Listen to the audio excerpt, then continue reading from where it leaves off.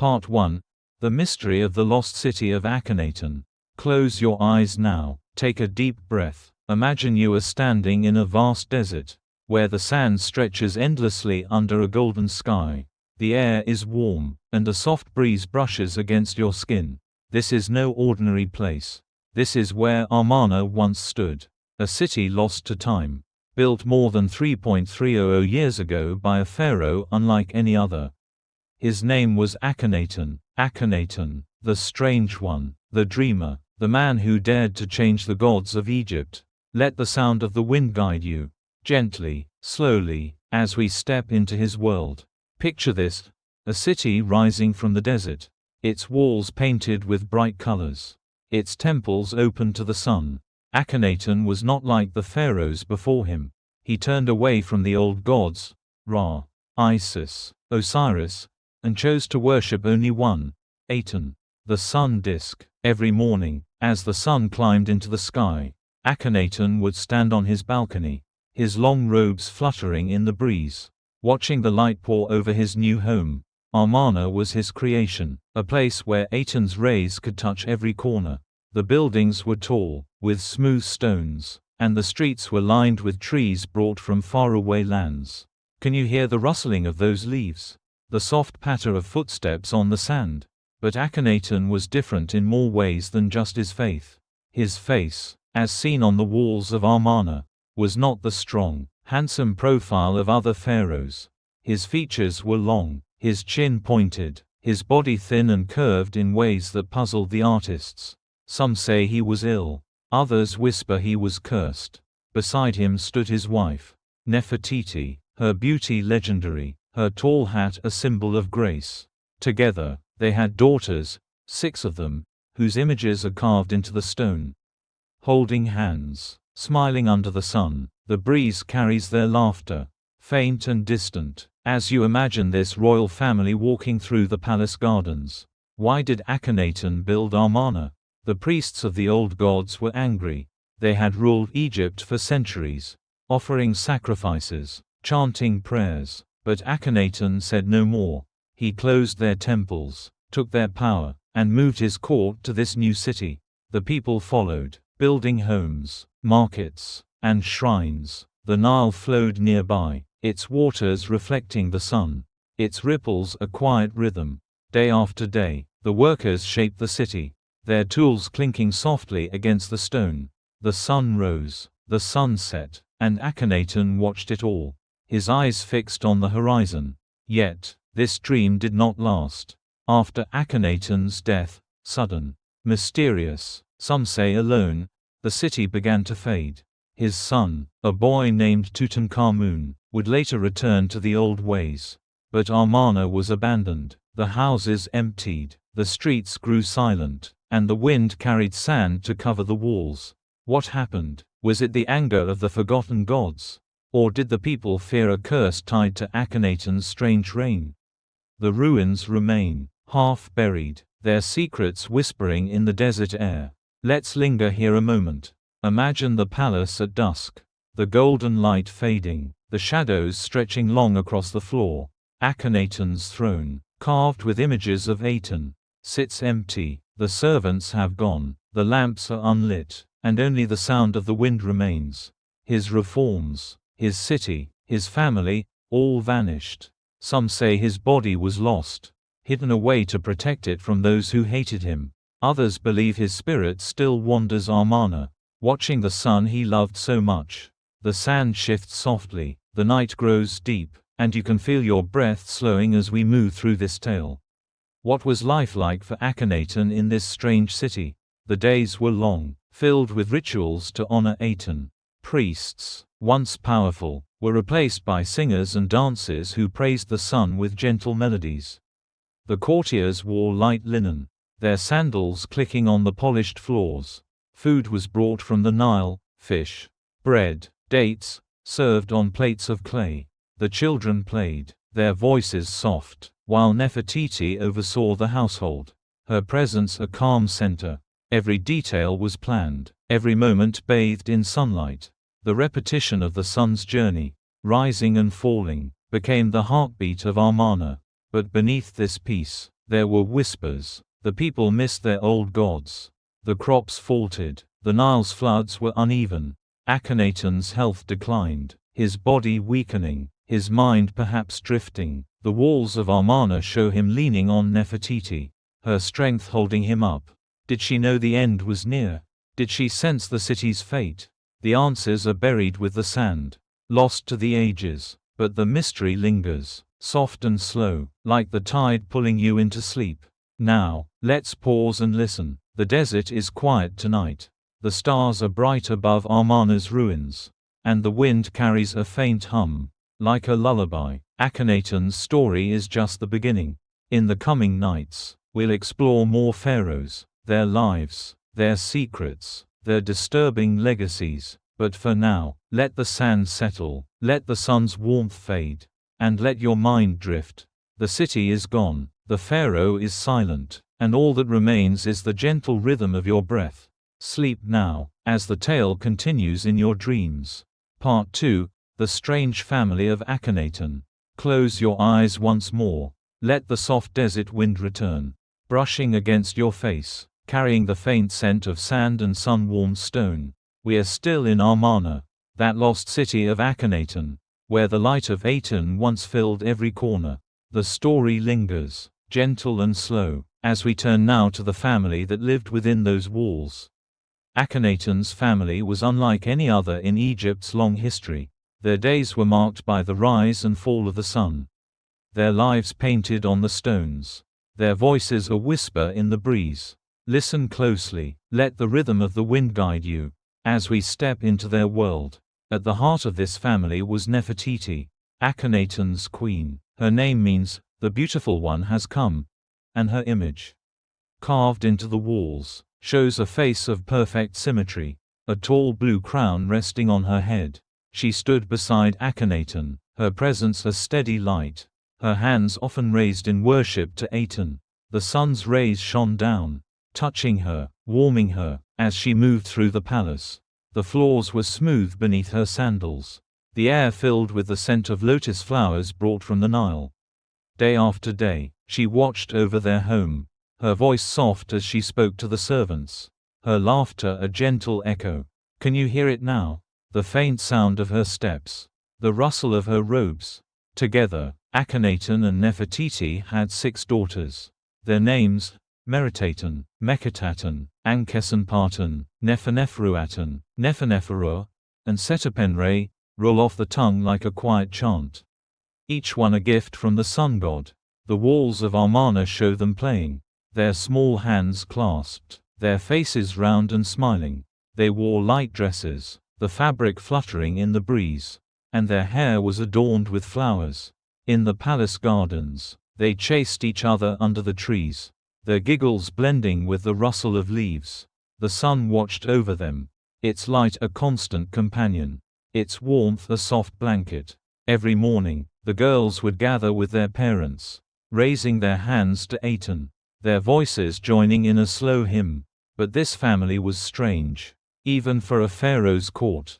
Akhenaten's appearance, with his long face and thin frame, was unlike the strong figures of other kings. Some say his body was weak, others whisper it was a sign of something deeper, a mark from the gods he abandoned.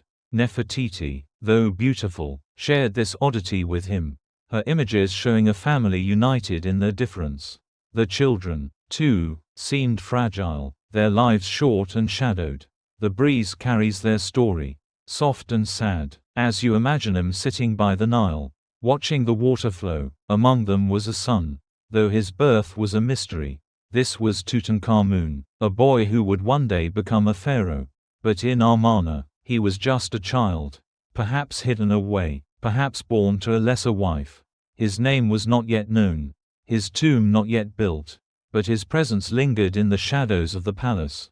The servants moved quietly, their sandals whispering on the stone, as they cared for the royal children. The days passed slowly, the sun rising, the sun setting, the family's life a quiet dance under Aten's gaze.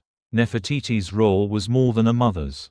She was a partner to Akhenaten, sometimes depicted with the same power, her hands holding the symbols of rule. The priests, once mighty, watched from afar, their temples silent, their anger growing. The family's devotion to Aten set him apart. Their rituals simple yet strange, songs instead of sacrifices, light instead of darkness. The palace was filled with these sounds. The hum of voices, the drip of water from a fountain, the rustle of palm leaves. Every detail was calm, every moment a repetition of the day before, lulling the mind into peace. Yet, beneath this calm, there were shadows. The daughters grew, but some did not live long. Meketaten's image shows her with a child, a sign of loss, her story fading into the sand. The family's health seemed frail, their lives touched by something unseen. Akhenaten leaned on Nefertiti more, his strength waning, his eyes fixed on the sun. The Nile flowed steadily, its waters a mirror to the sky, its rhythm a lullaby. The people whispered, their voices low, wondering if the old gods were punishing this strange family. Let's pause here, under the shade of an imagined tree. The sun is high, its light filtering through the branches, casting soft patterns on the ground. The children are playing nearby, their movements slow, their laughter a distant hum. Nefertiti sits, her crown glinting, her hands resting in her lap. Akhenaten watches, his face turned to the horizon. The palace is quiet, the servants gone, the day stretching long and peaceful. The sand shifts gently, the wind sighs, and you can feel your breath slowing, your body relaxing. This family's story is just beginning. Their lives in Amarna were filled with light, yet shadowed by mystery. Tutankhamun's future waits, Nefertiti's strength endures, and Akhenaten's dream fades. The sun rises again, the sun sets again, and the desert holds their secrets. Listen to the wind, let it carry you deeper. Let the rhythm of the days guide you into sleep.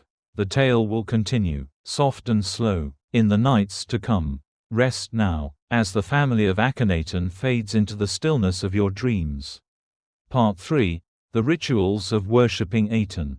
Close your eyes gently now. Feel the soft desert wind return, brushing against your cheeks, carrying the warmth of the sun that never sets in this story.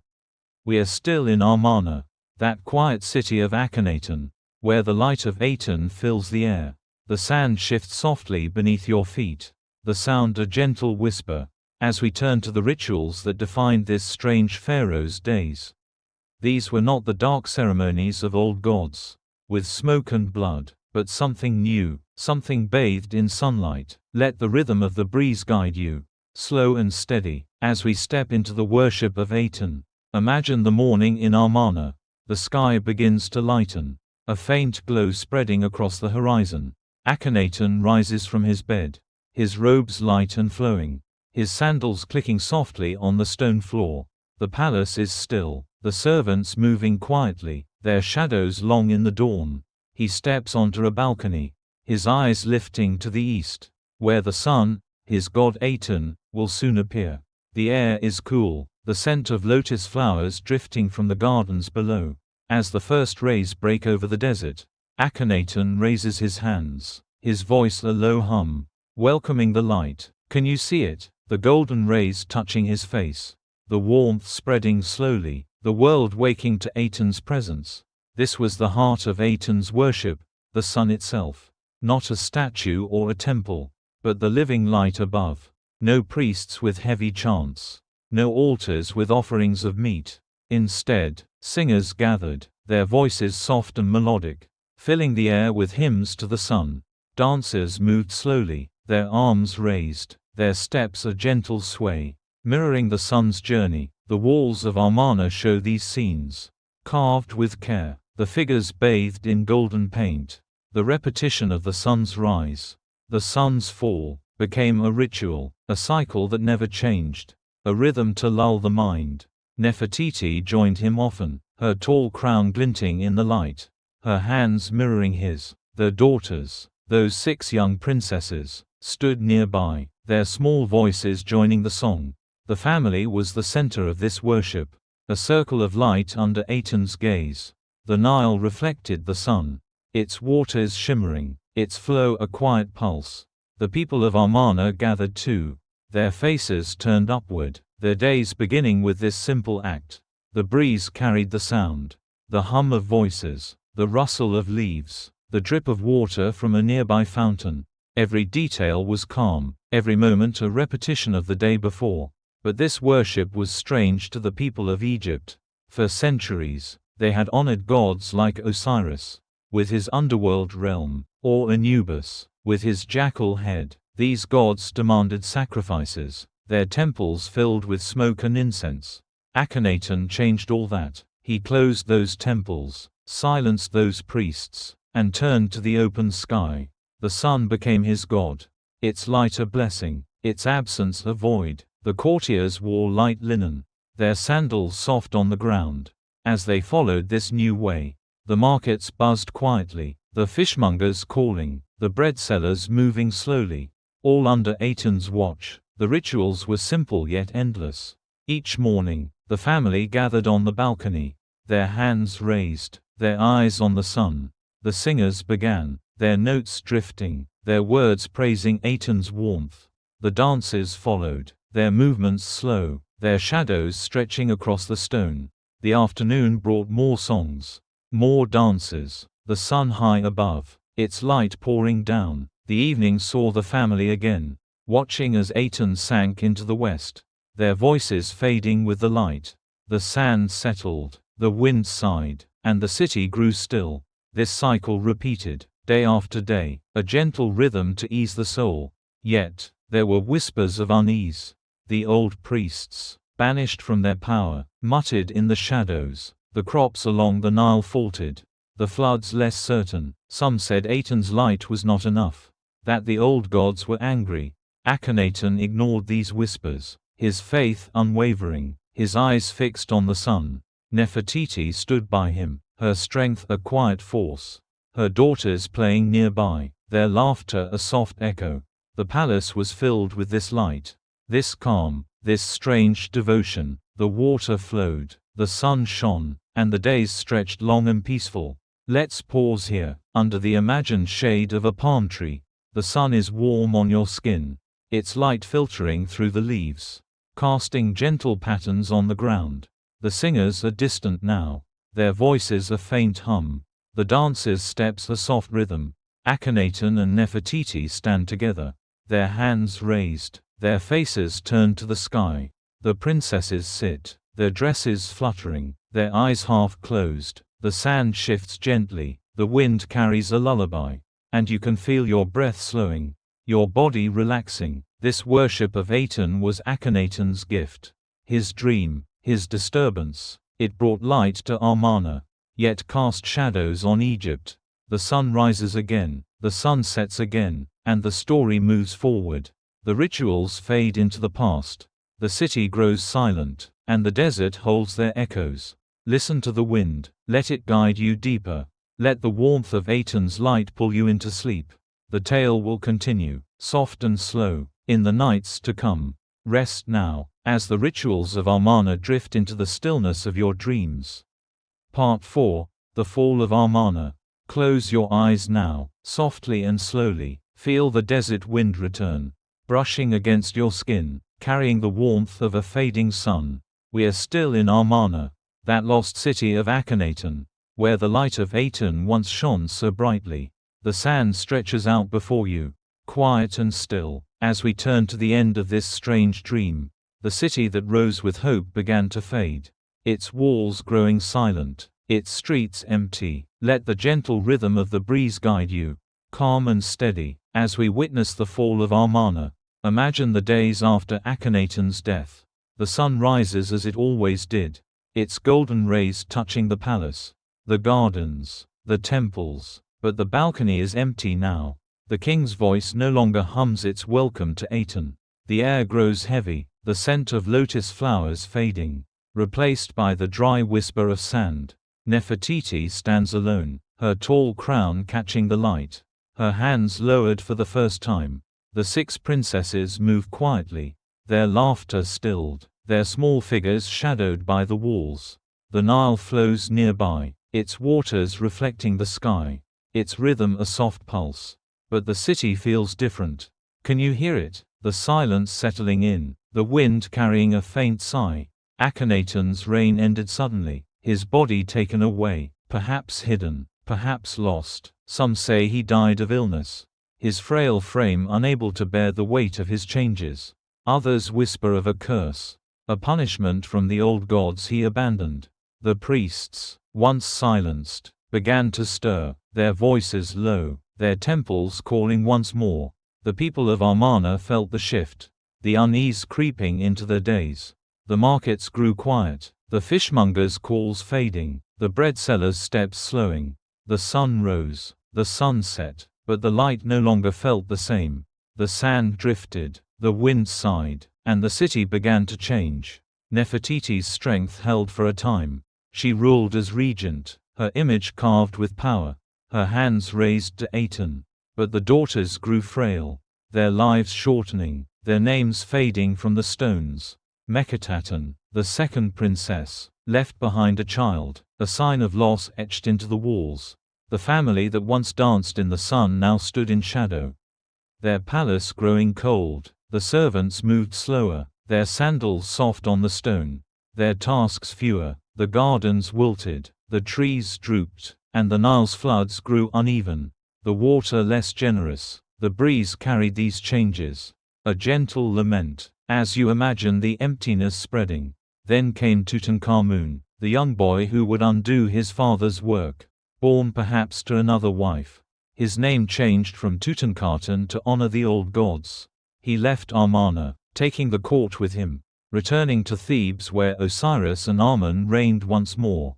The priests rejoiced, their temples reopened, their sacrifices resumed. Amarna was abandoned, its buildings left unfinished, its walls half-painted. The people followed the new pharaoh, their footsteps fading into the distance, their voices lost to the wind. The sun watched silently, its rays touching empty streets, its warmth no longer welcomed. What caused this fall? The sand holds the answer. Buried deep, some say the crops failed, the Nile's gifts withdrawn by angry gods. Others speak of rebellion, the people tired of Akhenaton's strange ways. The city's stones show no battle, no fire, only a quiet departure. The houses stand empty, the markets silent, the fountains dry. The wind moves through, shifting the sand, covering the carvings of Aten, of Nefertiti, of the princesses.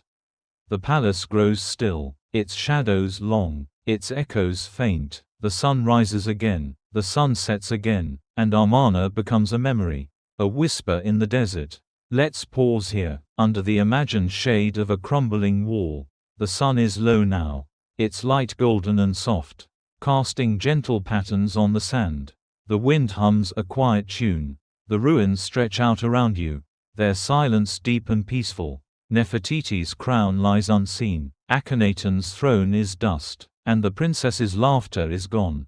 The Nile flows far off, its waters a distant murmur, its rhythm a lullaby. You can feel your breath slowing, your body relaxing, as the city fades into the past. Amarna's fall was a mystery, a disturbance that rippled through Egypt. The sun still shines, the wind still blows, but the city sleeps beneath the sand. Tutankhamun's story waits ahead, the old gods return, and the tale moves on. Listen to the breeze, let it carry you deeper. Let the quiet of Amarna pull you into sleep. The desert holds its secrets. The night grows deep, and the rhythm of the sand guides you to rest.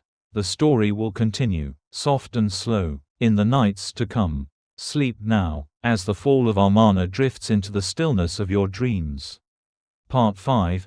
Pharaoh Ramses II and the Mysteries of Love.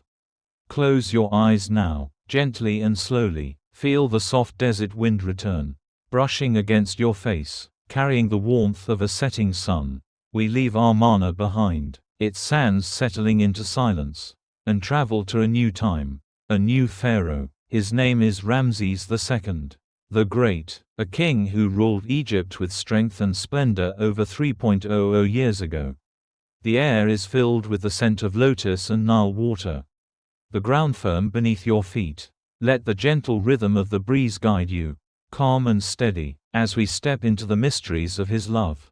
Imagine the court of Ramses II. a place of grand halls and golden light. The sun rises over the palace, its rays touching the walls, the columns, the thrones. Ramses was a tall man, his face carved on temples with a strong jaw, his eyes gazing into the distance.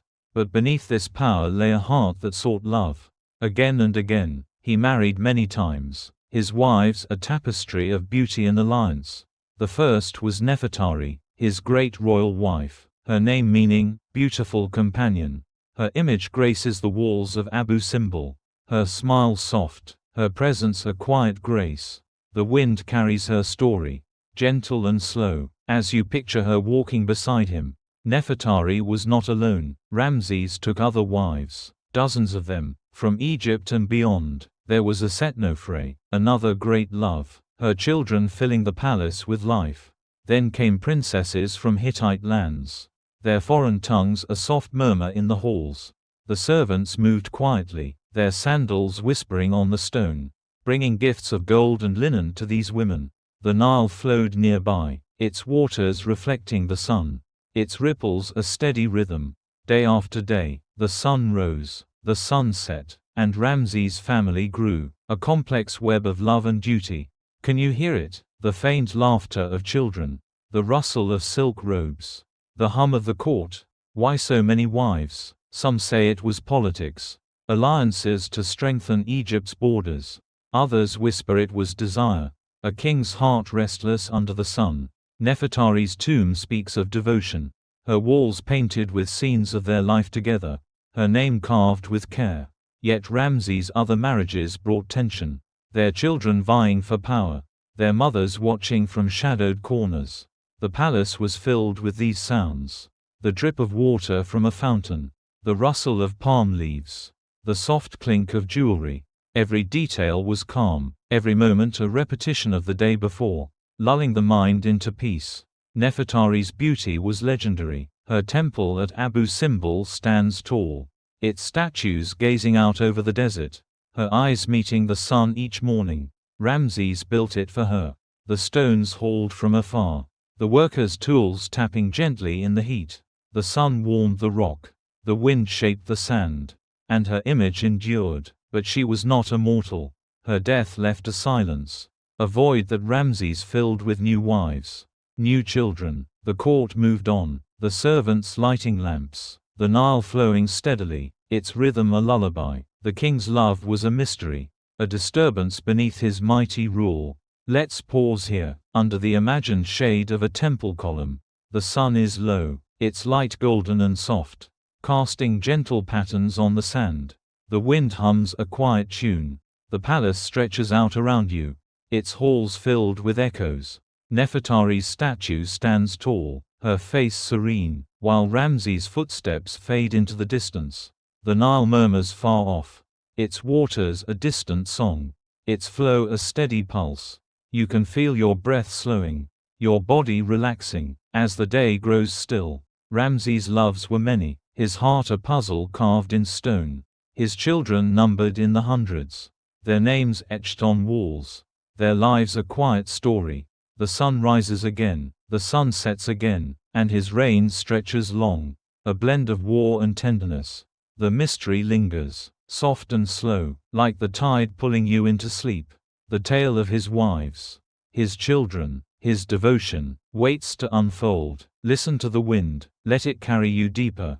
Let the warmth of the sun guide you to rest. The desert holds its secrets. The night grows deep, and the rhythm of the Nile lulls you into peace.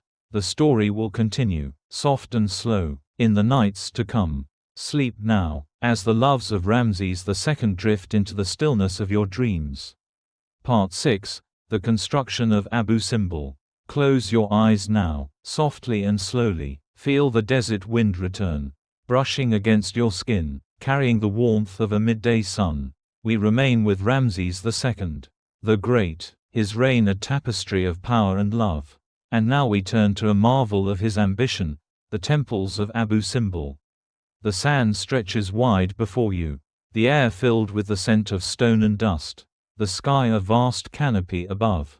Let the gentle rhythm of the breeze guide you, calm and steady, as we step into the construction of this enduring wonder.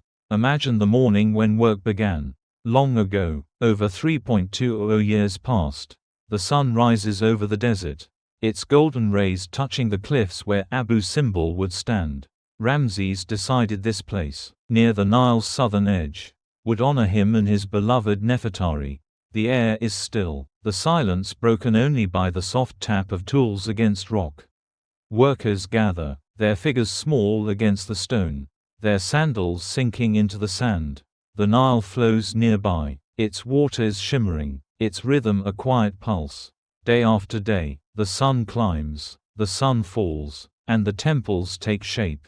Can you hear it? The gentle clink of chisels, the rustle of wind, the murmur of the river. The task was immense. Hundreds of men, perhaps thousands, labored under the sun. They hauled massive blocks of sandstone from quarries far away, their sledges creaking, their ropes taut. The overseers called softly, their voices blending with the wind, guiding the workers' hands. The cliffs were carved, the rock chipped away, revealing the faces of Ramses, 4 colossal statues, each gazing eastward. The sun warmed the stone, the sand shifted gently, and the figures grew, their eyes fixed on the horizon. Nefertari's temple rose beside his, smaller but no less grand, her image carved with care, her smile a quiet presence. The repetition of their work, the rise of the sun, the fall of the sun, became a rhythm, a lullaby for the mind. The days were long, the heat unrelenting. The workers rested in the shade, their breaths slow, their hands resting on the tools. Water was brought from the Nile, its coolness a relief, its flow a steady song. The overseers marked the stone, their lines precise, their measurements careful. The statues grew taller, their features taking form. Ramses' strong jaw, his headdress adorned with the cobra, the sun aligned with his face twice a year. A moment of magic when light flooded the inner sanctuary. The wind carried the dust, the sand settled, and the temple stood as a testament to his will. But the work was hard. The lives of the workers a quiet struggle. Some say they sang as they labored, their voices soft, their songs blending with the wind. Others whisper of exhaustion, of hands worn by stone, of dreams lost to the desert. Ramses watched from afar, his palace filled with the scent of lotus, his thoughts on eternity. The Nile flowed steadily, its waters reflecting the sun, its ripples a gentle echo. The temples were not just buildings but a promise, a disturbance in the sand, a mark of a pharaoh's love and power. The sun rose again, the sun set again, and the work continued, slow and patient. Let's pause here, under the imagined shade of a palm near the cliffs. The sun is high now, its light filtering through the leaves, casting soft patterns on the sand. The workers rest, their tools silent, their breaths a quiet hum. The statues of Ramses loom above, their faces calm, their eyes watching the desert. The Nile murmurs far off, its waters a distant lullaby, its flow a steady pulse. You can feel your breath slowing, your body relaxing, as the day grows still. The construction of Abu Simbel was a marvel, a mystery carved in stone. The sun aligned with the sanctuary, the light touched the gods within, and Ramses' name endured. The workers faded into the past, the sand covered their tracks, and the temple stood alone. The wind sighs, the sun warms, and the story moves forward. Listen to the breeze, let it carry you deeper. Let the rhythm of the chisels guide you to sleep. The desert holds its secrets. The night grows deep, and the peace of Abu Simbel lulls you into rest. The tale will continue, soft and slow, in the nights to come. Sleep now, as the construction fades into the stillness of your dreams. Part 7, The Curse in the Tomb of Ramses II. Close your eyes now, softly and slowly. Feel the cool night air settle around you, the desert wind whispering as the clock ticks past 11:12 p.m. We remain with Ramses II, the Great, his temples of Abu Simbel standing silent in the moonlight. The sand glows faintly under the stars, the scent of the Nile lingering in the breeze. Tonight, we turn to the end of his long reign, to the tomb where he was laid to rest, and to the whispers of a curse that followed. Let the gentle rhythm of the night guide you, calm and steady, as we step into this shadowy tale. Imagine the day Ramses II passed. Over 3.20 years ago, the sun rises one last time for him, its golden rays touching the palace. The halls growing quiet, his breath slows, his strong hands still, and the court falls silent. The servants move softly, their sandals whispering on the stone, preparing his body for the journey to the afterlife. The Nile flows nearby, its waters dark under the night sky, its rhythm a quiet pulse. The priests begin their work, their voices low, their hands careful as they wrap him in linen. The sun sets, the stars appear, and Ramses' body is carried to his tomb, hidden deep in the Valley of the Kings. Can you hear it? The faint drip of water in the caves, the rustle of torches, the sigh of the wind. His tomb was grand, carved into the rock, its walls painted with scenes of Osiris and Anubis. The air is cool, the scent of myrrh and resin filling the space. The silence deep. Ramses' mummy, adorned with gold, lies in a sarcophagus, his face calm, his journey to eternity begun. But soon, whispers began, stories of a curse protecting his rest. The priests chanted spells, their words etched into the stone, warning that those who disturbed the pharaoh's peace would face doom. The sand shifts outside, the wind carries the tale, and the tomb grows still, a mystery wrapped in shadow. The night deepens, the stars shine, and the curse takes root. Years passed, centuries turned, and the tomb was forgotten, buried under sand and time. Then, in the 19th century, explorers came, their footsteps echoing in the valley. They found Ramses, his mummy still intact, his face preserved by the dry air.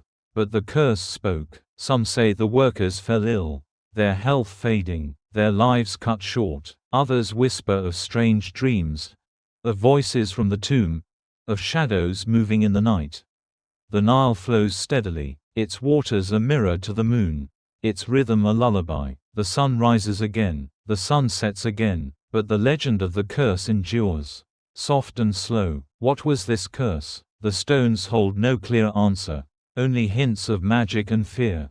Perhaps it was the air, thick with ancient dust, or the weight of disturbing a king's rest. The mummy was moved to a museum, its journey a disturbance in the quiet valley.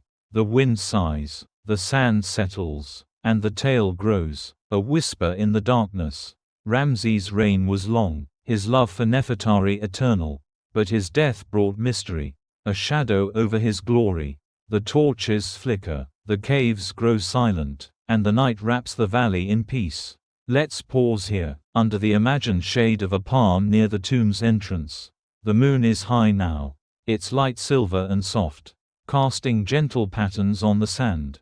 The wind hums a quiet tune.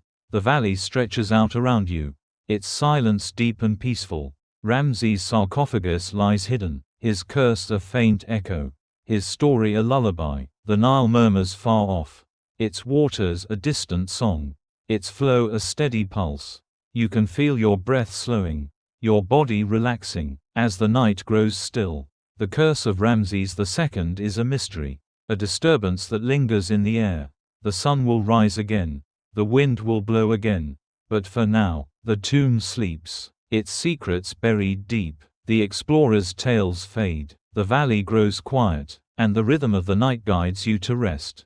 Listen to the breeze, let it carry you deeper. Let the silence of the tomb pull you into sleep. The desert holds its shadows, the stars shine above, and the peace of the valley lulls you into dreams. The story will continue, soft and slow, in the nights to come. Sleep now, as the curse of Ramses II drifts into the stillness of your dreams. Part 8, Pharaoh Hatshepsut, the Woman of Power. Close your eyes now, gently and slowly, feel the cool night air wrap around you. The desert wind whispering as the clock ticks past 11:12 p.m. We leave the shadowed tomb of Ramses II behind, the sands settling under the moon, and travel to a new time, a new ruler. Her name is Hatshepsut, a woman who became pharaoh. Her story a quiet marvel in Egypt's history. The stars shine above, the scent of the Nile drifts on the breeze, and the night grows deep. Let the gentle rhythm of the darkness guide you, calm and steady, as we step into her world of power.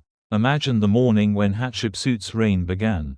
Over 3.400 years ago, the sun rises over Thebes, its golden rays touching the palace, the air filled with the soft hum of waking life.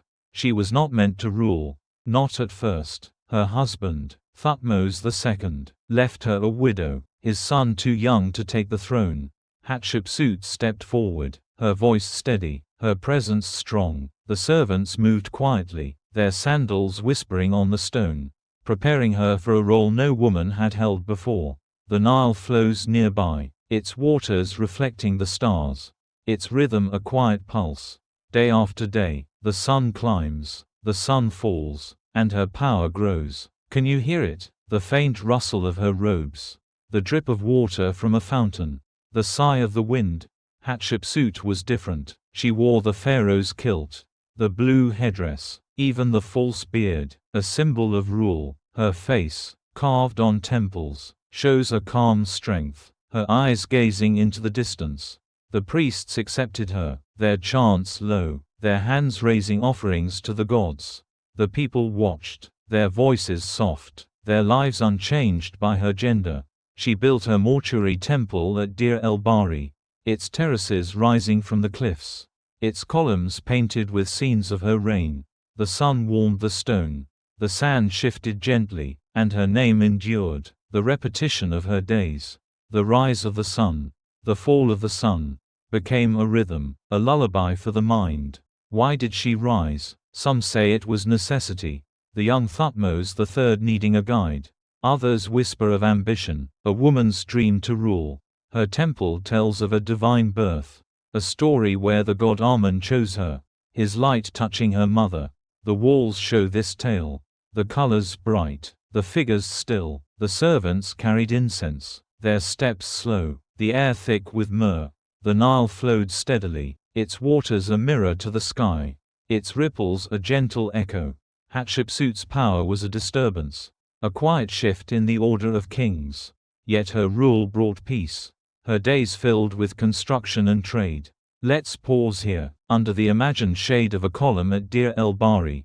The moon is high now, its light silver and soft, casting gentle patterns on the sand. The wind hums a quiet tune. The temple stretches out around you, its silence deep and peaceful. Hatshepsut's statue stands tall, her beard glinting, her face serene. The Nile murmurs far off, its waters a distant song, its flow a steady pulse. You can feel your breath slowing, your body relaxing, as the night grows still. Her reign was long, her temples grand, but her end was a mystery. Thutmose III grew, his shadow lengthening, and her name was erased from some stones, a quiet erasure by those who followed. The sun rises again, the sun sets again, and her story fades into the sand. The workers' tools grew silent, the incense faded, and the temple stood alone. The wind carries her legacy, soft and slow, like the tide pulling you into sleep. The tale of her power, her peace, her disturbance, waits to unfold. Listen to the breeze, let it carry you deeper. Let the quiet of her temple guide you to rest. The desert holds its secrets. The stars shine above, and the peace of the night lulls you into dreams. The story will continue, soft and slow, in the nights to come. Sleep now, as the reign of Hatshepsut drifts into the stillness of your dreams. Part 9. The Trading Journey to the Land of Punt. Close your eyes now, gently and slowly. Feel the cool night air settle around you, the desert wind whispering as the clock ticks past 11:14 p.m. We remain with Hatshepsut, the woman pharaoh, her temple at Deir el-Bahari standing silent under the moon. The sand glows faintly, the scent of the Nile drifts on the breeze, and the stars light the sky. Tonight, we sail with her, far from Egypt, to a land of mystery called Punt. Let the gentle rhythm of the night guide you, calm and steady, as we step into this distant journey. Imagine the morning the ship set out. Over 3.400 years ago, the sun rises over Thebes, its golden rays touching the river, the water sparkling with promise. Hatshepsut ordered the expedition, her voice quiet but firm, her hands guiding the plans. 5 ships glide onto the Nile, their wooden hulls creaking, their sails catching the breeze. The crew boards, their sandals soft on the deck, their faces turned to the south. The Nile flows steadily, its waters a mirror to the sky, its rhythm a quiet pulse. Day after day, the sun climbs, the sun falls, and the journey begins. Can you hear it? The gentle lap of waves, the rustle of sails, the sigh of the wind. The land of Punt was a mystery, perhaps in modern Somalia or Ethiopia, a place of strange trees and darker skin.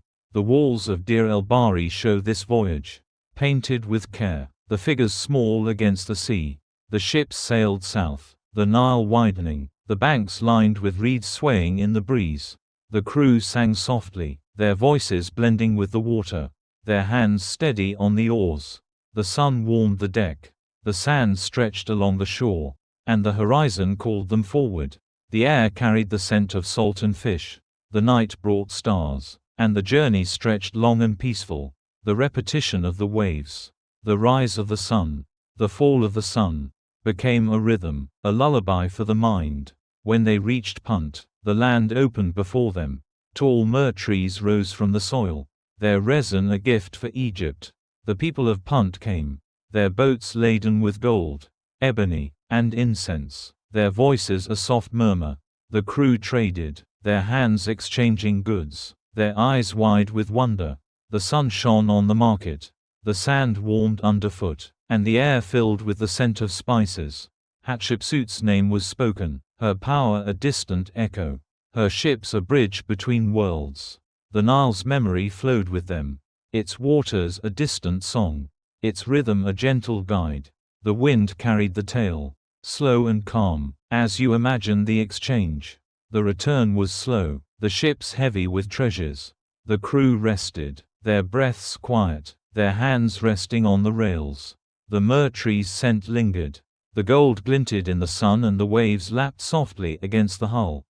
The journey took months, the stars guiding them, the moon lighting their path. Some say the crew grew weary, their dreams filled with home, their bodies touched by the sea. The sun rises again, the sun sets again, and the ships neared Thebes, the temple awaiting its gifts. The sand settled, the wind sighed, and the expedition became a legend, a disturbance in the quiet of Egypt. Let's pause here, under the imagined shade of a palm by the Nile. The moon is high now, its light silver and soft, casting gentle patterns on the water. The wind hums a quiet tune. The river stretches out around you, its silence deep and peaceful. The ships rest in memory, their sails stilled, their crew asleep. The Nile murmurs far off, its waters a distant lullaby, its flow a steady pulse. You can feel your breath slowing, your body relaxing, as the night grows still. The journey to Punt was a marvel, a mystery carved in stone. The myrrh filled the temples, the gold adorned the court, and Hatshepsut's name endured. The crew faded into the past. The sea grew quiet, and the tale drifted into the sand.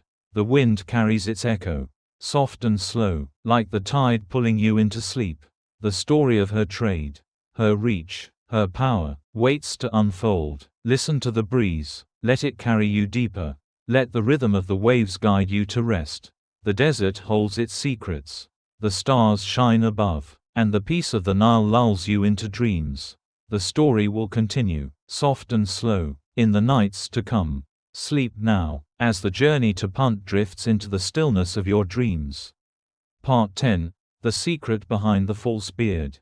Close your eyes now, gently and slowly. Feel the cool night air wrap around you, the desert wind whispering as the clock ticks past 11:14 p.m. We remain with Hatshepsut. Her ships returned from Punt, her temple at Deir el-Bahari glowing under the moon. The sand lies still, the scent of myrrh drifts on the breeze, and the stars light the endless sky. Tonight, we turn to a strange symbol of her power, the false beard she wore as pharaoh. Let the gentle rhythm of the night guide you, calm and steady, as we uncover this quiet secret. Imagine the morning Hatshepsut first donned the beard, over 3.400 years ago. The sun rises over Thebes, its golden rays touching the palace, the air filled with the soft hum of waking life. She stands before a mirror, her hands steady, her face calm. The false beard, crafted of gold and lapis lazuli, is placed on her chin, its weight a symbol of rule. The servants move quietly, their sandals whispering on the stone, adjusting her kilt and headdress. The Nile flows nearby, its waters reflecting the stars, its rhythm a quiet pulse. Day after day, the sun climbs, the sun falls, and the beard becomes her crown. Can you hear it? The faint clink of jewelry, the rustle of linen, the sigh of the wind. This beard was no ordinary adornment. For centuries, pharaohs wore it, men with strong jaws and proud faces, their images carved on temples and tombs. It was a sign of Osiris, the god of the afterlife. His power passed to the king. But Hatshepsut, a woman, took it too, her choice a disturbance in tradition. The priests accepted her, their chants low, their hands raising offerings, but the people whispered, their voices soft, their eyes curious. The beard hung straight, its blue glinting in the sun, its gold warming under the light. The sun rose, the sun set, and the symbol grew into her reign, a rhythm, a lullaby for the mind. Why the beard? Some say it united her with the gods, blending male and female in a divine balance. Others whisper it silenced doubt, a woman's strength hidden behind a man's form. The walls of Deir el-Bahari show her with it, her statue tall, her eyes gazing into eternity. The servants carried incense, their steps slow, the air thick with myrrh. The Nile flowed steadily, its waters a mirror to the sky, its ripples a gentle echo. The beard was more than decoration, it was power, a secret woven into the fabric of her rule, a quiet mystery under the sun. Let's pause here, under the imagined shade of a column in her temple. The moon is high now, its light silver and soft, casting gentle patterns on the sand. The wind hums a quiet tune. The temple stretches out around you, its silence deep and peaceful. Hatshepsut's statue stands near, her false beard glinting, her face serene. The Nile murmurs far off, its waters a distant song, its flow a steady pulse. You can feel your breath slowing, your body relaxing, as the night grows still. The beard's secret endured beyond her life. When Thutmose III rose, her name was erased, her statues defaced, but the beard remained, a silent witness. The sun rises again, the sun sets again, and her story fades into the sand. The workers' tools grew silent, the incense faded, and the temple stood alone. The wind carries her legacy, soft and slow, like the tide pulling you into sleep. The tale of her beard, her power, her disturbance, waits to unfold. Listen to the breeze, let it carry you deeper. Let the quiet of her temple guide you to rest. The desert holds its secrets. The stars shine above, and the peace of the night lulls you into dreams. The story will continue, soft and slow, in the nights to come. Sleep now, as the secret of the false beard drifts into the stillness of your dreams. Part 11. Tutankhamun and the Mysterious Death. Close your eyes now, gently and slowly. Feel the cool night air settle around you, the desert wind whispering as the clock ticks past 11:15 p.m. We leave Hatshepsut's temple behind, its columns fading into the moonlight, and turn to a young pharaoh, Tutankhamun, whose story begins in the shadows of Amarna. The sand glows faintly under the stars, the scent of the Nile drifts on the breeze, and the night grows deep. Let the gentle rhythm of the darkness guide you, calm and steady, as we step into his mysterious life and death. Imagine the morning Tutankhamun became king. Over 3.300 years ago, the sun rises over Thebes, its golden rays touching the palace, the air filled with the soft hum of a new reign. He was a boy, perhaps 9 years old, his small frame wrapped in royal linen, his face gentle and frail. The son of Akhenaten, he left Amarna behind, its sands settling into silence, and returned to the old gods. The servants move quietly, their sandals whispering on the stone, guiding him to the throne. The Nile flows nearby, its waters reflecting the stars, its rhythm a quiet pulse. Day after day, the sun climbs, the sun falls, and his rule begins. Can you hear it? The faint rustle of his robes, the drip of water from a fountain, the sigh of the wind. Tutankhamun's life was short, his reign a whisper in Egypt's history. He changed his name from Tutankhaten, honoring Aten, to Tutankhamun, bowing to Amun, the god of Thebes. The priests rejoiced, their chants low, their hands raising offerings once more. The people followed, their voices soft, their lives returning to familiar rituals. His wife, Ankhesenamun, his half-sister, stood beside him, her beauty a quiet light, her hands steadying his young shoulders. The palace was filled with their presence, the scent of lotus drifting, the sound of footsteps echoing.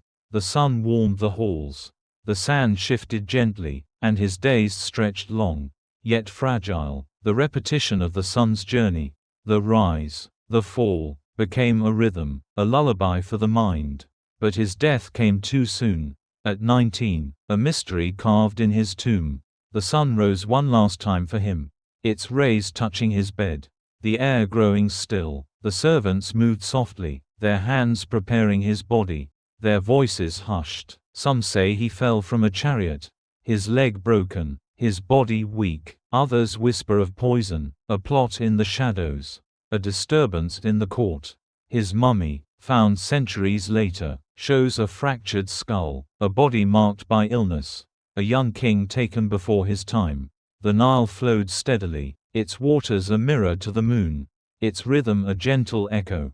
The wind carries the tale, soft and slow, as you imagine the quiet end. His tomb was hidden, a small chamber in the Valley of the Kings, its walls painted with scenes of his journey to the afterlife. The air is cool, the scent of resin and myrrh filling the space. The silence deep, the treasures within, gold, jewelry, a golden mask, lay untouched until 1922, a discovery that stirred the world. But with it came whispers of a curse. Like Ramses II's, a shadow over those who entered. The sun rises again, the sun sets again, and the mystery of his death endures. A quiet disturbance in the sand. The torches flicker, the caves grow still, and the night wraps the valley in peace. Let's pause here, under the imagined shade of a palm near his tomb.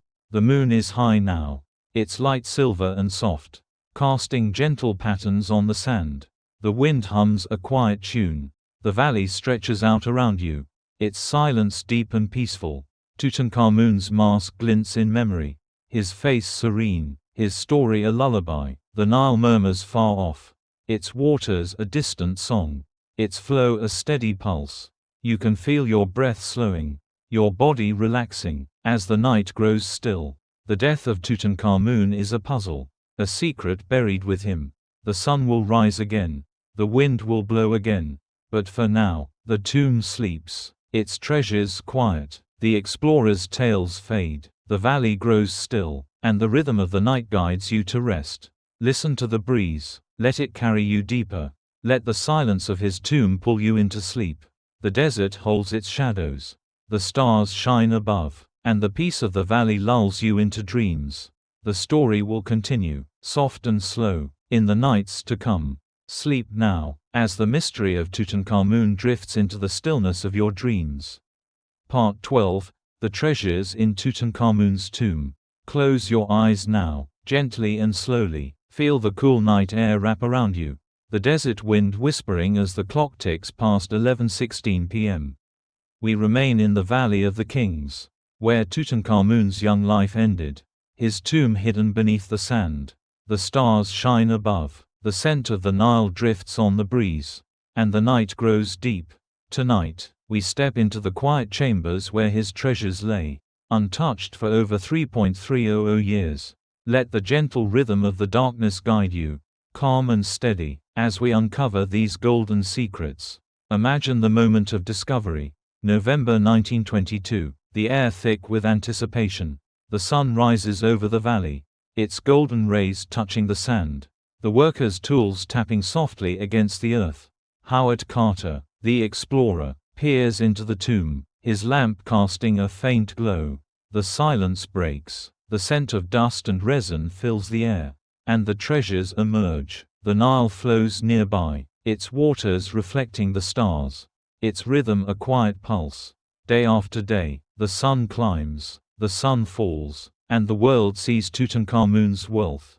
Can you hear it? The gentle rustle of paper, the clink of metal, the sigh of the wind. The tomb is small, its walls painted with scenes of the afterlife. But inside lies a wonder. A golden mask greets the eye, its face serene, its eyes of obsidian and quartz staring into eternity. The mask weighs heavy with gold, its stripes of blue glass catching the light, its beauty a quiet marvel. The servants of old placed it on his mummy, their hands careful, their voices hushed. The air grows still, the scent of myrrh lingers, and the mask becomes a symbol of his youth. The sun warmed the gold, the sand shifted gently, and the treasure waited, a rhythm, a lullaby for the mind. Beyond the mask, the tomb holds more. Golden thrones gleam, their backs carved with Tutankhamun and Ankhesenamun, her hands offering him life. Chests overflow with jewelry, scarabs of lapis lazuli, necklaces of faience, bracelets of turquoise, all crafted with care. The workers of his time moved slowly, their sandals whispering on the stone, their tools shaping each piece. The Nile flowed steadily, its waters a mirror to the sky, its ripples a gentle echo. The air carries the tale, soft and slow, as you imagine the glitter of gold, the quiet of the chamber, the repetition of their work. The rise of the sun, the fall of the sun, became a cycle, a peace for the soul. The discovery stirred the world, yet the tomb remained calm. Carter and his team worked by lamplight, their breaths quiet, their hands brushing away sand. Some whispered of a curse, like Ramses II's, a shadow over the explorers. The sun rises again, the sun sets again, and the treasures were lifted, their beauty preserved. The chariots of gold, the alabaster jars, the ebony boxes, all spoke of a boy king's short life. A disturbance in the silence of the valley. The wind sighs, the sand settles, and the tomb grows still once more, its secrets shared with the night.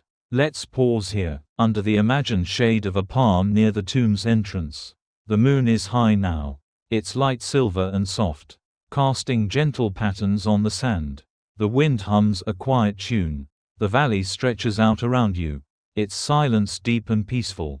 The golden mask glints in memory, its face serene, its story a lullaby. The Nile murmurs far off, its waters a distant song, its flow a steady pulse. You can feel your breath slowing, your body relaxing, as the night grows still. The treasures of Tutankhamun are a marvel, a mystery carved in gold.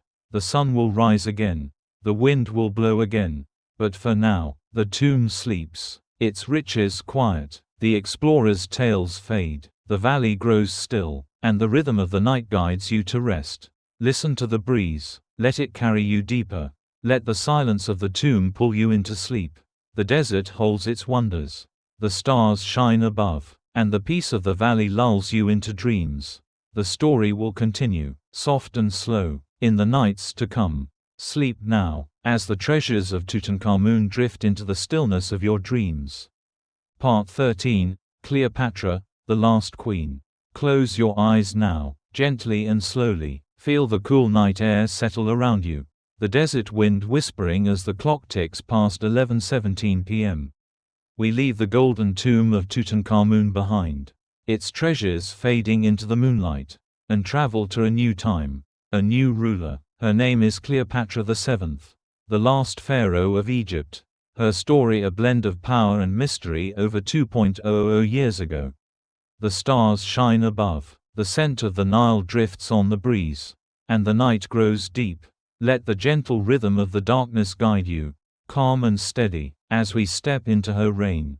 Imagine the morning Cleopatra took the throne.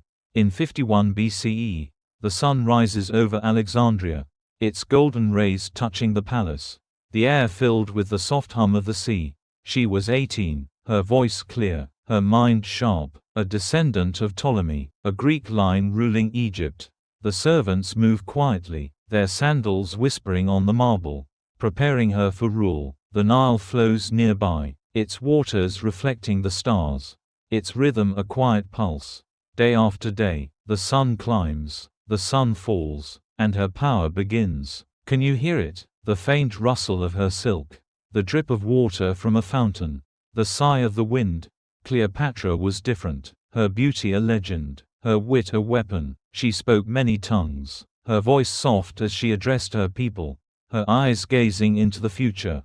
The palace was grand, its walls adorned with mosaics, its halls echoing with the footsteps of advisors. She ruled with her brother, Ptolemy XIII, but soon cast him aside, her strength a quiet force.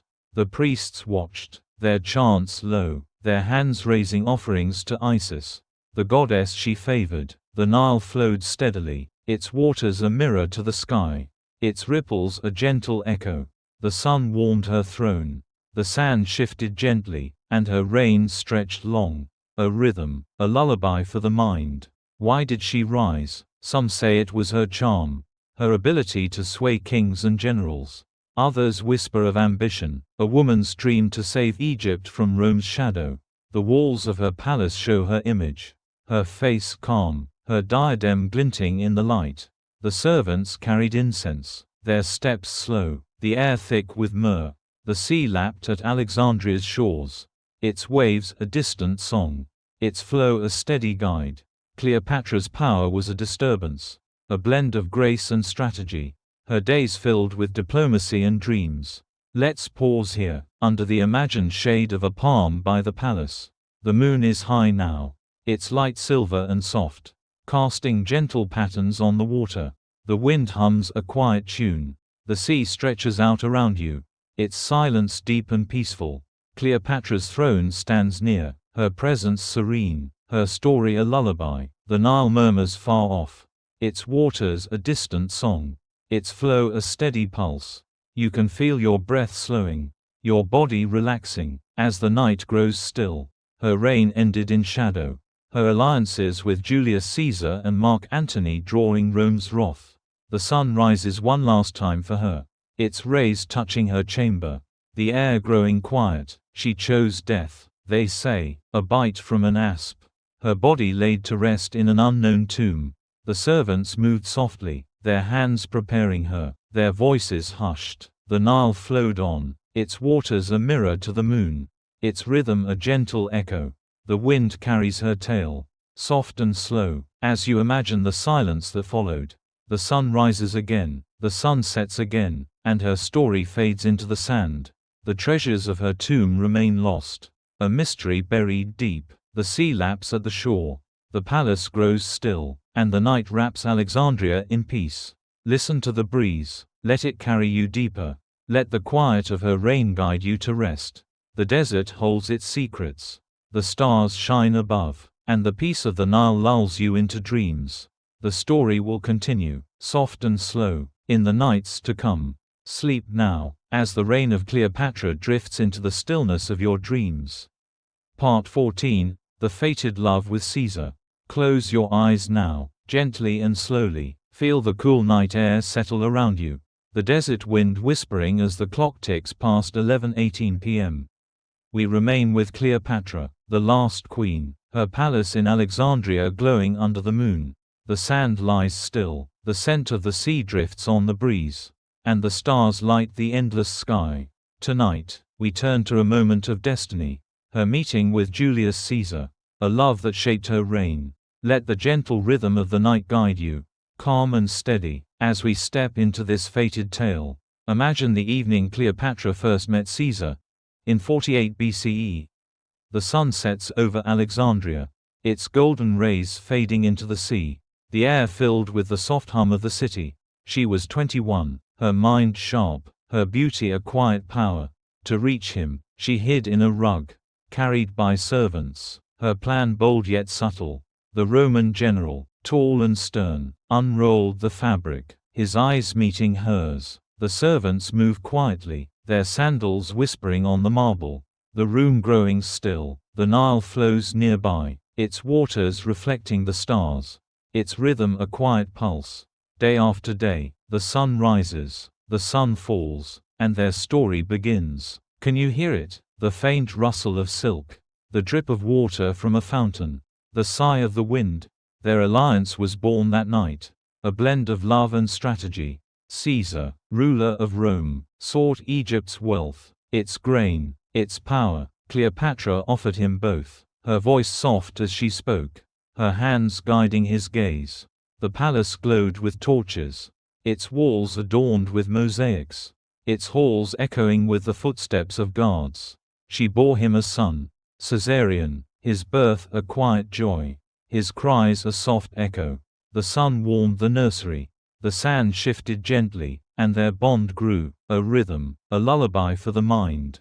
The Nile flowed steadily, its waters a mirror to the sky, its ripples a gentle guide. Why this love? Some say it was politics, a queen saving her throne from her brother's grasp. Others whisper of passion, a spark beneath the power, a disturbance in their worlds. The walls of the palace show no images, but the air carries their tale. Dinners by the sea, conversations under the stars, plans whispered in the night. The servants carried wine, their steps slow, the scent of lotus drifting. The sea lapped at the shore, its waves a distant song, its flow a steady pulse.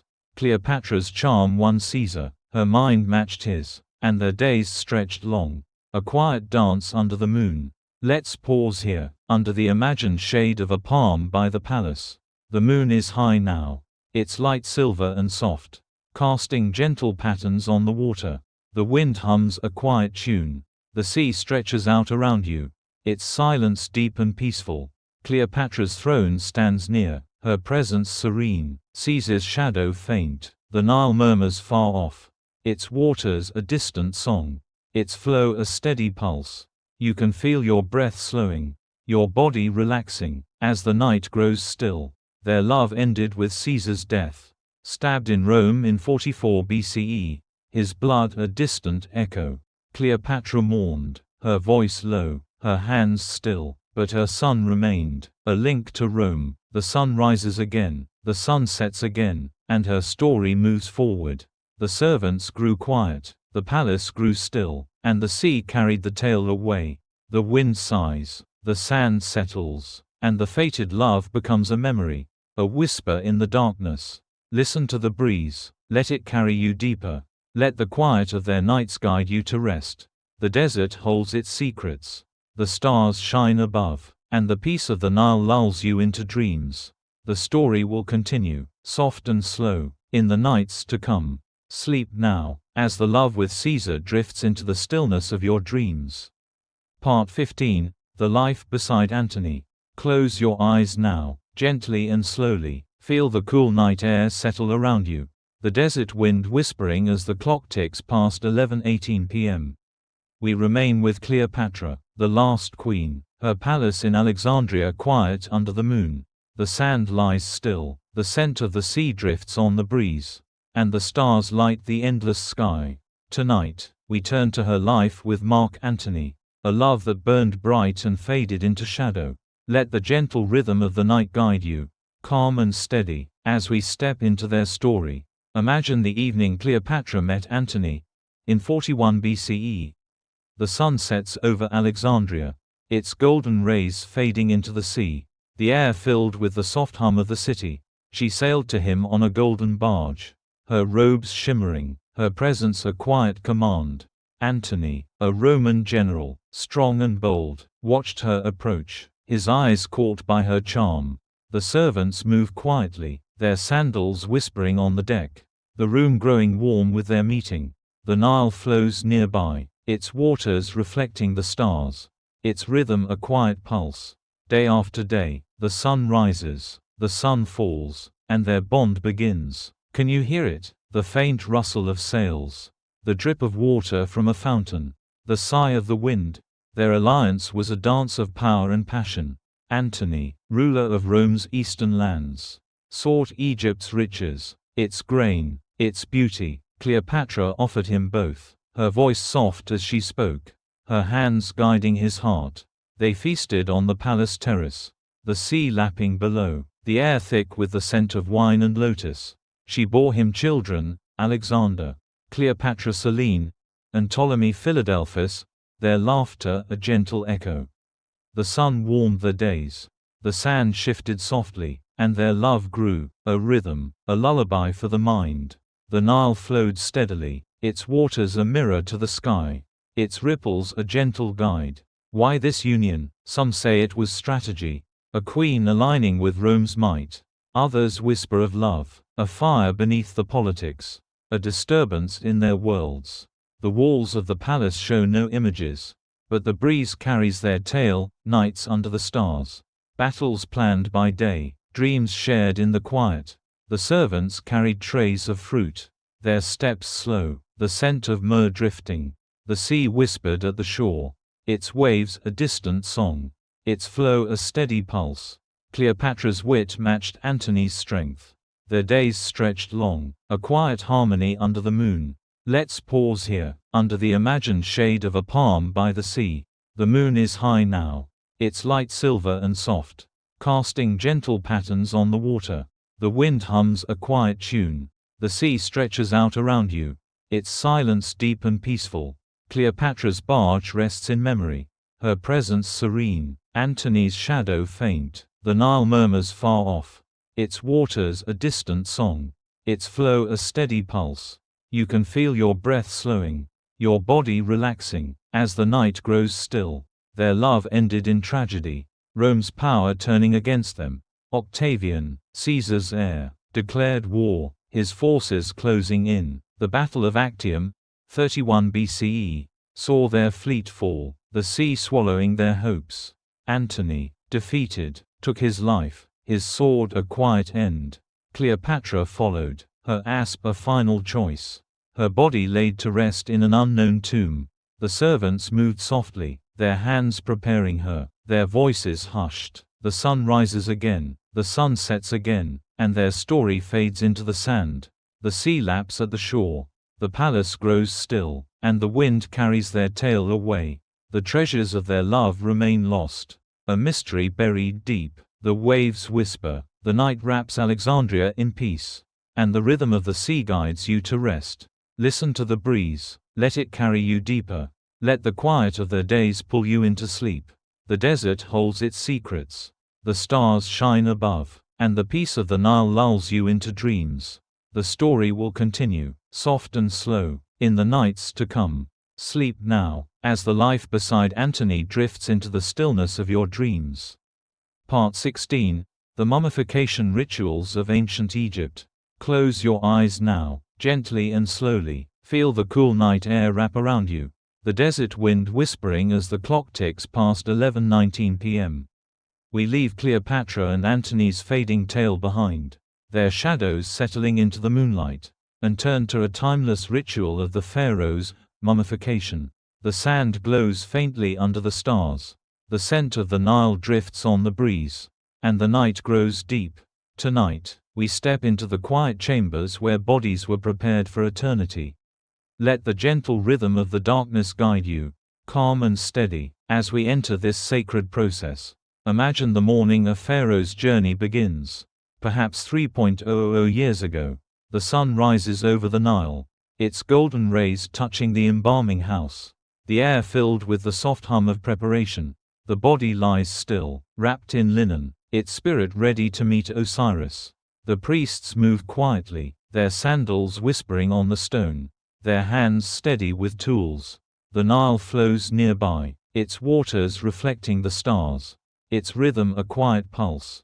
Day after day, the sun climbs, the sun falls, and the ritual unfolds. Can you hear it? The faint clink of instruments, the rustle of natron salt, the sigh of the wind. The process is careful, a dance with death. First, the brain is removed, drawn through the nose with a hook, its purpose unknown to the living. The priests work slowly, their voices low, their chants to Anubis filling the air. The stomach, liver, lungs, and intestines are taken out, preserved in canopic jars guarded by the sons of Horus. The body is washed with wine, its skin cleansed, the scent of palm wine lingering. The sun warms the room, the sand shifts gently, and the natron dries the flesh. A rhythm, a lullaby for the mind. The Nile flows steadily, its waters a mirror to the sky, its ripples a gentle echo.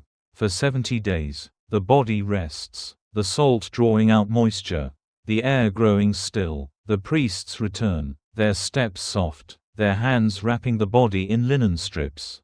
Layer by layer, amulets are placed, scarabs for protection, ankhs for life, their gold glinting in the lamplight. The scent of resin and myrrh fills the chamber. The silence deep, the ritual a quiet song. The sun rises again, the sun sets again, and the mummy takes shape. A vessel for the soul. The wind carries the tale, slow and calm, as you imagine the careful work, the reverence in every fold. The final step is the face. A mask of gold or cartonnage is placed, its features serene, its eyes staring into eternity. The priests chant, their voices a hum, their hands sealing the tomb. The body is laid in a sarcophagus, its lid closing with a soft thud. The chamber growing dark, the Nile murmurs far off, its waters a distant lullaby, its flow a steady pulse. Some say the spirit lingers, watching the stars, others whisper of a journey to the field of reeds. The sand settles, the wind sighs, and the mummy sleeps, a disturbance turned to peace. Let's pause here, under the imagined shade of a palm near the embalming house. The moon is high now, its light silver and soft, casting gentle patterns on the sand. The wind hums a quiet tune. The valley stretches out around you, its silence deep and peaceful. The sarcophagus rests in memory, its mask serene, its story a lullaby. The Nile murmurs far off, its waters a distant song, its flow a steady pulse. You can feel your breath slowing, your body relaxing, as the night grows still. The mummification rituals are a marvel, a mystery carved in time.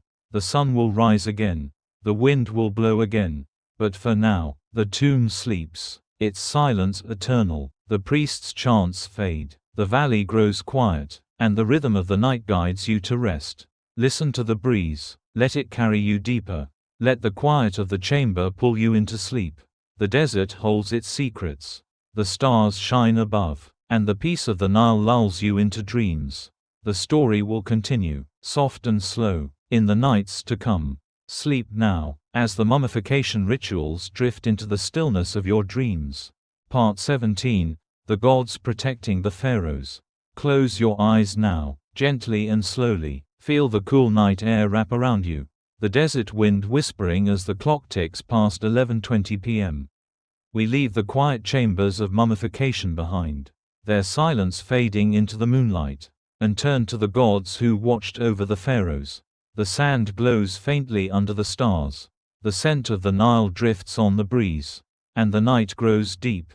Tonight, we step into the divine realm of Anubis, Osiris, and more, their presence a guardian in eternity. Let the gentle rhythm of the darkness guide you, calm and steady, as we enter their sacred story. Imagine the night a pharaoh's soul departs. Over 3.00 years ago, the sun sets over the Nile, its golden rays fading into the horizon, the air filled with the soft hum of prayers. The tomb is sealed, the mummy resting, and the gods awaken. Anubis, the jackal-headed guardian, stands at the threshold, his black form a shadow against the stars. The priests move quietly, their sandals whispering on the stone, their chants rising to the heavens. The Nile flows nearby, its waters reflecting the moon, its rhythm a quiet pulse. Day after day, the sun rises, the sun falls, and the gods watch over. Can you hear it? The faint howl of the wind, the rustle of reeds, the sigh of the night. Anubis guides the soul, his eyes sharp, his hands steady. He oversees the weighing of the heart, a ritual in the hall of Maat, where the heart is balanced against a feather. If true, the soul passes to Osiris, the green-faced god of the afterlife, his crown tall, his scepter a symbol of eternity. The priests burn incense, their voices low, the scent of myrrh filling the air. The sun warms the temple walls, the sand shifts gently, and the god's protection grows. A rhythm, a lullaby for the mind. The Nile flows steadily, its waters a mirror to the sky, its ripples a gentle echo. Osiris, once a king himself, rules the field of reeds, a paradise for the pharaohs. His story tells of death and rebirth, his body pieced together by Isis. His wife, her magic a quiet power. Horus, the falcon-headed sun, avenges him, his eyes the sun and moon, his wings spreading over the land. The servants move slowly, their hands carving their images, their tools tapping softly. The air carries their tale, soft and slow, as you imagine the divine court, the stillness of the afterlife. The sun rises again, the sun sets again, and the gods' watch endures. A cycle of peace. Other gods join them. Hathor, the cow-horned goddess, offers comfort, her voice a gentle hum. Thoth, the ibis-headed scribe, records the heart's fate, his pen scratching on papyrus. The priests chant, their steps soft, the temple growing quiet. The Nile murmurs far off, its waters a distant lullaby, its flow a steady pulse. Some say the pharaohs became gods themselves, their spirits joining Ra, the sun god. On his daily journey, the sand settles, the wind sighs, and the divine protection becomes a shield, a disturbance turned to serenity. Let's pause here, under the imagined shade of a palm near the temple. The moon is high now, its light silver and soft, casting gentle patterns on the sand. The wind hums a quiet tune. The valley stretches out around you, its silence deep and peaceful. Anubis stands near, his form serene, Osiris' throne a faint glow. The Nile murmurs far off, its waters a distant song, its flow a steady pulse. You can feel your breath slowing, your body relaxing, as the night grows still. The gods protecting the pharaohs are a marvel, a mystery carved in faith. The sun will rise again, the wind will blow again, but for now, the afterlife sleeps, its guardians quiet, the priests' chants fade, the valley grows still, and the rhythm of the night guides you to rest. Listen to the breeze, let it carry you deeper, let the silence of the divine pull you into sleep. The desert holds its secrets, the stars shine above, and the peace of the Nile lulls you into dreams. The story will continue, soft and slow, in the nights to come. Sleep now, as the gods' protection drifts into the stillness of your dreams. Part 18, Daily Life in the Pharaoh's Palace. Close your eyes now, gently and slowly, feel the cool night air wrap around you, the desert wind whispering as the clock ticks past 11:21 p.m. We leave the divine realm of the gods behind, their shadows fading into the moonlight, and step into the heart of a pharaoh's world, the palace. The sand glows faintly under the stars, the scent of the Nile drifts on the breeze, and the night grows deep. Tonight, we wander through the quiet halls, where daily life unfolded over 3.00 years ago. Let the gentle rhythm of the darkness guide you, calm and steady, as we enter this peaceful routine. Imagine the morning in the palace, the sun rising over the Nile, its golden rays touching the stone walls. The air is still, the scent of lotus and bread filling the halls, the sound of waking life soft and distant. The pharaoh rises, his robes light and flowing, his sandals clicking gently on the floor. The servants move quietly, their hands preparing his meal, dates, figs, and fish from the river, their voices a low murmur. The Nile flows nearby, its waters reflecting the stars, its rhythm a quiet pulse. Day after day, the sun climbs, the sun falls, and the palace hums with life.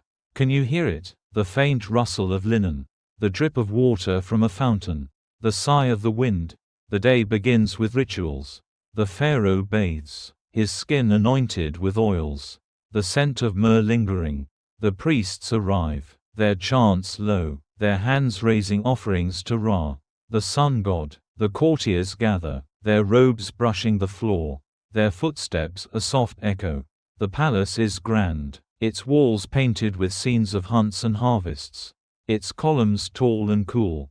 The servants bring trays of food, their steps slow, the air thick with the smell of bread baking. The sun warms the throne room, the sand shifts gently outside, and the routine settles, a rhythm, a lullaby for the mind. The Nile flows steadily, its waters a mirror to the sky, its ripples a gentle guide. Lunch is a quiet affair. The pharaoh sits, his family near, their voices soft as they share bread and wine. The children play, their laughter a faint hum, their small hands reaching for sweets. The servants move silently, their sandals whispering, their hands clearing the plates. The afternoon brings advisors, their words low, their scrolls unrolled with care. The palace grows warm, the breeze carries the scent of the garden, palm trees and flowers, and the day stretches long. The sun rises again, the sun sets again, and the cycle repeats. A peace for the soul. The wind carries the tale, slow and calm, as you imagine the gentle bustle. Evening falls, the torches are lit, their flames dancing on the walls. The pharaoh dines again, the food simple yet rich, the air filled with the scent of roasted meat. The musicians play, their lutes a soft melody, their fingers moving slowly. The servants prepare his bed, their hands smoothing the linen, their steps fading into the night. The Nile murmurs far off, its waters a distant lullaby, its flow a steady pulse. Some say the pharaoh dreams of the afterlife, his spirit guided by Anubis. Others whisper of plans for the next day. The sand settles, the wind sighs, and the palace grows still. A disturbance turned to serenity. Let's pause here, under the imagined shade of a palm in the palace garden. The moon is high now, its light silver and soft, casting gentle patterns on the sand. The wind hums a quiet tune. The palace stretches out around you, its silence deep and peaceful. The pharaoh's throne rests near, his presence serene, his day a lullaby. The Nile murmurs far off, its waters a distant song, its flow a steady pulse.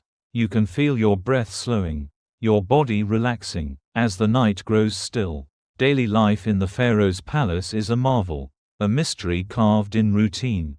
The sun will rise again, the wind will blow again, but for now, the halls sleep, their echoes quiet, the servants' steps fade, the valley grows still, and the rhythm of the night guides you to rest. Listen to the breeze, let it carry you deeper, let the silence of the palace pull you into sleep. The desert holds its secrets, the stars shine above, and the peace of the Nile lulls you into dreams. The story will continue, soft and slow, in the nights to come. Sleep now, as the life in the palace drifts into the stillness of your dreams. Part 19, Pharaohs and the Art of War. Close your eyes now, gently and slowly, feel the cool night air wrap around you. The desert wind whispering as the clock ticks past 11:21 p.m. on this Thursday, June 12, 2025. We leave the quiet halls of the pharaoh's palace behind, their echoes fading into the moonlight, and turn to the fields where war shaped their reign. The sand glows faintly under the stars, the scent of the Nile drifts on the breeze, and the night grows deep. Tonight, we step into the calm preparations, the steady rhythms of pharaohs at war. Let the gentle rhythm of the darkness guide you, calm and steady, as we enter this distant campaign. Imagine the morning a pharaoh prepares for battle. Over 3.00 years ago, the sun rises over the Nile, its golden rays touching the training grounds. The air filled with the soft hum of activity. The pharaoh stands tall, his armor light, his chariot ready. The soldiers gather, their sandals whispering on the sand, their hands polishing bronze spears. The Nile flows nearby, its waters reflecting the stars, its rhythm a quiet pulse. Day after day, the sun climbs, the sun falls, and the army forms. Can you hear it? The faint clink of metal, the rustle of banners, the sigh of the wind. The preparation is slow, a dance of order. The pharaoh consults his generals, their voices low, their maps unrolled with care.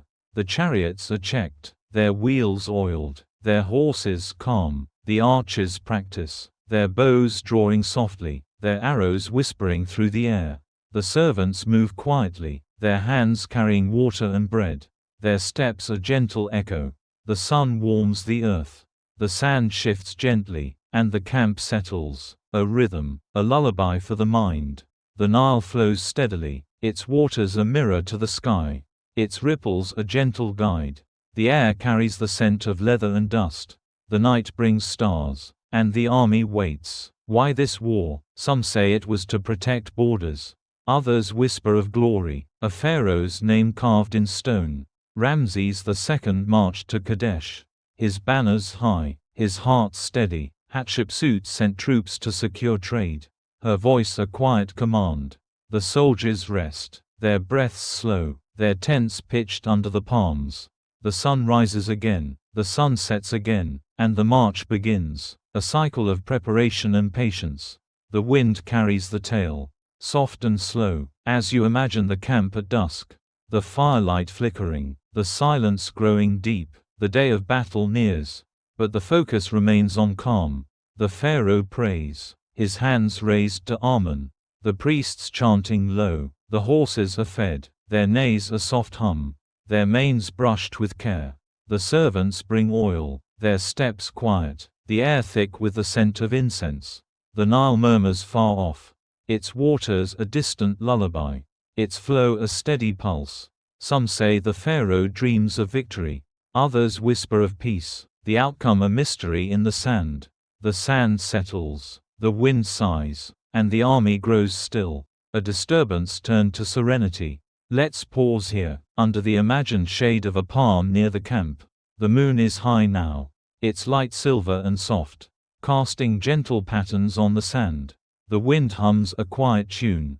The desert stretches out around you, its silence deep and peaceful.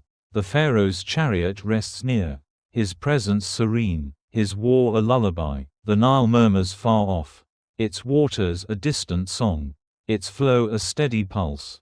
You can feel your breath slowing, your body relaxing, as the night grows still. Pharaohs and the art of war are a marvel, a mystery carved in strategy. The sun will rise again, the wind will blow again, but for now, the camp sleeps, its preparations quiet, the soldiers' steps fade, the valley grows still, and the rhythm of the night guides you to rest. Listen to the breeze, let it carry you deeper, let the silence of the camp pull you into sleep. The desert holds its secrets, the stars shine above, and the peace of the Nile lulls you into dreams. The story will continue, soft and slow, in the nights to come. Sleep now, as the art of war drifts into the stillness of your dreams. Part 20. The Legacy of the Pharaohs. Close your eyes now, gently and slowly, feel the cool night air wrap around you. The desert wind whispering as the clock ticks past 11:23 p.m. on this Thursday, June 12, 2025. We leave the quiet camps of war behind, their shadows fading into the moonlight, and turn to the echoes that linger long after the pharaohs. The sand glows faintly under the stars. The scent of the Nile drifts on the breeze, and the night grows deep. Tonight, we rest with their legacy, a story woven into time itself. Let the gentle rhythm of the darkness guide you, calm and steady, as we drift into this final tale. Imagine the evening the last pharaoh's reign ended. Over 2.00 years ago, the sun sets over Alexandria, its golden rays fading into the sea, the air filled with the soft hum of a changing world. Cleopatra's death marked the end, her tomb lost, her power slipping to Rome. Yet the pharaoh's spirit remains, their pyramids piercing the sky, their temples standing silent. The Nile flows nearby, its waters reflecting the stars, its rhythm a quiet pulse. Day after day, the sun rises, the sun falls, and their legacy endures. Can you hear it? The faint rustle of palm leaves, the drip of water from a fountain, the sigh of the wind. Their mark is in the stones. The Great Pyramid of Khufu, built over 4.500 years ago, rises from the sand, its edges worn, its mystery deep. The temples of Karnak echo with hymns, their columns tall, their carvings faded yet alive. The tombs of the Valley of the Kings hold treasures, their gold glinting in memory, their silence a guardian of the past. The servants of old moved quietly, their hands shaping the rock, their voices lost to time. The sun warms the ruins, the sand shifts gently, and the legacy grows, a rhythm, a lullaby for the mind. The Nile flows steadily, its waters a mirror to the sky, its ripples a gentle guide. Why does their story last? Some say it's the art, the hieroglyphs telling tales of gods and kings. Others whisper of wisdom, the knowledge of astronomy, medicine, and building carved into history. The world learned from them. Their pyramids inspiring wonders, their mummies revealing life. The air carries their tale, soft and slow, as you imagine the quiet of Giza, the stillness of Luxor, the peace of the desert. The sun rises again, the sun sets again, and their influence spreads, a cycle of enduring calm. The wind sighs, the sand settles, and the legacy becomes a bridge to the present. Today, their memory lives on. Museums hold their artifacts. The golden mask of Tutankhamun, a quiet marvel. The statues of Ramses II, a testament to strength. The Nile murmurs far off, its waters a distant lullaby, its flow a steady pulse. Some dream of their lives, their wars, their loves. Others study their scripts, their science, their faith. The night wraps the ruins in peace. The stars shine above, and the pharaoh's story blends with ours. The sand shifts, the wind hums, and the legacy rests, a disturbance turned to serenity. Let's pause here, under the imagined shade of a palm near the pyramids. The moon is high now, its light silver and soft, casting gentle patterns on the sand. The wind hums a quiet tune. The desert stretches out around you, its silence deep and peaceful. The pharaoh's tombs rest near, their presence serene, their tale a lullaby. The Nile murmurs far off, its waters a distant song, its flow a steady pulse. You can feel your breath slowing, your body relaxing, as the night grows still. The legacy of the pharaohs is a marvel, a mystery carved in time.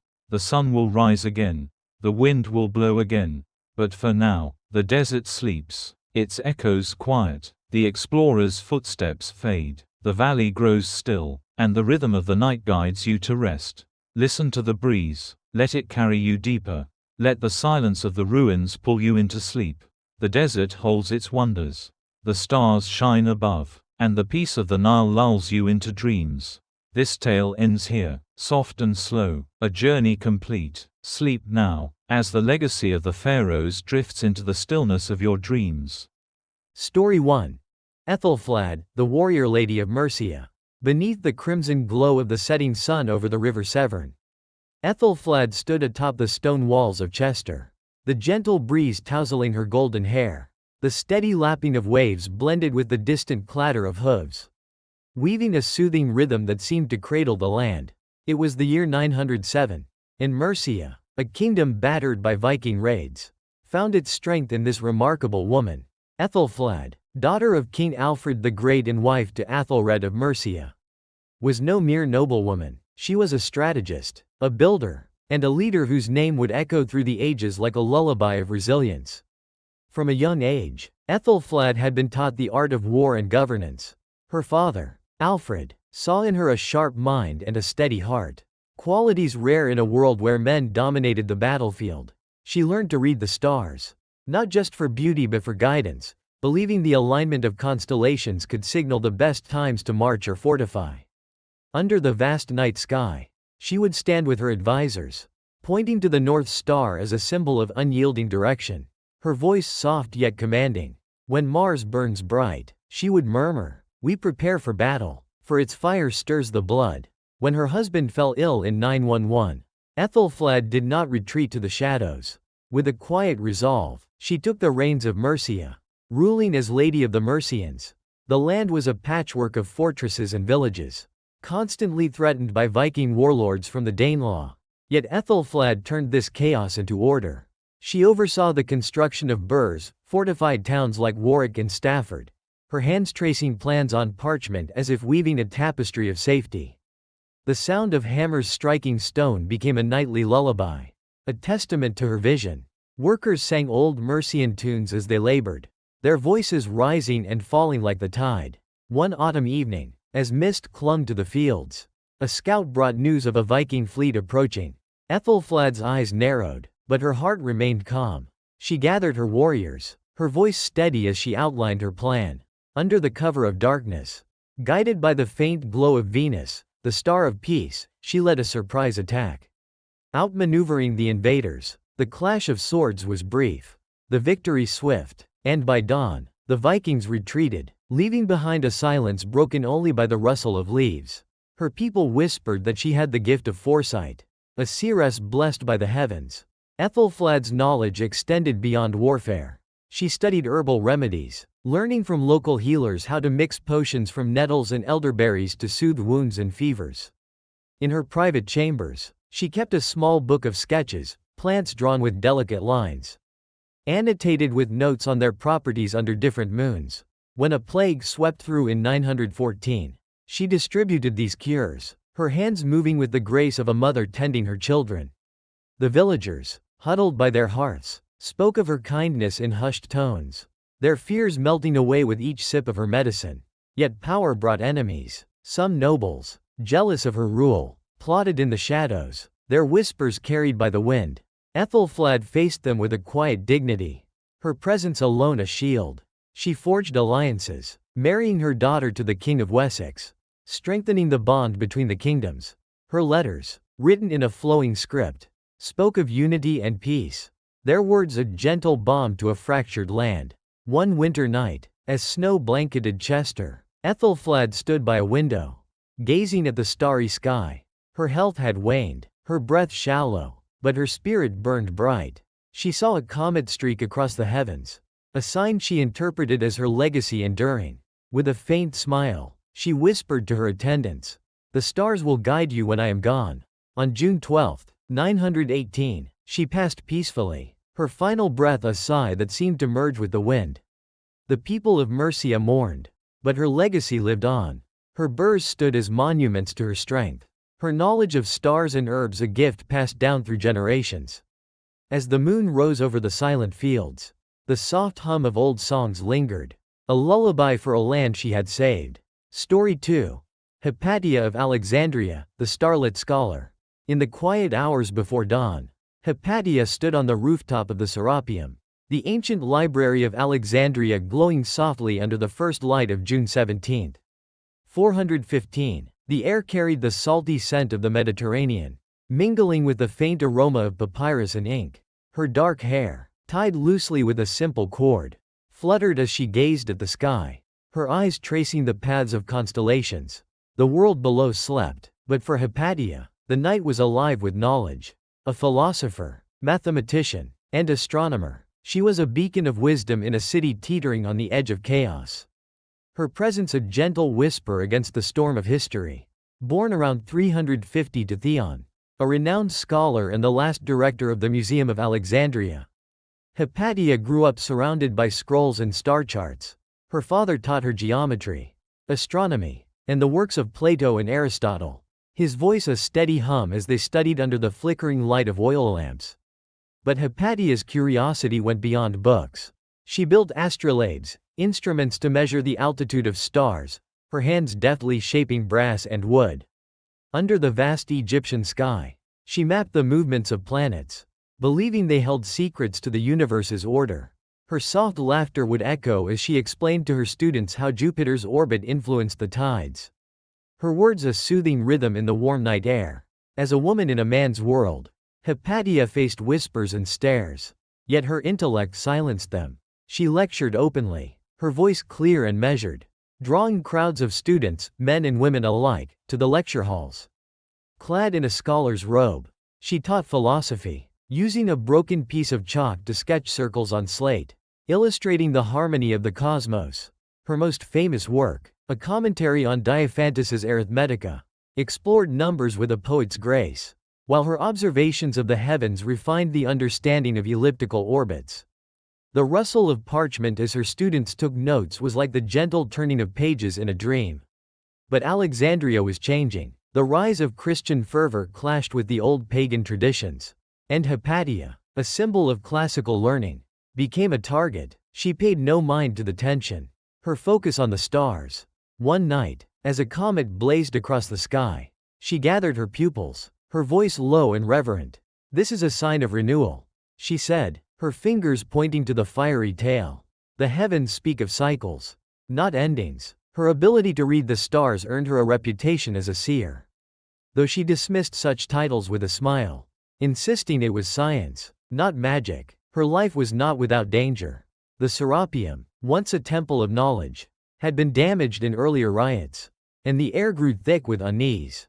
Hypatia continued her work, crafting tools and writing treatises, her hands steady as she ground lenses for early telescopes. She taught her students to question, to observe, her lessons a soft lullaby against the growing hostility. The clatter of sandals on stone as they left her lectures faded into the night, leaving her alone with her thoughts and the stars. In March 415, the storm broke. A mob, fueled by religious zeal and political rivalry, attacked her as she rode through the streets. Her death was a tragedy whispered in the shadows. Her body lost to the flames of ignorance. Yet her spirit lingered. The stars she loved seemed to shine brighter that night, as if mourning her loss. Her students scattered, carrying her teachings to distant lands, where they would whisper her name like a prayer. Under the quiet sky of Alexandria, the gentle lapping of waves against the shore became a tribute to Hypatia. Her astrolabes, though silent, guided future generations, and her voice, soft, wise, and eternal, echoed in the rustle of every turned page.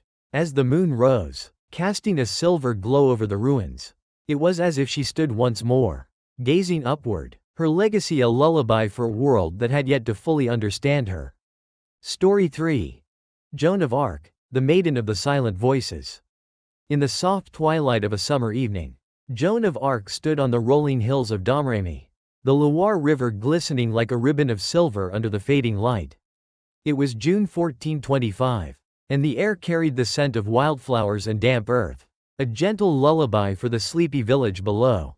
At just 13, Joan was a slight figure, her brown hair tied back with a simple cloth, her hands clasped as if in prayer. The world around her was at war, England and France locked in the 100 Years' War, but here, in this quiet moment, she heard something beyond the rustle of leaves. Voices, soft and insistent, whispered from the heavens, guiding her toward a destiny she could scarcely comprehend. Born to a peasant family, Joan grew up tending sheep and spinning wool, her days marked by the rhythm of rural life. Yet from a young age, she felt a connection to the unseen. She would sit beneath the ancient oak tree near her home, gazing at the stars, believing they held messages from Saint Michael, Saint Catherine, and Saint Margaret. Her mother taught her prayers. But Joan's faith was different, personal, guided by visions that came like dreams in the night. When the moon hung low, casting a silver glow over the fields, she would trace the constellations, convinced they aligned with her purpose. The light of the North Star, she murmured to herself, shows me the path to France's salvation. By 1429, the voices grew louder, urging her to action. France was crumbling, its king, Charles VII, hesitant, and its lands overrun by English forces. One crisp morning, Joan donned a rough tunic and approached the local lord, her words steady despite her youth. "I am sent by God to drive out the English," she declared, her eyes reflecting a quiet fire. Skeptics laughed, but her conviction was unshakable. She learned to ride and wield a lance, her movements guided by an instinct that seemed otherworldly. The clink of armor and the soft neigh of horses became her new lullaby as she prepared for battle. Dressed in white armor, a banner emblazoned with lilies in hand, Joan led her first campaign to lift the siege of Orléans. Under a sky streaked with dawn, she rode fearlessly, her voice rising above the clash of steel. "Forward, in God's name," she cried. And the French soldiers followed, their spirits lifted by her presence. The victory came swiftly, the English retreating as if pushed back by an unseen hand. The people whispered of miracles, of a maiden touched by prophecy. Her ability to read the signs of the stars and saints a gift from above. Yet her path was fraught with danger. Joan's success drew envy and fear. She advised Charles VII with a wisdom beyond her years, urging him to be crowned at Reims, a move that solidified his claim. Her foresight, seeing victory where others saw defeat, earned her the title, the Maid of Orléans. But the English and their allies plotted her downfall. In 1430, she was captured near Compiègne, her armor dented, her banner torn. The trial that followed was a sham, her voices dismissed as heresy, her star-gazing labeled witchcraft. Confined in a cold cell, Joan remained defiant. She spoke of her visions with a calm that unnerved her accusers. her hands tracing imaginary constellations on the stone floor. On May 30, 1431, at the age of 19, she was led to the stake in Rouen. As the flames rose, she gazed upward, a faint smile on her lips, as if seeing the saints welcoming her home. The crackle of fire was the last sound she heard, a stark contrast to the gentle whispers that had guided her life. Her death silenced her voice, but not her legend. Rehabilitated in 1456, Joan became a symbol of faith and courage. Under the night sky of France, the stars seemed to shine brighter, a quiet tribute to the maiden who followed their light. The rustle of leaves in Domremy carried her story, a lullaby for a nation she had saved. Story 4. Christine de Pizan, the Quill of Wisdom. In the gentle hush of a Parisian evening, Christine de Pizan sat by the window of her modest study, the soft glow of a candle illuminating her parchment. It was late summer in 1405, and the distant chime of church bells mingled with the rustling leaves outside, creating a serene rhythm that lulled the city to rest. Her quill moved with a steady grace, ink flowing like a quiet stream as she penned her thoughts. A widow at 30, Christine had transformed her grief into a legacy of words, becoming one of the first women to earn a living as a writer in a world that rarely valued a woman's voice. Born in Venice around 1364, Christine was the daughter of an astrologer and physician to King Charles V of France. Her father, Tommaso da Pizzano, nurtured her curiosity, teaching her to read the stars and study the works of ancient scholars. Under the night sky, he pointed to the constellations, Cassiopeia, Orion, explaining how their movements influenced human affairs. Christine's young mind soaked in this knowledge, her eyes wide with wonder as she imagined the heavens guiding her path. When her family moved to Paris, she continued her education, a rare privilege for a girl, her days filled with the scent of books and the soft scratch of quills. Life changed when her husband, Etienne, a court secretary, died suddenly in 1390, leaving her with 3 children and little means. Yet Christine refused to fade into silence. She turned to her pen, writing poems and letters for noble patrons, her words a gentle balm in a court riddled with intrigue. Her first major work, the Book of the City of Ladies, began to take shape in her mind as she sat by her window. The stars twinkling above, she envisioned a city built by women, strong, wise, and virtuous, her quill tracing their stories with care. The soft creak of her chair and the flicker of candlelight became her nightly companions. Christine's knowledge extended beyond poetry. She studied military strategy, drawing from her father's teachings and her observations of the ongoing 100 Years' War. In the Book of Deeds of Arms and of Chivalry, she offered insights on leadership and tactics, her voice steady as she advised kings and knights. Her understanding of astrology lent her writings a mystical depth. She believed the alignment of Mars could predict the success of a campaign. Her advice whispered with the authority of the stars. The rustle of pages as her works circulated among the nobility was like a quiet song of empowerment. Despite her success, Christine faced resistance. Male scholars mocked her, calling her writings unfit for a woman. Undeterred, she responded with The Treasure of the City of Ladies, a guide for women of all stations. Her tone warm and encouraging, she wrote late into the night, the soft patter of rain against the window a soothing backdrop. Her children slept nearby, their gentle breaths a reminder of her purpose. The city below buzzed with life. But in her study, time seemed to slow, each word a step toward a brighter future.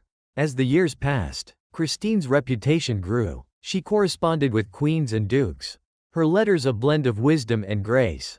In 1418, with France descending into chaos, she retreated to a convent, her quill still active. There, under a sky dotted with stars, she wrote her final work, The Vision, a reflection on her life and the divine order she saw in the cosmos. One evening, as the sun dipped below the horizon, she laid down her pen, her eyes closing with a peaceful sigh. The convent fell silent, the only sound the faint rustle of leaves carried by the wind. Christine's legacy endured, her books a beacon for women seeking knowledge. Under the Parisian sky, the stars she once studied seemed to nod in approval, their light a gentle lullaby for the soul she had enriched. Story 5. Trotula of Salerno, the healer of the silent ailments. In the cool twilight of a June evening in 1080, Trotula of Salerno stood in the herb garden of the Schola Medica Salernitana. The scent of lavender and rosemary drifting through the air. The distant murmur of the Tyrrhenian Sea blended with the soft rustling of leaves. A gentle lullaby for the bustling medical school nestled along Italy's coast. Her hands, weathered yet gentle, brushed against the plants as she gathered ingredients for her remedies. With dark hair tucked beneath a simple veil, Trotula was a figure of quiet strength.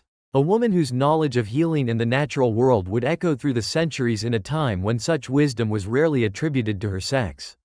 Born into a family of physicians in Salerno, Trotula grew up surrounded by the hum of learning. The Schola, one of the first medical schools in Europe, was a haven of knowledge, and her father, a respected doctor, taught her the secrets of the body and the earth. She learned to read the phases of the moon, believing they influenced the potency of her herbs: chamomile harvested under a waxing crescent for soothing fevers, sage under a full moon for cleansing wounds. Her days were filled with the soft clink of mortar and pestle. The fragrance of crushed leaves a constant companion as she blended potions with care. Trotula's gift lay in her understanding of women's health, a field overlooked by most male physicians. She wrote Passions of Women, a groundbreaking text that detailed childbirth, menstruation, and ailments unique to women, her quill moving with the precision of a healer's touch. Late at night, by the flicker of an oil lamp, she recorded her observations, the scratch of her pen a soothing rhythm against the silence. She advocated for compassion, urging midwives to ease a mother's pain with warm compresses and herbal teas. Her voice a whisper of empathy in a harsh world. The soft cries of newborns in the school's wards became a testament to her skill. Her knowledge extended to surgery and diagnostics, rare for a woman of her time. Trotula performed delicate procedures, her steady hands stitching wounds with threads of silk, guided by her belief that the stars aligned with the body's rhythms. She taught her students to observe the night sky, noting how a bright Jupiter might signal a time for bold treatments. Her lessons delivered with a calm that steadied their nerves. The clatter of wooden benches as they gathered around her was like a gentle wave. Her presence a beacon of learning, yet her work faced resistance. Some colleagues dismissed her as a mere assistant, her gender a barrier to recognition. Undeterred, she continued, her garden a sanctuary where she experimented with new cures: aloe for burns, mint for digestion, her trials a quiet rebellion against ignorance. The school's halls echoed with the soft footsteps of patients seeking her aid, their gratitude a silent hymn to her dedication. She wrote additional treatises on the treatment of diseases and on the conditions of women, each page a step toward enlightenment. As the years passed, Trotula's health waned. Her days spent less in the garden and more in reflection. One autumn evening, as the stars glittered above Salerno, she sat by her window, a blanket draped over her shoulders. She gazed at the constellation of Virgo, a symbol of her nurturing spirit, and smiled faintly. Her final breath came with the dawn. The seas whisper a farewell to a healer who had touched so many lives. The Schola fell silent, the only sound the rustle of leaves in her beloved garden. Trotula's legacy lived on in her writings, preserved and studied by generations. Under the Salerno sky, the herbs she tended seemed to nod in the breeze, their fragrance a lullaby for the patients she had healed, her name a quiet echo of wisdom. Story 6. Hildegund of Schonau, the visionary of the hidden truths. In the stillness of a June night in 1150, Hildegund of Schonau knelt in the shadowed cloister of the Benedictine monastery, the faint glow of a single candle casting soft light on her pale face. The air carried the earthy scent of moss and stone, mingling with the distant hoot of an owl, a gentle lullaby for the quiet valley of Schonau in Germany. Her hands, clasped in prayer, trembled slightly as visions danced before her closed eyes, images of angels, swirling stars, and whispered prophecies. At 20 years old, Hildegund was a mystic, her life woven with the threads of divine revelation in a world where such gifts were both revered and feared. Born into a noble family, Hildegund's early years were marked by privilege, but also by a deep spiritual calling. Her parents, devout Christians, encouraged her piety, and by her teens, she had joined the monastery as a lay sister, tending to the sick and copying manuscripts. Yet her nights were different. Under the vast canopy of stars, she would sit by an open window, tracing the constellations with her gaze, believing they spoke to her soul. She saw patterns, Orion's belt aligning with a coming trial, the Pleiades signaling hope, and recorded them in a small journal. Her quill moving with a reverent hush.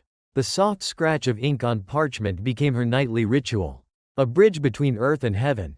Her visions began in earnest when she was 19. One evening, as the moon hung low, she saw a radiant figure, Saint Ursula, urging her to share the truths she received.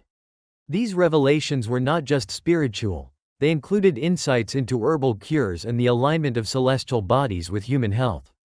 Hildegund brewed teas from nettle and thyme, guided by a vision of the moon's phases, her hands steady as she whispered prayers over the steaming pots.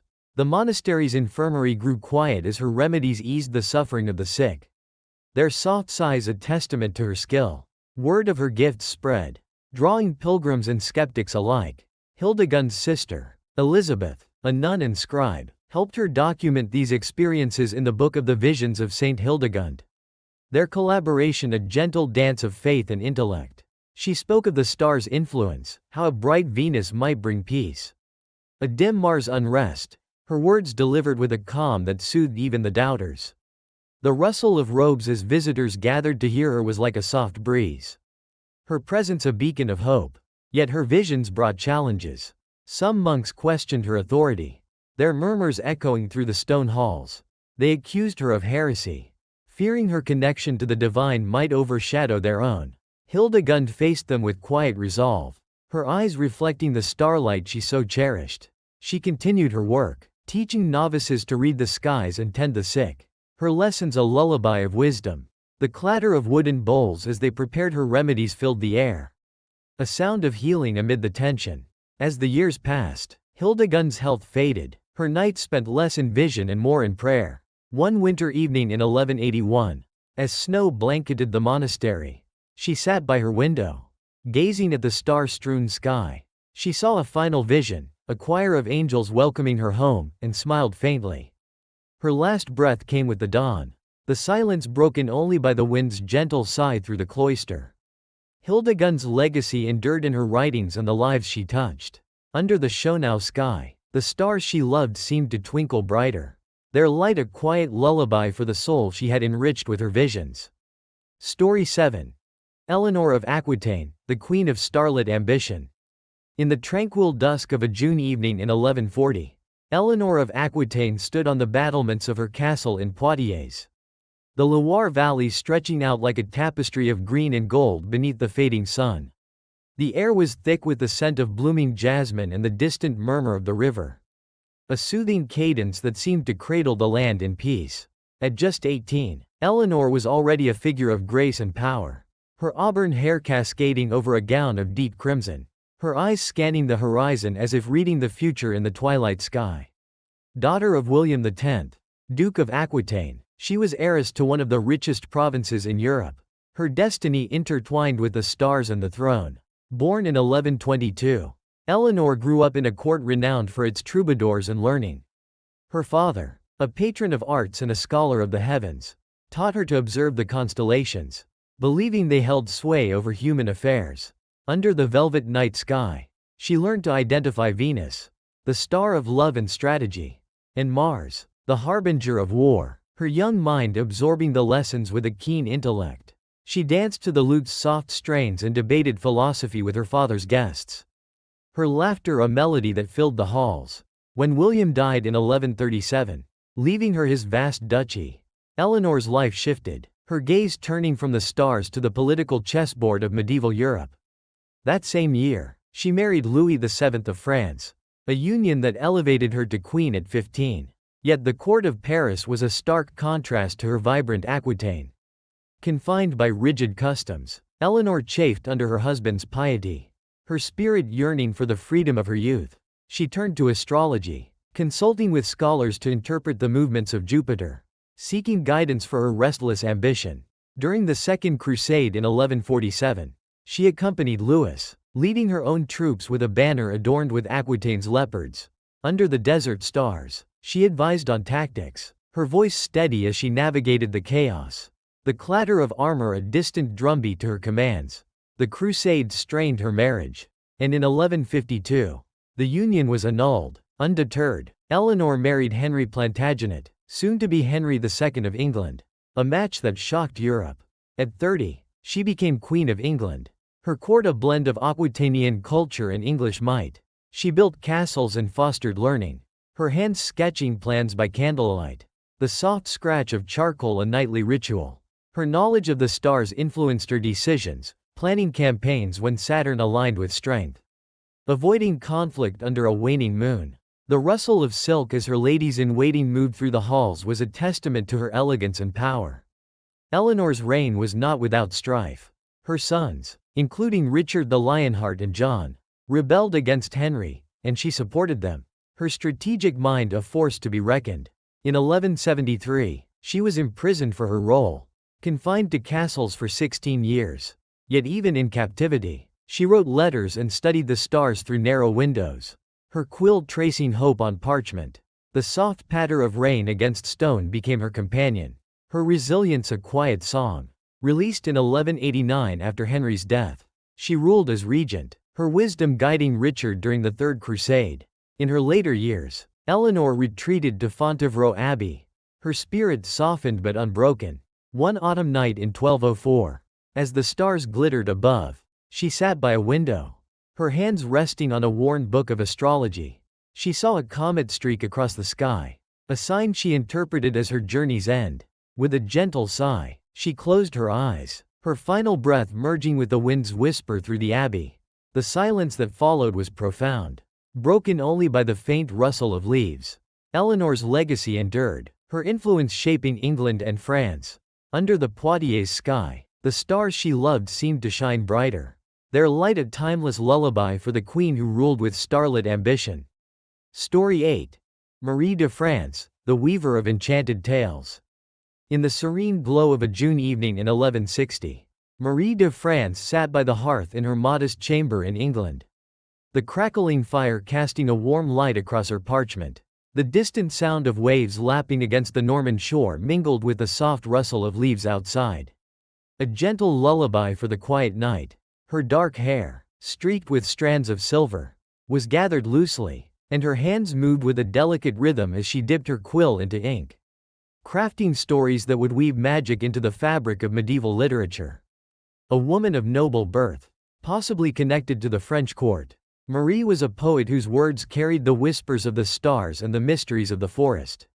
Born around 1135, Marie's early life was shrouded in mystery, her origins debated by scholars even in her time. Some whispered she was the half-sister of King Henry II.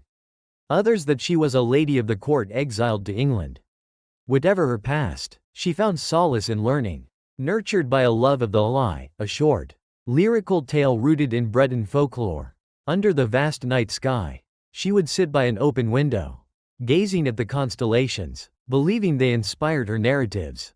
The North Star, she thought, guided her pen toward tales of love and valor, while the faint glow of Cassiopeia hinted at hidden truths.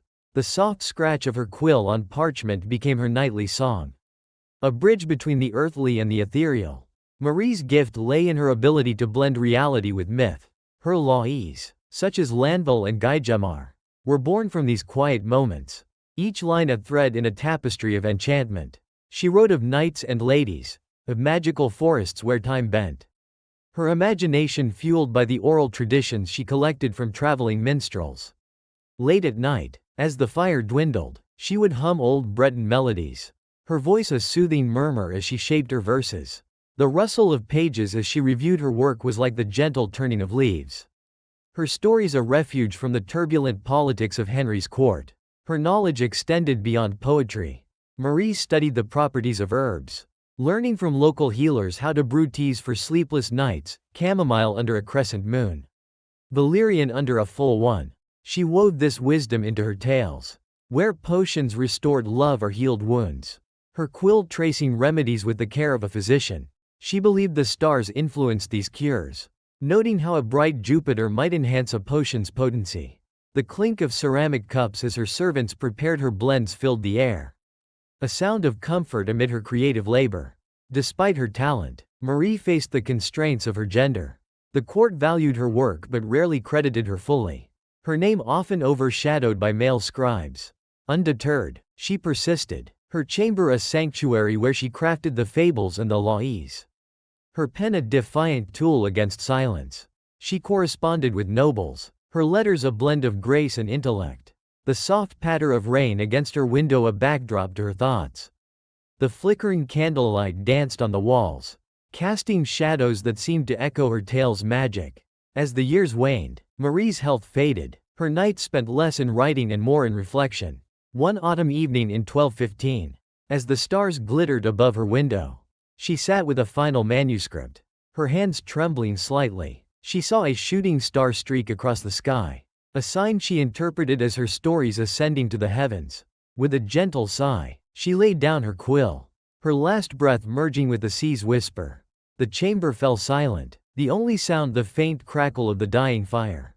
Marie's legacy endured in her laws, cherished by generations. Under the English sky, the stars she loved seemed to twinkle brighter, their light a timeless lullaby for the weaver of enchanted tales.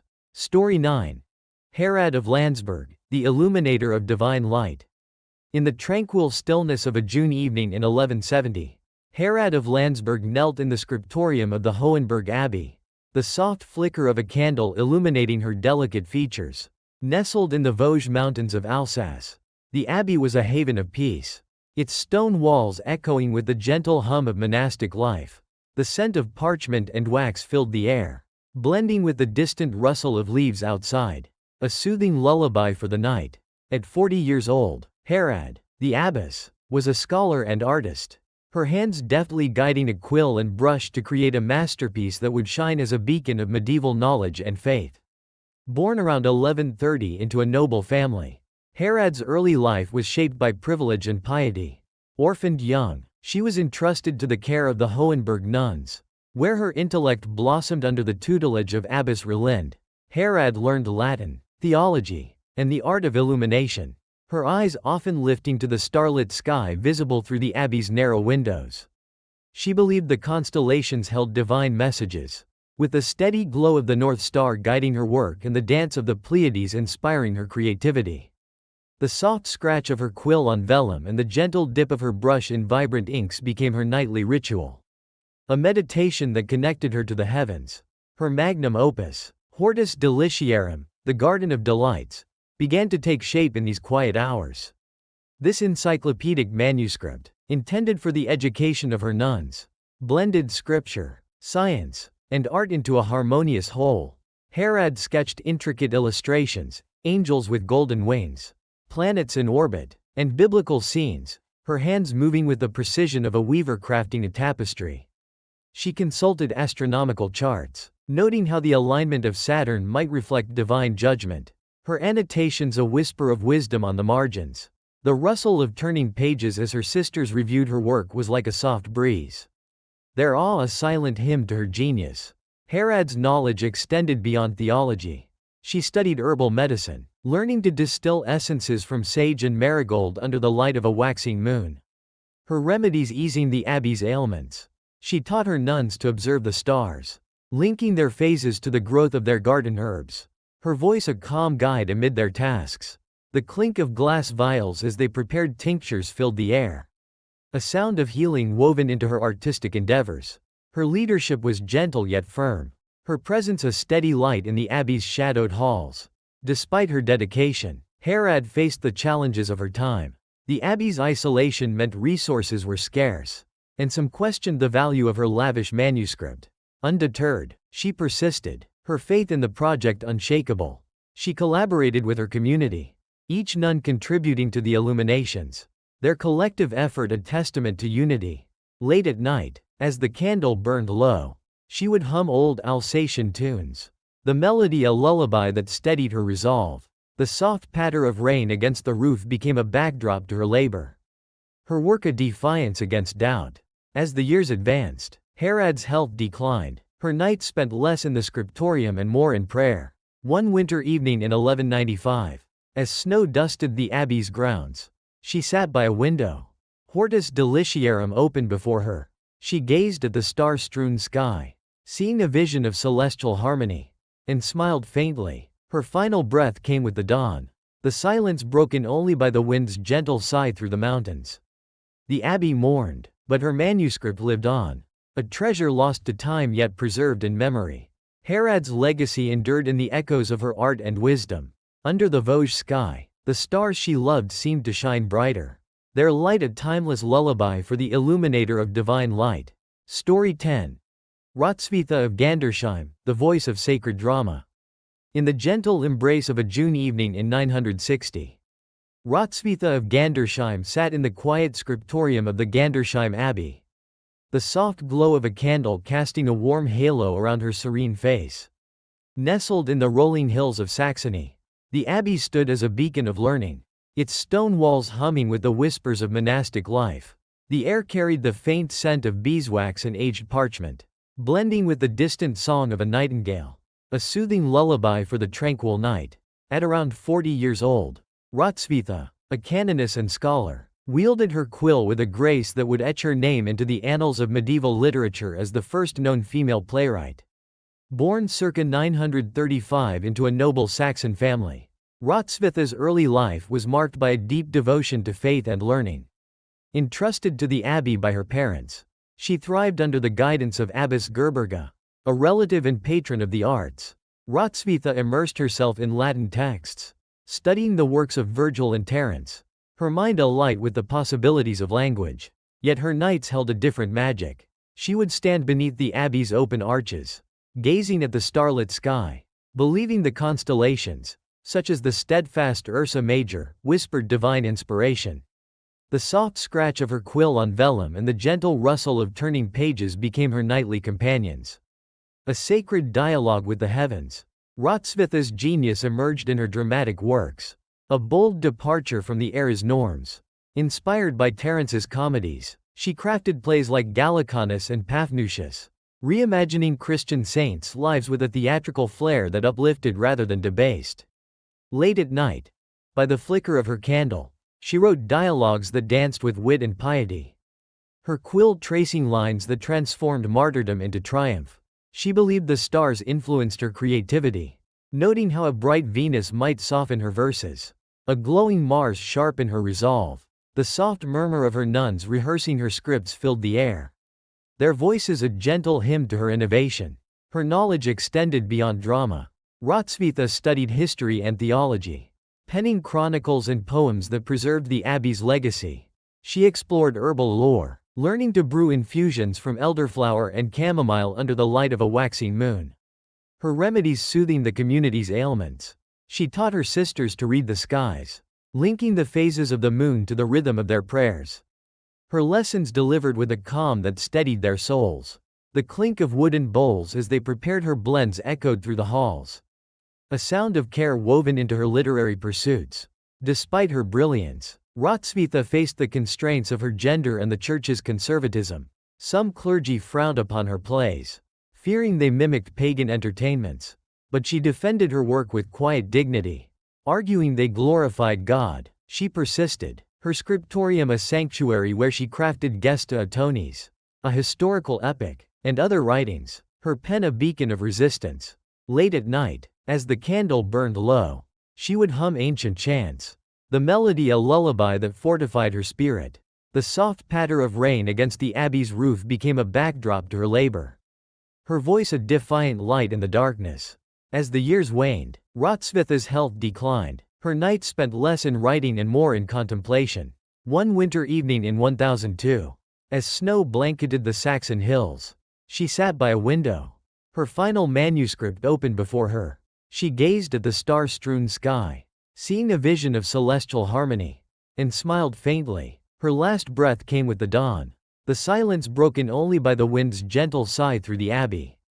The community mourned, but her plays and poems lived on, a treasure of sacred drama. Hrotsvitha's legacy endured in her works, inspiring future generations. Under the Gandersheim sky, the stars she loved seemed to shine brighter, their light a timeless lullaby for the voice of sacred drama. Story 11. Matilda of Tuscany, the shield of the papacy. In the gentle hush of a June evening in 1070, Matilda of Tuscany stood on the ramparts of her castle in Canossa, the Apennine Mountains casting long shadows across the valley below. The air was fragrant with the scent of wild thyme and the distant trickle of a stream. A soothing lullaby for the rugged landscape of northern Italy. At 24 years old, Matilda was a formidable figure. Her dark hair woven into a tight braid, her armor gleaming faintly under a crimson cloak. Heiress to one of the most powerful families in Europe, she was a warrior and diplomat, her gaze fixed on the stars as if seeking guidance for the turbulent times ahead.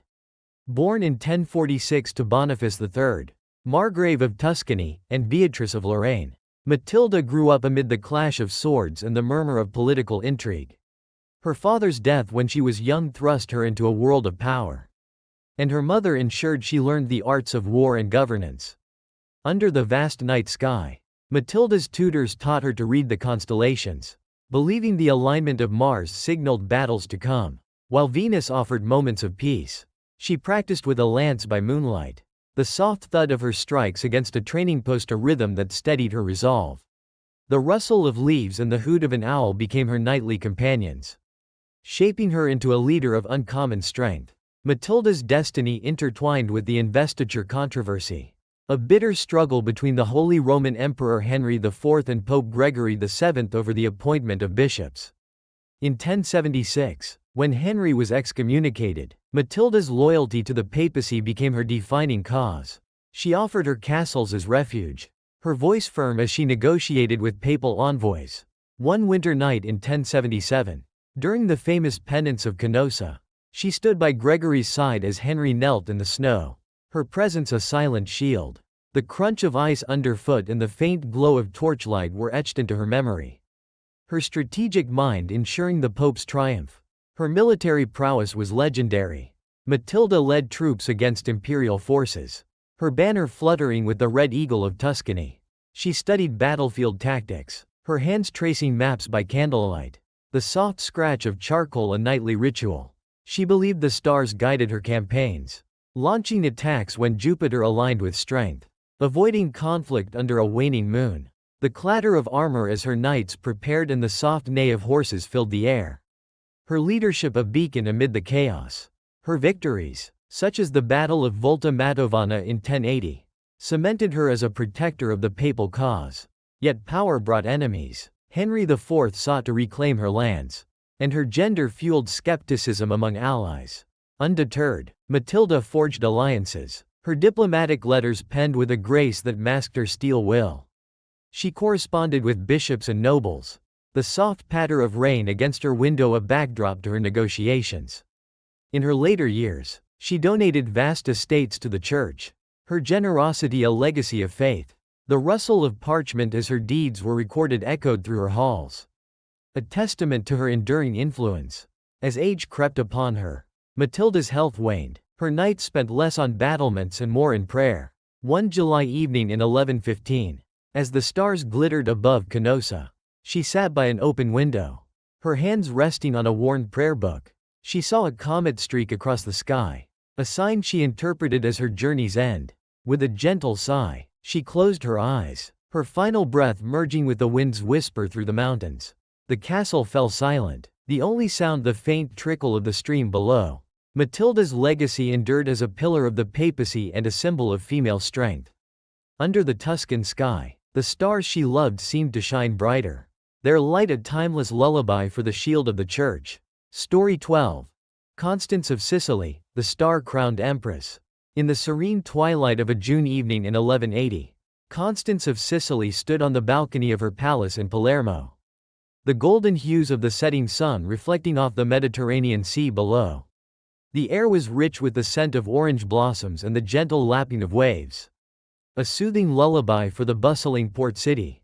At 27 years old, Constance was a vision of regal poise, her dark hair adorned with a simple silver circlet, her gown of deep blue flowing like the tides. Heiress to the Norman kingdom of Sicily and niece to the Holy Roman Emperor, she carried a destiny written in the stars, her gaze lifting to the heavens with quiet determination. Born in 1154 to King Roger II's daughter, Constance grew up in a court renowned for its cultural splendor, where Arab, Norman, and Byzantine influences intertwined. Her education was exceptional, guided by scholars who taught her Latin, Greek, and Arabic, as well as the art of astrology. Under the Sicilian night sky, she learned to read the constellations, believing the steady light of Sirius foretold stability. While the shifting phases of the moon hinted at change, she would sit on her balcony, a scroll of star charts in hand, the soft rustle of parchment and the distant call of a night bird her companions as she mapped her future. Constance's life took a pivotal turn in 1186 when, at 32, she married Henry VI, son of Emperor Frederick Barbarossa, a union that shocked Europe due to her age and the political stakes. The marriage was a strategic alliance, but Constance approached it with a scholar's mind, consulting the stars to ensure its success. She traveled to Germany, her journey marked by the clatter of hooves and the soft sway of her litter.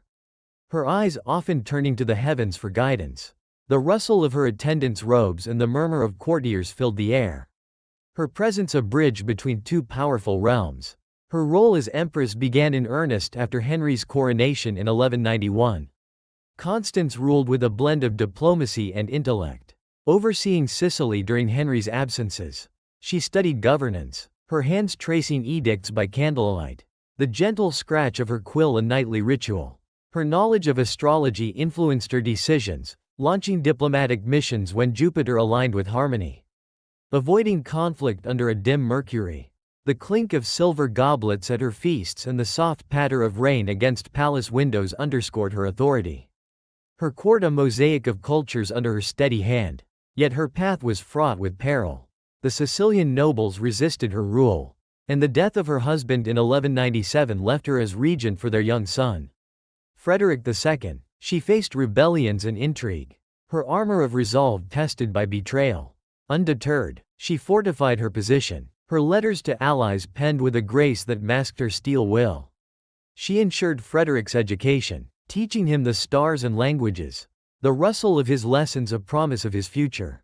The soft cry of seagulls over Palermo became a backdrop to her labors.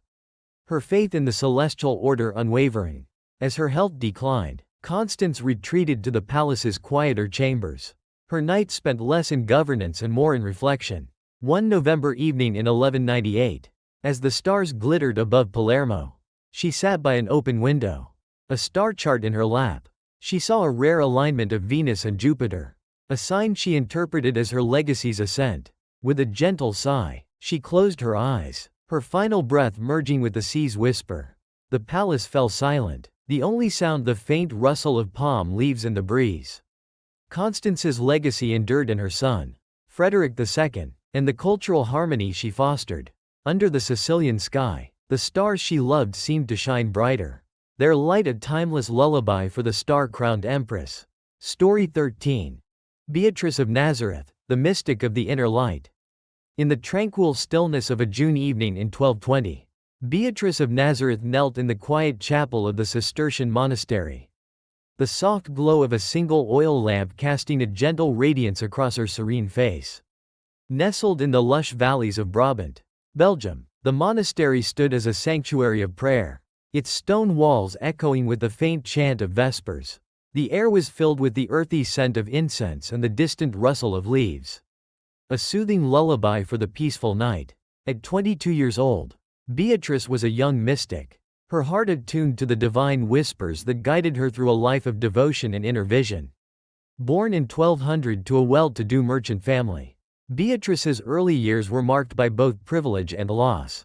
Her mother died when she was young, and her father entrusted her to the care of the Beguines, a lay sisterhood, where her spiritual awakening began. She learned to read and write, her hands tracing psalms in a delicate script. But her true education came from within. Under the vast night sky, she would sit by an open window, gazing at the stars, believing the steady light of the North Star reflected God's constancy. While the shimmering Arcturus spoke of divine love, the soft hum of her prayers and the gentle rustle of her robes became her nightly communion. A bridge to the celestial realm. Beatrice's mystical experiences deepened when she joined the Cistercian order at Floreval Abbey. Her visions, vivid images of light, angels, and a radiant Christ, began to shape her life. One summer night, as the moon hung low, she saw a golden beam piercing her heart, a sign of God's presence that left her trembling with joy. She recorded these revelations in the 7 Manners of Love, a work of profound spirituality. her quill moving with a reverence that mirrored her soul's journey. The scratch of ink on parchment and the faint crackle of the lamp's flame were her companions. Her words a testament to an inner light that guided her. Her knowledge extended to the healing arts, learned from the monastery's herbalists. She brewed infusions from meadowsweet and lavender, guided by the phases of the moon, harvesting under a waxing crescent for vitality, a full moon for peace. She tended the sick with a gentle touch, her hands steady as she whispered prayers over steaming pots. The soft sighs of the ailing and the clink of ceramic bowls filled the infirmary, a sound of care woven into her spiritual practice. She taught her sisters to observe the stars, linking their cycles to the rhythms of prayer and healing, her voice a calm beacon in their devotion. Despite her gifts, Beatrice faced the challenges of her cloistered life. Some sisters questioned her visions, fearing they veered into excess, while the rigors of monastic discipline tested her frail health. Undeterred, she embraced her suffering as a path to God, her writings reflecting a deep humility. Late at night, as the abbey slept, she would kneel in prayer, the soft patter of rain against the roof a backdrop to her meditations. The rustle of her habit as she moved was like a gentle wave, her presence a light amid the shadows. As the years passed, Beatrice's health waned, her nights spent less in vision and more in quiet reflection. One autumn evening in 1268, as the stars glittered above Brabant, she sat by a window, her hands resting on her manuscript. She saw a final vision, a radiant light enveloping her, and smiled faintly. Her last breath came with the dawn, the silence broken only by the wind's whisper through the valley. The monastery mourned, but her writings lived on, a treasure of mystic love. Beatrice's legacy endured in her spiritual insights, inspiring generations. Under the Belgian sky, the stars she loved seemed to shine brighter, their light a timeless lullaby for the mystic of the inner light. Story 14. Agnes of Bohemia, the Princess of Compassionate Care. In the soft embrace of a June evening in 1230, Agnes of Bohemia knelt in the dimly lit chapel of the Hospital of St. Francis, the gentle flicker of a votive candle illuminating her gentle features. Nestled within the walls of Prague, the hospital stood as a beacon of mercy, its stone corridors filled with the faint scent of herbs and the quiet murmurs of the sick.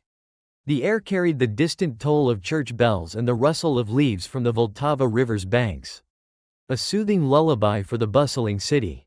At 24 years old, Agnes, a princess turned nun, devoted her life to healing and humility, her heart aligned with the stars that guided her acts of charity. Born in 1211 to King Ottokar I of Bohemia and Constance of Hungary, Agnes grew up in a court of wealth and power, yet her spirit leaned toward the divine, nurtured by a deep faith instilled by her mother. As a child, she was betrothed to Emperor Frederick II, a match that promised political alliance.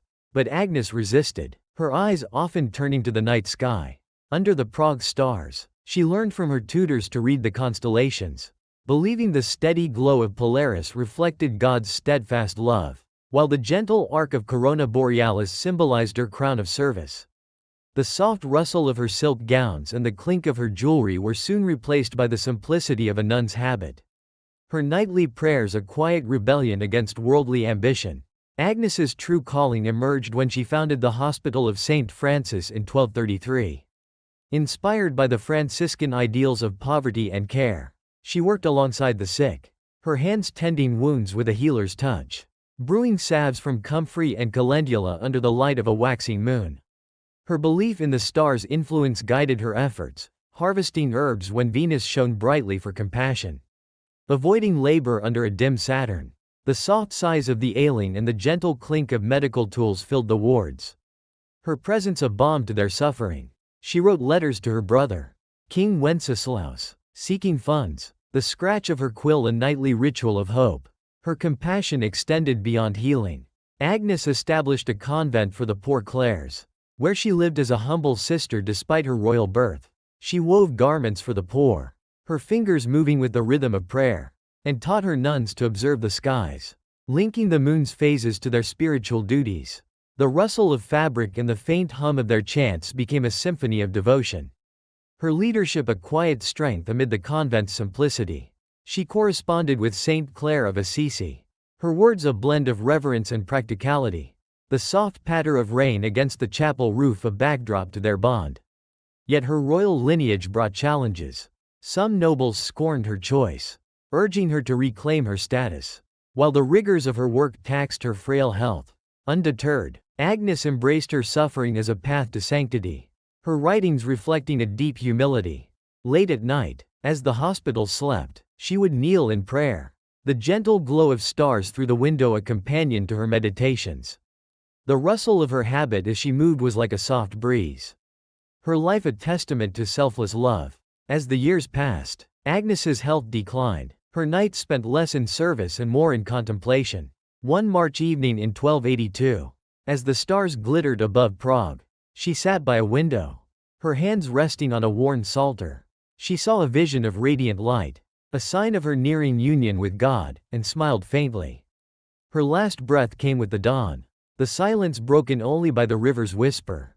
The hospital and convent mourned, but her legacy of compassion lived on. Agnes's legacy endured in the care she provided, inspiring generations. Under the Bohemian sky, the stars she loved seemed to shine brighter, their light a timeless lullaby for the princess of compassionate care. Story 15. Mechthild of Magdeburg, the poet of divine ecstasy. In the tranquil hush of a June evening in 1240, Mechthild of Magdeburg knelt in the shadowed corner of her small cell at Helfta Abbey, the faint glow of a tallow candle casting a warm light across her weathered face. Nestled in the rolling plains of Saxony, Germany, the abbey stood as a haven of contemplation, its stone walls alive with the soft murmur of monastic prayers. The air carried the scent of beeswax and the distant rustle of wheat fields, a gentle lullaby for the quiet night.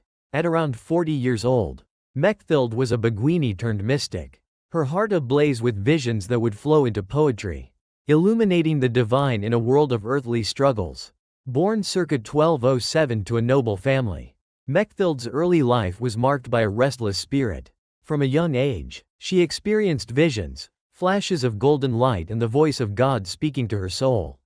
Her parents, devout but practical, arranged a marriage for her, but Mechthild resisted, her eyes often lifting to the night sky. Under the Saxon stars, she learned to read their patterns, believing the radiant Vega signaled divine love, while the steady pulse of Aldebaran offered strength.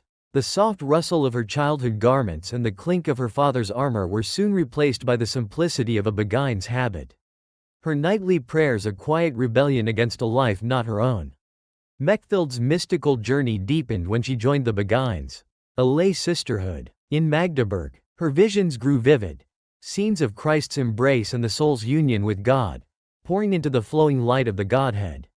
A work of poetic ecstasy. Late at night, by the flicker of her candle, she wrote in a flowing Middle High German, her quill tracing lines that danced with divine fervor.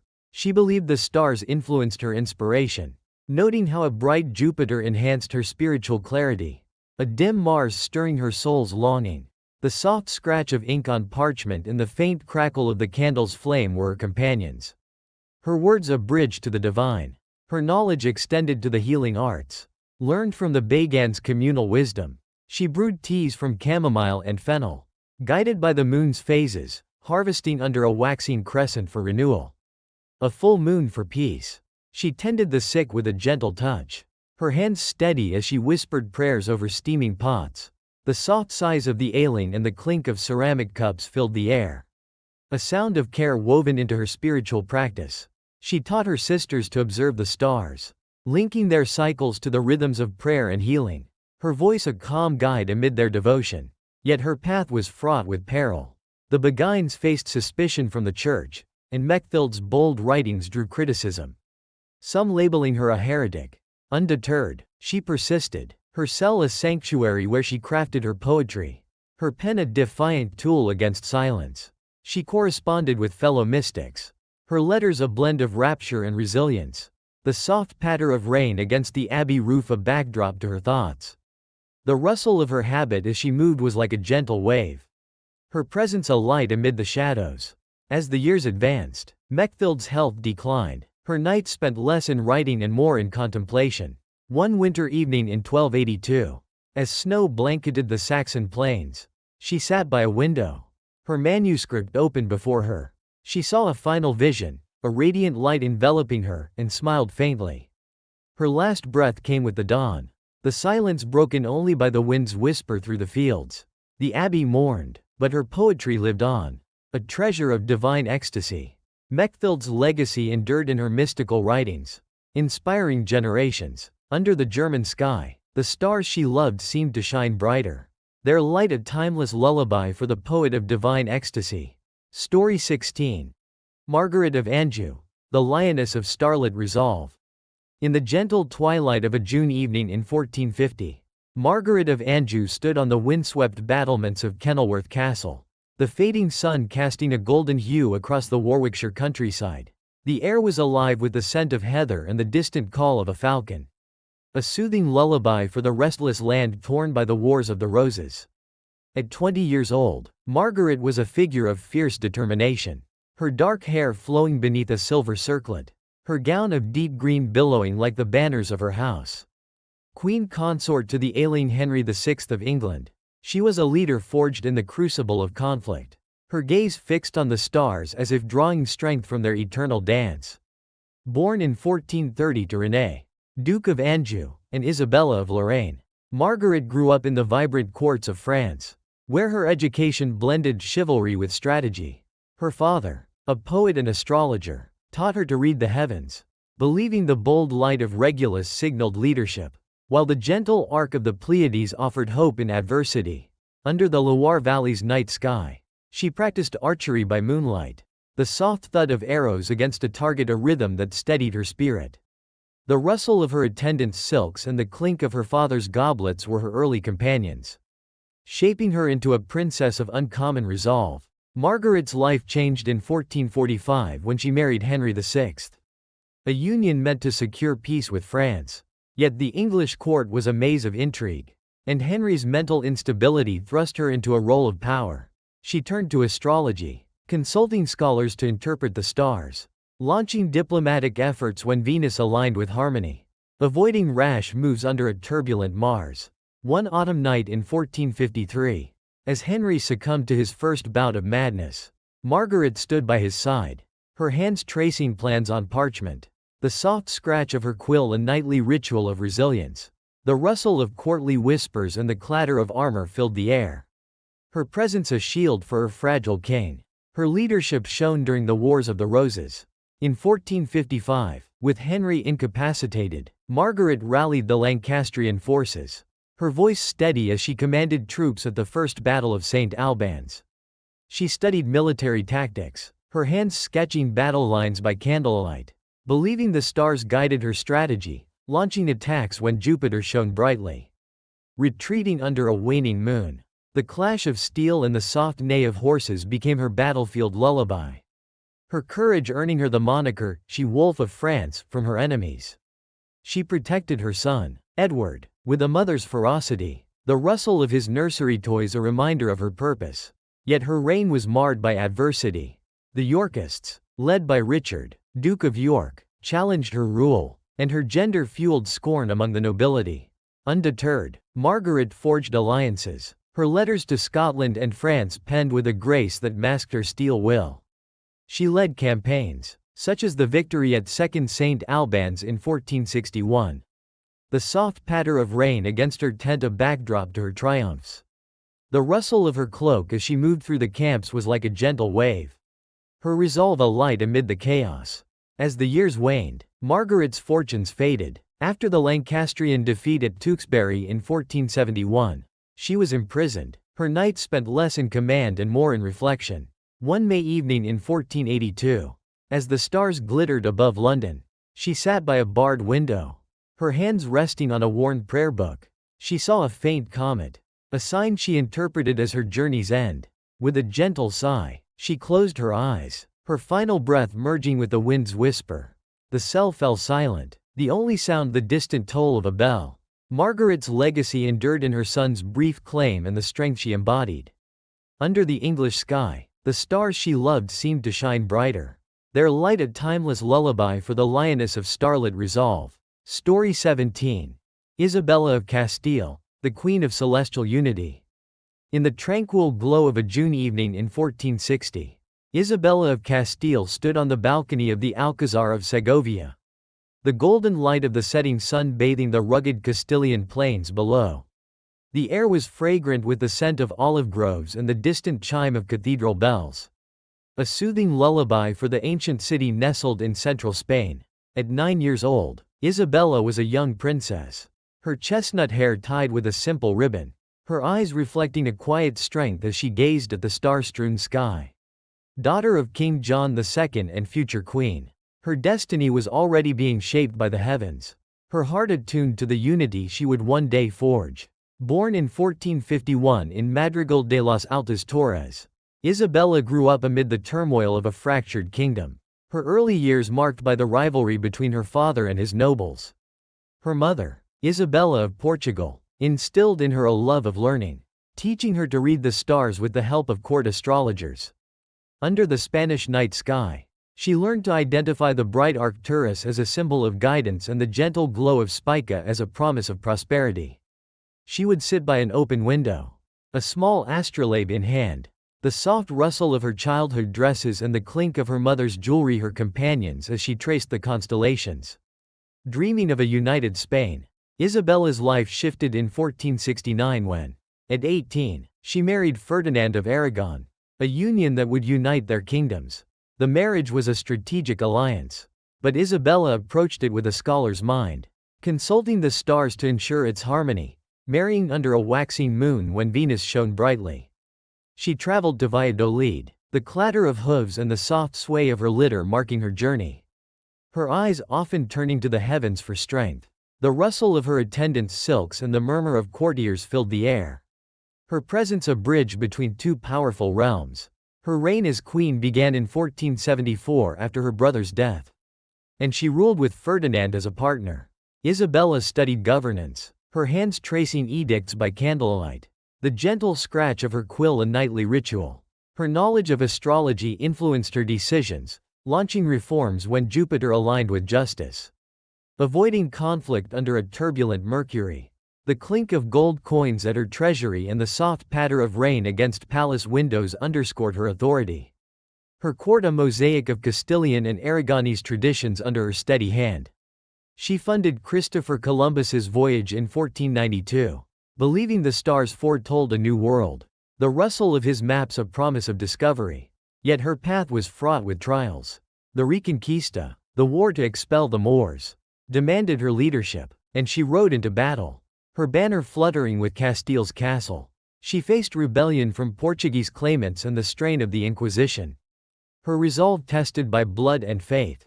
Undeterred, she forged alliances, her letters to European rulers penned with a grace that masked her steel will. She ensured her children's education, teaching them the stars and languages. The rustle of their lessons a legacy of her vision. The soft cry of doves over Segovia became a backdrop to her labors. Her faith in celestial order unwavering. As the years waned, Isabella's health declined. Her nights spent less in rule and more in reflection.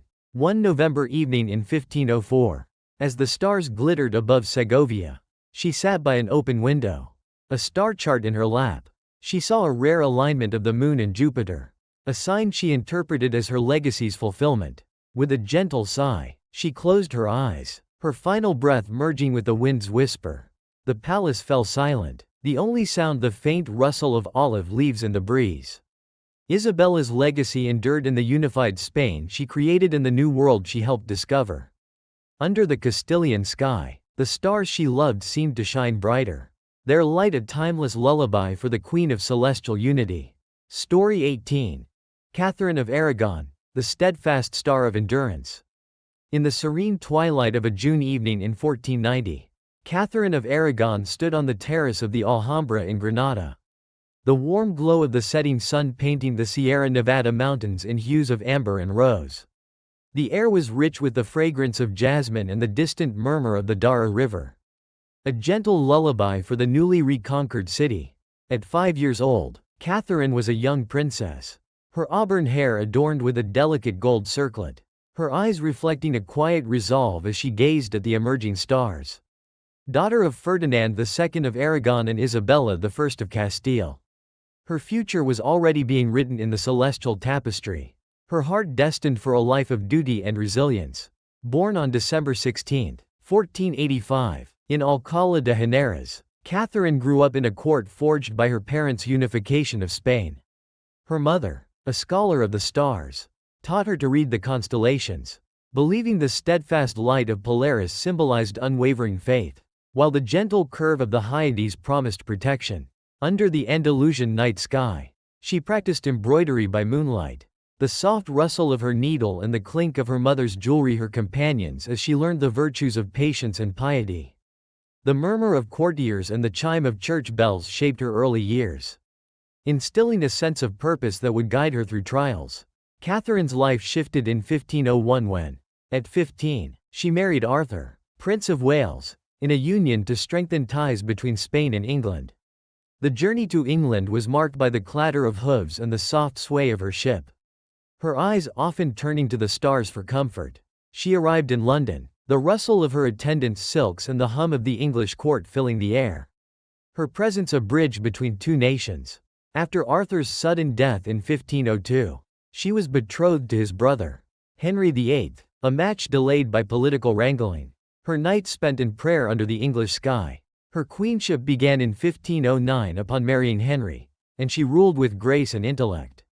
Catherine studied theology and governance, her hands tracing decrees by candlelight, the gentle scratch of her quill a nightly ritual. Her knowledge of astrology influenced her decisions, advising peace when Venus shone brightly, preparing for conflict under a bold Mars. The clink of silver at her feasts and the soft patter of rain against palace windows underscored her authority. Her court a blend of Spanish and English traditions. In 1513, she led defenses during Henry's absence, her resolve shining at the Battle of Flodden, the rustle of her armor a testament to her courage. Yet her path was marked by sorrow. The loss of multiple children and Henry's growing infatuation with Anne Boleyn tested her faith. She faced the annulment trial of 1531 with dignity, her letters to the Pope penned with a grace that masked her pain.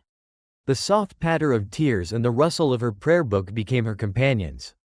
Her belief in the stars, seeing hope in a rare lunar alignment, sustaining her. Exiled to Kimbolton Castle, she endured isolation, her nights spent in reflection, the distant howl of wind a backdrop to her meditations. As her health declined, Catherine's strength waned, her nights spent less in rule and more in prayer. On January 7, 1536, as the stars glittered above Kimbolton, she sat by a window, a rosary in her hands. She saw a faint star cluster, a sign she interpreted as her soul's ascent. With a gentle sigh, she closed her eyes, her final breath merging with the wind's whisper. The castle fell silent, the only sound the faint rustle of curtains in the breeze. Catherine's legacy endured in her daughter, Mary I, and her unwavering faith. Under the English sky, the stars she loved seemed to shine brighter, their light a timeless lullaby for the steadfast star of endurance. Story 19. Joan of Navarre, the navigator of silent strength. In the peaceful twilight of a June evening in 1380, Joan of Navarre stood on the balcony of her father's castle in Pamplona, the soft glow of the setting sun illuminating the Pyrenees mountains in the distance. The air was filled with the scent of wild lavender and the gentle trickle of a nearby stream, a soothing lullaby for the serene valley of Navarre. At 11 years old, Joan was a young princess, her dark hair braided with a simple cord, her eyes reflecting a quiet determination as she gazed at the starlit sky. Daughter of King Charles II of Navarre and Joan of Valois, her future was poised to navigate the turbulent waters of royalty and resilience. Guided by the celestial lights above, born in 1370, Joan grew up in a court marked by political intrigue and strategic marriages. Her father a cunning diplomat known as Charles the Bad, her mother taught her the art of governance and the lore of the stars, believing the steady glow of Altair signified wisdom, while the gentle sweep of the Lyra constellation promised harmony. Under the Navarrese night sky, she learned to read star charts with her tutors, the soft rustle of parchment and the clink of her father's goblets her companions as she traced the paths of planets. Dreaming of a life beyond the castle walls, the murmur of courtiers and the distant bark of a guard dog shaped her early years, instilling a sense of duty that would define her. Joan's life shifted in 1386 when, At 16, she married Philip the Bold, Duke of Burgundy, a union to strengthen ties between Navarre and the powerful Burgundian duchy. The journey to Dijon was marked by the clatter of hooves and the soft sway of her carriage. Her eyes often turning to the stars for guidance. She arrived in a new court, the rustle of her attendants' silks and the hum of Burgundian nobles filling the air. Her presence a bridge between her homeland and her new life. The marriage brought wealth and influence, but also the weight of expectation. Her nights spent in prayer under the French sky. Her role as Duchess evolved into queenship in 1403 when she married Henry IV of England. Becoming queen consort after the death of his first wife, Joan ruled with a blend of diplomacy and quiet strength, overseeing the royal household while Henry faced rebellion. She studied astrology, her hands tracing edicts by candlelight, the gentle scratch of her quill a nightly ritual. Her knowledge of the stars influenced her decisions, advising peace when the moon aligned with Venus. Preparing for defense under a bold Mars. The clink of silver at her feasts and the soft patter of rain against palace windows underscored her authority. Her court a fusion of Navarrese and English traditions. Yet her path was shadowed by adversity. Henry's fragile health and the political unrest of the early 15th century tested her resolve. In 1419, after Henry's death, she was unjustly accused of witchcraft by her stepson, Henry V, and imprisoned in Pevensey Castle. Undeterred, she endured confinement with dignity. Her letters to allies penned with a grace that masked her pain. The soft patter of rain against her cell window and the rustle of her prayer book became her companions. Her belief in the stars, seeing hope in a rare stellar alignment, sustaining her. Released in 1422, she lived out her days in quiet retirement, her nights spent in reflection. As her health declined, Joan's strength waned, her nights spent less in rule and more in contemplation. One July evening in 1437, as the stars glittered above Nottingham, she sat by a window, a star chart in her hands. She saw a faint constellation shift, a sign she interpreted as her soul's journey home. With a gentle sigh, she closed her eyes, her final breath merging with the wind's whisper. The castle fell silent, the only sound the faint rustle of leaves in the garden. Joan's legacy endured in the stability she brought to England and the quiet strength she embodied. Under the English sky, the stars she loved seemed to shine brighter, their light a timeless lullaby for the navigator of silent strength. Story 20. Margaret of York, the Duchess of Diplomatic Grace. In the gentle twilight of a June evening in 1465, Margaret of York stood on the balcony of her family's castle in Fotheringhay. The soft amber light of the setting sun spilling over the Northamptonshire fields below. The air was rich with the scent of freshly cut hay and the distant hum of a summer breeze. A soothing lullaby for the peaceful English countryside.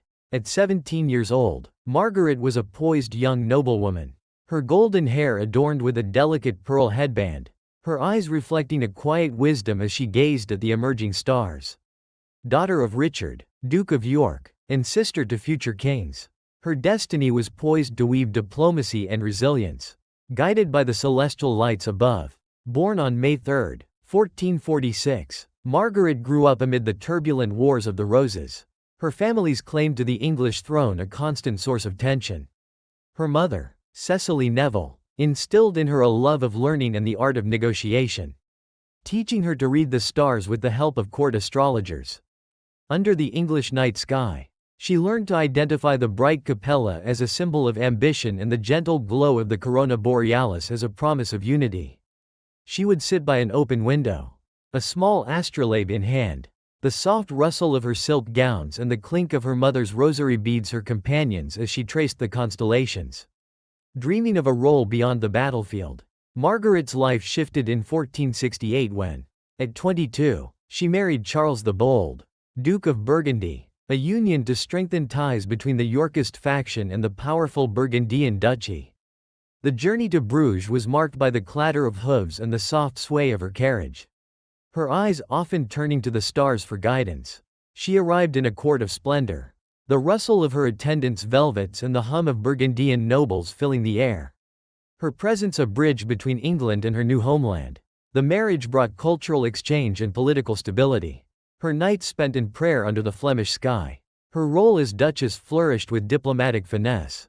Margaret oversaw trade agreements and cultural exchanges, her hands tracing treaties by candlelight. The gentle scratch of her quill a nightly ritual. Her knowledge of astrology influenced her decisions, advising alliances when Jupiter aligned with prosperity. Avoiding conflict under a turbulent Saturn. The clink of silver at her lavish feasts and the soft patter of rain against palace windows underscored her authority.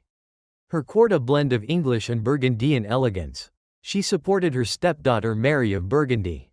The rustle of her correspondence a testament to her maternal care. Yet her path was shadowed by loss. Charles's death in 1477 at the Battle of Nancy left her a widow. And the Burgundian lands faced annexation by France. Undeterred, Margaret navigated the chaos, her letters to European rulers penned with a grace that masked her grief. She raised Mary's children, teaching them the stars and languages.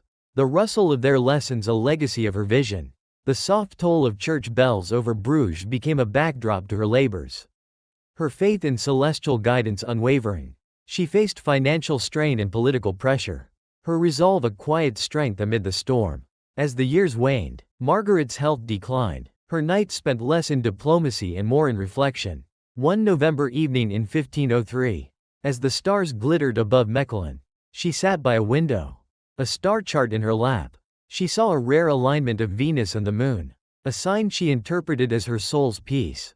With a gentle sigh, she closed her eyes, her final breath merging with the wind's whisper.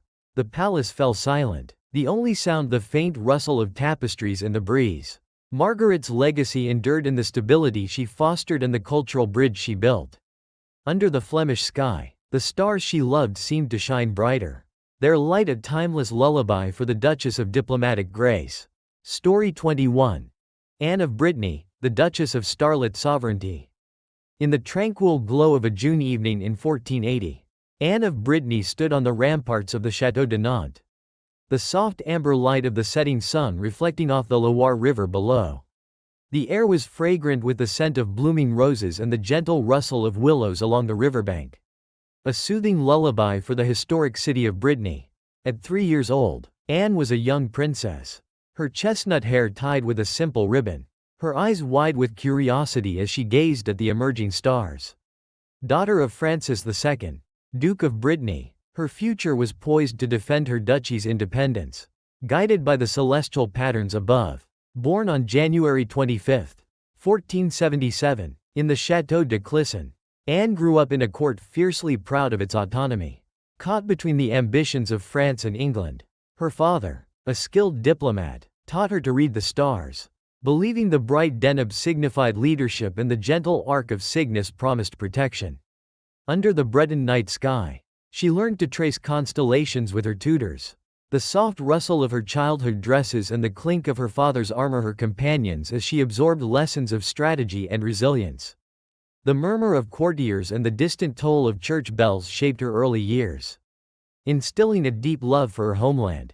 Anne's life shifted in 1488 when, at 11, she became Duchess of Brittany following her father's death at the Battle of Saint-Aubin-du-Cormier.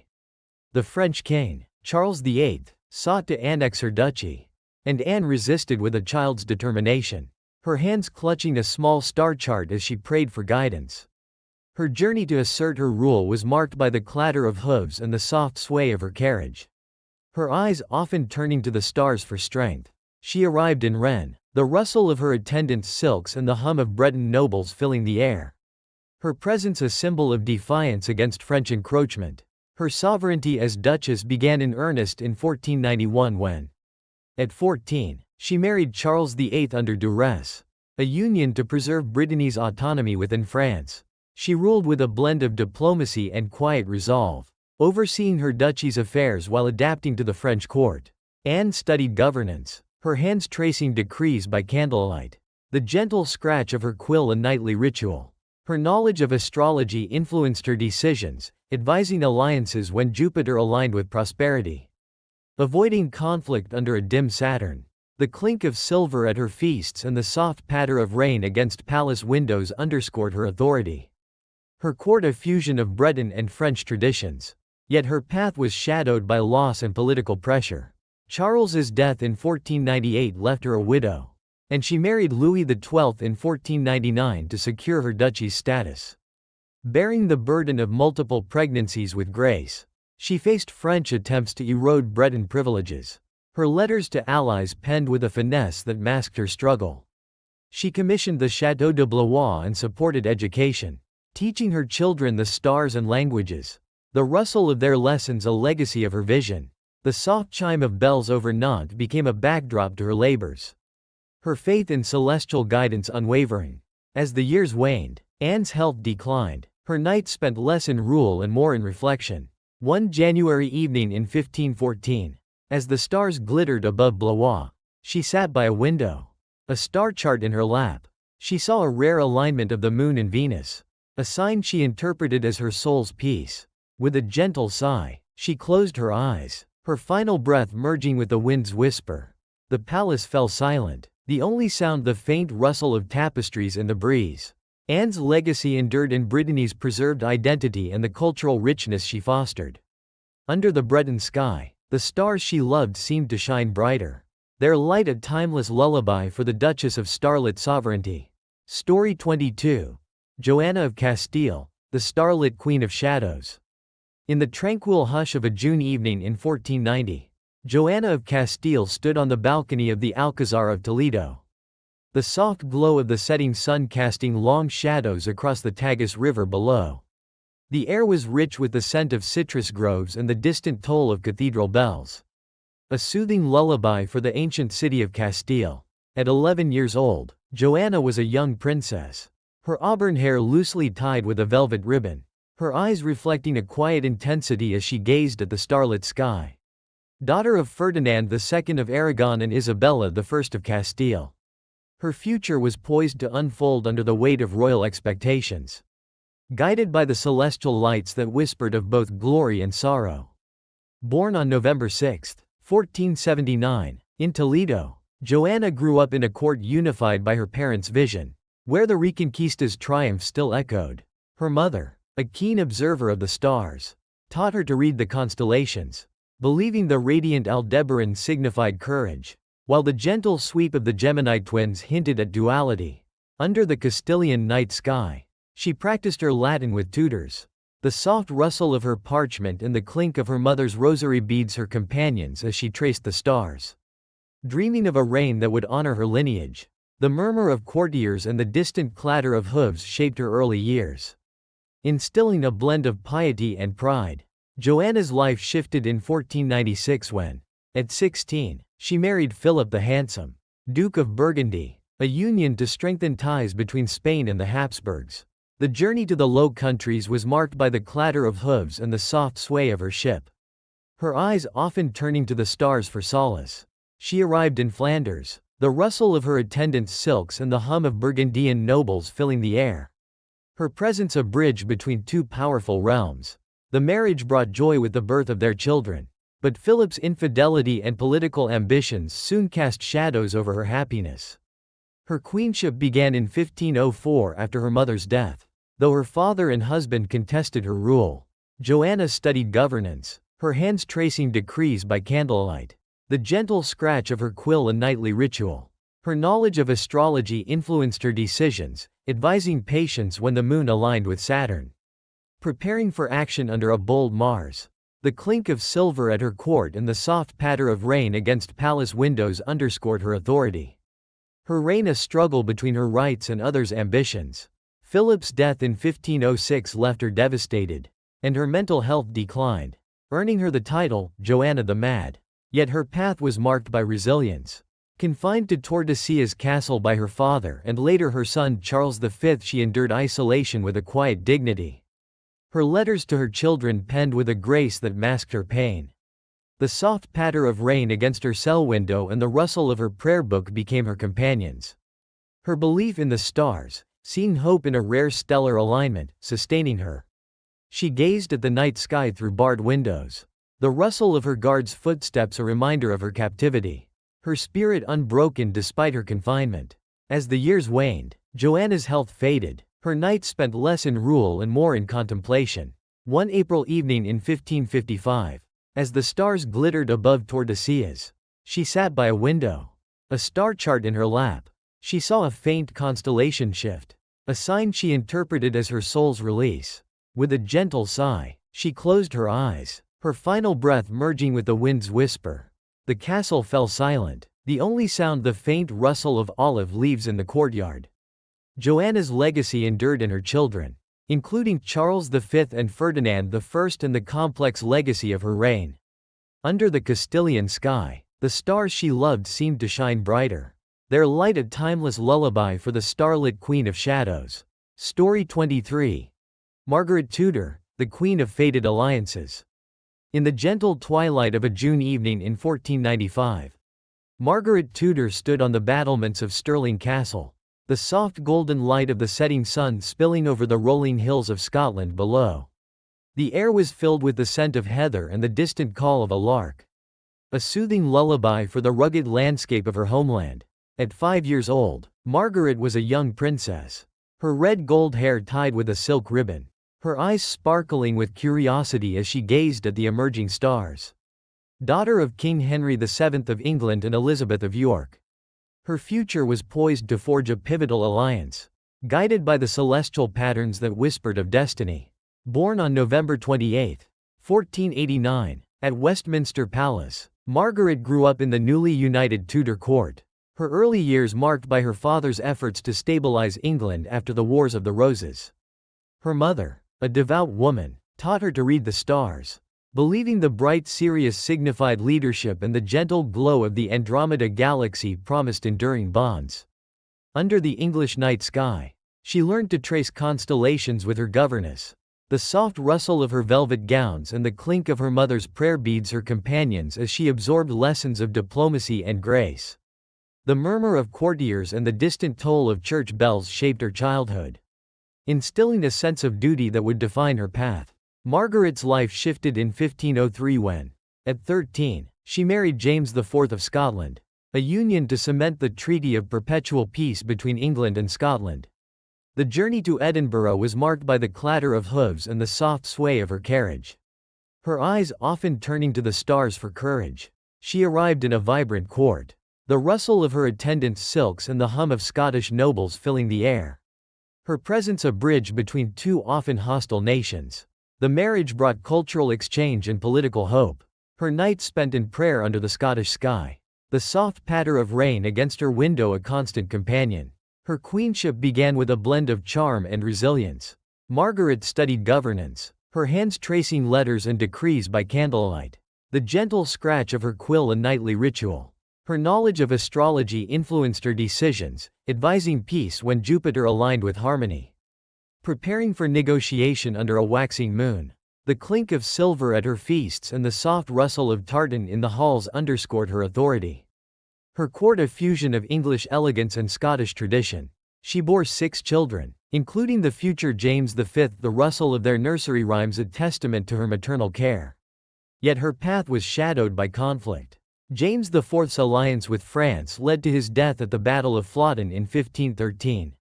Leaving Margaret a widow and regent for their infant son, she faced rebellion from pro-French nobles and the strain of governing a divided Scotland. Her letters to her brother, Henry VIII, penned with a grace that masked her grief.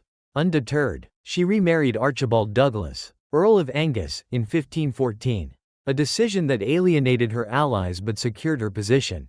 The soft toll of church bells over Edinburgh became a backdrop to her labors. Her faith in the stars, seeing hope in a rare alignment, sustaining her through turmoil. As the years waned, Margaret's health declined, her nights spent less in rule and more in reflection. One October evening in 1541, as the stars glittered above Methven Castle, she sat by a window. A star chart in her lap. She saw a faint constellation shift, a sign she interpreted as her soul's peace. With a gentle sigh, she closed her eyes, her final breath merging with the wind's whisper. The castle fell silent, the only sound the faint rustle of heather in the breeze. Margaret's legacy endured in the Stuart line and the peace she sought. Under the Scottish sky, the stars she loved seemed to shine brighter, their light a timeless lullaby for the Queen of Fated Alliances.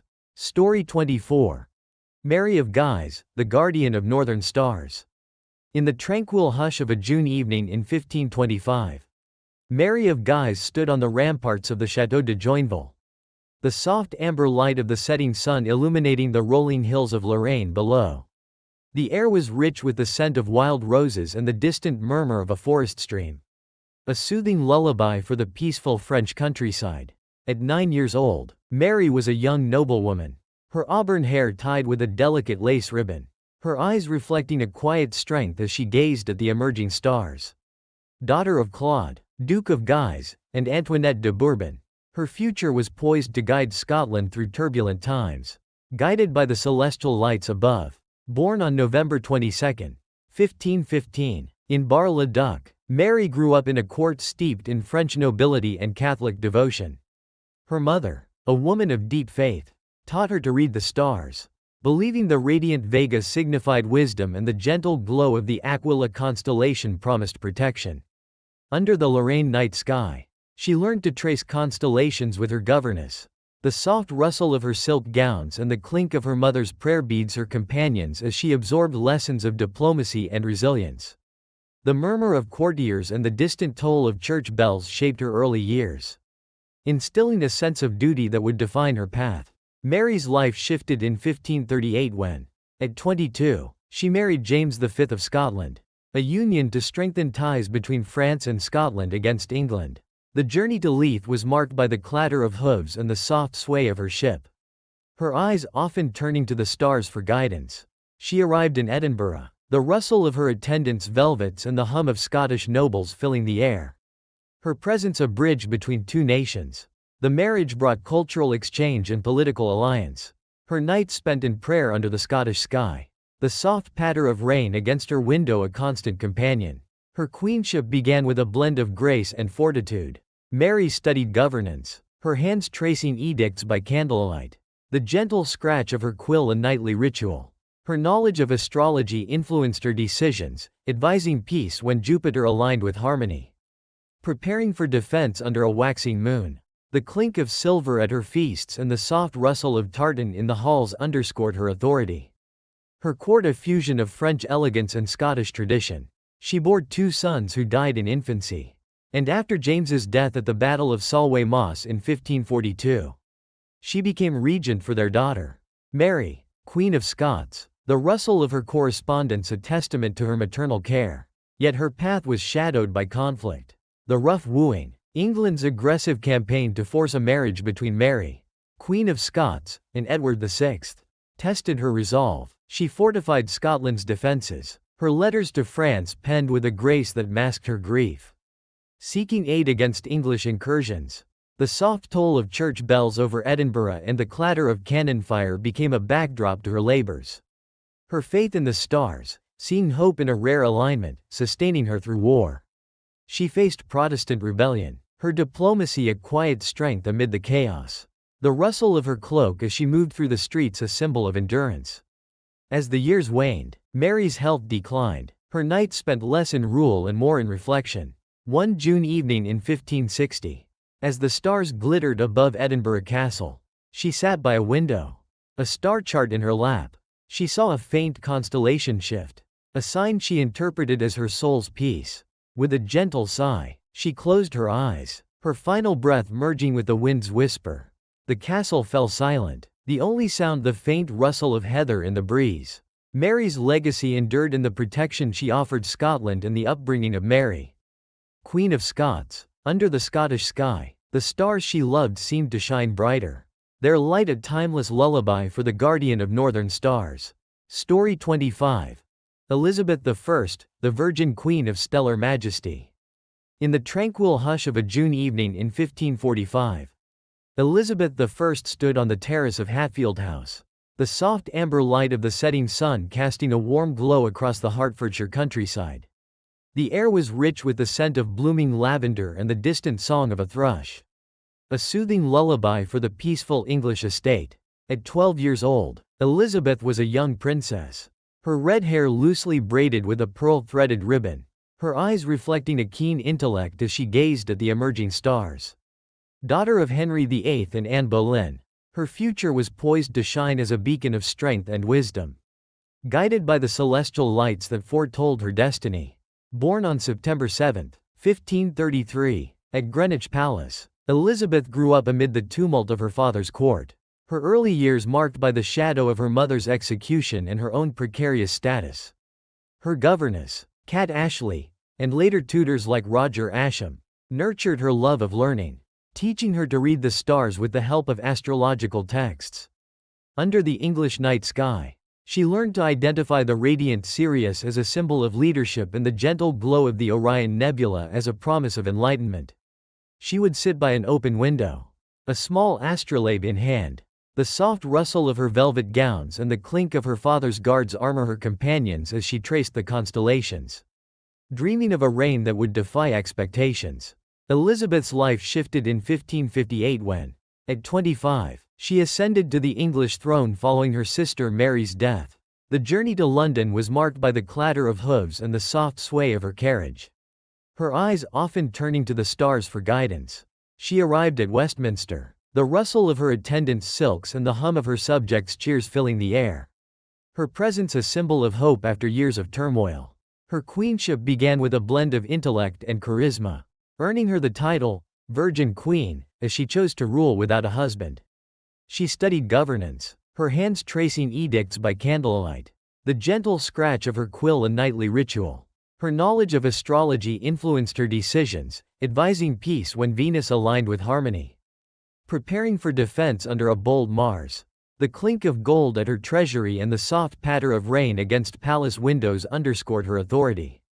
Her court a fusion of Renaissance splendor and English tradition. She navigated the Spanish Armada in 1588, her resolve shining as she rallied her troops at Tilbury. The rustle of her speech a testament to her courage, believing the stars foretold her victory under a waxing moon.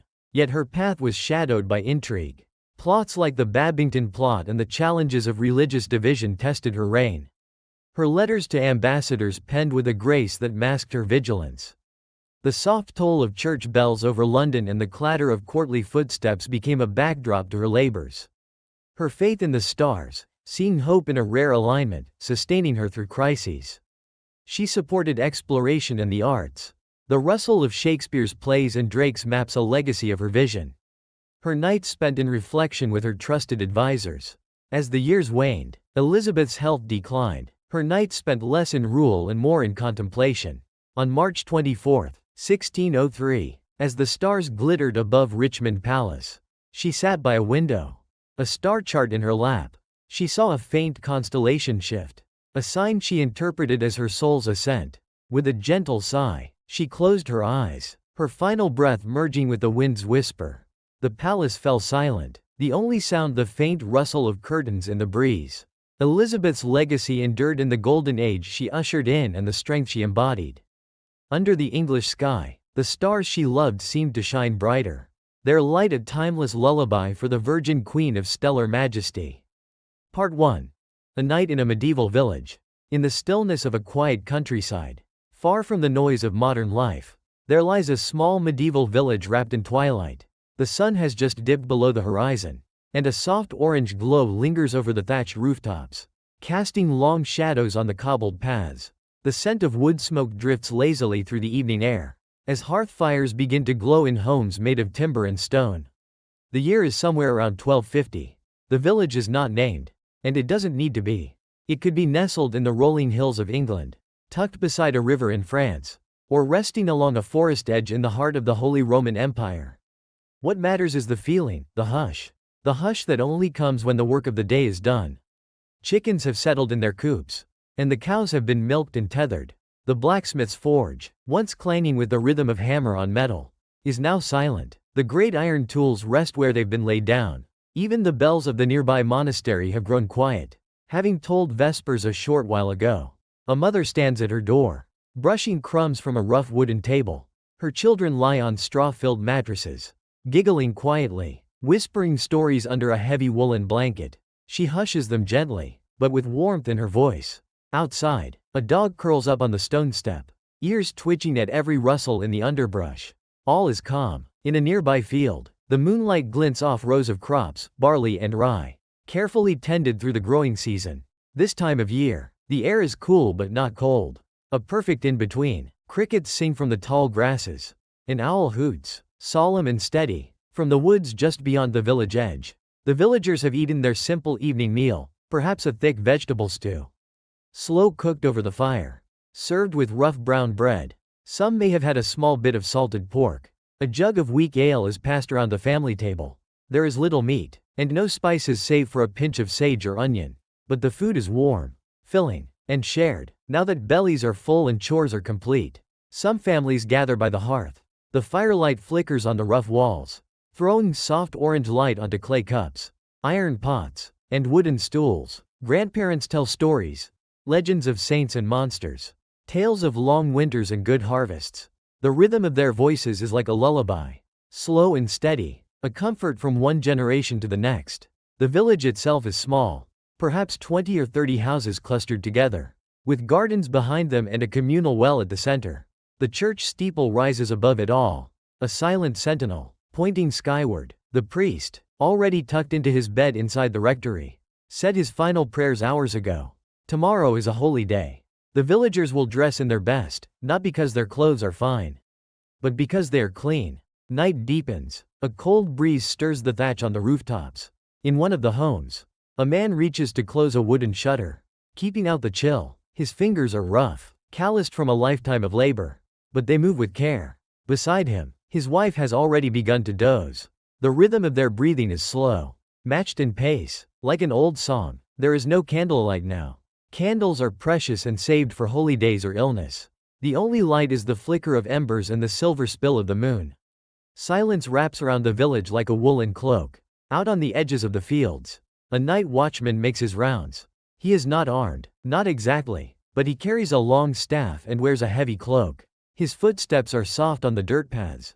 He listens for wolves, or for travelers who've lost their way. But tonight, there is nothing, only the sound of the river beyond the ridge, gurgling quietly in the dark. In the distance, past the fields and the woods, lies a manor house, not grand, but larger than the village homes.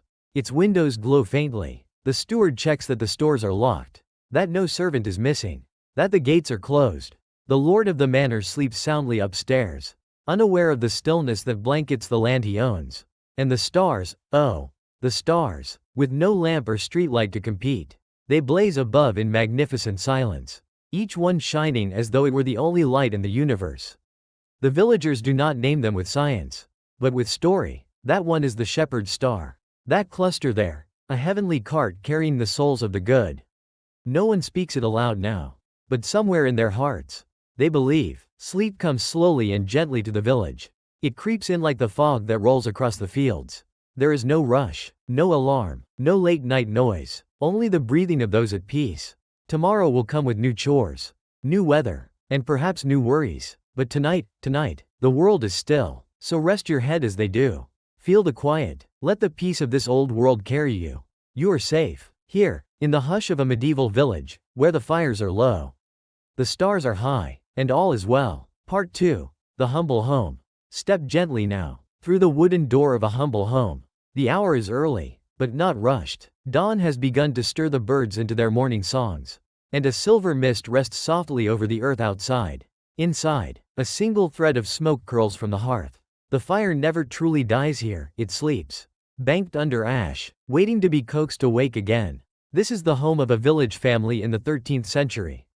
It is small, but not barren. The walls are made of wattle and daub, a lattice of woven wood coated with a mixture of mud and straw.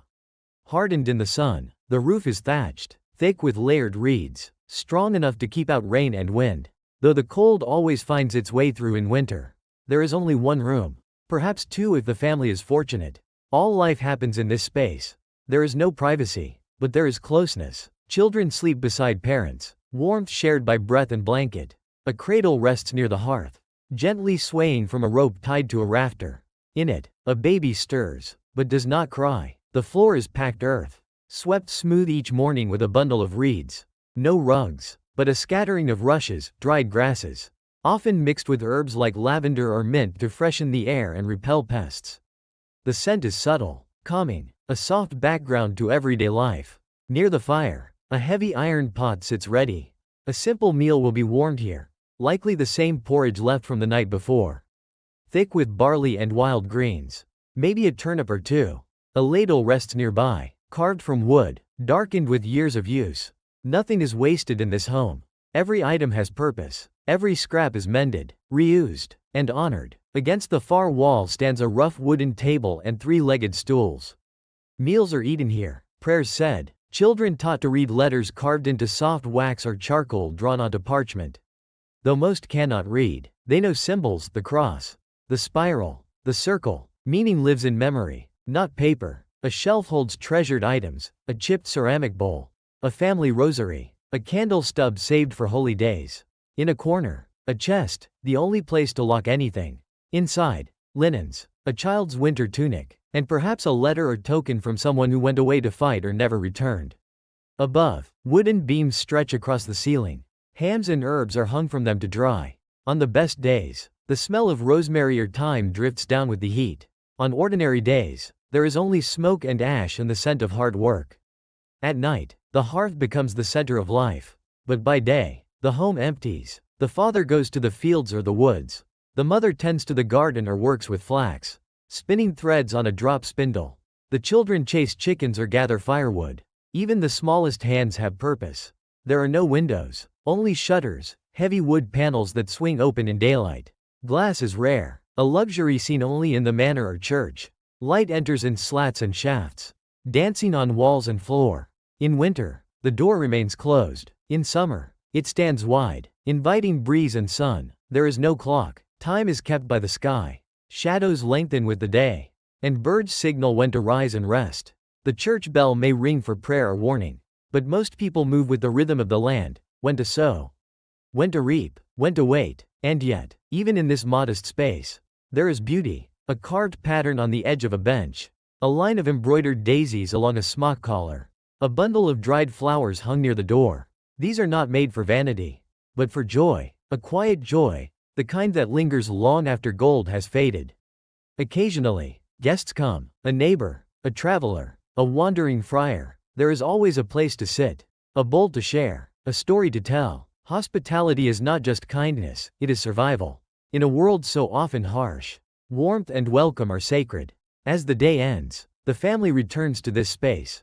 The fire is stirred, bread is broken, songs may be sung, soft and slow, passed down for generations. Then, one by one, the candles are snuffed, and the night begins again. The home grows quiet, shadows stretch and soften. The sound of breathing fills the room, steady, calm, familiar. Tomorrow, the same walls will echo with new footsteps, new stories, new dreams. But for now, let us sit by the hearth. Let the stillness settle over us. There is no rush, no noise, only the comfort of a space built by hands, worn by time, and filled with love. Rest, now, in this humble home. Part 3. From dawn to dusk. The rooster crows once, then again, a slow, measured call that pulls the village from its dreams.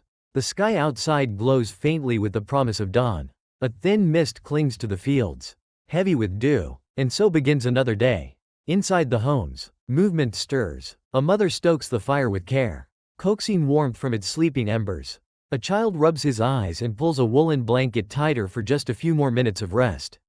But soon, the rhythm of daily life begins again, not hurried, but inevitable. There are no alarms, no schedules printed on paper. Time is kept by habit and instinct. The rising of the sun, the scent of baking bread, the sound of distant church bells. In a humble cottage, a wooden ladle stirs the morning porridge. Oats and barley, sometimes sweetened with honey or dried fruit if fortune allows. Children eat quickly before slipping out to their tasks. A boy carries a pail to the well. A girl gathers eggs still warm from the hen. The father shoulders a worn leather harness. Today, like most days, he'll walk the fields, turning soil, mending fences, checking traps laid near the edge of the woods.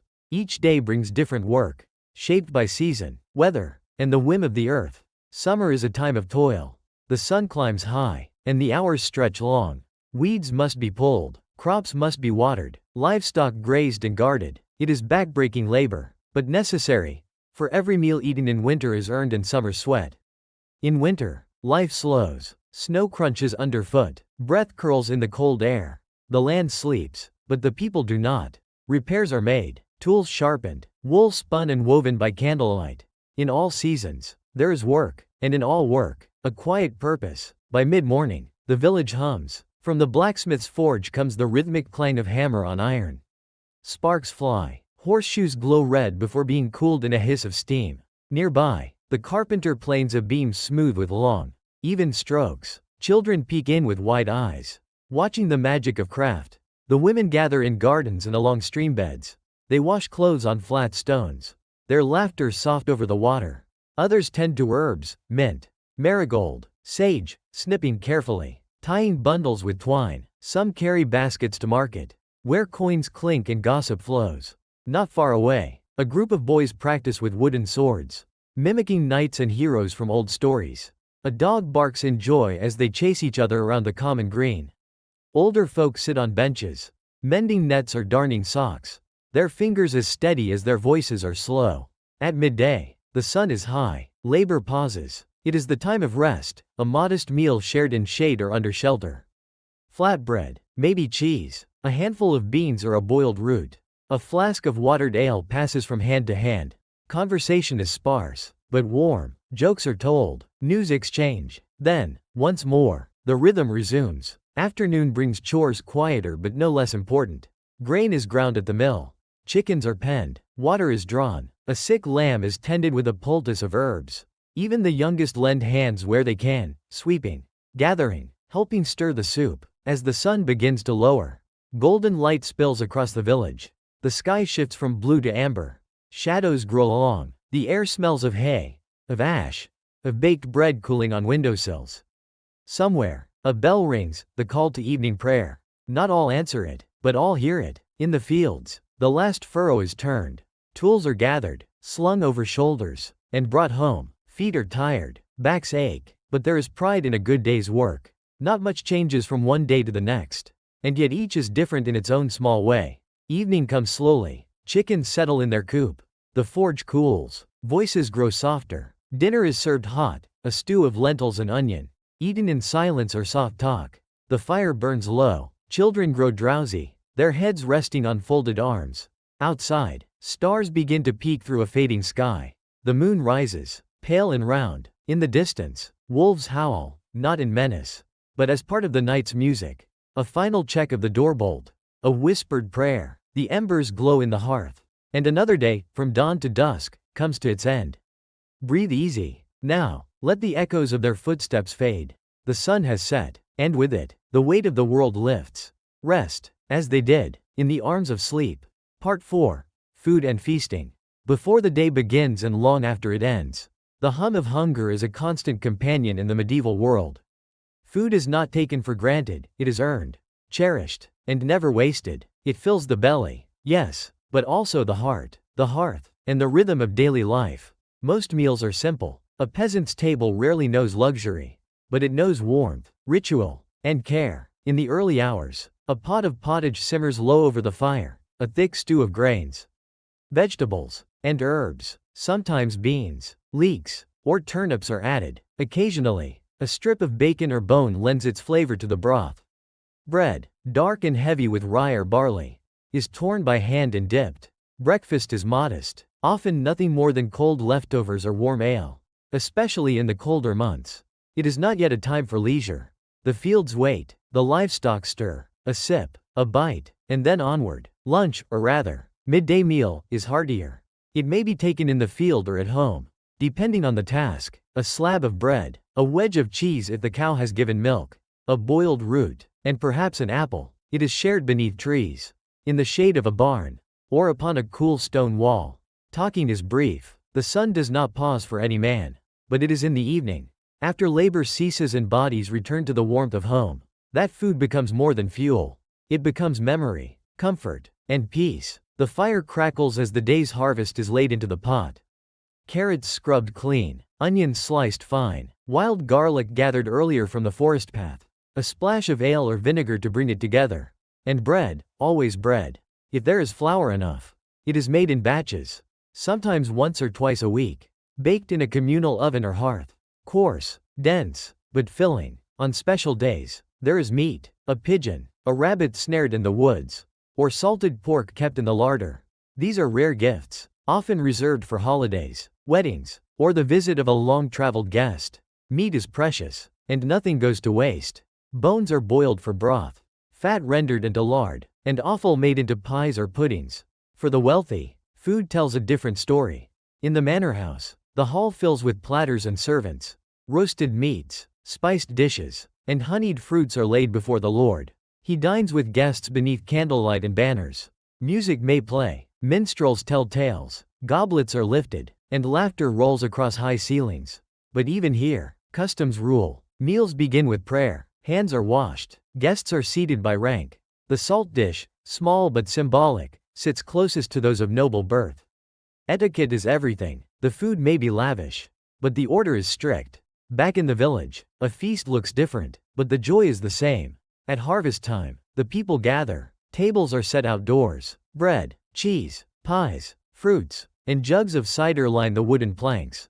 Children run barefoot across the green. Musicians tap tambourines and hum familiar tunes. Neighbors bring what they can, a goose, a jar of pickled cabbage, a bowl of berries. No one goes without. During Yule, the homes smell of cloves and smoke. Evergreen branches hang above doorways. A boar's head might be roasted if the hunt has gone well. Cakes, made with dried fruit and honey, are saved and savored. Stories are told by firelight. Laughter echoes down the frost-covered paths. Even Lent, a time of fasting, brings its own rituals. Fish replaces meat. Meals grow simpler, but the sense of community deepens. People give, share, and sacrifice. The hunger is real, but so is the hope that Easter will come with warmth and abundance. Many dishes we know today began in these kitchens. Stews thick with barley, pies filled with meat or sweetened with apples, flatbreads baked on stones. These recipes are not written, but remembered, passed down by hand, by heart, from mother to daughter, and grandmother to granddaughter. Drinks, too, follow the seasons. Weak ale and cider for daily use, safer than water in many places. Milk, when the cow permits. Herbal infusions made from mint, chamomile, or nettle. Mead or wine for celebration, if the means allow. The poor drink what they make. The rich drink what they import. And what of dessert? In most homes, sweetness is a luxury. Honey is rare. Sugar, rarer still. A baked apple with cinnamon is a delight. A bit of jam, a wonder. But even the simplest treats, a plum in summer, a dried fig in winter, are savored slowly, as though time itself should stretch to meet them. As the meal ends, gratitude is shared, sometimes aloud, in a prayer, sometimes in silence, through glances and gestures. Bowls are wiped clean, crumbs swept, leftovers tucked away for the next day's need. The table is more than wood. It is a place of gathering, of anchoring. Around it, stories unfold, generations grow, and bonds are formed. Whether rich or poor, known or unknown, all souls in the medieval world come home to eat. So as the fire burns low and the night begins its descent, imagine yourself at that table, hands warm from the bowl, heart full, surrounded by the quiet comfort of a life lived close to the earth. Part 5. Clothing the Ages. Imagine the morning light filtering through the shutters of a humble village home. In its soft glow, a young girl pulls a tunic over her head. The fabric is coarse, spun from wool she helped wash and card the previous season. It smells faintly of the lanolin that protected the sheep from the winter's chill.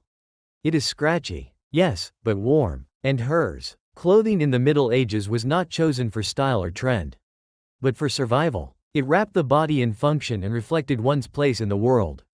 A garment was not just worn, it was lived in. The peasant's wardrobe was simple, often consisting of just a few essential items. For both men and women, the base layer was a linen shift or shirt, soft when freshly made but gradually darkened by use. This layer absorbed sweat and dirt, protecting the heavier outer garments from wear.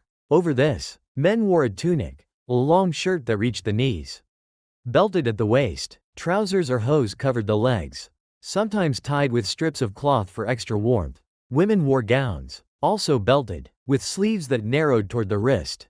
These garments might be dyed in muted browns, grays, or greens, but many were left the natural color of the wool. Shoes were made of leather, simple and often handmade. Some had no soles, just leather wrapped and stitched to the foot. In winter, straw or wool was stuffed inside for warmth. There were no laces or buckles, only strips of hide tied in knots, replaced as they wore down. Head coverings were nearly universal. Women often wore linen veils or wimples.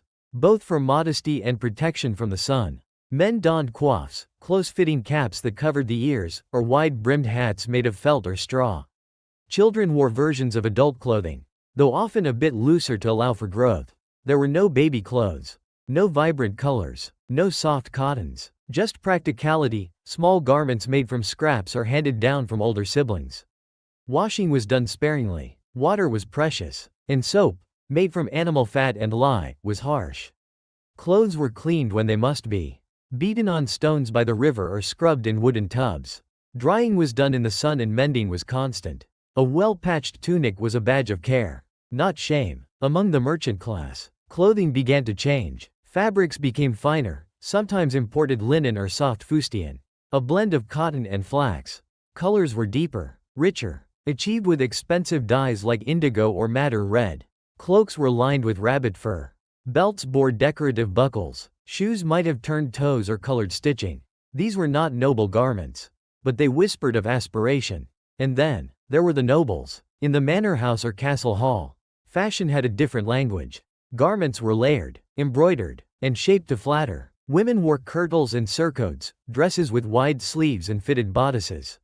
Men wore tunics trimmed in silk, hose dyed vivid blue or crimson, and cloaks clasped with polished brooches. A nobleman might wear a coat hardie, a close-fitting tunic with buttons running from throat to hem, worn over a doublet and under a mantle. A noblewoman might have a girdle set with tiny bells, or a headpiece sewn with pearls. These clothes signaled wealth not just through beauty, but through the time they took to make. Sumptuary laws were even passed, rules that dictated who could wear what.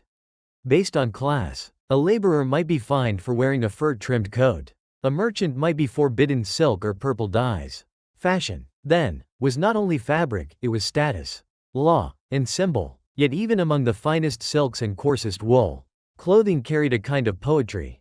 The sleeves of a gown became wings in dance. A belt passed from lover to knight became a token of devotion. A hood raised in mourning, a veil lowered in prayer. These were gestures as old as time. For festivals and feast days, villagers wore their best, a tunic washed thrice, a smock newly dyed, garland crowns made from fresh flowers, a borrowed brooch or ribbon saved for years. On these days, the line between class and cloth blurred, all dressed in celebration, not of wealth, but of life. In the cold months, cloaks were vital, made of wool, sometimes layered, fastened at the shoulder or throat. They draped like blankets, shielding the body from wind and rain. Mittens might be knit or sewn from scraps. Hoods were long and pointed, catching snow like falling leaves. Tailors and seamstresses were found in towns and abbeys. Some were guild-trained, crafting doublets or mantles for patrons. Others stitched quietly at home, hemming with patience, mending with love. Every garment, no matter how humble, bore the hand of its maker. And when a piece could no longer be patched, it was cut down, made into hose, rags, or bandages. Nothing was wasted. A life's work was worn thread by thread. As you drift now toward sleep, imagine the feel of wool beneath your hands, the soft whisper of linen, the faint scent of smoke that clings to a well-worn tunic. These were not costumes. They were armor against the world, woven with hope, warmth, and memory. So close your eyes, and wrap yourself in the quiet beauty of centuries past. The fire is low, the cloak is warm, and you are safe. Part 6. Craftsmen and Guilds. At the edge of the village, just past the stone well and under the slanted roof of a timber-framed workshop, a hammer strikes iron, not with forceful violence, but with rhythm, measured, precise. It is still early. The light has only begun to spill through the high windows. Soft and golden, this is the blacksmith's world. And his, like many in the medieval town or village, is a world of craft. The Middle Ages were not only a time of war or faith or famine. They were also a time of work, of hands shaping wood, iron, cloth, and clay into the tools and treasures of everyday life. Behind each object was a maker. And behind each maker, a story. Inside the forge, the smith moves with practiced ease. He knows his fire like a friend, how to feed it, stoke it, temper it. A horseshoe glows red, then orange, then white hot as he lifts it with tongs and hammers it into shape. Sparks rise like fireflies. Later, the shoe will be cooled in water, the hiss rising into the air like a sigh. He does not work alone. His son, still a boy, turns the bellows, pushing air into the flames. An apprentice, no older than 15, sweeps iron filings and fetches tools. This is how one learns, by watching, doing, and waiting. Years will pass before the apprentice becomes a journeyman, and longer still before he earns the right to open a forge of his own. Beyond the forge, in another part of the town, the carpenter's shop smells of sawdust and sap. Planks of oak and beech line the walls. Chisels gleam on a bench. A wooden wheel, half carved, lies waiting for spokes. The carpenter shapes wood as though it breathes, coaxing curves and corners from what was once forest. He crafts tables and stools, wheels and doors, cradles for the newborn and coffins for the dead. His hands are strong but gentle, each joint fitted by eye, each nail tapped with care. He works in silence, broken only by birdsong and the slow rhythm of his tools.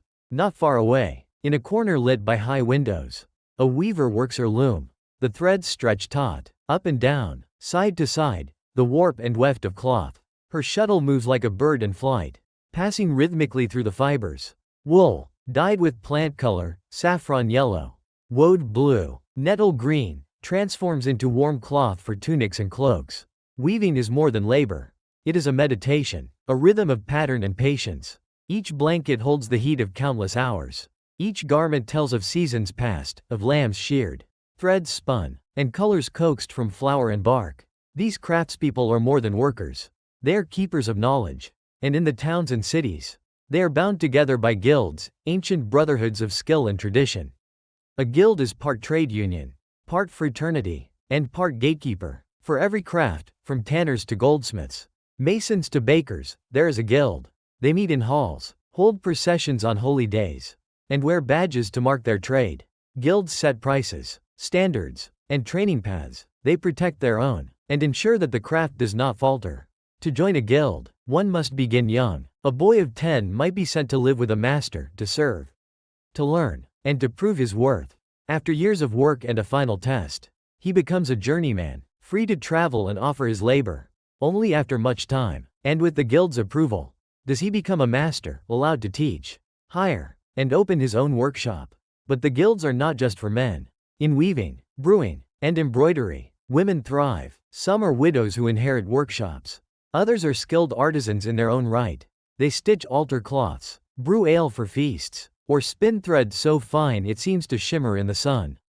Their names may be lost to history, but their hands shaped much of the world. Guilds also care for their own. If a craftsman falls ill, the guild may help. If his child is orphaned, the guild may find a place for them. They are more than organizations, they are communities.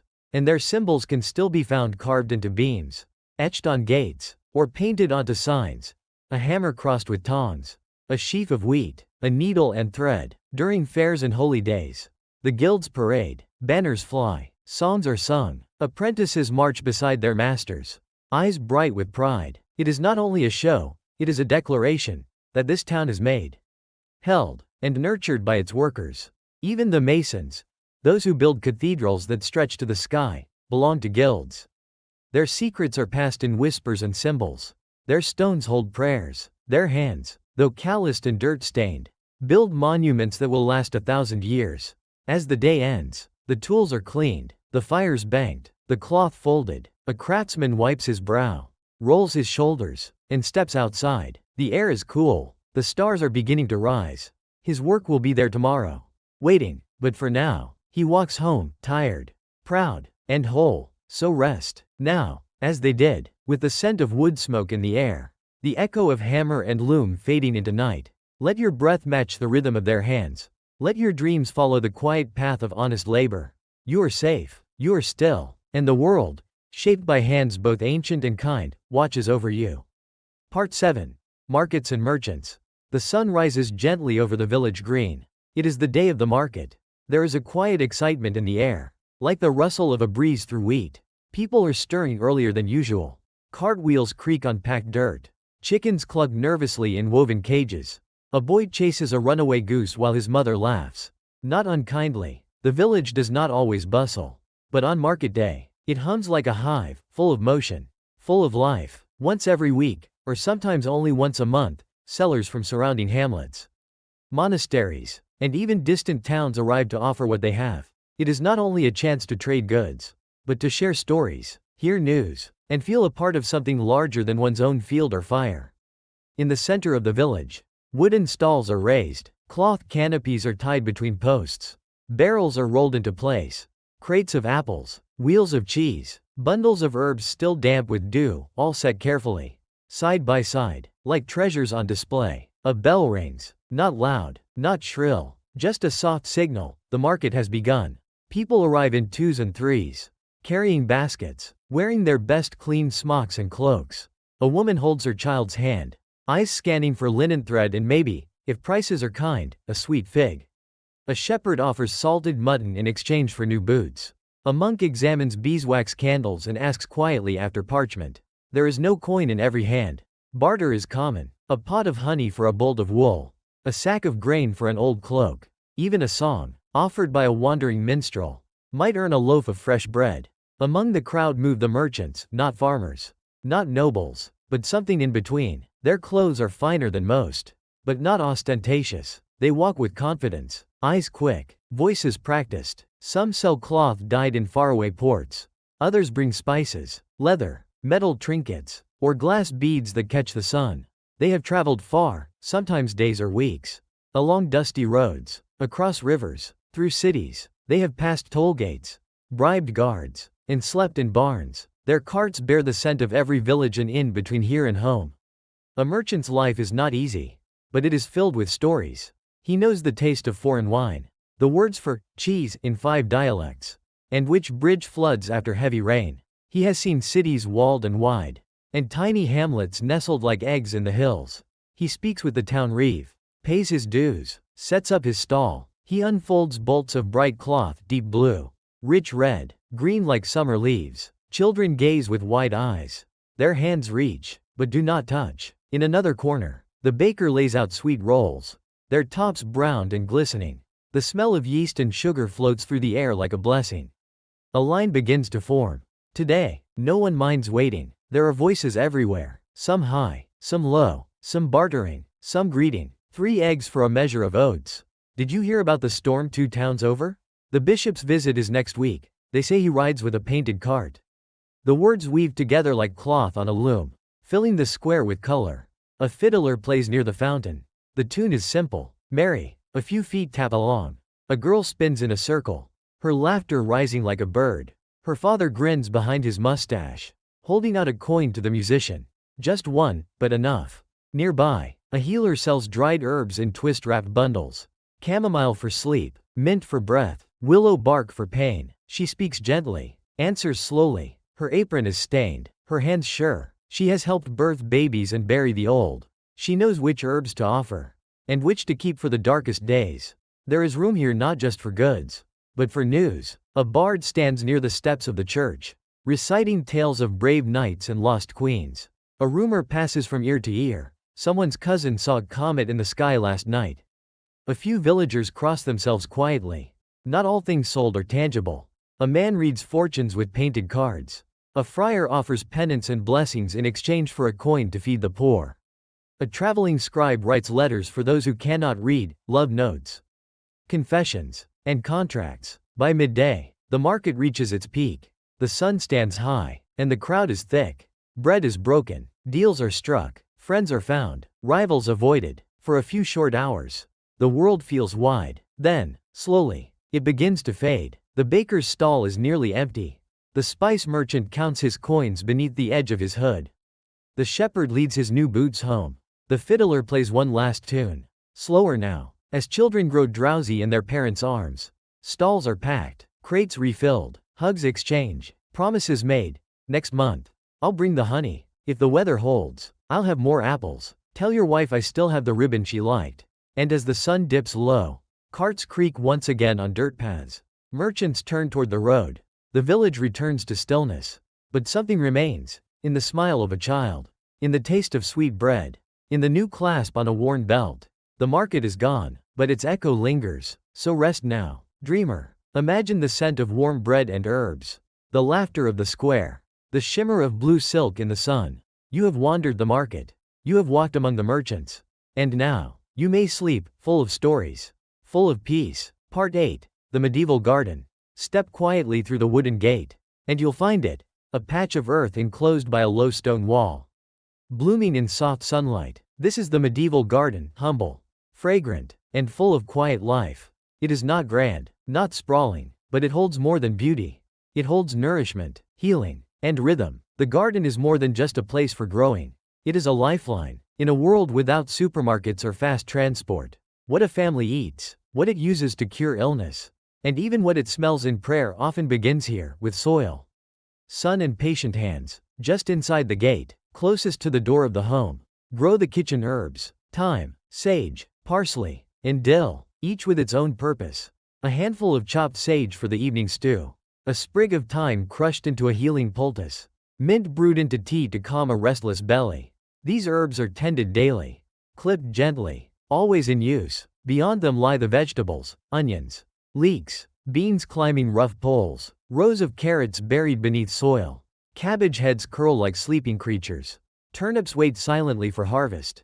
These are hardy plants, chosen not for delicacy, but for endurance. They withstand frost, drought, and the long months of winter storage. Along the garden edge, wildflowers grow, not placed, not planted, but allowed. They draw bees and butterflies, paint the green with color. Their names are old and soft on the tongue: primrose, yarrow, calendula. Some are edible, some are medicinal. All are cherished. In one corner, a small patch is dedicated to medicinal herbs. Here grows valerian for sleep, comfrey for bruises, feverfew for headaches. The plants are watched closely, picked at their peak, dried in bundles hung from beams, stored in clay jars and wrapped in waxed cloth. When someone falls ill, the healer need not travel far. The cure may be only a garden's walk away. There is often a fruit tree nearby. If the space allows, a pear, perhaps, or a plum. In spring, it blossoms in white. In autumn, it offers sweetness. The fruit is gathered carefully, and what isn't eaten fresh is dried, stewed, or preserved in honey. Nothing is wasted. A narrow path of trodden earth winds through the plot. Children run barefoot here, chasing hens that peck at the soil for worms. Their laughter mixes with birdsong and the distant thump of a hoe turning ground. The scent of crushed basil and warm soil hangs in the air like a gentle spell. In monasteries, gardens are more ordered, square, walled, divided by use. There are the hortus, vegetable garden, herbularius, medicine garden, and pomarium, orchard. Monks tend these with quiet reverence. Each plant is logged, studied, prayed over. To tend a garden, they say, is to be close to God. Some noble homes, too, keep pleasure gardens, designed not for use, but for delight. Paths are lined with roses. Fountains babble softly. Benches of carved stone offer rest. Lovers meet here in the evening light. Poets sit and write of longing beneath trellises of ivy and jasmine. These gardens are fewer, rarer, but even they carry the echo of earth's quiet gifts. Yet for most, for the farmer, the tanner's wife, the baker's son, the garden is work and wonder. Seeds are saved each year. Tools are simple: a wooden rake, a rusted spade, a bucket patched with iron. Knees press into soil, backs bend, hands callous, but joy lives in this labor. Each seed carries hope, each sprout is a promise, and each harvest is a prayer answered. Gardening is seasonal. In spring, planting begins: peas, lettuce, onions. In summer, the work is constant: weeding, watering, guarding from pests. In autumn, the gathering: roots dug, leaves dried, baskets filled. And in winter, the garden sleeps beneath snow, dreaming of warmth. Evenings in the garden are quiet. As the sun sets, shadows lengthen across the rows. The earth smells rich and alive. A woman gathers herbs in a basket, brushing dirt from each stem. A child carries a cabbage cradled like a doll. A cat winds through the tall grass, chasing something only it can see. Sometimes, neighbors share cuttings, a rare herb passed from hand to hand. This one helps with cough. That one keeps away flies. These are not secrets, but gifts, pieces of memory planted and replanted through generations. There is wisdom here, older than books, a knowledge of timing, of care, of patience. You cannot rush a tomato. You cannot demand bloom from a rose before its time.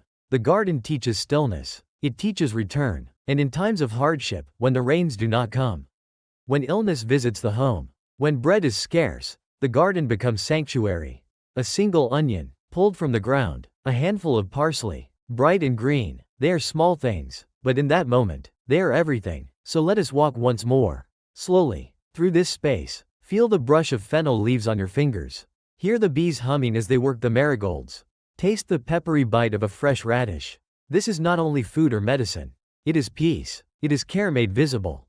It is the old world's quiet gift. And now, as dusk settles and the gate swings gently closed, rest in the warmth of the day's harvest. Let your breath slow. Let the garden grow in your dreams. Here, among the roots and flowers, you are safe. Part 9. Travel and Roads. The path begins at the edge of the village, where the thatched roofs give way to open fields and the hedgerows grow thick and high. It is not paved, nor straight, but well worn, packed with the footsteps of generations. This is the road of the Middle Ages, a ribbon of dirt, mud, and stone that stretches through forests, meadows, and time. To travel in the medieval world is to step into uncertainty. There are no road signs, no clear maps, no engines to carry you quickly. Travel is slow, measured in days, not hours. Most people never stray more than a few miles from their birthplace. And yet, sometimes, one must go, to trade, to seek work, to marry, to pray. Imagine now, the sound of hooves on earth. A merchant's cart creaks beneath its load of wool and spices. A pilgrim walks barefoot, a wooden staff in hand, his cloak wrapped tight against the wind. A nobleman on horseback rides past, accompanied by 2 guards, the crest on his surcoat fluttering in the breeze. The roads vary, some are wide and clear, remnants of ancient Roman stonework still holding strong. Others are narrow tracks, muddied in rain, carved deep by wagon wheels. In spring, they are slick with water. In winter, they freeze into rutted ice. In all seasons, they are shaped by the land, bending around hills, weaving through valleys, vanishing in fog. Travelers set out at first light. They carry little: a pack with bread and cheese, perhaps a flask of watered wine, a pouch of coins sewn inside their clothes, a cloak for warmth, a knife for protection, a token from home, a carved wooden charm, a mother's ribbon, a saint's image on tin. At every turn, they seek shelter, sometimes a wayside inn, marked by a painted sign, a rooster, a tankard, a star. The inn offers a straw bed, a warm hearth, a bowl of stew if coin permits. The stable holds the horse. The stable boy asks no questions. He's heard every tale. But inns are rare. More often, travelers sleep in barns, under trees, or inside chapels. Monasteries sometimes offer rest for the poor or the pious. Pilgrims are welcomed, their scallop shells and walking staffs identifying them as seekers on a holy road. Dangers exist, of course. Bandits in the woods, wolves on lonely paths. A broken wheel or injured ankle can spell disaster miles from help. Travelers walk in pairs, in groups when they can. They share news, bread, and fire. Strangers on the road become companions, for an hour, a day, or the length of a journey. But not all is hardship. On a clear morning, with the sun rising golden over the fields, travel becomes something else entirely, a moving prayer. The rhythm of footsteps, the crunch of gravel, the wind through tall grasses, all sing a song older than memory. The traveler sees more than the stay-at-home ever will. Castles on distant hills, wildflowers blooming beside forgotten stones, tiny shrines nestled under trees, candles burned down, offerings left behind. He hears the dialects shift. The songs change. The bread tastes differently in every village. At crossroads, choices must be made. One path leads to market, another to the river crossing, another vanishes into dense forest, rumored to be cursed or blessed, depending on who tells the tale. Some roads lead to cities, grand places of towers and toll gates. To enter, one must pay, declare purpose, sometimes endure inspection. Inside, the crush of people, the clang of smiths, the call of sellers, the ring of cathedral bells. But not all travelers seek cities. Many pass through, restless, their feet still calling them onward. There are also the great pilgrimage routes. To Canterbury, Santiago de Compostela, Rome, even Jerusalem. These paths are walked for faith, for penance, for hope. Along them rise hostels, chapels, guideposts carved in stone. The journey is as sacred as the destination. Some travel by river, flat-bottomed boats drifting with the current, steered by long poles. Others go by sea, though few trust the ocean's temper. Ships creak and sway, carrying cargo and dreams from one coast to another. But most roads are walked, one step at a time. Even the seasons shape the traveler's tale. In spring, the air is cool, the earth soft. In summer, the dust rises and insects swarm. In autumn, leaves crunch underfoot and smoke curls from chimneys. In winter, The snow hushes every sound. And each mile must be earned. The road is a place of change. A young man leaves home with little, returns with stories and scars. A widow seeks her sister in a far-off town, her heart both heavy and hopeful.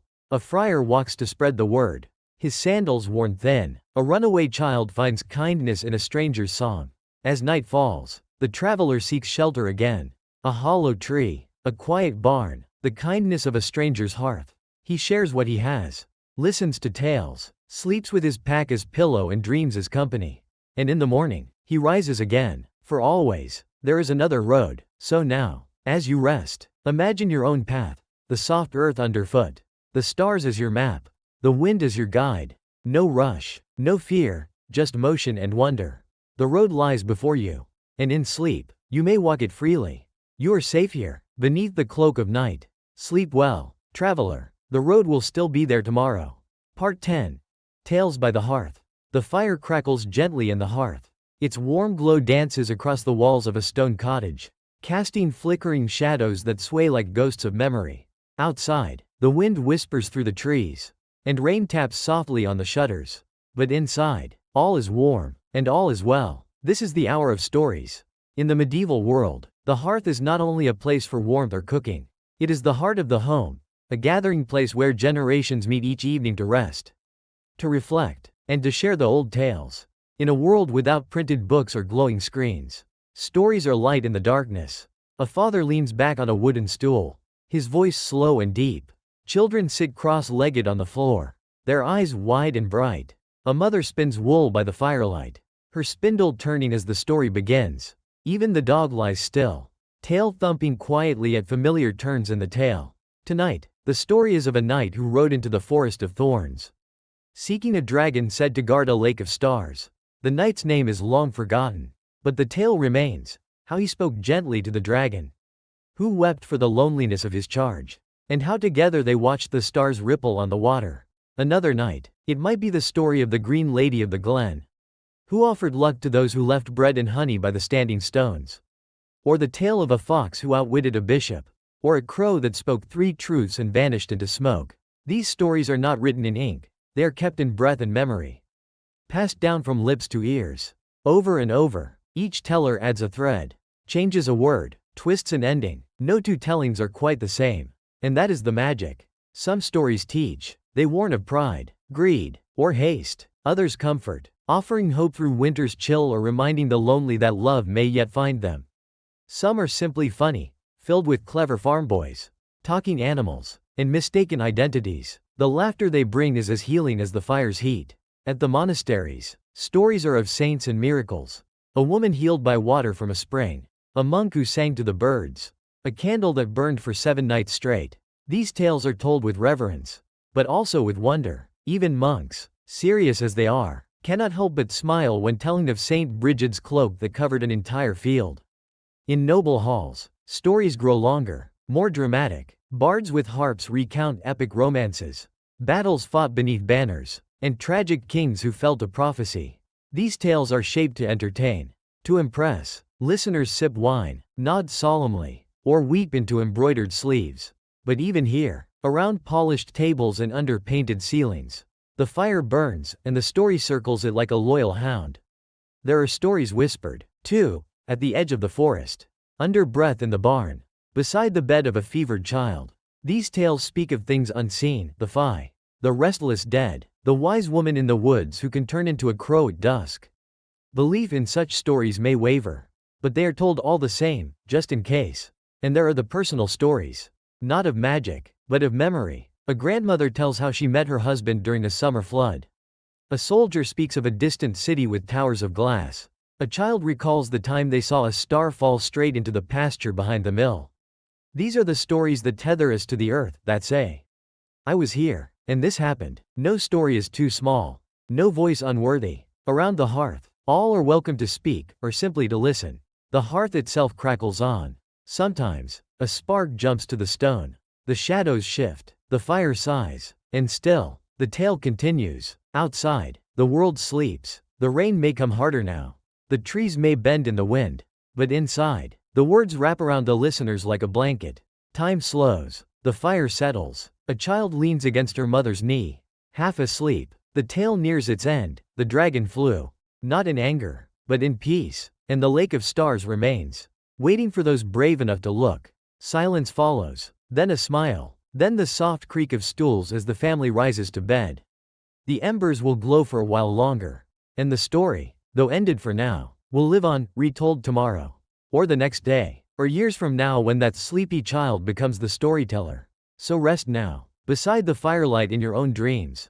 Let the stories walk beside you, gently, kindly. They are your companions in the night. You are safe, you are warm, and somewhere, deep within the quiet of your mind, a dragon flies across a star-lit lake, waiting for you. Part 11. Sounds of the village. Before you open your eyes, the sounds tell you where you are. A rooster crows, sharp and proud, somewhere near the edge of the village. Its call pierces the thin morning mist, waking both animals and men. A second rooster answers from farther away. Then, slowly, the village begins to stir. In the medieval world, time is not kept by clocks or chimes, but by the voices of life itself. The village wakes with a rhythm older than bells. You hear the creak of wooden shutters, opening to let in the pale dawn, the low thump of bare feet on packed dirt floors, the muffled crackle of a fire being coaxed to life, breath and ember meeting in the hearth's glow. A pot shifts, a ladle stirs. Outside, a cow moos, long, low, and content. A goat bleats in answer. The clang of a pail being placed under a teat. A soft voice hums a morning song. Just above a whisper, as a girl milks by the barn. Chickens flap and fuss. A door opens with a wooden groan. The smith walks past, yawning, his apron folded over one shoulder. His boots crunch on gravel. A dog barks once, then settles again by the forge. And then, the hammer begins. Clang, pause, clang, pause. The village blacksmith is awake. His hammer sings on iron, slow at first, then building. It is a song of labor, and every villager knows its tune. It says the day has truly begun. Somewhere, a bell rings, a small church bell, pulled by hand. It marks the hour for prayer or perhaps for mass. Its sound floats through the village like smoke, soft and round. No one hurries, but some turn their steps toward the chapel. From the garden behind a cottage comes the snap of bean pods, the rustle of leaves, and the soft rhythm of weeding. Children giggle as they chase a runaway chicken. A woman calls after them, her voice half stern, half laughing. A wheel turns, the cartwright testing his work. It creaks, then spins smooth. Hooves clip against stone as a donkey is led past, its bridle jingling softly. A tanner nearby pours water into a trough, the splash echoing between timber walls. In the distance, a river murmurs. It runs always, weaving past mill and meadow. If you listen closely, you can hear the mill wheel turning, groaning under its load, grinding grain with a steady grumble. The water slaps and spins, a rhythm in its own right. Afternoon brings its own chorus. The buzz of flies near the butcher's shed, the snap of laundry on a line in the breeze. A lute played lazily by a resting boy beneath a tree. The call of traders, offering apples, thread, salt. Birds chirp high in the rafters. Pigeons coo from the rooftops. Wind rustles through trees at the village edge. Now and then, a distant voice calls a name, a child late for chores, a husband late for supper. The evening sounds soften. Tools are put away, the clack of a rake against a wall, the thud of a spade dropped by the door. A bucket is drawn from the well, water splashing into a wooden barrel. The wind carries the smell of stew, and with it, the clatter of bowls being set on the table. Cows return to the barn. Chickens are counted and penned. The gate latches shut with a familiar click. A final bleat, a final bark, then all grows quiet. Night falls gently, and the sounds change once more. The fire crackles again. A child's soft cough, a lullaby hummed beneath a thick wool blanket. The pages of a book turn in the priest's home, parchment brushing parchment. A cat purrs at someone's feet. And far off, in the woods beyond the fields, an owl hoots. Its call echoes, lonely and low, then silence, but it is not empty. The silence is full of rest, of peace, of breath. Even in the quietest hour, the village is not still. There is the soft sigh of someone dreaming, the shift of straw in a mattress, the faint drip of water from the eaves, and the fire, always the fire, breathing its slow, red rhythm. These are the sounds of the medieval village, not harsh, not sharp, but woven together like threads in a tapestry. They tell the story of a life close to the land, close to each other, and close to the heart of the world. So now, close your eyes. Let the distant bell fade. Let the blacksmith's hammer fall silent. Let the dog settle, the fire whisper, and the owl sing its lullaby once more. You're there, you're home, and in the hush between sounds, sleep finds you. Part 12. The seasons turn. The wheel of time turns slowly, steadily, not in years or centuries, but in seasons. In the medieval village, time is not kept in numbers. There are no calendars on the wall, no digital clocks blinking in the dark. The people here know time by the feel of the soil, the smell of the air, and the way the sun falls across the fields. They live by the seasons, and the seasons shape their lives. Spring, the time of beginning. The ground softens, the last of the snow melts into the roots.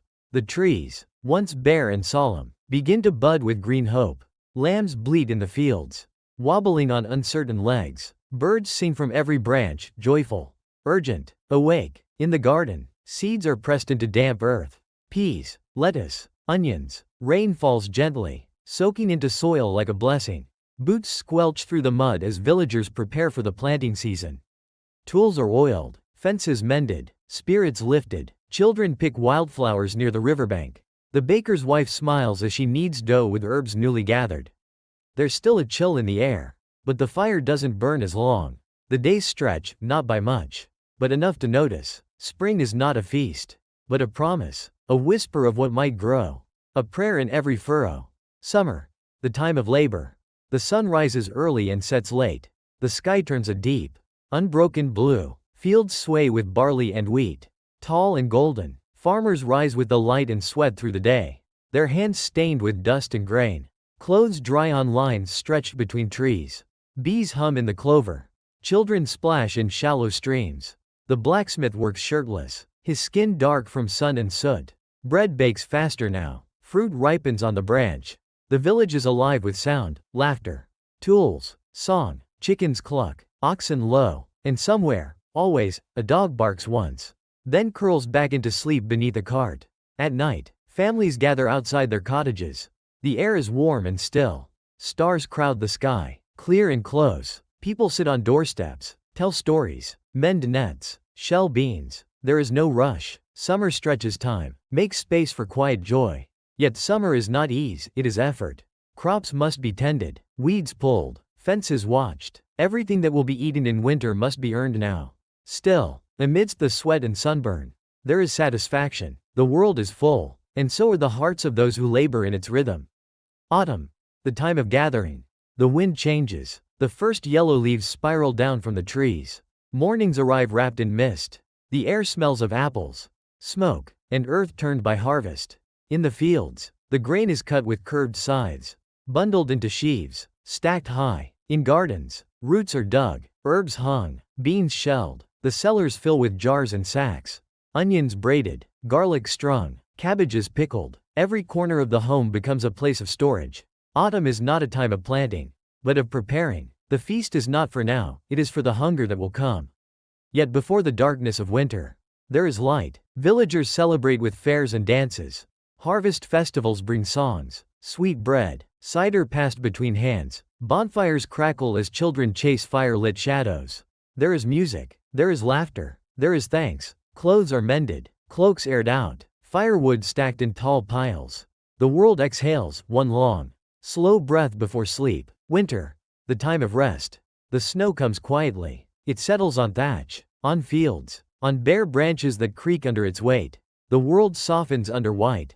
The roads empty. The village stills. A hush falls, deep and complete. The garden is asleep. The soil is frozen. The livestock huddle in barns. Smoke curls steadily from every chimney.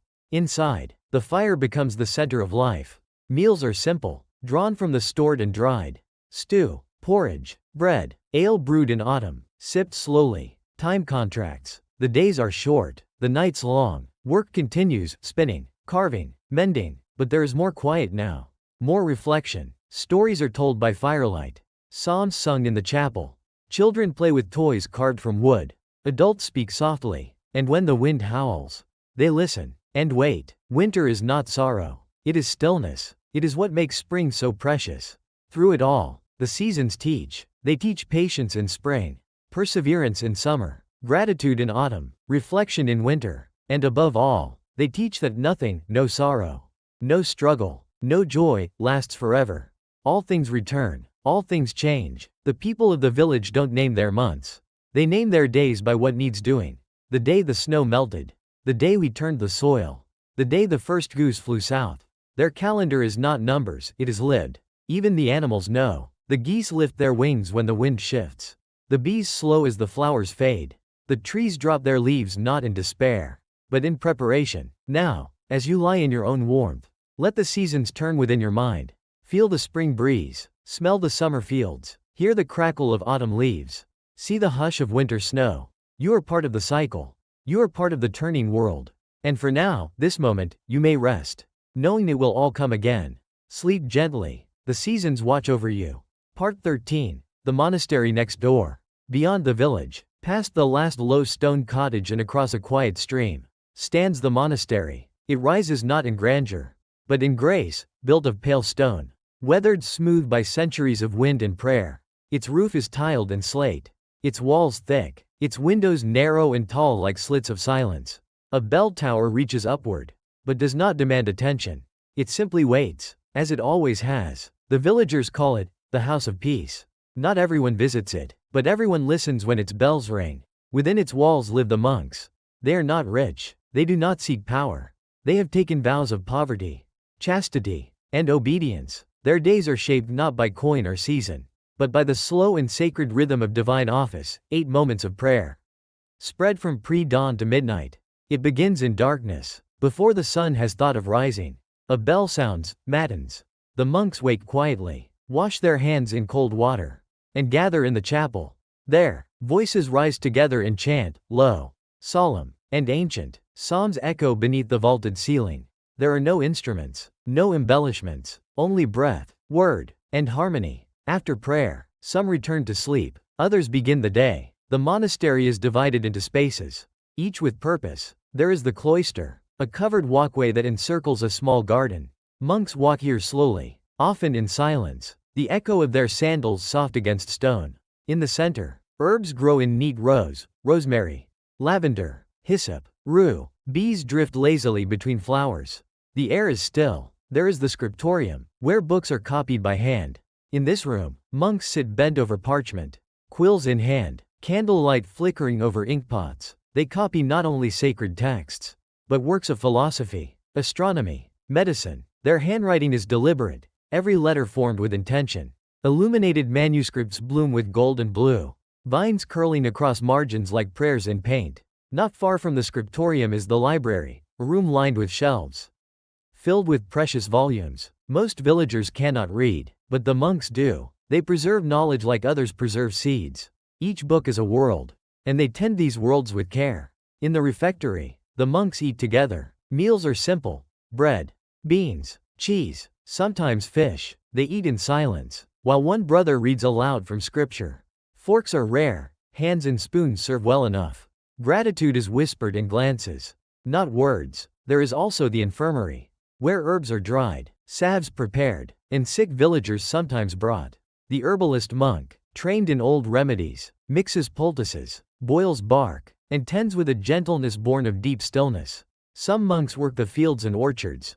Others tend sheep, mend robes, repair stone walls. Labor is part of worship.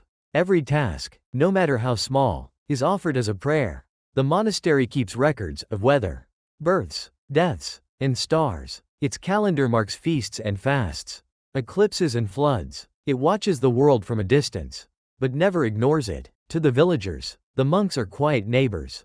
Distant, perhaps, but not unkind. A widow may bring eggs to the gate and leave with a blessing.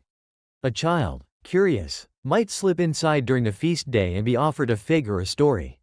When plague comes or famine threatens, it is the monastery that offers bread and shelter first. On high holy days, the village and monastery become one. Bells ring, banners fly, all gather in the chapel for Mass. The candles flicker like stars in the high stone nave. Voices rise as one. The monks live apart, but they are not alone. Each evening, before Compline, they walk the cloister in silence. The sky darkens above them. The garden glows in silver moonlight. Somewhere nearby, an owl calls. A candle flickers in a window. A sigh, a prayer. Then, In the chapel once more. They sing, not loud, not bright, but with the soft certainty of men who have chosen stillness. The chant wraps around the stone like mist. And then they sleep, in narrow beds. In narrow rooms. Their cells hold little, a wooden cross, a book, a straw mattress. But to them, it is enough. To visit the monastery, even in your mind, is to enter a place of gentle quiet. Here, the world slows, the noise fades, breath deepens. There is no need for urgency, no need for defense, only peace, ritual, and the echo of devotion. Let yourself walk now through the cloister. Hear your footsteps on ancient stone. Smell the rosemary. Feel the cool air of the chapel as the last chant fades. You are welcome here. Rest now, in this house of peace. Let the bell tower watch over your dreams. Part 14. The Healing Herbs.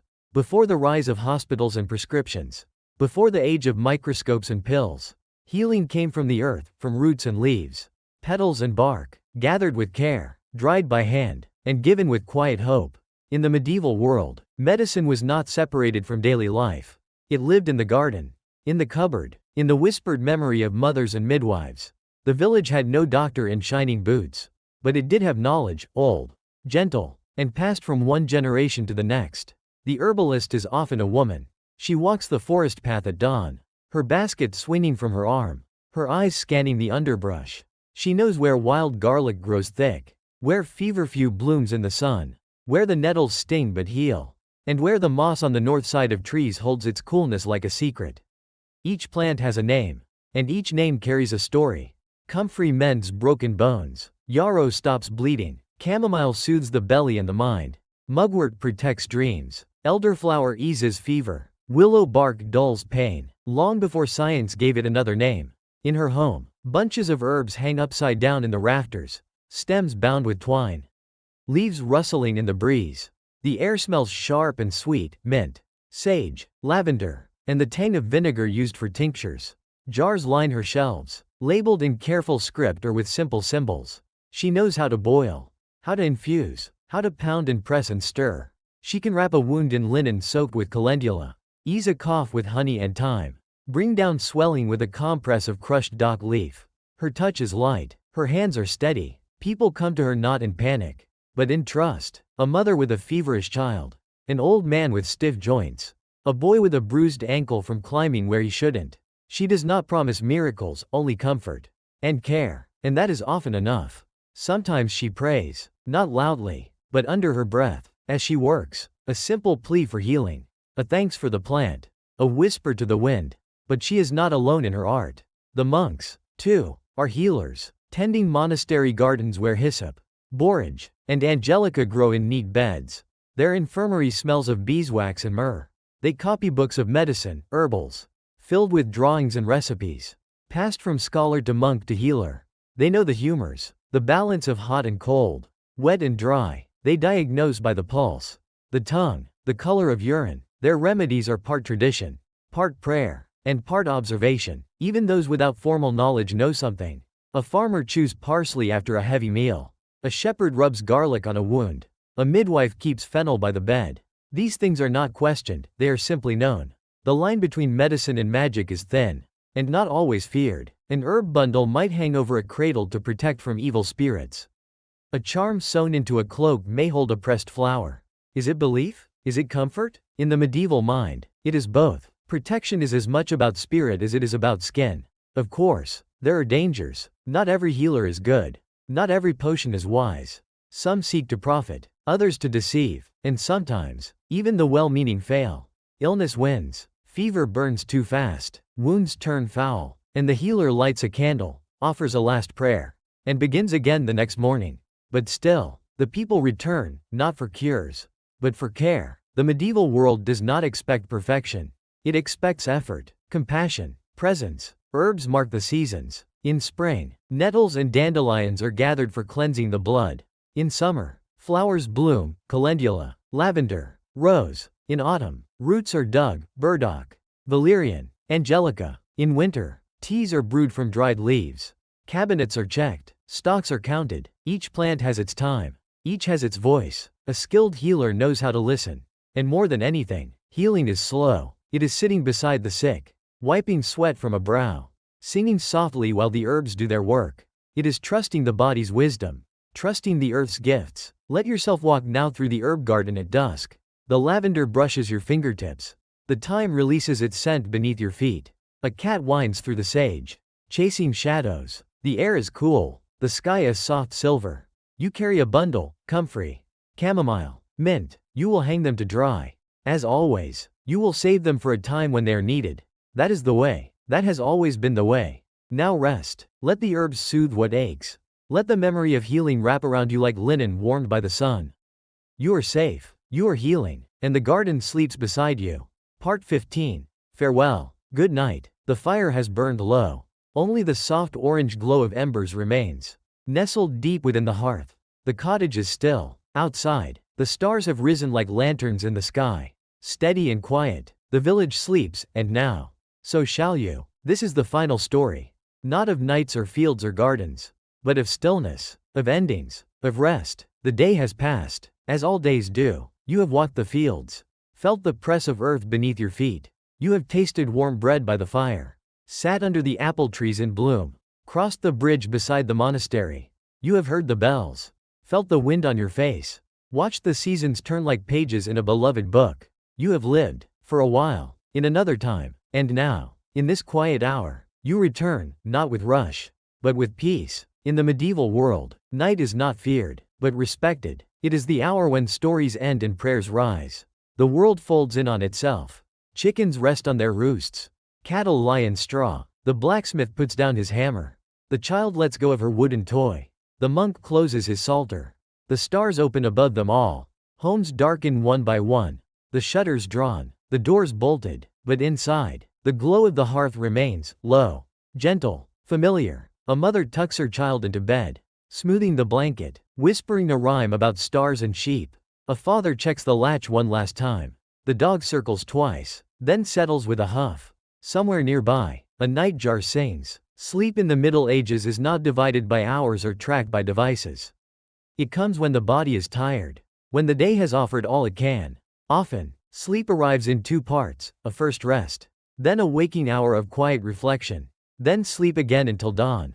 During that waking hour, some pray, some dream, some simply listen to the silence. In that silence, there is comfort, not emptiness but presence. The creak of the rafters in the wind, the sigh of straw settling in the loft, the slow, even breaths of those we love sleeping nearby.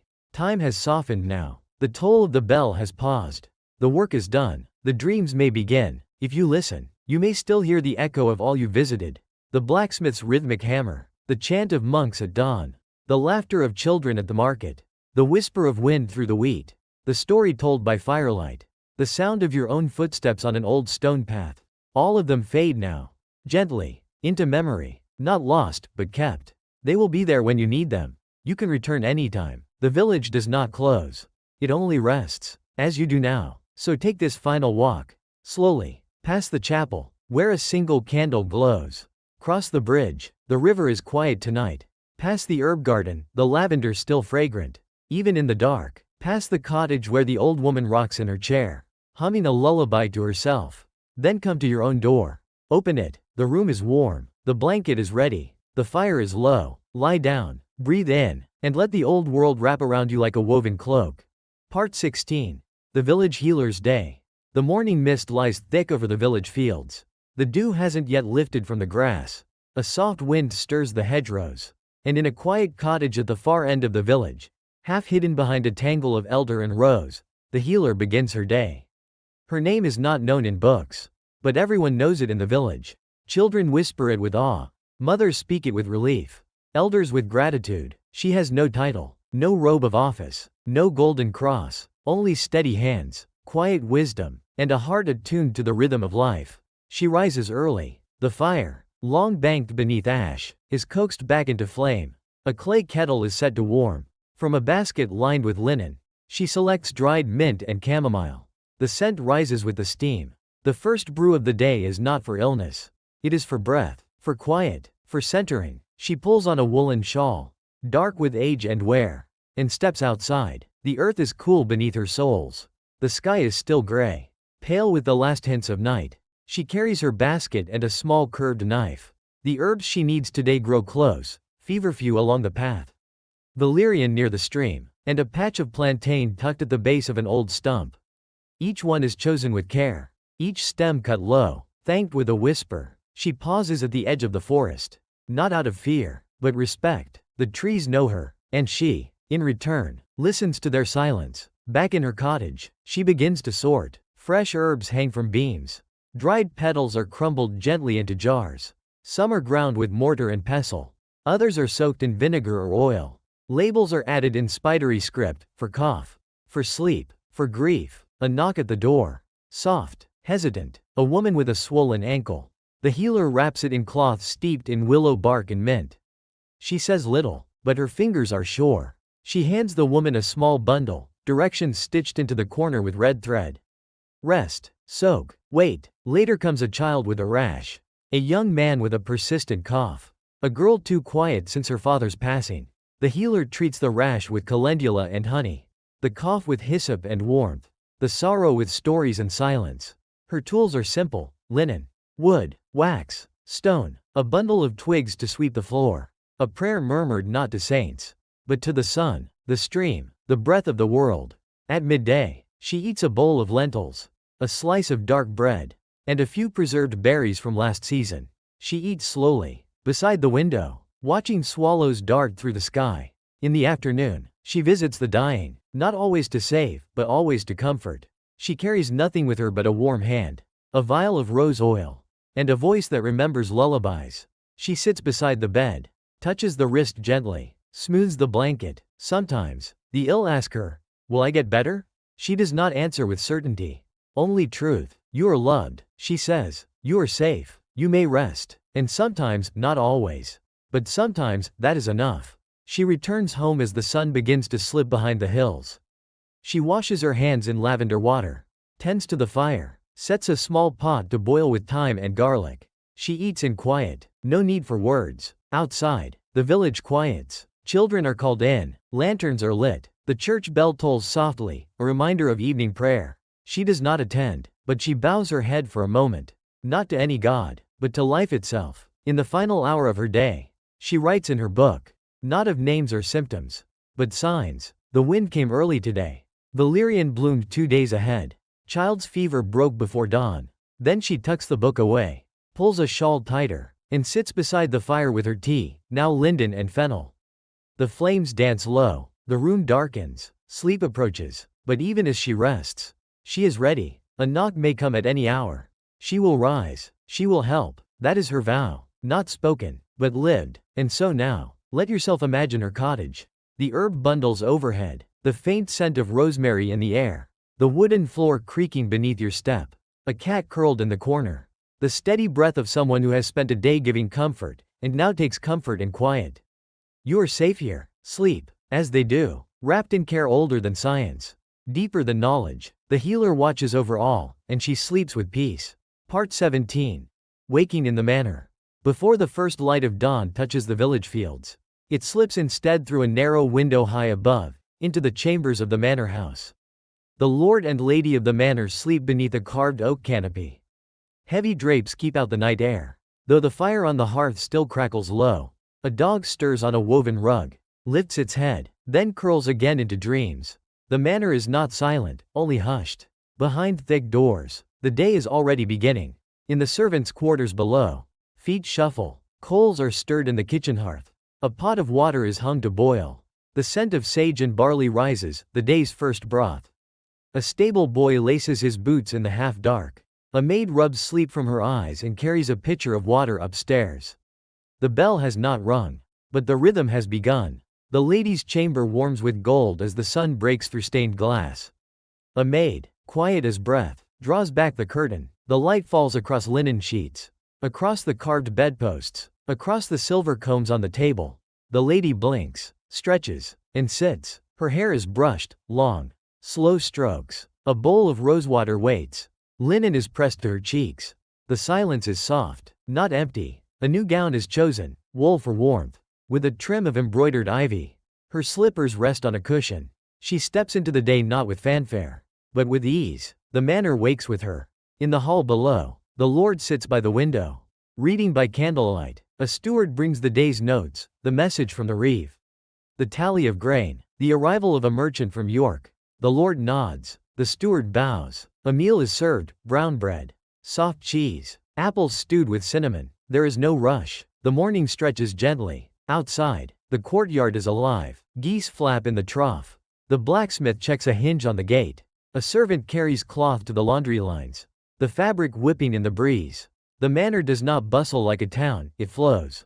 A quiet, purposeful current of duties performed without call or cry. The lady walks the garden. She pauses beside the fountain. Dips her fingers in the cold water. Roses are not yet in bloom, but the lavender grows strong. A gardener bows as she passes. She smiles, says nothing. She visits the chapel, a small, vaulted room lined with candles. She kneels, not in show, but in stillness. The air smells of wax and stone. A priest murmurs scripture nearby. The sun filters through the stained glass, blue and red and gold pooling on the stone floor. Later, in the solar, letters are read, one from her cousin in the city, speaking of new gowns, cathedral bells, and rumors of court. Another from a sister across the sea, folded carefully, sealed in green wax. The lady smooths the page, reads aloud to her maid, then tucks it into a wooden box lined with lavender. In the corner, her embroidery waits. She threads her needle. The pattern today is vines and a falcon. Her stitches are slow, even. The cloth rests gently in her lap. A breeze lifts the corner of the tapestry behind her, showing the sunlit orchard beyond. The Lord meets with tenants in the great hall. A boy whose sheep have gone missing. An elder with news of a broken wheel. A carpenter with a new design for the barn door. Each is heard. Each is answered. The steward takes notes. The page boy watches, learning. The table is long. The fire is bright. The banners of the family hang overhead, faded with age, but proud. By midday, the manor is warm with life. The kitchen clatters with pots. A goose is prepared for roasting. Herbs are chopped. Apples sliced. A pie crust pinched into curls. The servants move with practiced grace. The cook hums a song older than memory. A cat watches from a high beam. Afternoon brings letters, ledgers, and quiet walks. The lady visits the weaving room. The lord checks the armory. Its walls lined with halberds and helms. In the orchard, apples are counted. In the library, dust is brushed from vellum pages. And when the sunlight grows long, both lord and lady pause at the window. They say little, only watch the fields beyond. The trees rustling, the tower's shadow growing. Evening approaches. A meal is served in the solar. Not a feast, but a comfort. Roast, root vegetables, warm bread with honey. A pitcher of cider is poured. Candles flicker. Shadows dance on the paneled walls. Later, a lute may be played. A story told. A poem recited. The air cools. The windows are closed. Upstairs, the fire is lit once more in the bedchamber. The sheets are turned. Slippers set aside. The dog thumps its tail once, then sighs. And so the manor returns to stillness. Its stone walls hold the warmth of the day. Its hallways echo only with quiet. The moon rises beyond the orchard. Owls call in the trees. Within the canopy bed, the lord and lady drift into dreams, not of war or worry, but of sunlight on carved stone, the rustle of lavender, the distant ring of bells. And you, too, may rest now. Imagine the weight of the blankets, the hush of old wood, the soft, steady breath of sleep. The manor is at peace. And so are you. Part 18. The Festival of Light. It begins in the twilight, the last day of the shortest month. The sun sets early, as always in winter, but tonight the village does not retreat into sleep. Tonight, the Festival of Light begins. At first, it is only a single flame, a lantern lit in the chapel. Its golden glow soft against the stone walls. Then another, and another, until every home, every window, every path glows with quiet firelight. No torches, no roaring bonfires, just the hush of many small lights, like stars fall into earth. This is not a feast of noise, nor a market of coin. It is not a holy day proclaimed by the bishop or lord. It is older than those things. A tradition passed down by the turning of years, whispered rather than recorded, kindled rather than declared. The villagers wear cloaks lined with fur, mittens stitched from old wool, boots stuffed with straw for warmth. In their hands, they carry lanterns, made from horn, from tin, from carved wood with slits in the sides to let the light spill gently. The air is crisp and clean. Their breath fogs before them as they walk toward the village green. No one hurries. Children clutch their parents' hands. Old men walk slowly, leaning on carved sticks. The The path is lit not only by fire, but by memory. At the center of the green, a circle of candles has been arranged, each flame sheltered by a cup of glass or clay. Together, they form a ring, perfect, unbroken, warm. The people gather around it in silence. A hush settles, deeper than night. Then a voice speaks, not loud, not official, just a clear, steady voice. A story begins. It is not always the same tale. Sometimes, it is of the girl who found the sun's heart buried in the snow. Sometimes, of a boy who carried a spark through a storm. Sometimes, it is the old myth of the star that once fell into the well, and how its light never went out. Tonight, it is the story of the first lantern, made from the shell of a goose egg and lit with a fire stolen from the mouth of winter itself. The storyteller speaks slowly, wrapping each word in breath and rhythm. Children lean closer. Adults close their eyes. The fire flickers. The story ends not with applause, but with stillness. And then the lantern walk begins. Each family takes their lantern and walks a winding path around the edge of the village, past barns, gardens, the old well, the stream now frozen under ice. The glow moves like a golden ribbon, threading through the dark. No one speaks. It is not a silence of rules, but of reverence. They pause at the chapel, where candles flicker on the stone steps, at the edge of the woods, where a single candle is left for those who no longer walk among them. And finally, they return to the green. Here, each person adds their lantern to the great circle of light.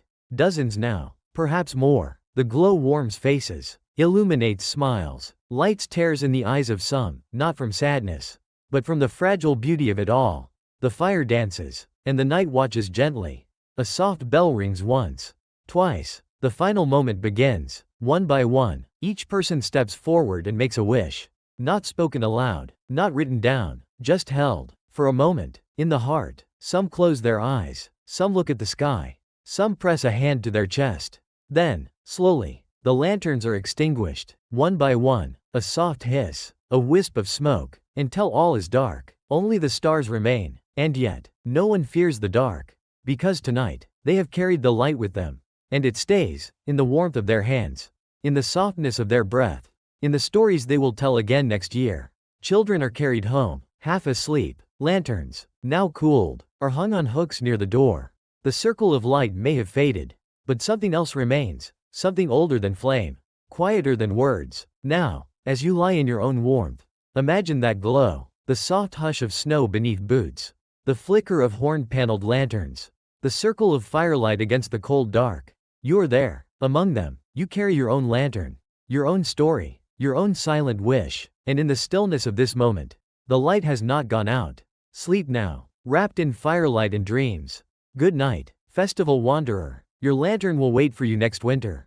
Part 19. Secrets of the Forest Path. There is a path that winds just beyond the edge of the village, not well marked, not wide, but known to those who walk with care. It slips between tall trees, under boughs heavy with moss, and follows the quiet curve of the stream. They call it the forest path. It is not the road traders take, nor the way to the city. This path leads elsewhere, not to places, but to moments. It winds into the heart of the woods, where the sounds are softened, and time slows. At first, it is narrow. The undergrowth brushes your boots. Ferns bend under dew. Birds chirp in sudden flurries, then fall silent again. As if listening, a squirrel pauses on a branch above you, tail twitching, eyes bright with mischief. You walk carefully, not out of fear, but out of respect. The forest is not hostile, but it is old, older than the manor, older than the monastery, older, perhaps, than memory itself. And though it offers no signs, no arrows, the path never vanishes. It waits for those who look and walk gently. In spring, wild garlic carpets the ground in white bloom. The air smells sweet and sharp. You pass fallen logs, soft with moss. The trees above let light through in slivers, golden shafts that shimmer like lanterns from the sky. You find strange signs along the way. A stone shaped like a crescent, a circle of mushrooms, a stump carved with symbols not written in any book. You don't ask what they mean. You don't need to. You feel it. This path remembers. Sometimes, you'll find a small shelter, built long ago from branches and bark. Inside, someone once left offerings, a smooth stone, a twist of lavender, a silver button. You add a pine cone, or a braid of grass, or simply a breath, then move on. Farther down, you hear the sound of water trickling. A spring, clear and cold, Burbles up from under a bed of leaves. The water tastes like stone and sky. No sign marks it, only those who wander find it. You sit for a while on a flat rock beside the stream. You let the silence fill your ears. Then fade. You listen for stories in the breeze. You notice the patterns on the bark. The way the leaves flicker as if whispering to each other. You close your eyes, not to sleep, but to feel the forest more deeply. Time becomes different here. Later, as you rise and walk again, you notice a fox's paw print, still fresh in the mud. A red feather caught in a bramble. A bird's call you don't recognize, high and hollow, as if echoing from somewhere much deeper than this path. The forest holds many secrets. Some say a hermit once lived here, writing poetry on bark, speaking only to birds. Others whisper of a wise woman who cured the sick and vanished without leaving a footprint. There are tales of a stone that sings if touched at dawn. No one has found it. Or perhaps, no one who found it ever told. As the trees begin to thin, the path widens, the sunlight returns in full. You see the village roofs through the branches. Smoke from chimneys. The sound of a dog barking somewhere far ahead. The spell of the forest softens, but never fully fades. You reach the end of the path. You pause, and turn to look back once more, at the trees. At the shadowed green. At the space where something old and kind still lingers. That night, in bed, you still feel it. The hush of the leaves. The scent of moss. The quiet presence that walked beside you. You dream not of castles, nor battles, but of the forest path, winding and soft, waiting just beyond the edge of all things. And when you wake, you'll know, the path is still there. You need only listen. Now close your eyes. Step softly into the woods. Let the branches part for you. Let the earth remember you. Sleep, traveler. The forest watches, and all is well. Part 20. A day at the mill. It begins with a hum. Faint, steady, and older than any voice in the village. The mill wheel begins to turn. Its rhythm pulses down the stream, across the stones, and through the morning mist. Before the village rooster crows, before the fields stir, the mill is already awake. Nestled beside the river, where the current bends into a gentle swirl, the mill stands, part timber, part stone, its roof dark with years of weather. The wheel outside is massive, wood darkened by water. It groans softly as it turns, pushing water back with each slow rotation.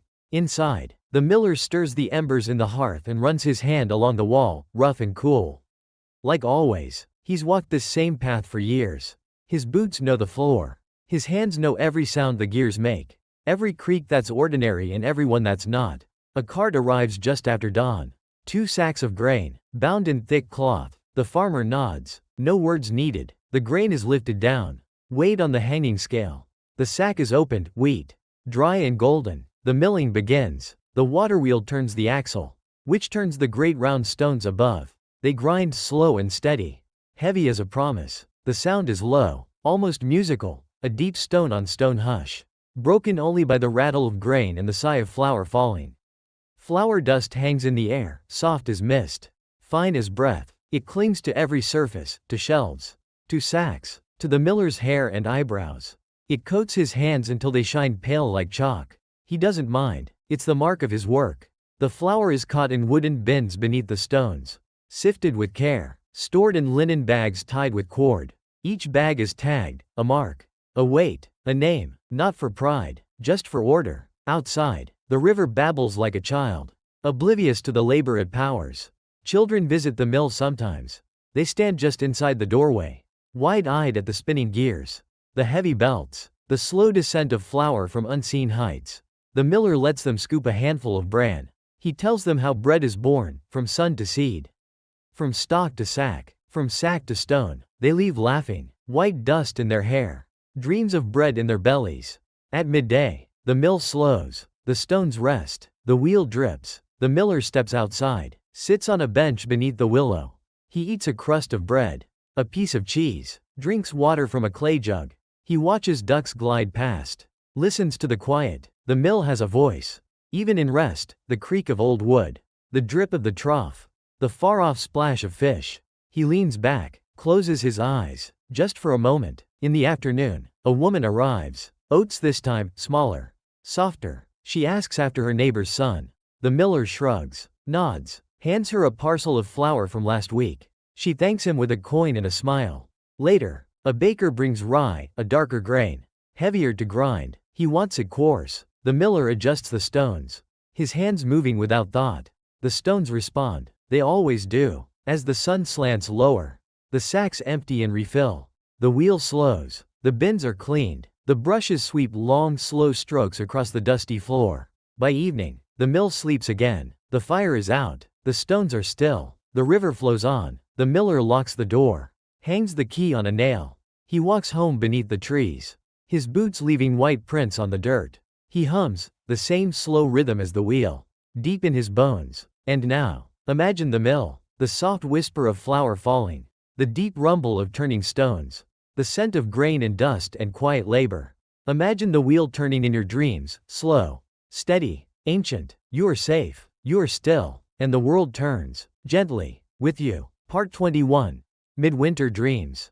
In the deepest part of winter, the world holds its breath. The days are short, the nights long and wide, and the snow lies thick upon the thatched roofs and forest paths. Midwinter has arrived, not as a storm or a shout, but as a slow stillness that blankets every field, every tree, every breath. The village does not resist it. It slows with it. The oxen are stabled, the carts stand empty, even the dogs sleep more. The air tastes of frost and firewood, and in every home, the windows glow, small golden lights flickering against the endless dark. This is not a time for harvest, nor building, nor wandering. It is a time for quiet, for dreams. Inside a cottage near the edge of the village, an old woman stirs the coals and adds a log to the fire. The flame flares, then settles. She wraps herself in a blanket, wool, patched many times, and sits in her chair by the hearth. On the table beside her is a bowl of dried rosehips, a jug of spiced ale, and a candle that burns low. She hums softly, a tune as old as the season. Around her, the room dreams. The beams creak in the wind. A kettle hisses faintly. The cat, curled on a cushion, twitches in its sleep. All things slow down, even thoughts. In midwinter, time stretches. The clock no longer rules. The church bell is muffled by snow. Days blend together, morning light gray as dusk, and midday a faint suggestion. The villagers move less, speak softer, sleep more, and in this quiet, dreams grow stronger. Not just the dreams of sleep, but the waking kind, soft memories, old stories, unspoken hopes, things felt rather than spoken, things remembered only in winter. Tonight, in one cottage, a boy dreams of the sea. He's never seen it, but he's heard tales, of waves taller than trees, of ships with white sails, of fish that glow like stars. His dreams are wide and salty and full of wind. In another home, a woman dreams of her childhood, running through meadows with a basket of strawberries. Her hair loose, her laughter echoing like birdsong. An old man dreams of his wife's hands, not the way they looked, but the way they felt in his. Warm even in frost. In midwinter, even the village dreams. The chapel rests in a hush. Its bells silent. The mill wheel is frozen still. The fields sleep under snow. And if you listen closely, very closely, you might hear the land itself breathing. Slow, deep, patient. It is not dead, only resting, waiting. On the longest night, a tradition takes place. Families gather, not to feast, but to share candle dreams. One by one, a candle is lit, and each person tells a dream, not a story, not a goal, but a dream, strange, soft, and drifting. A woman once said she dreamed of walking through a field of stars. A child dreamed of a fox that spoke in riddles. A man dreamed he was a tree, and the wind sang through his branches. No one laughs, no one judges. Each dream is held with care, like snowflakes in the palm, melting slowly into memory. And then, sleep, all over the village. Shutters are closed, fires are banked, candles snuffed. The dark wraps every home in soft shadow. Blankets are pulled high, eyes drift shut, breathing deepens, and the dreams begin again, not loud or wild, but gentle. A soft hand, a remembered path, a glowing light under the snow. You are part of this. Now, you lie beneath heavy blankets. Outside your window, the wind sighs through the trees. The night stretches long before you, not empty, but full. Close your eyes. Let midwinter carry you. Let your thoughts slow, like snow falling. Let your dreams rise, soft as smoke. The season watches. It does not hurry, and neither should you. Part 22. Letters from afar. A knock at the door. The sound of hoofbeats fading down the lane. And then, a letter. Folded in parchment, sealed with wax, and dusted with the scent of distance. It arrives wrapped in wind and winter. Sometimes it is months late. Sometimes it bears foreign stamps, strange ink, or edges frayed by the journey. But when it arrives, everything else stops. A letter from afar is not just words. It is a fragment of someone else's sky, a piece of another life, a voice carried across mountains, rivers, kingdoms. In the village, letters are rare. They come from sons in war, daughters in cities, cousins across the sea, priests on pilgrimage, knights in distant courts. Each one, when it arrives, is held like a treasure, not rushed, not skimmed, but opened slowly, reverently, beside firelight, as if it might melt from too much handling. The villagers read them aloud, again and again, even when the words are few. One woman receives a letter from her brother in the east. He writes of deserts where the sun never sleeps, of markets filled with cinnamon, brass, and silk, of camel caravans that vanish into golden light. His words are neat, but sand sticks in the fold. She reads it by candlelight, her thumb tracing the letters as if to remember his hand. Then she tucks it beneath her pillow. A dream, sealed in paper. A boy receives a note from his father, fighting in a far-off campaign. It says only, "I am well. The sky is colder here. Give your mother my love. I miss the sound of the stream by our door." The boy doesn't cry. He folds it carefully, presses it in the family Bible. That night, he dreams of his father walking home, boots muddy, arms wide. Sometimes the letters don't come. Weeks pass, then months, and still, the hearth is warm, the bed remains made, the hope lives, folded like a page in the heart. And then, one winter day, it arrives, rain-smudged, torn, but legible. A woman reads it 3 times without breathing. Then she smiles. A letter can be late, but never too late. In a small cottage, a letter is read aloud to a gathering of neighbors. It comes from a monk, once of their village, now in a distant monastery. "I rise before the sun. The bells call me to prayer. There are mountains outside my window. The silence here is louder than any voice. I miss the bread from home, and the laughter of children. They laugh, they listen, they remember him, quiet, kind, always folding his hands." Someone says, "He still folds them, just farther away now." Some letters are love letters, old ones, tied in ribbon and stored in carved boxes, written with trembling ink, spelled imperfectly, but read 1,000 times over. They speak of gardens walked together, songs once sung, promises made under moonlight. "I remember your hand in mine by the millstream, the way you said my name when the snow first fell. I will return to you, as surely as spring." They never signed full names, only, "Yours," or, "Forever," or simply, an initial and a pressed flower. Letters from afar don't only speak, they listen. They sit beside the reader in the night. They flutter in dreams. They appear in the rustle of leaves, in the sound of the fire, in the spaces between words. They wait patiently to be reread, to be remembered, to be held. Now, imagine yourself seated beside the fire, a letter in hand, the room warm, the world quiet, the ink faded, but the meaning strong. You read it once, then again, and again, not to learn, but to feel. The sender's voice is with you now, crossing distance, dissolving time, touching your heart with the gentlest hand. Tonight, as you lie in bed, let that letter rest on your chest. It may be real, it may be imagined, but it is for you. It carries love, it carries memory, it carries peace. And now, so do you. Sleep well, dreamer. Your reply can wait until morning. Part 23. A pilgrim comes to rest. The sun is low on the horizon, melting into gold. Dust clings to every step. The road winds like a thread between hills, soft underfoot, lined with stones smoothed by centuries of travelers. And upon it walks a pilgrim, a figure in a simple cloak, staff in hand, shoulders weary, heart full. She has walked for days, perhaps weeks. No one asks, and she does not say. Her boots are worn, her pack light, but her eyes carry 1,000 places, valleys crossed, rivers forded, chapels slept in, stars counted while lying alone on soft moss. Tonight, the village welcomes her. She is no one's guest and yet everyone's. She knocks not on doors but on the edge of evening, and it opens for her. An old man sees her approach. He nods, says, "The barn is clean. You may rest there." A young girl brings water in a cup of carved wood. A boy watches curiously from behind a fence. And when she smiles, he runs off giggling. She says little, but thanks them all with eyes like candlelight. The barn smells of hay and memory. She lays her cloak on a pile of straw, leans her staff against the wall, and unlaces her boots slowly. Her feet are sore but strong. Her hands are calloused but kind. A blanket is brought to her, patched, but warm. Someone leaves a bowl of stew on a stool beside her. Another slips her a single apple, red and perfect. She eats slowly, savoring each bite as if it were a feast. Because it is. For a traveler, kindness is the finest food. Later, she sits just outside the barn, wrapped in the blanket, watching the stars emerge. A dog lies beside her. Not hers, but faithful for this night. Its breathing matches hers. Crickets chirp softly. The wind stirs the leaves.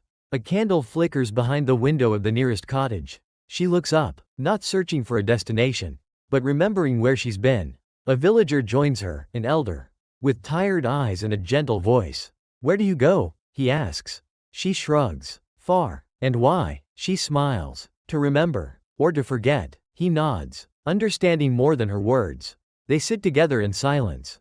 Two lives, brief companions on the edge of night. Then the elder says, "Would you like to hear a story?" She nods, and so he tells her of the time the river froze so fast a sheep was caught mid-drink. Of a dream he once had, in which the moon lowered itself to rest on the hilltop. Of the chapel bell that rang once by itself, on the day his wife passed. Though no one pulled the rope, the pilgrim listens. Stories are resting places, too. When the elder leaves, she remains. The stars are sharp above. A meteor crosses the sky, quick, bright, gone. She lies back in the straw and closes her eyes. But she does not sleep at once. She thinks of the bridge of bones in the city far away. The monk who gave her wine on a stormy hill.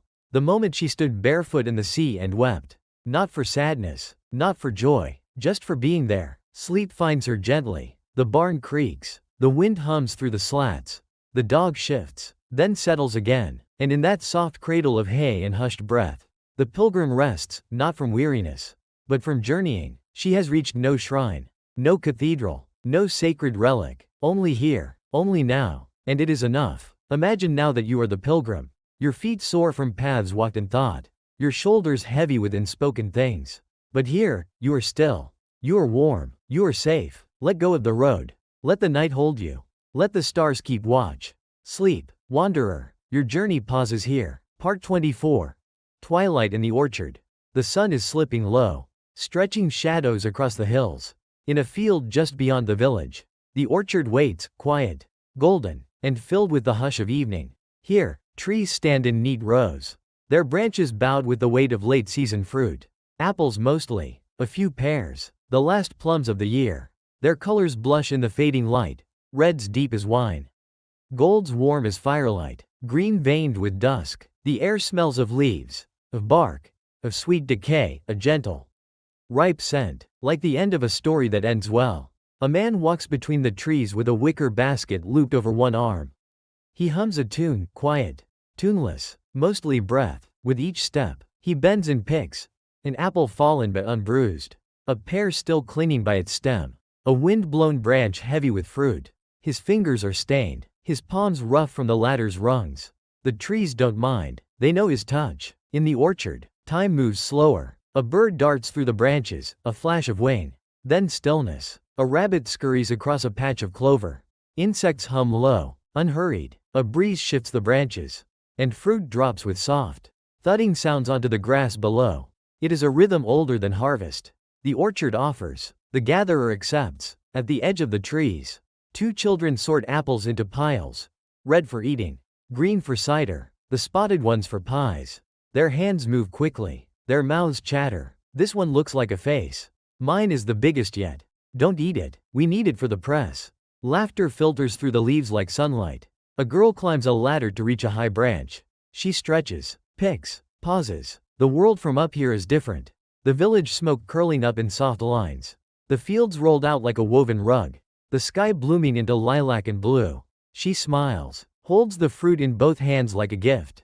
As the sun kisses the hilltop, a bell rings in the distance, not for warning or worship, but to call the workers home. One by one, baskets are carried in, ladders folded, leaves brushed from sleeves, boots cleaned on the dewy grass. But no one rushes, because twilight in the orchard is its own kind of magic, a time between work and rest. Light and dark, ending in memory. A fire is lit near the cider press. The juice from crushed apples runs in a small wooden channel. Sweet, pale gold, the smell makes mouths water. Cups are passed around. Laughter mingles with the rising smoke. An elder takes a sip, sighs, and says, "Tastes like the year, all of it," and no one disagrees. Later, the fire burns lower. The children doze, curled like kittens on blankets. Someone plays a flute, a tune with no words, no name. A woman sings, softly, not a song to dance to, but one to remember. Above, the stars bloom like blossoms, pale and endless. And the trees listen, they always do. You are here now, among them. Feel the earth firm beneath you, the fire warm at your side, the smell of crushed apples in the air, the sound of someone humming a lullaby nearby. Let your body rest, like branches after a long summer. Let your breath slow, like wind through autumn leaves. Let your heart quiet, like a basket finally full. The orchard sleeps, and so may you. Part 25. The Watchman's Hour. The village is asleep, shutters are closed, chimneys faintly smoke, dogs have curled at the foot of beds. The church bell will not chime again until dawn. And yet, one figure remains awake, walking the worn path between homes. Eyes lifted, ears open. He is the watchman, not a soldier, not a sheriff, just a man with a lantern, a thick cloak, and a promise to walk, to listen, to guard the peace of sleeping souls.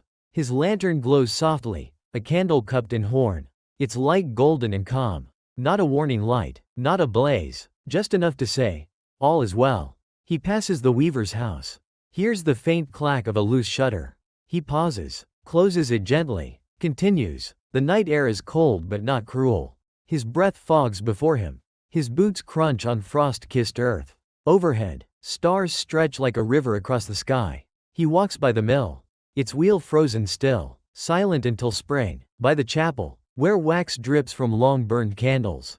By the barn, where oxen shift in sleep, tails twitching in dreams. He hums, sometimes, old tunes, wordless ones. He knows this path like he knows his own hand. Each creak of gate, each tilt of roof, each dog who will bark once and then fall silent. Recognizing his scent, he is not looking for danger. He is looking for stillness.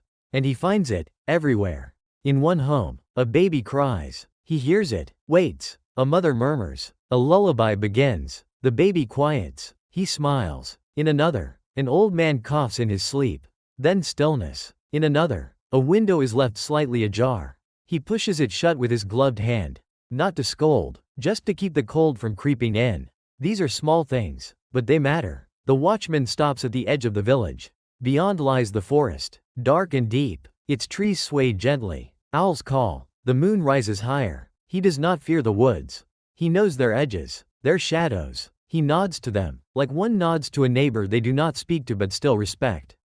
Then he turns. He walks back through the village, slower now. The candle in his lantern flickers. Nearly low. He doesn't mind. It has lasted the night. At his home, a small hut near the square, he steps inside. Hangs the lantern on its hook. Removes his cloak. His boots are placed by the fire. His hands warmed by a last ember. He does not write a report. He does not ring a bell. He does not wake anyone. Because nothing happened. And that is the best kind of night. In his bed, he pulls the blanket to his chest and breathes deeply. He thinks of the stars. The frost. The dog that didn't bark. The lullaby he almost remembered. He closes his eyes and sleeps. Now, imagine the village once more. Its streets empty. Its windows glowing faintly. Its people safe. Because someone walked. Because someone listened. Because someone watched. You do not need to be the watcher tonight. You may sleep. The world is still. All is well. Part 26. The Tapestry Room. There is a room in the manor, far from the kitchens and the noise of boots, where the air always feels like hush. It is lit by narrow windows, warmed by a single hearth, and walled on all sides by fabric. This is the tapestry room. It is not grand. No throne sits here. No bell rings. But when you step inside, the world outside becomes muffled, softened, like snow falling on thick moss. And around you, stories bloom. The tapestries hang heavy and tall. One shows a knight kneeling before a swan, its wings outstretched like a blessing. Another, a forest of gold leaf trees, each branch filled with birds no one alive has ever seen. A third, faded near the bottom, tells of a woman holding a mirror to the stars, and the stars bending to look. No one remembers who wove them, but everyone knows, this room remembers. A woman sits by the window, her embroidery stretched on a wooden hoop. Her needle flashes like a whisper. In and out, thread by thread. She is not young, but not old. Her hands move without rush. Her breath slow and even. She hums, a melody only the tapestries know. The girl beside her is learning. She pulls thread too tight, then too loose, then sighs. The woman smiles, guiding her gently. The cloth listens. She says, "Speak to it kindly." Outside, the manor bustles, servants call. Carts roll, geese honk. But in here, only silence and stitching. Each tapestry was made in winter. They say, when there was no farming, no traveling, only the hearth and the hand. And though time weaves faster than thread, the stories remain. Some tapestries show real things, feasts, hunts, battles. Others, dreams. A castle floating above clouds. A lion with eyes of fire and kindness. A bridge made from song. You do not need to understand them, only feel. Sometimes, a storm comes. The thunder shakes the beams. The wind rattles the shutters. The tapestry room holds firm. The fabric does not sway. The fire burns low but steady. People gather here during storms.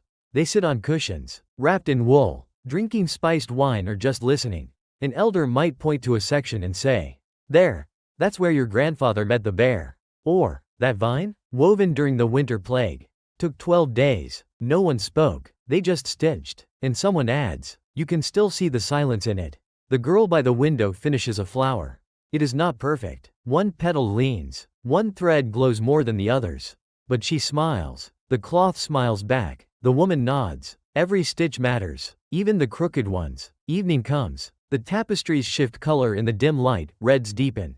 Blues sleep. Gold turns to dusk. The room sighs. The embroidery is folded. The needles lay down. Candles are lit. They do not speak much. Not out of coldness, but out of fullness. Like a book closed gently after a long, wonderful chapter. You, too, are here. You sit beneath a tapestry older than time. It shows a field of stars, stitched with silver thread, a small figure walking among them. Perhaps it's you. Let the cloth wrap around you now. Let your thoughts settle like thread. Your breath move like needle. Your dreams be sewn softly into the quiet. You are part of the story. And you are safe. Part 27. The Bellmaker's Day. Far at the edge of town, where the roofs grow sparser and the air smells faintly of iron and ash, stands a low stone building, part forge, part chapel, part mystery. This is where the bellmaker lives. His hands are dark with soot, his apron scorched by years of sparks, and his ears, surprisingly gentle, attuned to tone, tuned like an instrument. For the bellmaker does not only shape metal, he shapes sound. The morning begins before light. He kindles the forge, coaxing fire from coal and breath. The coals glow slowly, like dawn in reverse, from black to red to white gold. Around him hang molds of all sizes, small ones for handbells, great bronze curves for towers and churches. He moves with care, every tool in its place, every strike deliberate, every sound a test. The bell must ring true, not just loud, not just long, but clear, a single note that speaks for years. A young apprentice arrives, yawning, rubbing his eyes. The bellmaker hands him tongs. They work together in practiced silence. Molten metal hisses. It flows like thick light into the mold, filling every crevice, every letter etched inside. For the bell will carry words, always. Sometimes, for peace, to mark the hour, to call the living and honor the dead. While the metal cools, they sit outside. The bellmaker carves a tuning plate from oak. The boy listens. A story begins, not of war, not of saints, but of bells. The first bell was shaped from lightning, he says, fallen iron, found in a field, hammered beneath moonlight. The boy frowns. Is that true? The bellmaker shrugs. It is now. They laugh. Even the wind seems to join. At noon, they strike a newly cooled bell with a padded hammer. It sings, a single note, pure and wide, like the sky holding its breath. But it is not quite right. The bellmaker tilts his head. He listens again. Something is missing, a harmony not yet found. They adjust the shape, file the rim, test again. Ding, pause, ding, each note clearer than the last, until it sounds not like metal, but like memory. That evening, they lift an old bell into the rafters of the chapel. It has rung for births, weddings, winter solstices, and long-forgotten prayers. Its clapper is worn smooth, its voice lower than it once was. The boy asks, "Why do you fix the old ones? Why not just make new?" The bellmaker smiles. A bell remembers, he says. To keep its voice is to keep what it's seen. And then, they ring it. The sound rolls out over the village.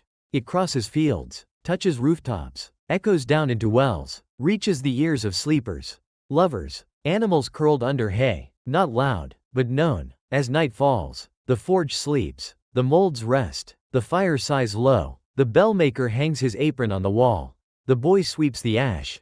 They drink warm cider in silence. Outside, a breeze stirs, and somewhere in the distance, a bell answers back. Not a shout, just a note, like a reminder that someone, somewhere, is still listening. You're here now, in the quiet after the forge. Your dreams hum like cooled metal. Your breath settles like a finished mold. Your thoughts chime gently. Let your sleep ring true. Let it carry. Good night, listener. The bell will wake for you again, when the morning is ready. First story. The passing of King Harold II beside the river. Close your eyes and imagine standing on a vast, green field, where a soft breeze dances through the tall grass, carrying the faint scent of earth and distant wildflowers. The early morning sun casts a gentle, golden glow, illuminating a scene from long ago. In the year 1066, in the distance, you hear the faint rhythm of hooves and the murmur of voices, as warriors gather under a sky painted with soft hues of pink and orange. Among them stands King Harold II of England, a figure of quiet strength and determination, his presence a beacon amidst the unfolding day. This was the time of the Battle of Hastings, a moment that would weave itself into the fabric of history. Let your mind drift with the wind, following the tale of a subtle shift in fate, a moment of stillness, and the calm that followed as the king found his rest. Take a deep breath. Feel the peace settle around you, and let the story guide you into a gentle slumber. The day began with a hush, as if the world itself held its breath. King Harold II, clad in a tunic of deep blue, stood atop a gentle hill, his eyes scanning the horizon where the Norman forces gathered. The air was cool, tinged with the promise of autumn, and the grass beneath his feet swayed as though in reverence. His men, loyal and steadfast, formed a line that stretched across the field, their shields catching the light like scattered stars. The king's heart beat steadily, a rhythm of courage and hope, as he prepared to lead his people through this uncertain hour. As the morning unfolded, the sounds of the gathering grew, a soft clink of armor, the rustle of banners in the breeze, and the occasional call of a bird overhead. Harold raised a hand, his voice calm yet firm, guiding his warriors with the wisdom of a leader who had seen many seasons. The Normans advanced, their movements like waves lapping against the shore, and the field soon filled with the echo of steps and the hum of anticipation. It was then, in a fleeting moment, that a single arrow arced through the sky, its flight a quiet whisper against the clamor. Legend speaks of it finding its mark, a gentle touch that brought the king to his knees, his vision softening as the world around him blurred into a haze of green and gold. The battle continued, a distant symphony of effort and resolve. But for Harold, time seemed to slow. He sank to the earth, the cool grass cushioning his fall, and the sounds faded into a lullaby of wind and rustling leaves. His loyal companions gathered close, their voices a soft murmur of concern. But the king's spirit seemed to drift upward, carried by the same breeze that had greeted the dawn. The sun climbed higher, casting long shadows across the field, and a stillness settled over the scene. The river nearby flowed gently, its waters reflecting the sky, as if inviting the king to a place of eternal calm. In the hours that followed, the tale of that day spread like ripples across a pond. Some spoke of the king's bravery, others of the quiet moment when he left the world, his hand resting on the ground as though blessing the land he had loved. The Normans claimed their victory, their banners fluttering in the breeze, but the field retained a sacred silence, a memory of the man who had stood there. The river continued its song, its surface unbroken, carrying whispers of history to the distant shores.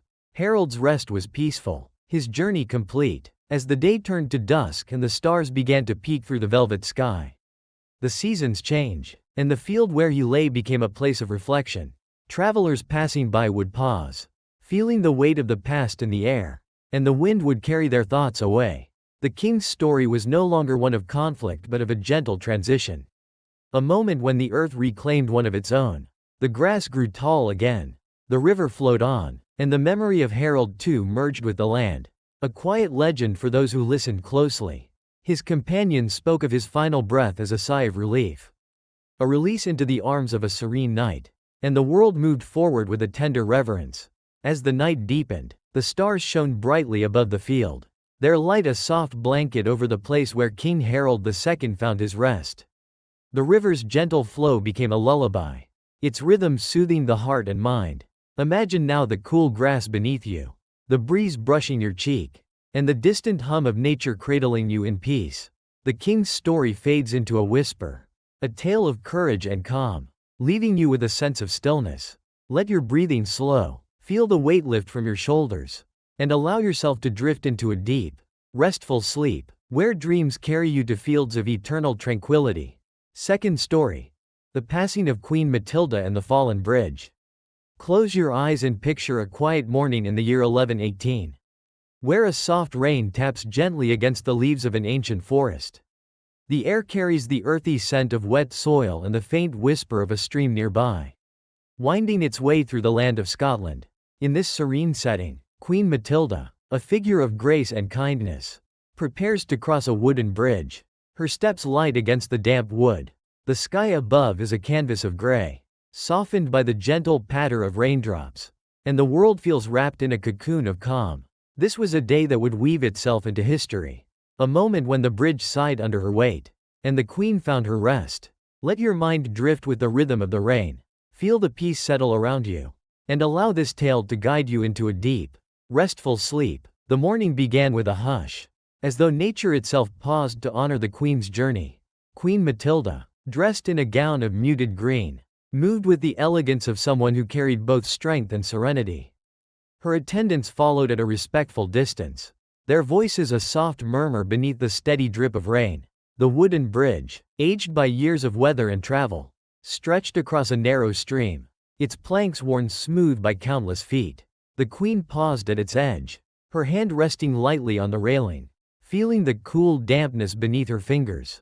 The stream below gurgled gently, a companion to the rain, and for a moment, all seemed still. As she stepped onto the bridge, the wood creaked softly, a sound like a sigh carried on the breeze. Her attendants smiled, their breaths visible in the cool air, and the scene felt like a painting of tranquility.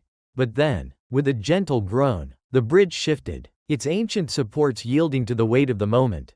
The planks tilted, and the Queen's balance faltered, her gown brushing the air as she descended toward the stream below. The fall was silent, a graceful descent cushioned by the water's embrace, and the rain continued its soft song, undisturbed by the event. Her attendants rushed forward, their calls blending with the patter of rain. But the Queen had already found a place of rest. The stream carried her gently downstream, its surface rippling with the raindrops, and the forest closed in around the scene like a protective shroud. The bridge, now broken, lay in pieces along the bank, its story etched into the wood. The Queen's spirit seemed to rise with the mist, drifting upward as the rain slowed to a drizzle, leaving the world bathed in a quiet glow. In the days that followed, whispers of the event spread through the land, carried by travelers and merchants along muddy paths. They spoke of the Queen's gentle nature, her love for the people, and the way the bridge had seemed to cradle her as she left. The stream flowed on, its waters clear and calm, reflecting the sky as though nothing had changed. The forest grew lush again, its leaves whispering secrets of that rainy day, and the memory of Queen Matilda became a soft legend, a tale of peace rather than loss. The attendants who had been with her that morning often returned to the spot, laying flowers along the stream's edge, their voices hushed as they remembered her smile. The rain would fall again, washing away the traces of that day, but the story lingered in the air, a gentle reminder of a life well lived. The bridge was rebuilt in time, its new planks sturdy and strong, but the old wood remained in the hearts of those who knew the tale. The Queen's rest was a quiet one, her journey ending not with a struggle but with the natural flow of the world around her. A transition as soft as the rain itself. As night falls, imagine the stream glowing under the moonlight, its gentle flow a lullaby that soothes the soul. The forest stands silent, its leaves rustling faintly in the breeze, and the memory of Queen Matilda blends with the peace of the night. Feel the cool air on your skin, the rhythm of your breath slowing, and let the story fade into a whisper. The rain has stopped, leaving a stillness that wraps around you like a warm blanket. Allow yourself to drift, your mind floating on the stream of dreams. into a deep and restful sleep where tranquility reigns. Third story. The Rest of King Henry I and the Feast of Fish. Close your eyes and imagine a quiet evening in the year 1135. Where the soft glow of candlelight dances across the stone walls of a grand hall in England. The air carries the faint scent of roasted herbs and the distant murmur of a crackling fire, blending with the gentle hum of voices from a royal feast.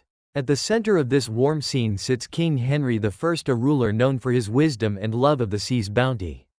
His presence a steady heartbeat in the room. The table before him is laden with dishes, the star of which is a platter of glistening fish, a delicacy he cherished deeply.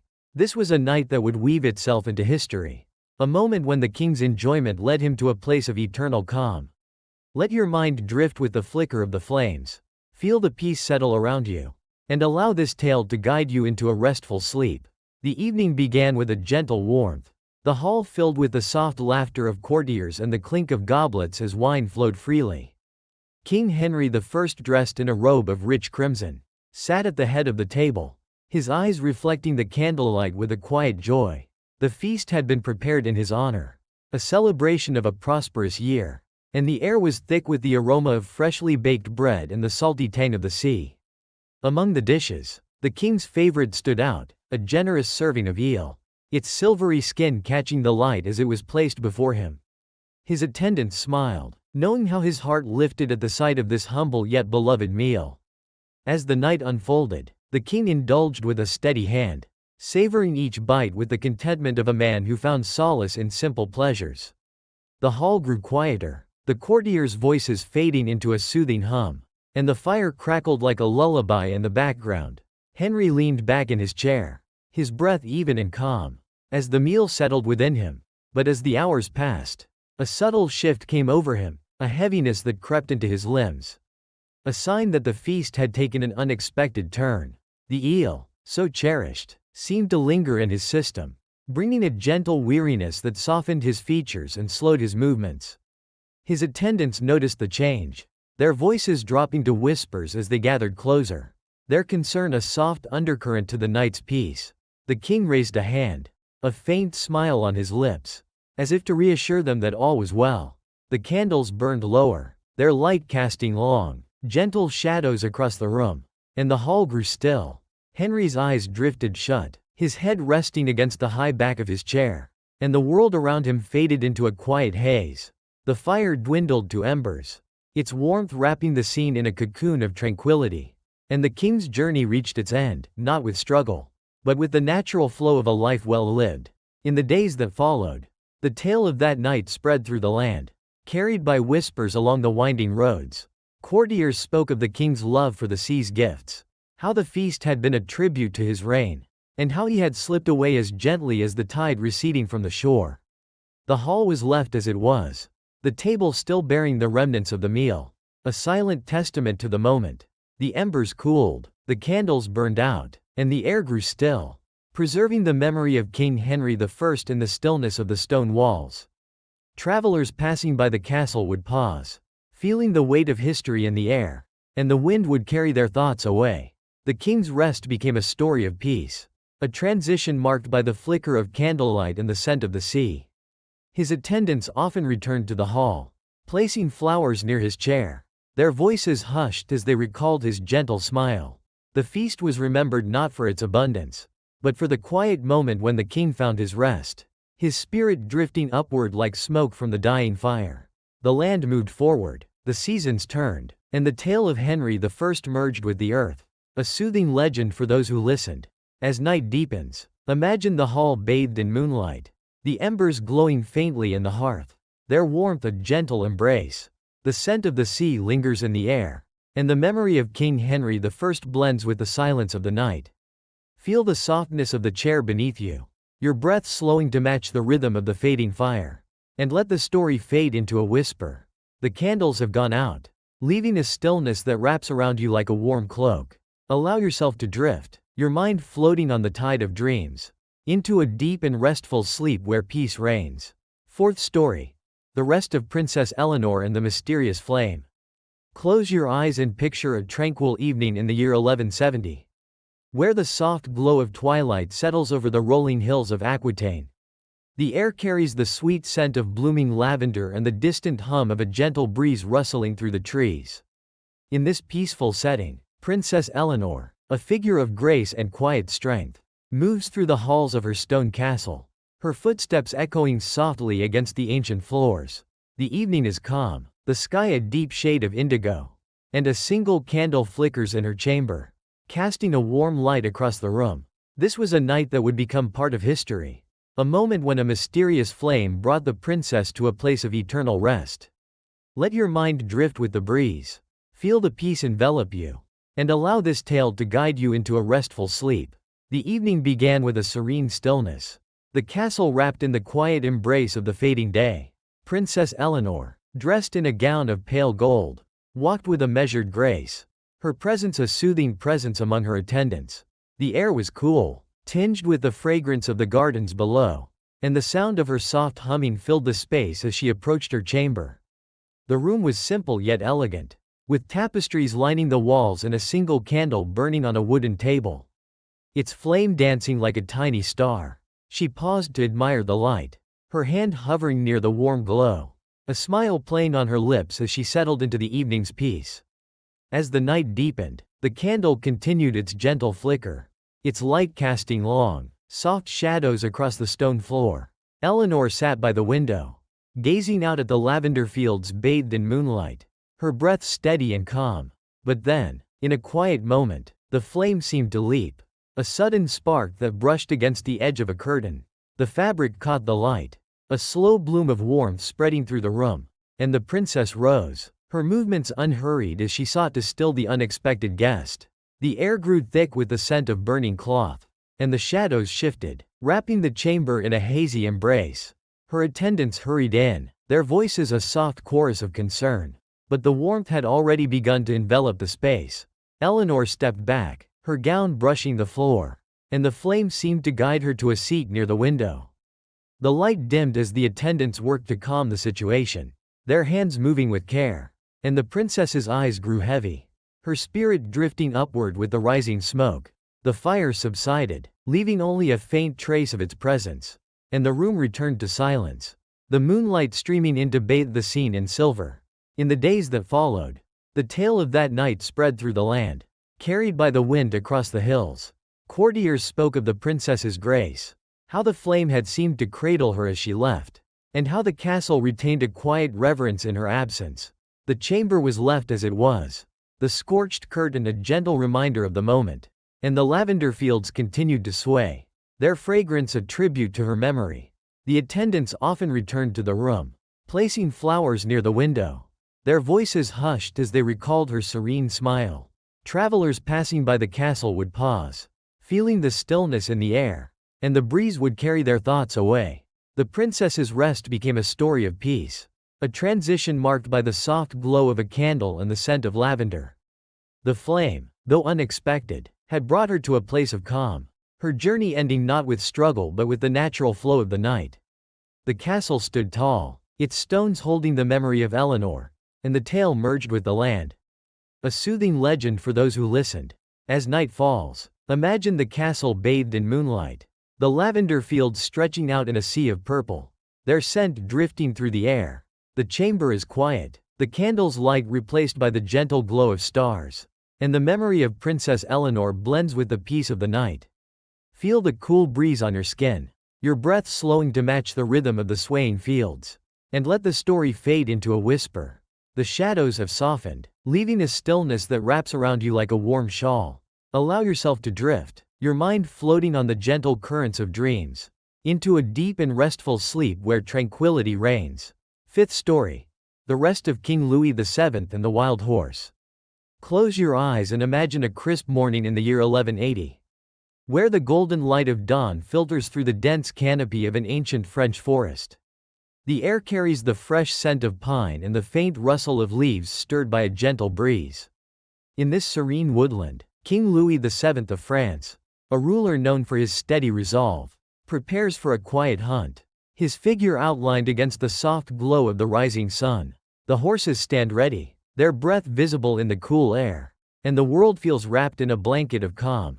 This was a day that would etch itself into history. A moment when a wild horse led the king to a place of eternal rest. Let your mind drift with the rustling leaves. Feel the peace settle around you. And allow this tale to guide you into a restful sleep. The morning began with a gentle stillness. The forest awakening slowly as the first rays of sunlight pierced the trees. King Louis VII, clad in a tunic of forest green, mounted his horse with the ease of a man accustomed to the saddle. His eyes scanning the path ahead with quiet determination. His companions followed, their voices a soft murmur beneath the chirping of early birds.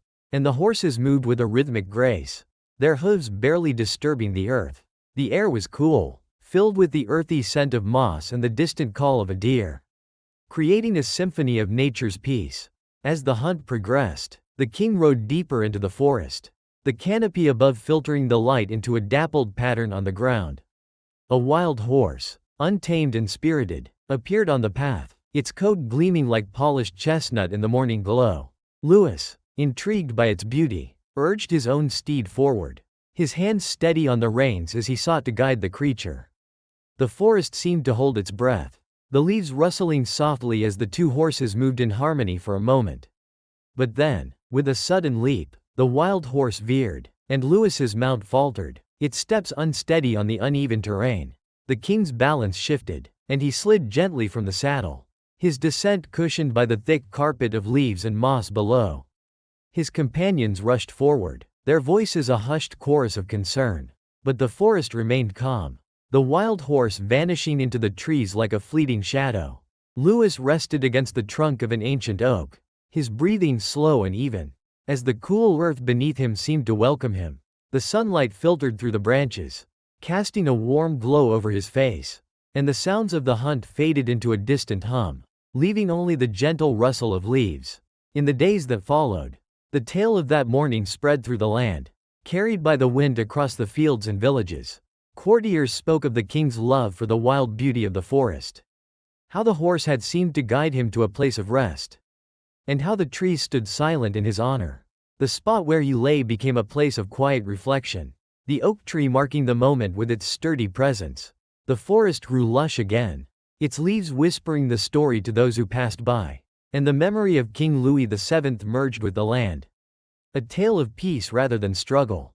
His companions often returned to the site, laying flowers at the base of the oak, their voices soft as they recalled his gentle demeanor. The wild horse became a legend, a symbol of the king's final journey, and the forest retained a sacred stillness. The hunt was forgotten, replaced by the image of Louis resting beneath the trees, his spirit drifting upward with the morning mist. The seasons turned, the leaves fell and regrew, and the story of that day became a soothing memory, a lullaby for those who listened to the forest song. As night falls, imagine the forest bathed in moonlight, the oak tree standing tall against the starry sky, its leaves rustling softly in the breeze. The scent of pine fills the air, and the memory of King Louis VII blends with the tranquility of the night. Feel the cool earth beneath you, your breath slowing to match the rhythm of the rustling leaves. And let the story fade into a whisper. The forest is quiet, its stillness wrapping around you like a warm embrace. Allow yourself to drift, your mind floating on the gentle currents of dreams, into a deep and restful sleep where peace reigns. Sixth story. The Rest of Queen Berengaria and the Snowstorm.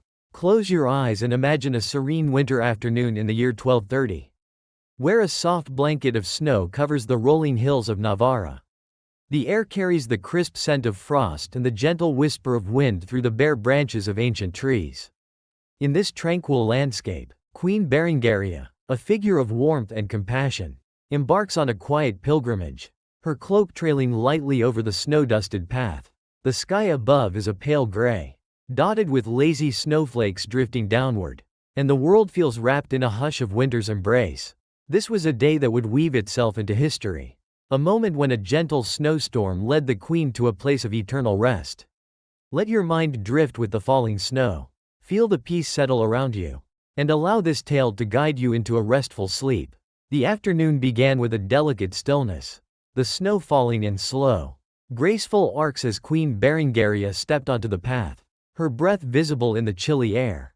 Clad in a cloak of deep burgundy, she moved with a steady grace, her attendants following at a respectful distance. Their voices a soft murmur beneath the wind's gentle song. The landscape stretched out before her, a canvas of white broken only by the dark outlines of trees, their branches bowing under the weight of the snow. The queen's pilgrimage was one of reflection, her heart light with the purpose of her journey, and the cold air seemed to cradle her steps. As she ventured deeper into the hills, the snow began to thicken, the flakes growing larger and more insistent, weaving a curtain of white around her.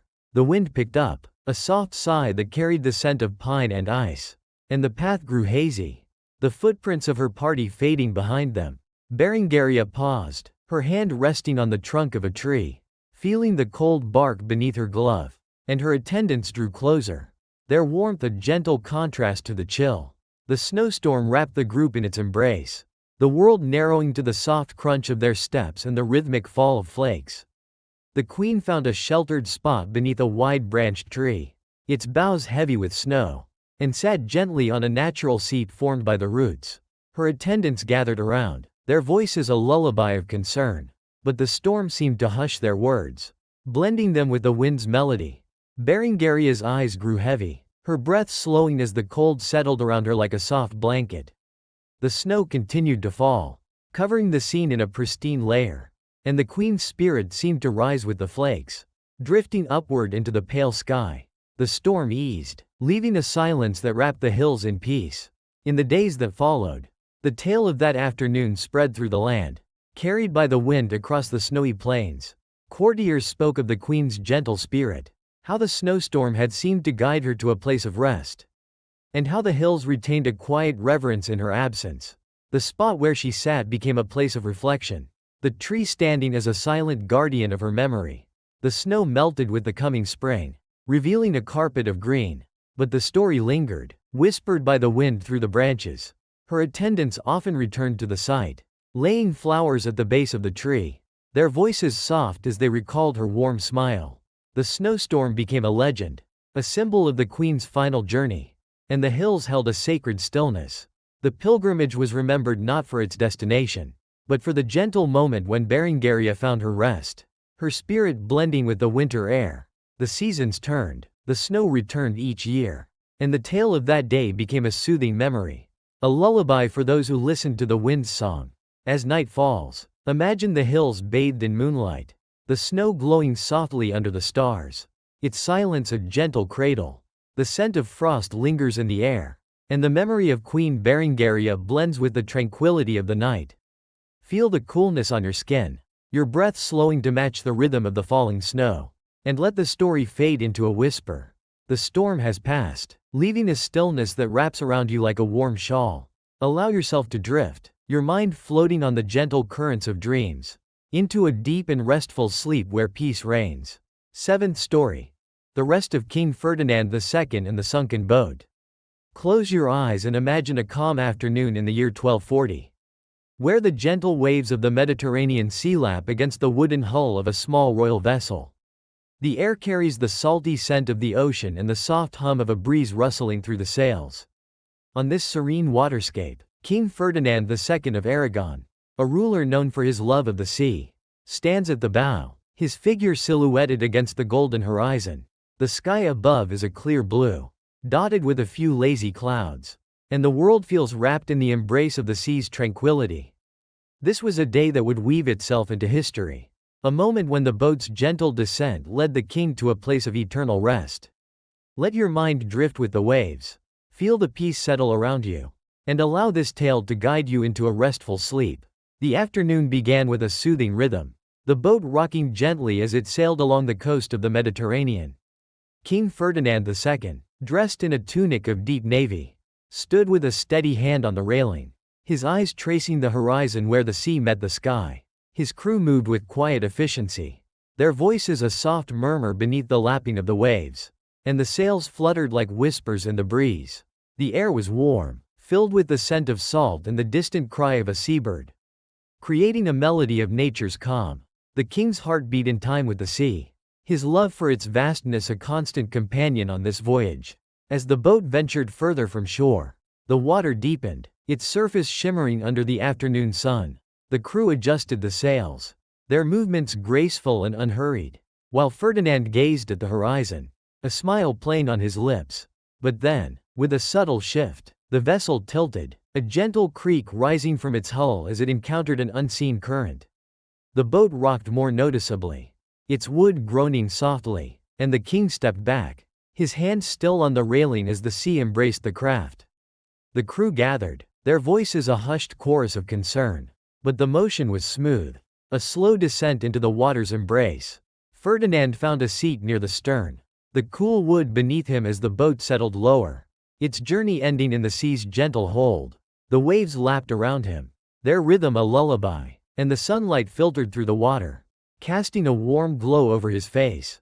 His eyes grew heavy, his breath slowing as the boat rested on the ocean floor, the crew's efforts fading into a distant hum. The sea closed over the scene, its surface unbroken, and the king's spirit seemed to rise with the bubbles, drifting upward into the clear sky above. The storm that followed was mild, leaving the water calm once more. In the days that followed, the tale of that afternoon spread through the land, carried by the wind across the coastal villages. Courtiers spoke of the king's love for the sea, how the boat had seemed to cradle him as he left, and how the waves retained a quiet reverence in his absence. The spot where the vessel sank became a place of reflection, the sea marking the moment with its endless flow. The water cleared with the passing days, revealing a peaceful expanse, but the story lingered, whispered by the waves to those who listened. His crew often returned to the shore, casting flowers onto the water, their voices soft as they recalled his gentle command. The sunken boat became a legend, a symbol of the king's final journey, and the sea held a sacred stillness. The voyage was remembered not for its destination, but for the gentle moment when Ferdinand found his rest, his spirit blending with the ocean's breath. The seasons turned, the tides rose and fell, and the tale of that day became a soothing memory, a lullaby for those who heard the sea's song. As night falls, imagine the sea bathed in moonlight, the waves glowing softly under the stars, their rhythm a gentle cradle. The scent of salt lingers in the air, and the memory of King Ferdinand II blends with the tranquility of the night. Feel the cool breeze on your skin, your breath slowing to match the lapping waves, and let the story fade into a whisper.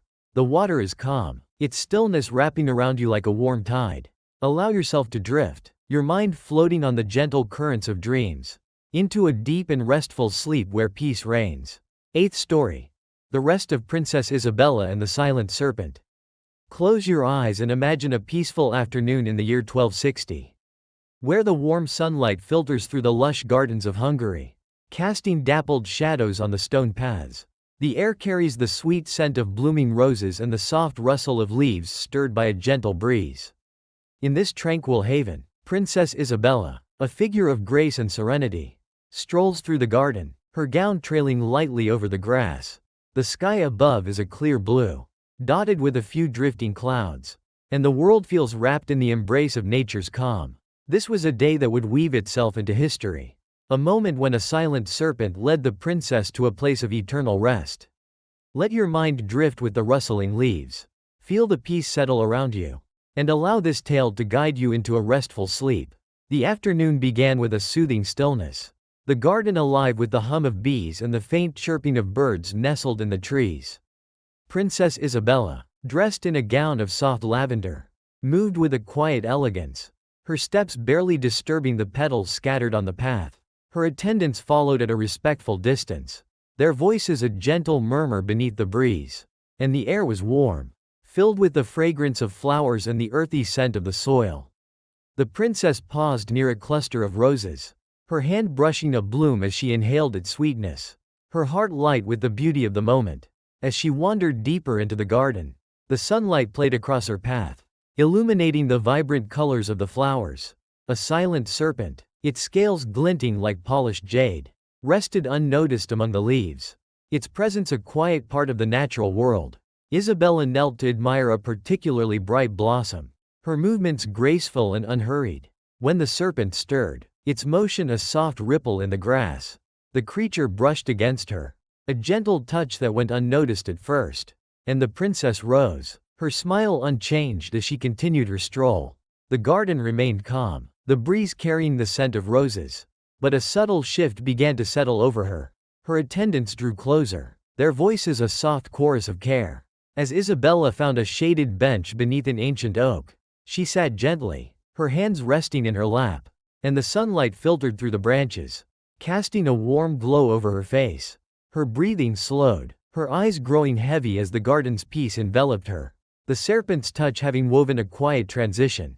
The attendants gathered around, their concern a gentle hum, but the scene remained serene, the flowers swaying as if in tribute. The princess's spirit seemed to rise with the breeze, drifting upward into the clear sky, leaving the garden in a hush of reverence. In the days that followed, the tale of that afternoon spread through the land, carried by the wind across the fields and villages. Courtiers spoke of the princess's gentle nature, how the serpent had seemed to guide her to a place of rest, and how the garden retained a quiet beauty in her absence.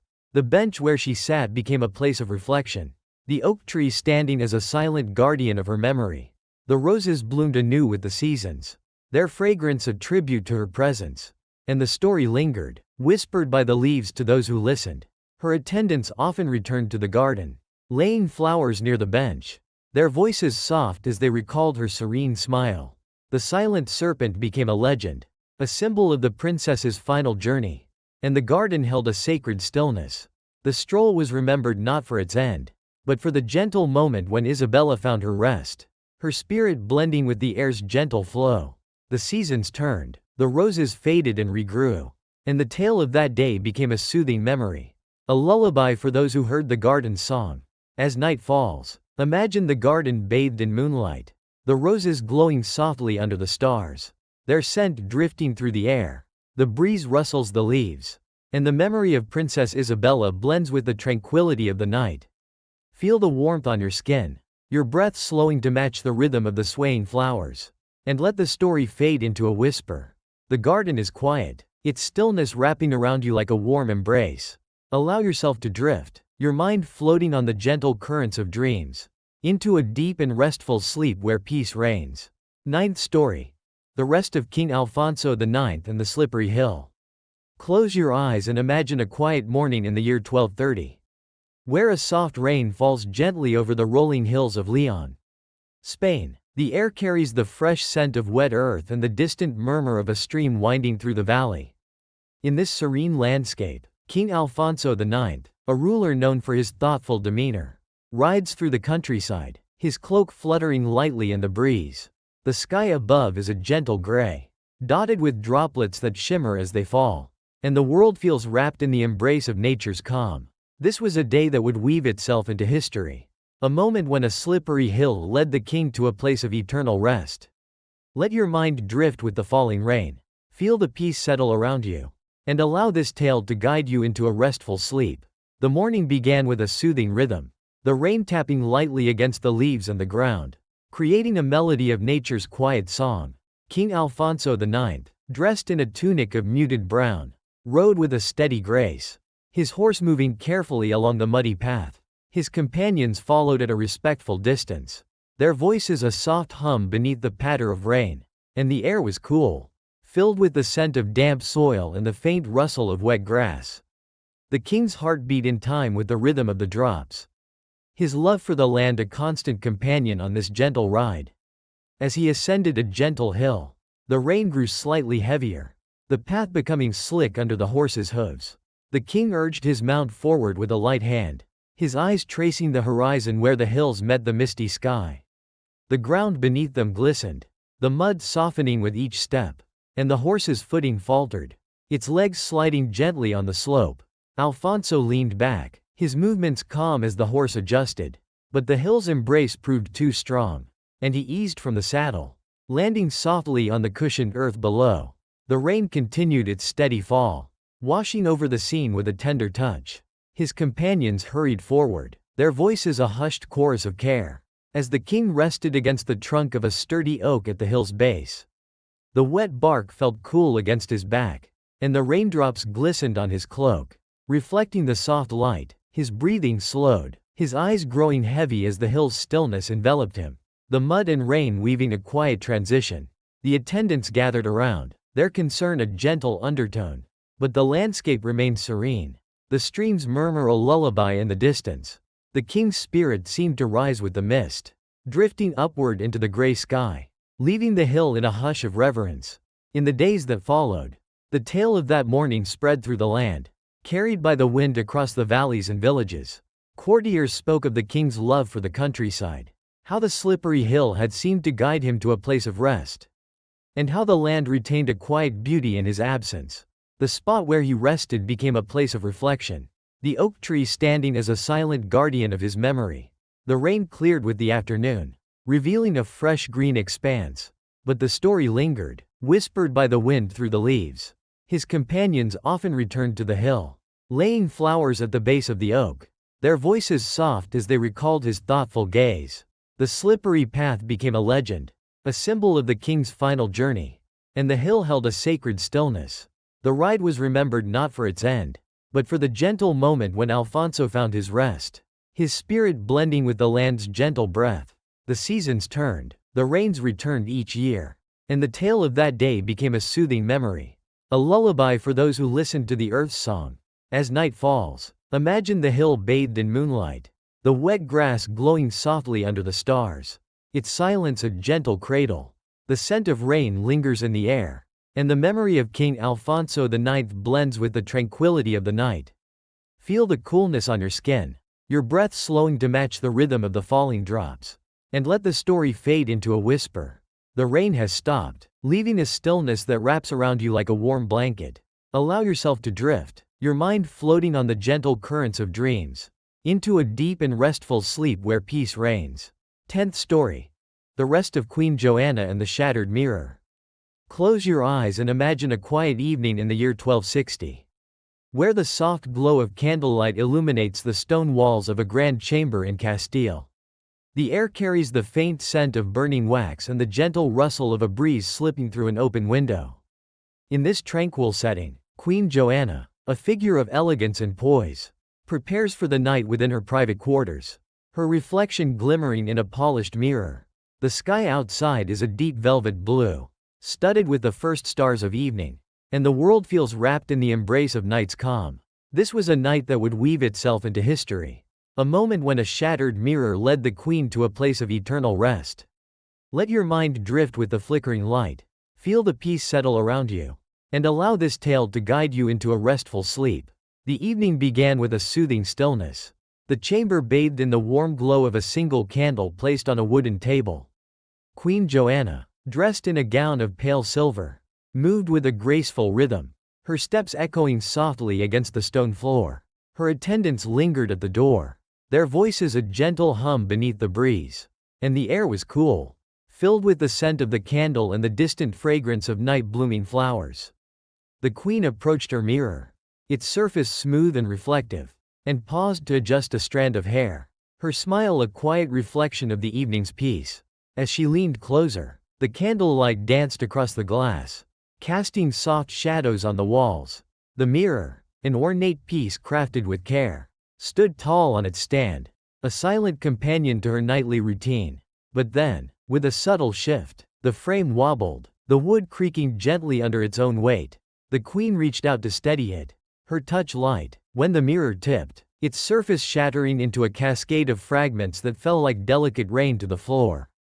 The sound was a soft chime, a gentle break that filled the room, and Joanna stepped back, her movements unhurried as the pieces settled around her. Her attendants rushed in, their voices a hushed chorus of concern. As the queen found a cushioned chair near the window, she sat gracefully, the candlelight reflecting off the scattered glass, and the breeze carried the scent of flowers through the room. Her breathing slowed, her eyes growing heavy as the chamber's stillness enveloped her, the broken mirror weaving a quiet transition. The attendants gathered the fragments with care, their hands moving softly, and the scene remained serene, the stars outside twinkling as if in tribute. The queen's spirit seemed to rise with the breeze, drifting upward into the velvet sky, leaving the room in a hush of reverence. In the days that followed, the tale of that evening spread through the land, carried by whispers across the courtyards and villages.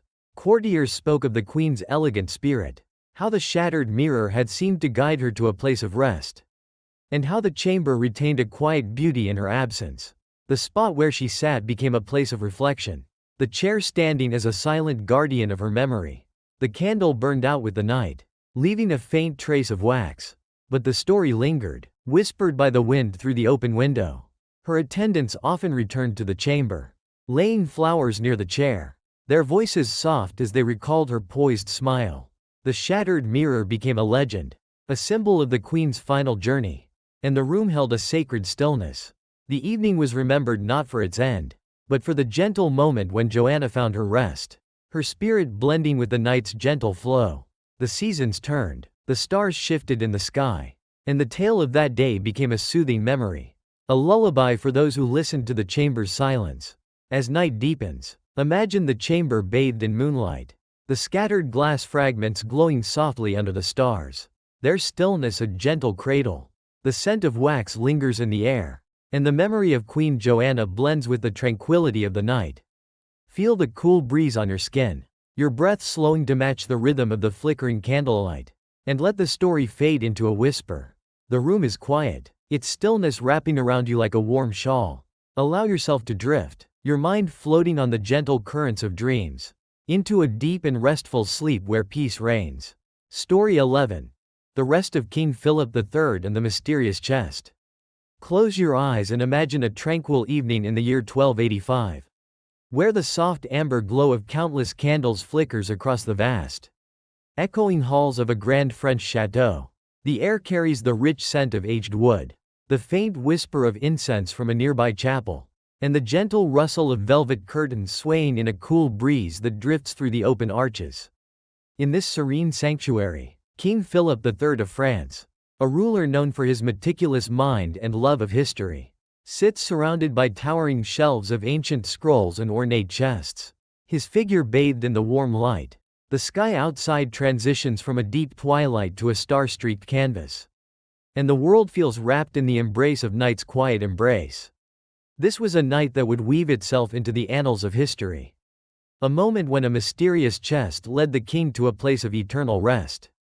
Let your mind drift with the flickering flames, feel the peace settle around you, and allow this tale to guide you into a deep, restful sleep. The evening began with a profound stillness, the chateau's halls resonating with the soft crackle of burning candles and the distant chime of a clock marking the hour. King Philip III, dressed in a robe of royal blue adorned with silver embroidery, sat at a polished oak desk, his hands tracing the edges of an ancient manuscript. His attendants moved silently through the room, their footsteps muffled by thick rugs, their voices a gentle undertone beneath the occasional flutter of a page turning. The air was cool, infused with the scent of parchment and the subtle fragrance of lavender sachets tucked among the scrolls, creating a melody of quiet contemplation. The king's eyes, sharp yet weary, reflected the candlelight as he turned his attention to a large, intricately carved chest that had been delivered earlier that day, its wood darkened by centuries and its lock sealed with a curious emblem. As the night deepened, Philip rose from his chair, his movements deliberate and unhurried, and approached the chest. The room seemed to hold its breath, the candle flames steadying as he ran his fingers over the carvings, patterns of vines and crowns that hinted at a forgotten era. His curiosity piqued, he called for a key, and an attendant brought a small iron tool, its metal cold to the touch. With a soft click, the lock yielded, and the lid creaked open, revealing a trove of dusty scrolls and a faint musty scent that mingled with the room's ambiance. The king leaned closer, his breath stirring the air within, and began to lift a parchment, his mind lost in the promise of uncovering history's secrets. But as he did, the chest's interior seemed to exhale a heavy stillness, the air growing thick and close around him. He stepped back, a gentle cough escaping his lips, and returned to his chair, the open chest left unattended as he sought to regain his composure. The attendants drew nearer, their concern a soft murmur, but the room's tranquility remained unbroken. Philip rested his head against the high back of the chair, the candlelight casting long, soothing shadows across the walls, and his breathing slowed, each exhale a quiet release. The scrolls lay undisturbed, the chest's lid partially open, and the air seemed to settle around him like a warm blanket. His eyes grew heavy, the weight of the day and the chest's mysterious breath weaving a gentle transition. The attendants watched in silence, their hands stilled, as the king's spirit seemed to drift upward with the rising smoke from the candles.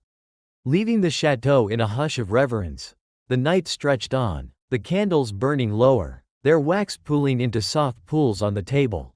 Outside, the stars shone brightly, their light filtering through the arches to dance across the stone floor, illuminating the chest as if it held a silent story of its own. The king's presence lingered in the room, a memory etched into the wood and stone, and the chateau grew still, its echoes fading into a peaceful void. In the days that followed, the tale of that evening spread through the land, carried by whispers along the winding roads and through the courts. Courtiers spoke of Philip's dedication to history, how the mysterious chest had seemed to guide him to a place of rest, and how the chateau retained a quiet dignity in his absence. The chamber where he sat became a place of reflection, the desk and chest standing as silent guardians of his memory. Servants often returned to the room, dusting the scrolls with care and placing fresh candles in the holders. Their voices hushed as they recalled his thoughtful gaze. The chest, now sealed once more, became a legend, a symbol of the king's final journey into the past he so loved. Travelers passing by the chateau would pause, feeling the weight of history in the air, and the breeze would carry their thoughts away. The night was remembered not for its end, but for the gentle moment when Philip found his rest, his spirit blending with the timeless air of the archives. The seasons turned, the candles were replaced, and the tale of that day became a soothing memory, a lullaby for those who listened to the chateau's silence. The king's legacy lived on in the scrolls he left behind, each page a testament to his curiosity and care. The attendant spoke of his final hours with reverence, describing how the room had seemed to glow with a soft light, as if the candles themselves honored his departure. The chest remained a focal point, its carvings weathered but enduring, a silent witness to the night's events. The chateau's halls echoed with the footsteps of those who came to pay tribute, their whispers blending with the rustle of curtains and the faint scent of incense. The story grew with each retelling, a gentle thread in the fabric of history, offering comfort to those who sought its peace. As night deepens, imagine the chateau bathed in moonlight, the candles burned to stubs, their faint glow a gentle cradle in the darkness. The scent of wax and lavender lingers in the air, and the memory of King Philip III blends with the tranquility of the night. Feel the cool breeze on your skin, your breath slowing to match the rhythm of the flickering flames, and let the story fade into a whisper. The room is quiet, its stillness wrapping around you like a warm cloak. The chest stands silent, its mystery resolved in the peace it brought, and the stars outside shine brightly, guiding your dreams. Allow yourself to drift, your mind floating on the gentle currents of sleep, into a deep and restful slumber where tranquility reigns. Story 12. The Rest of Princess Margaret and the Flock of Birds. Close your eyes and imagine a serene afternoon in the year 1290, where the golden sunlight filters through the dense canopy of an ancient Scottish forest, casting a mosaic of light and shadow across the mossy ground. The air carries the earthy scent of pine needles, the delicate fragrance of wild heather, and the soft rustle of leaves stirred by a gentle breeze that weaves through the trees.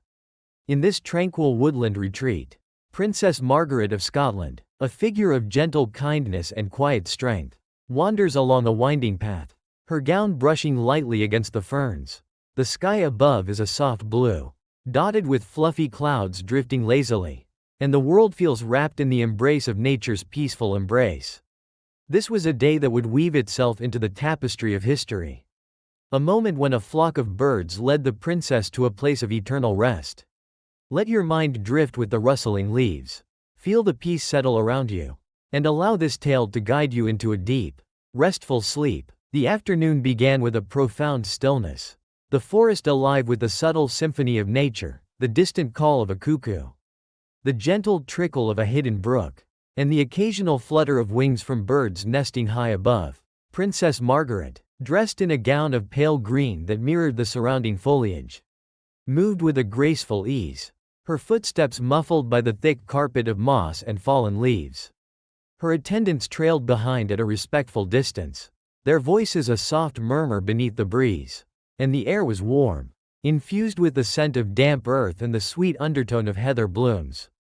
The princess paused to admire a cluster of wildflowers, her hand brushing their petals as she inhaled their fragrance. her heart light with the beauty of the moment. As she ventured deeper into the forest, the sunlight grew softer, filtering through the branches to create a dappled pattern on the path. A flock of birds, small, vibrant creatures with feathers of blue and gold, suddenly took flight from the trees above. Their wings beating in unison like a gentle wave of sound. Margaret tilted her head, her smile widening as she watched them soar, their movements a dance against the sky. The flock circled overhead, their calls a melodic chorus, and then descended, brushing past her with a soft rush of air. The princess reached out, her hand extended in wonder, when one bird alighted briefly on her shoulder, its tiny weight a delicate touch before it rejoined its companions. The encounter seemed to weave a quiet magic, the forest holding its breath as the flock settled into the branches nearby. Margaret continued her stroll, her steps unhurried, the bird's presence a comforting companion as she moved toward a clearing where an ancient oak stood, its gnarled branches stretching wide. Her attendants drew closer, their voices a hushed undertone, as the princess found a natural seat formed by the oak's roots, the moss cushioning her as she sat. The flock chirped softly, their song blending with the breeze, and Margaret leaned back, her eyes tracing the patterns of light through the leaves. A subtle shift came over her, a gentle weariness that softened her features. The bird's touch and the forest's calm weaving a tranquil transition. Her breathing slowed, each exhale a quiet release, and the attendants gathered around, their concern a soft hum beneath the natural symphony. The afternoon stretched on, the sunlight shifting as the shadows lengthened, and the birds remained perched, their presence a silent tribute. The princess's spirit seemed to rise with the breeze, drifting upward like a feather carried by the wind, leaving the clearing in a hush of reverence. The oak stood tall, its bark etched with the memory of her rest, and the forest grew still, its sounds fading into a peaceful void.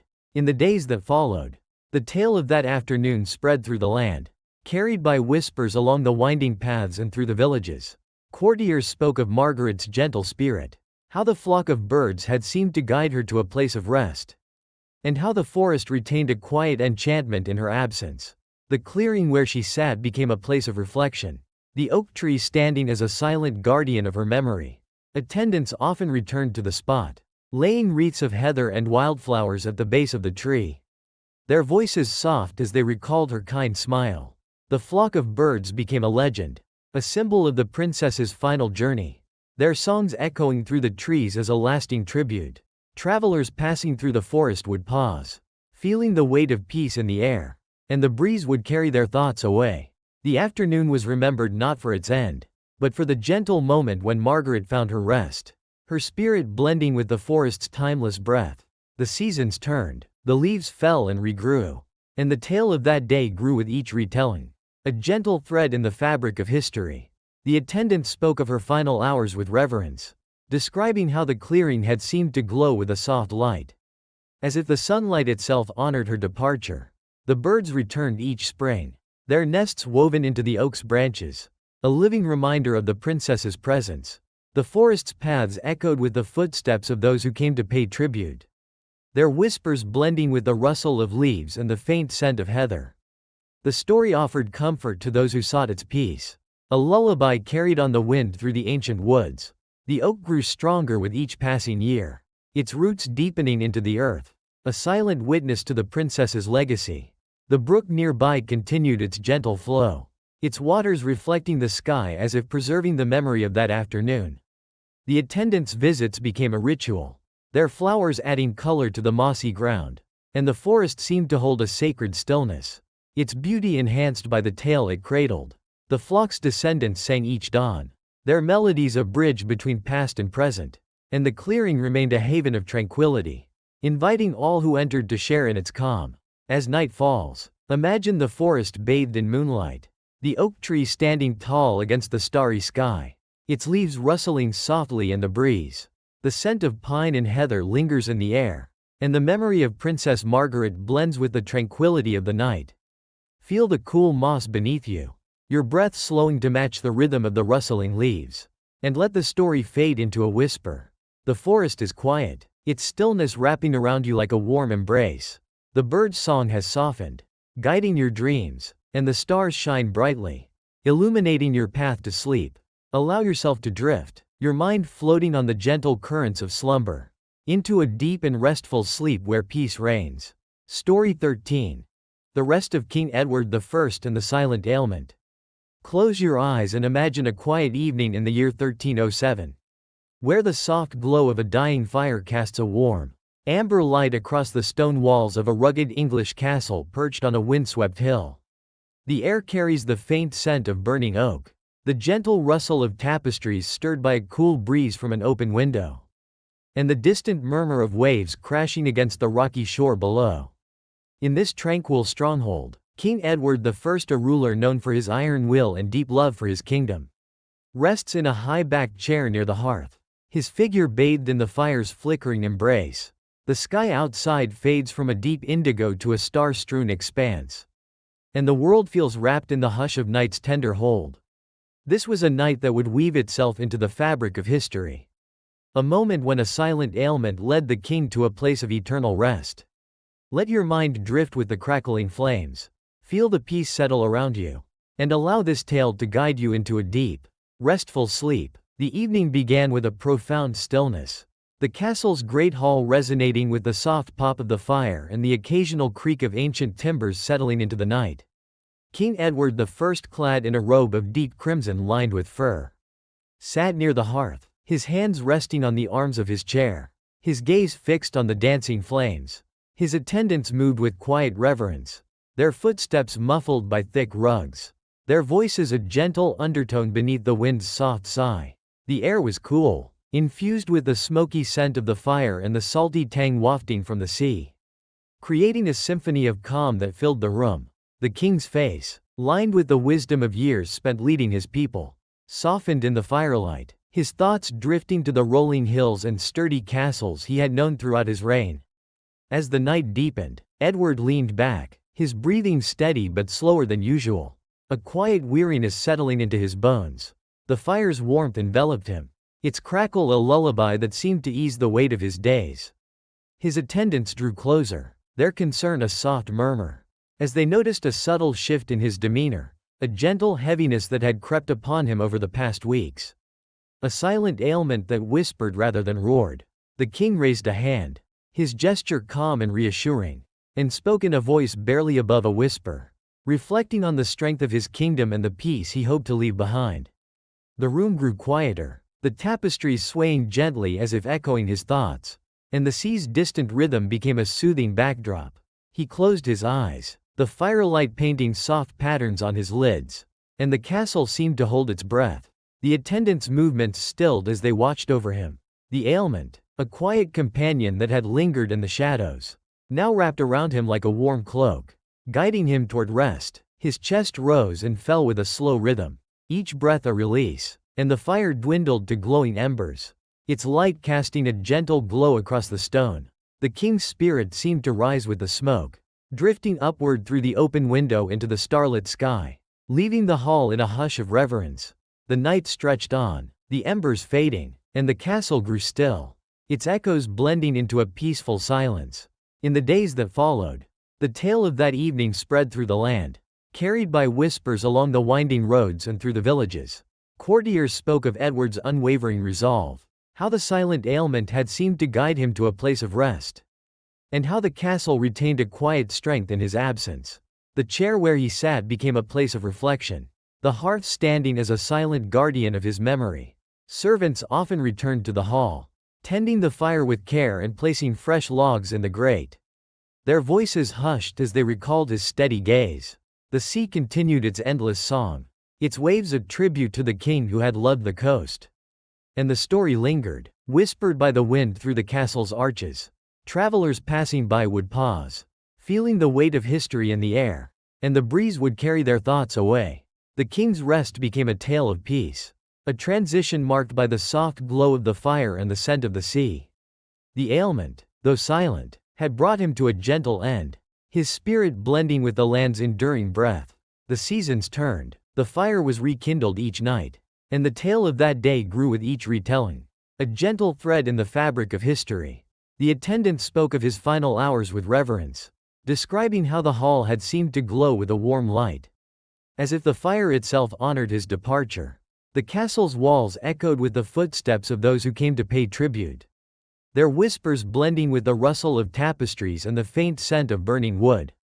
The king's legacy lived on in the strength of his kingdom, each stone a testament to his care and vision. The open window framed the starry sky, a constant reminder of the night he found his rest, and the hall became a haven of tranquility, inviting all who entered to share in its calm. The sea's rhythm persisted, its waves lapping against the shore, a lullaby that carried the memory of Edward I into the future. The story offered comfort to those who sought its peace, a soothing melody woven into the fabric of the night. As night deepens, imagine the castle bathed in moonlight, the hearth's embers glowing softly under the stars, their warmth a gentle cradle in the darkness. The scent of oak and sea salt lingers in the air, and the memory of King Edward I blends with the tranquility of the night. Feel the cool stone beneath you, your breath slowing to match the rhythm of the crackling fire. And let the story fade into a whisper. The hall is quiet, its stillness wrapping around you like a warm cloak. The waves outside sing a lullaby, guiding your dreams, and the stars shine brightly, illuminating your path to sleep. Allow yourself to drift, your mind floating on the gentle currents of slumber, into a deep and restful sleep where peace reigns. Story 14. The Rest of Queen Margaret and the Quiet Staircase. Close your eyes and imagine a peaceful evening in the year 1310, where the soft glow of torchlight dances along the winding corridors of a majestic Danish castle, its stone walls echoing with the gentle hum of history. The air carries the faint scent of burning pine from the torches, the subtle fragrance of roses from a nearby garden drifting through an open window, and the soft rustle of a breeze that whispers through the tapestries lining the halls. In this tranquil stronghold, Queen Margaret of Denmark, a figure of grace and quiet wisdom, ascends a grand staircase, her footsteps a delicate rhythm against the worn stone. The sky outside deepens into a rich navy, studded with the first twinkling stars, and the world feels wrapped in the embrace of night's serene hold. This was a night that would weave itself into the tapestry of history. A moment when a quiet staircase led the queen to a place of eternal rest. Let your mind drift with the flickering torchlight, feel the peace settle around you, and allow this tale to guide you into a deep, restful sleep. The evening began with a profound stillness, the castle's corridors resonating with the soft crackle of torches and the occasional creak of ancient wood settling into the night. Queen Margaret, dressed in a gown of deep indigo adorned with silver thread, moved with a measured grace, her hand lightly brushing the smooth banister of the grand staircase. Her attendants followed at a respectful distance, their voices a gentle murmur beneath the breeze. And the air was cool, infused with the smoky scent of pine and the sweet undertone of roses wafting from the garden below. The queen's face, softened by years of thoughtful leadership, reflected the torchlight as she paused to gaze out a narrow window, her eyes tracing the silhouette of the castle against the evening sky. Her heart beat with a steady rhythm, her mind filled with memories of the kingdom she had nurtured with care. As she continued her ascent, the staircase stretched upward, its stone steps worn smooth by centuries of royal footsteps, each tread a silent witness to the castle's past. The torches cast long, soothing shadows along the walls, their flames steadying as if honoring her presence. Margaret's steps were unhurried, her gown trailing behind her like a whisper, and the air grew quieter, the sounds of the castle fading into a distant hum. Halfway up, she paused again, her hand resting on the banister, feeling the cool stone beneath her palm, and her attendants drew closer, their concern a soft undertone beneath the night's calm. The staircase seemed to cradle her, its ancient structure offering a gentle support as she resumed her climb. At the top, the queen reached a landing where a large arched window framed the starry sky, the rose's fragrance growing stronger with the open air. She stood for a moment, her silhouette a graceful outline against the glass, and then turned toward a cushioned bench nestled against the wall. Sitting down, she leaned back, the torchlight casting a warm glow over her features, and her breathing slowed, each exhale a quiet release. A subtle weariness settled over her, a gentle companion that had lingered in the background, now weaving a tranquil transition. Her attendants gathered around, their voices a hushed chorus of care. But the landing remained serene, the stars outside twinkling as if in tribute. The queen's spirit seemed to rise with the breeze, drifting upward through the window into the vast night sky, leaving the staircase in a hush of reverence. The night stretched on, the torches burning lower, their wax pooling into soft drips on the stone, and the castle grew still, its echoes blending into a peaceful silence. Outside, the garden's roses swayed gently, their petals catching the moonlight, and the air carried the memory of Margaret's presence. In the days that followed, the tale of that evening spread through the land, carried by whispers along the coastal paths and through the villages. Courtiers spoke of the queen's gentle wisdom, how the quiet staircase had seemed to guide her to a place of rest, and how the castle retained a quiet elegance in her absence. The landing where she sat became a place of reflection, the bench and window standing as silent guardians of her memory. Servants often returned to the staircase, tending the torches with care and placing fresh flowers near the bench, their voices soft as they recalled her serene smile. The worn steps became a legend, a symbol of the queen's final journey, and the castle held a sacred stillness. Travelers passing by would pause, feeling the weight of peace in the air, and the breeze would carry their thoughts away. The evening was remembered not for its end, but for the gentle moment when Margaret found her rest, her spirit blending with the night's tender flow. The seasons turned, the torches were replaced, and the tale of that day grew with each retelling, a gentle thread in the fabric of history. The attendants spoke of her final hours with reverence, describing how the landing had seemed to glow with a soft light, as if the torches themselves honored her departure. The garden below flourished, its roses blooming with renewed vigor, a living tribute to the queen's love for beauty. The castle's halls echoed with the footsteps of those who came to pay homage, their whispers blending with the rustle of tapestries and the faint scent of pine. The queen's legacy lived on in the strength of her kingdom, each stone a testament to her care and vision.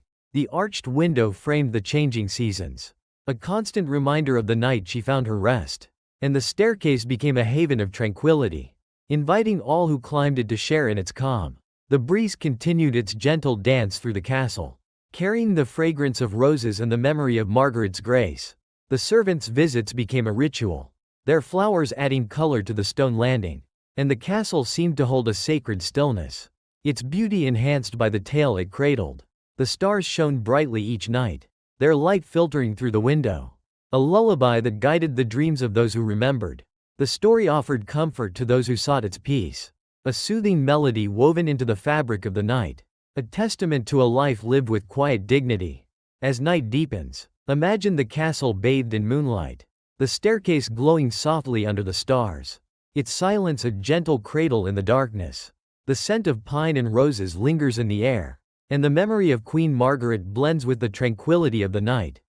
Feel the cool stone beneath you, your breath slowing to match the rhythm of the flickering torchlight, and let the story fade into a whisper.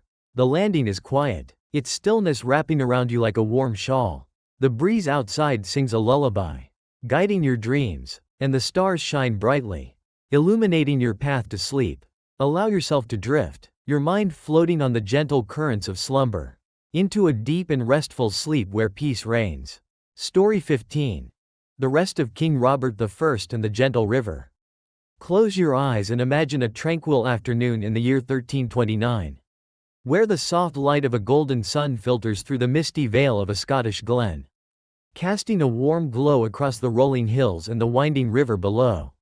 The air carries the fresh scent of damp moss, the delicate fragrance of wild thyme carried by a gentle breeze, and the soothing murmur of water flowing over smooth stones. In this serene landscape, King Robert I of Scotland, a ruler known for his resilient spirit and deep connection to his land, rides along the riverbank, his cloak fluttering lightly in the wind. The sky above is a pale blue, streaked with wisps of cloud drifting lazily, and the world feels wrapped in the embrace of nature's peaceful hold. This was a day that would weave itself into the tapestry of history, a moment when a gentle river led the king to a place of eternal rest.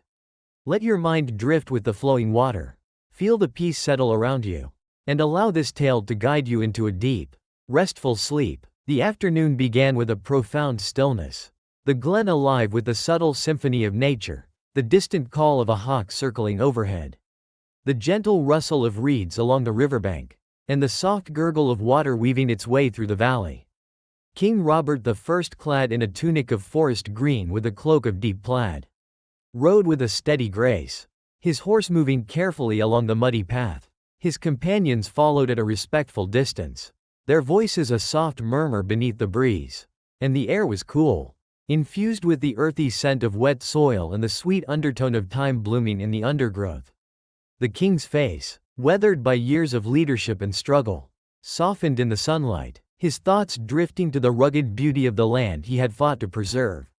As he rode closer to the river, the water sparkled under the afternoon sun, its surface reflecting the sky like a mirror of liquid light. The king paused, dismounting to stand at the edge, his boots sinking slightly into the soft earth as he gazed at the gentle current. His companions drew near, their horses snorting softly, and the scene felt timeless. The river's flow a constant companion to the glen's quiet life. But then, with a subtle shift, the ground beneath him softened further, the recent rains having loosened the bank. And Robert stepped forward, his footing faltering as the earth gave way. The river's embrace was gentle, its waters rising to meet him as he eased into its flow, his cloak spreading out like a dark flower on the surface. His companions rushed forward, their voices a hushed chorus of care, as the king rested against a smooth boulder half submerged in the stream. The water lapped around him, its coolness a soothing touch, and the sunlight filtered through the mist, casting a warm glow over his face. His breathing slowed, each exhale a quiet release, and a subtle weariness settled over him, the river's calm weaving a tranquil transition. The attendants gathered around, their concern a gentle hum beneath the water's song. But the glen remained serene, the breeze rustling the reeds as if in tribute. The king's spirit seemed to rise with the mist, drifting upward into the pale sky, leaving the riverbank in a hush of reverence. The afternoon stretched on, the sunlight shifting as the shadows lengthened, and the river continued its gentle flow, carrying the memory of Robert's presence downstream. The glen grew still, its sounds fading into a peaceful void, and the water reflected the changing sky, a silent witness to the moment. In the days that followed, the tale of that afternoon spread through the land, carried by whispers along the winding paths and through the villages. Courtiers spoke of the king's enduring strength, how the gentle river had seemed to guide him to a place of rest, and how the glen retained a quiet majesty in his absence. The spot where he rested became a place of reflection, the boulder standing as a silent guardian of his memory. Companions often returned to the riverbank, laying wreaths of thyme and heather at the water's edge, their voices soft as they recalled his resolute gaze. The river became a legend, a symbol of the king's final journey, its waters singing a lasting tribute as they flowed toward the sea. Travelers passing through the glen would pause, feeling the weight of peace in the air, and the breeze would carry their thoughts away. The ride was remembered not for its end, but for the gentle moment when Robert found his rest, his spirit blending with the land's timeless breath. The seasons turned, the river swelled and receded, and the tale of that day grew with each retelling, a gentle thread in the fabric of history. The attendant spoke of his final hours with reverence, describing how the glen had seemed to glow with a soft light, as if the sunlight itself honored his departure.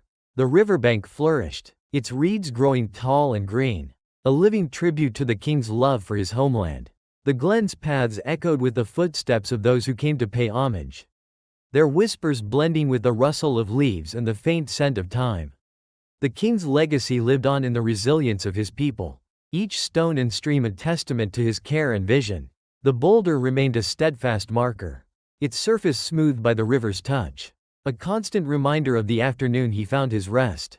The breeze continued its gentle dance through the glen, carrying the fragrance of wildflowers and the memory of Robert's grace.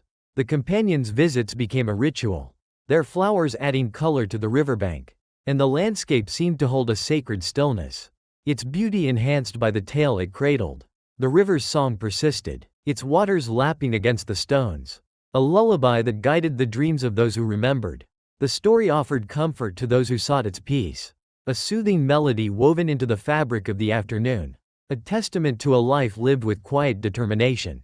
As night falls, imagine the glen bathed in moonlight, the river glowing softly under the stars, its silence a gentle cradle in the darkness. The scent of moss and thyme lingers in the air, and the memory of King Robert I blends with the tranquility of the night. Feel the cool earth beneath you, your breath slowing to match the rhythm of the flowing water. And let the story fade into a whisper. The glen is quiet, its stillness wrapping around you like a warm embrace. The river's song guides your dreams, and the stars shine brightly, illuminating your path to sleep. Allow yourself to drift, your mind floating on the gentle currents of slumber, into a deep and restful sleep where peace reigns. Story 16. The Rest of Princess Beatrice and the Gentle Candle. Close your eyes and imagine a serene evening in the year 1340, where the soft amber glow of countless candles illuminates the intricate arches of a Sicilian palace, their light dancing across the polished marble floors. The air carries the delicate scent of beeswax, the faint fragrance of orange blossoms drifting from an open balcony overlooking a lush courtyard, and the gentle rustle of silk curtains stirred by a warm evening breeze. In this tranquil haven, Princess Beatrice of Sicily, a figure of elegance and gentle spirit, retires to her private chamber, her footsteps a soft echo against the stone. The sky outside deepens into a rich indigo, sprinkled with the first stars of night, and the world feels wrapped in the embrace of a peaceful dusk. This was a night that would weave itself into the fabric of history. A moment when a gentle candle led the princess to a place of eternal rest. Let your mind drift with the flickering flames, feel the peace settle around you, and allow this tale to guide you into a deep, restful sleep. The evening began with a profound stillness, the palace's chambers resonating with the soft hum of burning candles and the occasional rustle of leaves from the courtyard below. Princess Beatrice, dressed in a gown of pale ivory embroidered with golden threads, moved with a graceful rhythm, her presence a soothing balm to the attendants who followed at a respectful distance. Their voices were a gentle undertone beneath the breeze, and the air was warm, infused with the sweet scent of beeswax and the citrusy aroma of orange blossoms wafting through the open balcony. The princess's face, framed by a delicate veil, glowed in the candlelight, her thoughts drifting to the beauty of the Sicilian landscape she had come to cherish during her quiet moments of reflection. As she entered her chamber, the room opened up like a sanctuary, its walls adorned with tapestries depicting scenes of rolling hills and azure seas, their colors softened by the dim light.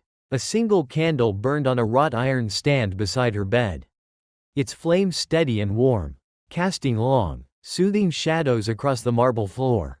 Beatrice approached it with a smile, her hand hovering near the glow as she adjusted its position, the heat a gentle caress against her skin. The balcony doors framed a view of the courtyard, where the last light of day painted the orange trees in hues of gold. And the princess paused to inhale the fragrant air, her heart light with the tranquility of the moment. As the night deepened, the candle continued its quiet dance, its light reflecting off the polished surfaces and creating a cocoon of warmth around her.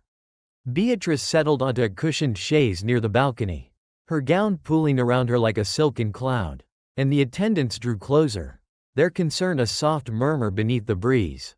The flame flickered slightly, a subtle movement that brushed against the edge of a sheer curtain, and a gentle warmth began to spread through the room. The princess rose, her movements unhurried, to still the unexpected guest, but the warmth enveloped her like a tender embrace, guiding her back to the chaise. The air grew thick with the scent of burning fabric, a faint trace that mingled with the orange blossoms, and her eyes grew heavy, the candle's glow weaving a tranquil transition. Her attendants hurried in, their voices a hushed chorus of care, as they worked to calm the situation, their hands moving with gentle precision. Beatrice leaned back, the chaise supporting her with a comforting firmness, and the candle's flame subsided, leaving a soft haze in the air. Her breathing slowed, each exhale a quiet release, and the room grew still, the balcony framing a starry sky as if in tribute. The princess's spirit seemed to rise with the rising smoke, drifting upward through the open doors into the vast night, leaving the chamber in a hush of reverence. The night stretched on, the candles burning lower, their wax pooling into delicate shapes on the stand, and the palace grew quiet, its echoes fading into a peaceful silence. In the days that followed, the tale of that evening spread through the land, carried by whispers along the coastal paths and through the villages. Courtiers spoke of Beatrice's gentle nature, how the gentle candle had seemed to guide her to a place of rest, and how the palace retained a quiet beauty in her absence. The chamber where she sat became a place of reflection. The chaise and balcony standing as silent guardians of her memory. Servants often returned to the room, tending the candles with care and placing fresh orange blossoms in a vase. Their voices hushed as they recalled her serene smile. The courtyard flourished, its trees bearing fruit as a tribute to the princess's love for the garden. And the story lingered, whispered by the breeze through the arches. Travelers passing by the palace would pause, feeling the weight of peace in the air, and the wind would carry their thoughts away. The candle became a legend, a symbol of the princess's final journey, its light a lasting tribute as it burned each night. The evening was remembered not for its end, but for the gentle moment when Beatrice found her rest, her spirit blending with the night's tender flow. The seasons turned, the candles were replaced, and the tale of that day grew with each retelling. A gentle thread in the fabric of history. The attendant spoke of her final hours with reverence, describing how the chamber had seemed to glow with a soft light, as if the candles themselves honored her departure. The palace's halls echoed with the footsteps of those who came to pay homage, their whispers blending with the rustle of curtains and the faint scent of orange blossoms. The princess's legacy lived on in the elegance of her court, each tapestry and stone a testament to her care and vision. The balcony framed the changing seasons, a constant reminder of the night she found her rest, and the chamber became a haven of tranquility, inviting all who entered to share in its calm.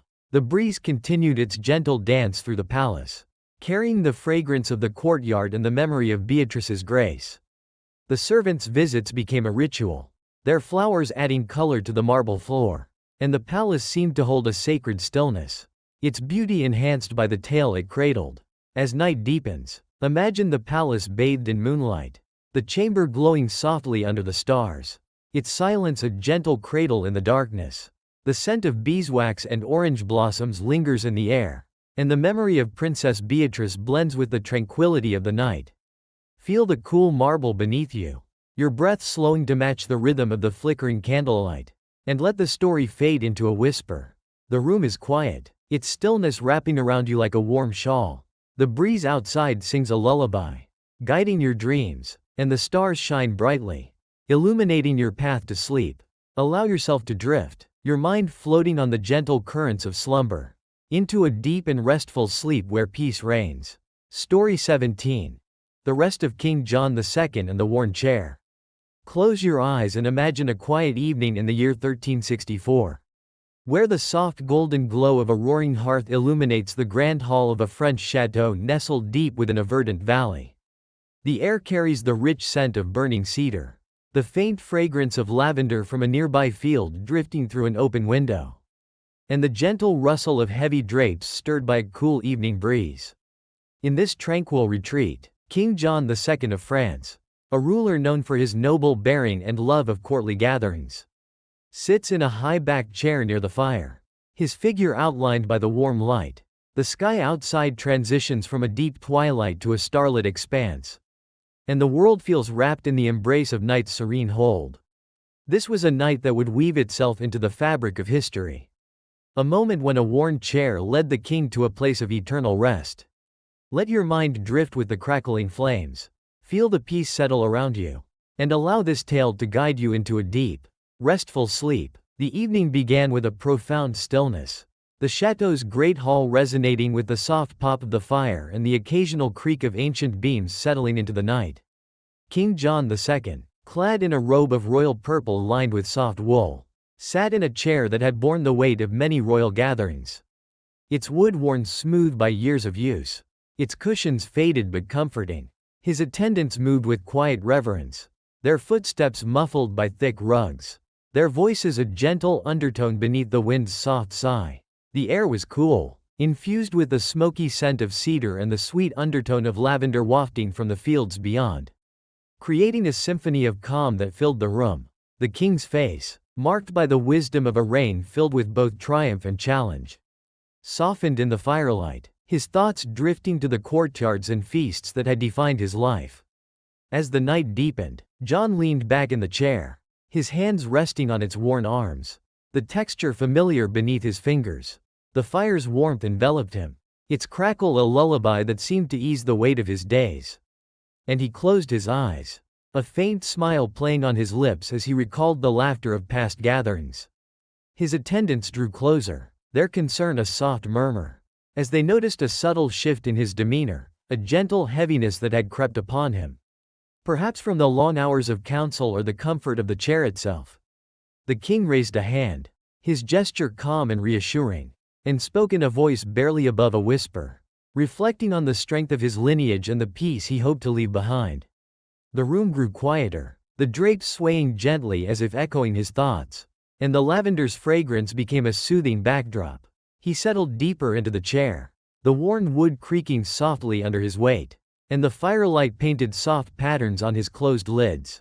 The attendants watched in silence, their movements stilled as the chair seemed to cradle him, its familiarity offering a gentle support. A subtle weariness settled over him, a quiet companion that had lingered in the background, now weaving a tranquil transition. His chest rose and fell with a slow rhythm, each breath a release, and the fire dwindled to glowing embers, its light casting a warm glow across the hall. The king's spirit seemed to rise with the smoke, drifting upward through the open window into the starlit sky, leaving the chateau in a hush of reverence. The night stretched on, the embers fading, and the hall grew still, its echoes blending into a peaceful silence. Outside, the lavender fields swayed gently under the moonlight, their fragrance carried into the hall, and the air held the memory of John's presence. In the days that followed, the tale of that evening spread through the land, carried by whispers along the winding roads and through the villages. Courtiers spoke of the king's noble spirit, how the worn chair had seemed to guide him to a place of rest, and how the chateau retained a quiet grandeur in his absence. The spot where he sat became a place of reflection, the chair and hearth standing as silent guardians of his memory. Servants often returned to the hall, tending the fire with care and placing fresh lavender sprigs near the seat. Their voices hushed as they recalled his dignified smile. Travelers passing by the chateau would pause, feeling the weight of history in the air, and the breeze would carry their thoughts away. The chair became a legend, a symbol of the king's final journey, its worn surface a lasting tribute as it stood by the hearth each night. The evening was remembered not for its end, but for the gentle moment when John found his rest, his spirit blending with the land's enduring breath. The seasons turned, the fire was rekindled each evening, and the tale of that day grew with each retelling, a gentle thread in the fabric of history. The attendant spoke of his final hours with reverence, describing how the hall had seemed to glow with a warm light, as if the fire itself honored his departure. The chateau's halls echoed with the footsteps of those who came to pay homage, their whispers blending with the rustle of drapes and the faint scent of cedar. The king's legacy lived on in the resilience of his court, each stone and tapestry a testament to his care and vision. The open window framed the changing seasons, a constant reminder of the night he found his rest, and the hall became a haven of tranquility, inviting all who entered to share in its calm. The breeze continued its gentle dance through the chateau, carrying the fragrance of lavender and the memory of John's grace. The servants' visits became a ritual, their flowers adding color to the hearthside, and the palace seemed to hold a sacred stillness, its beauty enhanced by the tale it cradled. The fields beyond flourished, their lavender blooms a vibrant tribute to the king's love for the land. And the river nearby continued its gentle flow, its waters reflecting the sky as if preserving the memory of that evening. The chair remained a steadfast marker, its wood smoothed by time, a silent witness to the night's events.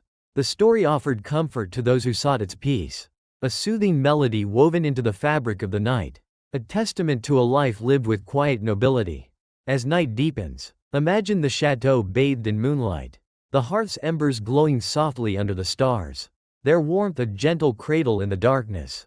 The scent of cedar and lavender lingers in the air, and the memory of King John II blends with the tranquility of the night. Feel the cool stone beneath you, your breath slowing to match the rhythm of the crackling fire. And let the story fade into a whisper. The hall is quiet, its stillness wrapping around you like a warm cloak. The breeze outside sings a lullaby, guiding your dreams, and the stars shine brightly, illuminating your path to sleep.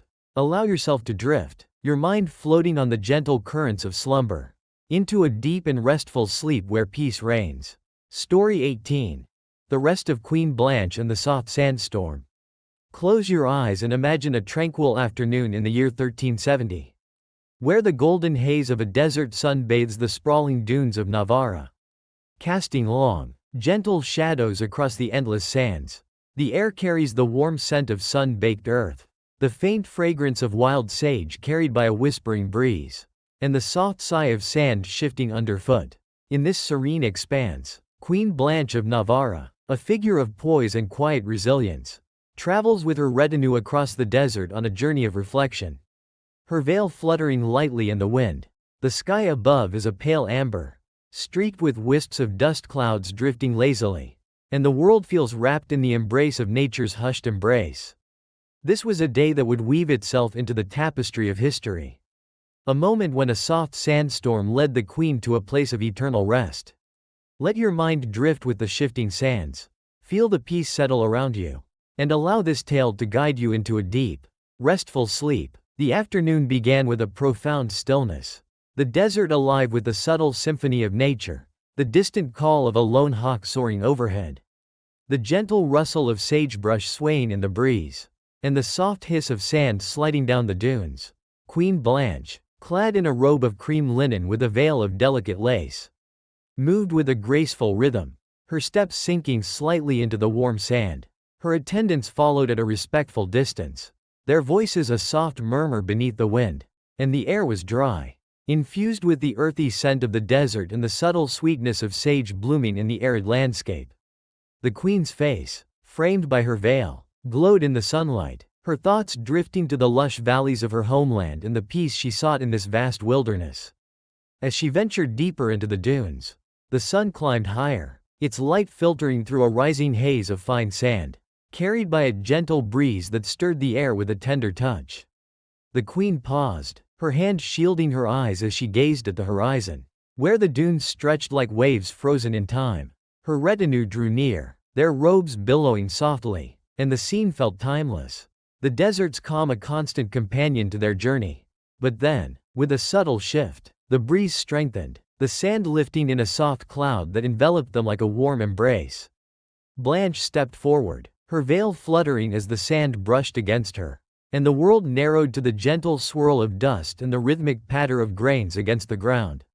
Her attendants gathered closer, their voices a hushed chorus of care, as the queen found a sheltered spot beneath the lee of a high dune, its curve offering a natural seat formed by the sand. She sat gently, the warm grains cushioning her as she leaned back, the sandstorm wrapping around her like a silken shawl. The sunlight filtered through the haze, casting a golden glow over her features, and her breathing slowed, each exhale a quiet release. A subtle weariness settled over her, the desert's embrace weaving a tranquil transition, and the attendants watched in silence, their concern a gentle hum beneath the wind's song. The queen's spirit seemed to rise with the drifting sand, floating upward into the amber sky, leaving the dune in a hush of reverence. The afternoon stretched on, the sandstorm easing as the shadows lengthened, and the desert grew still, its sounds fading into a peaceful void. The dunes shifted gently, their patterns reshaped by the wind, and the air held the memory of Blanche's presence, carried on the breeze. In the days that followed, the tale of that afternoon spread through the land, carried by whispers along the caravan routes and through the villages. Courtiers spoke of the queen's resilient spirit, how the soft sandstorm had seemed to guide her to a place of rest, and how the desert retained a quiet majesty in her absence. The spot where she sat became a place of reflection, the dune standing as a silent guardian of her memory. Attendants often returned to the site, laying sprigs of sage at the dune's base, their voices soft as they recalled her poised smile. The sandstorm became a legend, a symbol of the queen's final journey, its gentle touch a lasting tribute as it swept across the desert each season. Travelers passing through the dunes would pause, feeling the weight of peace in the air, and the wind would carry their thoughts away. The journey was remembered not for its end, but for the gentle moment when Blanche found her rest, her spirit blending with the land's timeless breath. The seasons turned, the sands shifted and settled, and the tale of that day grew with each retelling, a gentle thread in the fabric of history. The attendant spoke of her final hours with reverence, describing how the dune had seemed to glow with a soft light, as if the sunlight itself honored her departure. The desert flourished in its own way, its sagebrush growing resilient under the sun, a living tribute to the queen's love for the wild beauty of her travels. The caravan routes echoed with the footsteps of those who came to pay homage, their whispers blending with the rustle of sand and the faint scent of sage. The queen's legacy lived on in the strength of her court, each dune and plant a testament to her care and vision. The amber sky framed the changing landscape, a constant reminder of the afternoon she found her rest, and the desert became a haven of tranquility, inviting all who crossed it to share in its calm.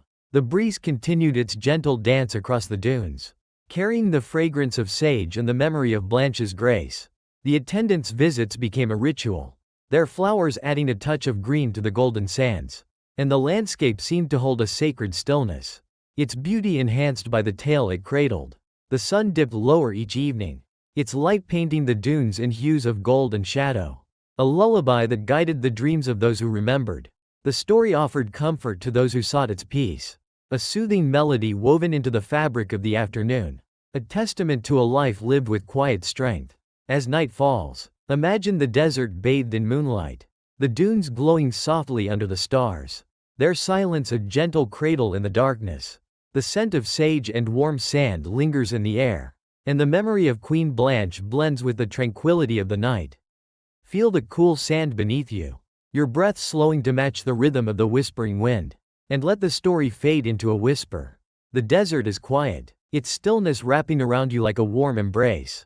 The breeze outside sings a lullaby, guiding your dreams, and the stars shine brightly, illuminating your path to sleep. Allow yourself to drift, your mind floating on the gentle currents of slumber, into a deep and restful sleep where peace reigns. Story 19. The Rest of King Charles IV and the Quiet Wine. Close your eyes and imagine a serene evening in the year 1380, where the soft glow of a chandelier adorned with countless candles bathes the opulent dining hall of a French palace, its light dancing across the polished oak table and intricate tapestries.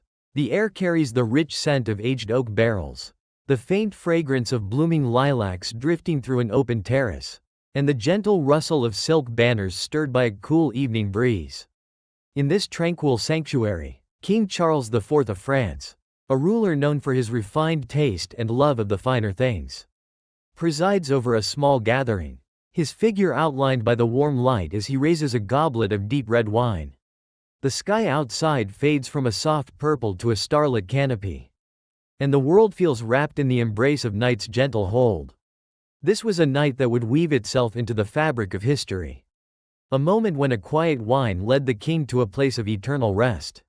Let your mind drift with the flickering flames, feel the peace settle around you, and allow this tale to guide you into a deep, restful sleep. The evening began with a profound stillness, the dining hall resonating with the soft hum of burning candles and the occasional clink of crystal goblets as the king's guests conversed in hushed tones. King Charles IV, clad in a robe of midnight blue embroidered with silver fleur-de-lis, sat at the head of the table, his hands cradling a goblet filled with wine from the royal vineyards, its rich hue catching the candlelight. His attendants moved with quiet grace, their footsteps muffled by thick carpets, their voices a gentle undertone beneath the breeze, and the air was cool, infused with the earthy scent of the wine and the sweet whisper of lilacs wafting from the terrace. The king's face, marked by the wisdom of a reign filled with both splendor and duty, softened in the glow, his thoughts drifting to the rolling vineyards and grand feasts that had defined his legacy. As the night deepened, Charles sipped the wine, its warmth spreading through him with a comforting familiarity, a vintage he had long cherished from the Loire Valley.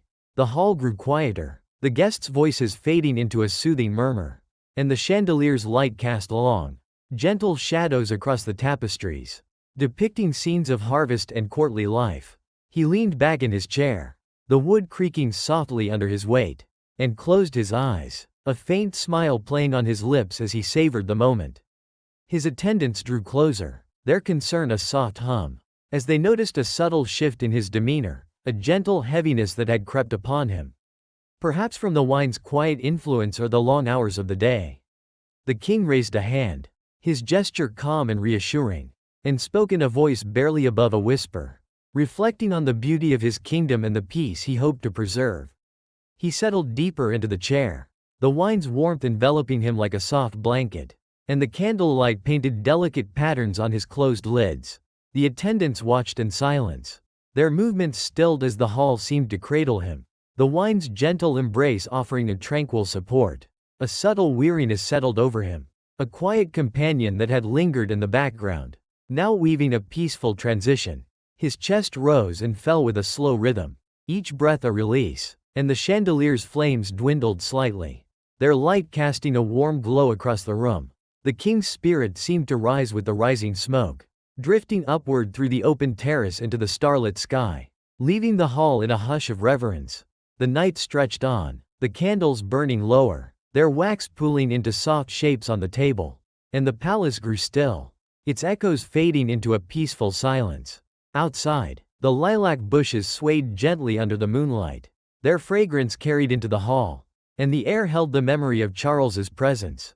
In the days that followed, the tale of that evening spread through the land, carried by whispers along the winding roads and through the villages. Courtiers spoke of the king's refined spirit, how the quiet wine had seemed to guide him to a place of rest, and how the palace retained a quiet elegance in his absence. The spot where he sat became a place of reflection, the chair and table standing as silent guardians of his memory. Servants often returned to the hall, tending the chandelier with care and placing fresh lilac sprigs near the seat. Their voices hushed as they recalled his gracious smile. Travelers passing by the palace would pause, feeling the weight of history in the air, and the breeze would carry their thoughts away. The wine became a legend, a symbol of the king's final journey, its rich flavor a lasting tribute as it was poured each night in his honor. The evening was remembered not for its end, but for the gentle moment when Charles found his rest, his spirit blending with the land's enduring breath. The seasons turned, the candles were replaced, and the tale of that day grew with each retelling, a gentle thread in the fabric of history.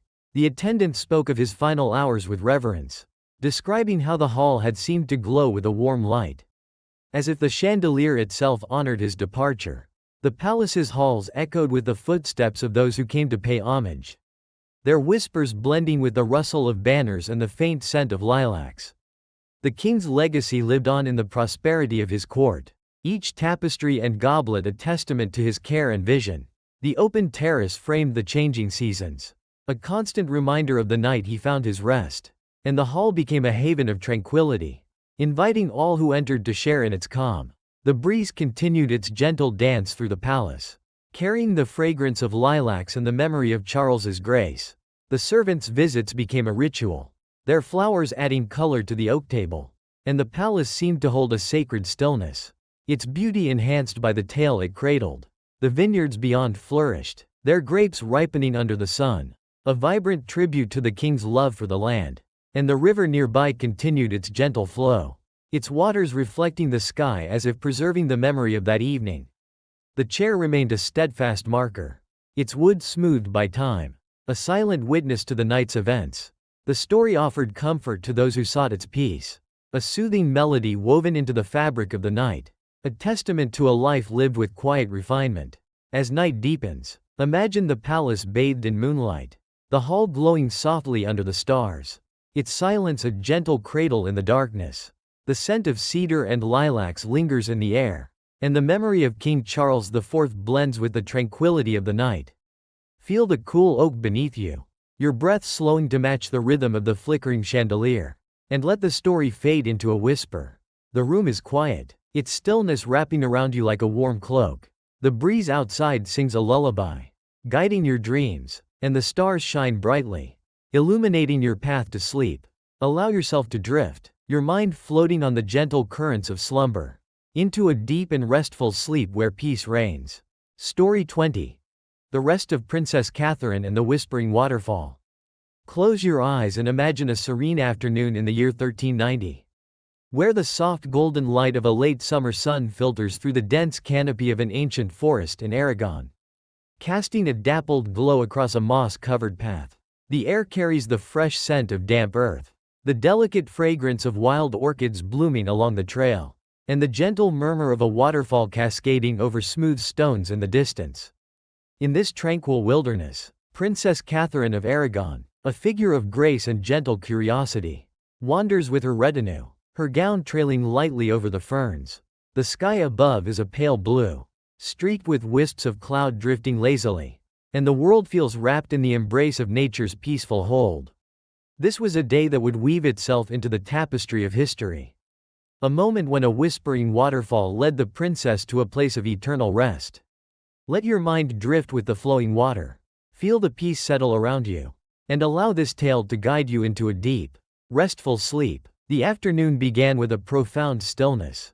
The forest alive with the subtle symphony of nature, the distant trill of a songbird perched high in the trees, the gentle rustle of leaves stirred by a soft breeze, and the soothing whisper of the waterfall echoing through the glen.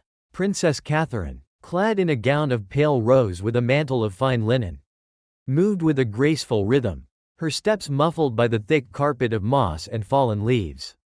Her attendants followed at a respectful distance, their voices a gentle murmur beneath the breeze, and the air was warm, infused with the earthy scent of the forest floor and the sweet undertone of orchids nestled in the undergrowth. The princess's face, framed by a delicate circlet, glowed in the sunlight, her thoughts drifting to the beauty of the natural world she had come to cherish during her quiet moments of solitude. As she ventured deeper into the forest, the sound of the waterfall grew louder, its gentle cascade a constant companion to the glen's tranquil life.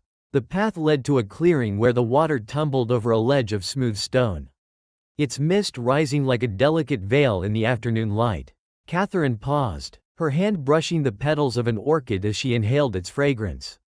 And her retinue drew near, their robes rustling softly. The scene felt timeless, the waterfalls whisper a lullaby that seemed to invite her closer. She stepped toward the edge, her curiosity piqued by the shimmering pool below. When the ground beneath her softened, the recent rains having loosened the earth, the princess eased forward, her footing faltering as the bank gave way, and the waterfall's embrace met her with a gentle touch. Her attendants rushed forward, their voices a hushed chorus of care, as Catherine found a natural seat on a flat rock near the pool. The mist settling around her like a soft cloak, the water lapped gently at the stones, its coolness a soothing presence, and the sunlight filtered through the canopy, casting a warm glow over her features.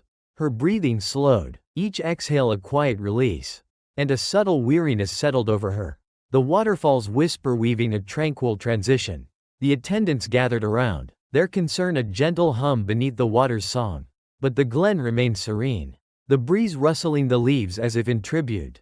The princess's spirit seemed to rise with the mist, drifting upward into the pale sky, leaving the waterfall in a hush of reverence. The afternoon stretched on, the sunlight shifting as the shadows lengthened, and the waterfall continued its gentle flow, carrying the memory of Catherine's presence downstream. The glen grew still, its sounds fading into a peaceful void, and the pool reflected the changing sky, a silent witness to the moment. In the days that followed, the tale of that afternoon spread through the land, carried by whispers along the winding paths and through the villages. Courtiers spoke of the princess's gentle curiosity, how the whispering waterfall had seemed to guide her to a place of rest, and how the forest retained a quiet enchantment in her absence. The spot where she sat became a place of reflection, the rock and pool standing as silent guardians of her memory. Attendants often returned to the glen, laying wreaths of orchids at the water's edge, their voices soft as they recalled her inquisitive smile. The waterfall became a legend, a symbol of the princess's final journey, its gentle cascade a lasting tribute as it flowed through the forest each season. Travelers passing through the glen would pause, feeling the weight of peace in the air, and the breeze would carry their thoughts away. The walk was remembered not for its end, but for the gentle moment when Catherine found her rest, her spirit blending with the land's timeless breath. The seasons turned, the waterfalls swelled and receded, and the tale of that day grew with each retelling, a gentle thread in the fabric of history. The attendant spoke of her final hours with reverence, describing how the glen had seemed to glow with a soft light, as if the sunlight itself honored her departure. The forest flourished, its orchids blooming with renewed vigor, a living tribute to the princess's love for the natural world. The paths echoed with the footsteps of those who came to pay homage, their whispers blending with the rustle of leaves and the faint scent of wildflowers. The princess's legacy lived on in the beauty of her court, each tree and stream a testament to her care and vision. The pale sky framed the changing landscape, a constant reminder of the afternoon she found her rest. And the glen became a haven of tranquility, inviting all who entered to share in its calm. The breeze continued its gentle dance through the forest, carrying the fragrance of orchids and the memory of Catherine's grace. The attendants' visits became a ritual, their flowers adding color to the mossy bank, and the landscape seemed to hold a sacred stillness, its beauty enhanced by the tale it cradled. The waterfall's song persisted, its waters lapping against the stones, a lullaby that guided the dreams of those who remembered. The story offered comfort to those who sought its peace, a soothing melody woven into the fabric of the afternoon, a testament to a life lived with quiet wonder. As night falls, imagine the glen bathed in moonlight, the waterfall glowing softly under the stars, its silence a gentle cradle in the darkness. The scent of moss and orchids lingers in the air, and the memory of Princess Catherine blends with the tranquility of the night. Feel the cool rock beneath you, your breath slowing to match the rhythm of the whispering water. And let the story fade into a whisper. The forest is quiet, its stillness wrapping around you like a warm embrace. The waterfall's song guides your dreams, and the stars shine brightly, illuminating your path to sleep. Allow yourself to drift, your mind floating on the gentle currents of slumber, into a deep and restful sleep where peace reigns. Story 21. The Rest of Princess Catherine and the Whispering Waterfall. Close your eyes and imagine a serene afternoon in the year 1390, where the soft golden light of a late summer sun filters through the dense canopy of an ancient forest in Aragon, casting a dappled glow across a moss-covered path. The air carries the fresh scent of damp earth, the delicate fragrance of wild orchids blooming along the trail, and the gentle murmur of a waterfall cascading over smooth stones in the distance. In this tranquil wilderness, Princess Catherine of Aragon, a figure of grace and gentle curiosity, wanders with her retinue, her gown trailing lightly over the ferns. The sky above is a pale blue, streaked with wisps of cloud drifting lazily, and the world feels wrapped in the embrace of nature's peaceful hold. This was a day that would weave itself into the tapestry of history. A moment when a whispering waterfall led the princess to a place of eternal rest. Let your mind drift with the flowing water. Feel the peace settle around you, and allow this tale to guide you into a deep, restful sleep. The afternoon began with a profound stillness, the forest alive with the subtle symphony of nature, the distant trill of a songbird perched high in the trees, the gentle rustle of leaves stirred by a soft breeze, and the soothing whisper of the waterfall echoing through the glen. Princess Catherine, clad in a gown of pale rose with a mantle of fine linen, moved with a graceful rhythm, her steps muffled by the thick carpet of moss and fallen leaves. Her attendants followed at a respectful distance, their voices a gentle murmur beneath the breeze, and the air was warm, infused with the earthy scent of the forest floor and the sweet undertone of orchids nestled in the undergrowth. The princess's face, framed by a delicate circlet, glowed in the sunlight, her thoughts drifting to the beauty of the natural world she had come to cherish during her quiet moments of solitude. As she ventured deeper into the forest, the sound of the waterfall grew louder, its gentle cascade a constant companion to the glen's tranquil life. The path led to a clearing where the water tumbled over a ledge of smooth stone, its mist rising like a delicate veil in the afternoon light. Catherine paused, her hand brushing the petals of an orchid as she inhaled its fragrance.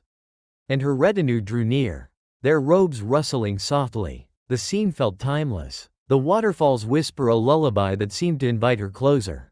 She stepped toward the edge, her curiosity piqued by the shimmering pool below. When the ground beneath her softened, the recent rains having loosened the earth, the princess eased forward, her footing faltering as the bank gave way, and the waterfall's embrace met her with a gentle touch.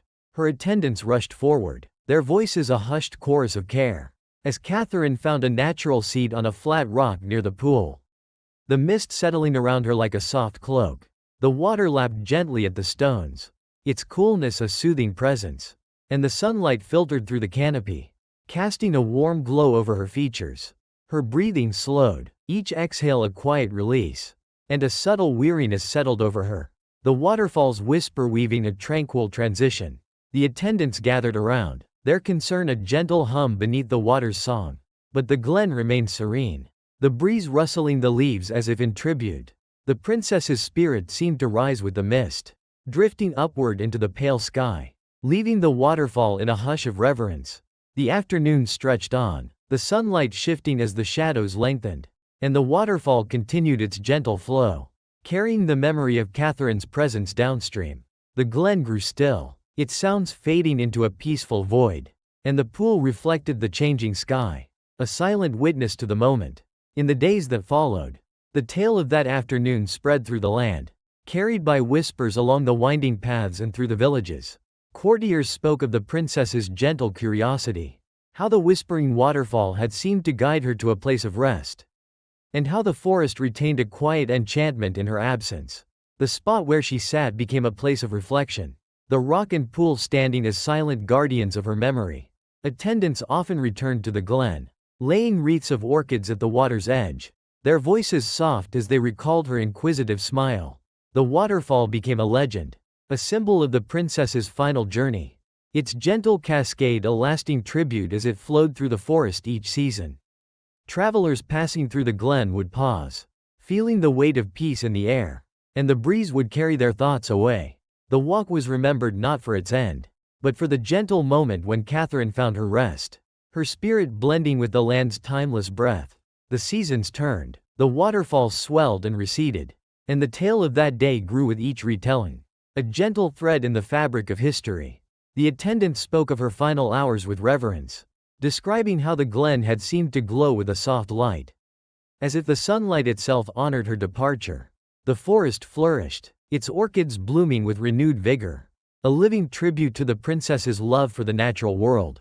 The paths echoed with the footsteps of those who came to pay homage, their whispers blending with the rustle of leaves and the faint scent of wildflowers. The princess's legacy lived on in the beauty of her court, each tree and stream a testament to her care and vision. The pale sky framed the changing landscape, a constant reminder of the afternoon she found her rest, and the glen became a haven of tranquility, inviting all who entered to share in its calm. The breeze continued its gentle dance through the forest, carrying the fragrance of orchids and the memory of Catherine's grace. The attendants' visits became a ritual, their flowers adding color to the mossy bank, and the landscape seemed to hold a sacred stillness, its beauty enhanced by the tale it cradled.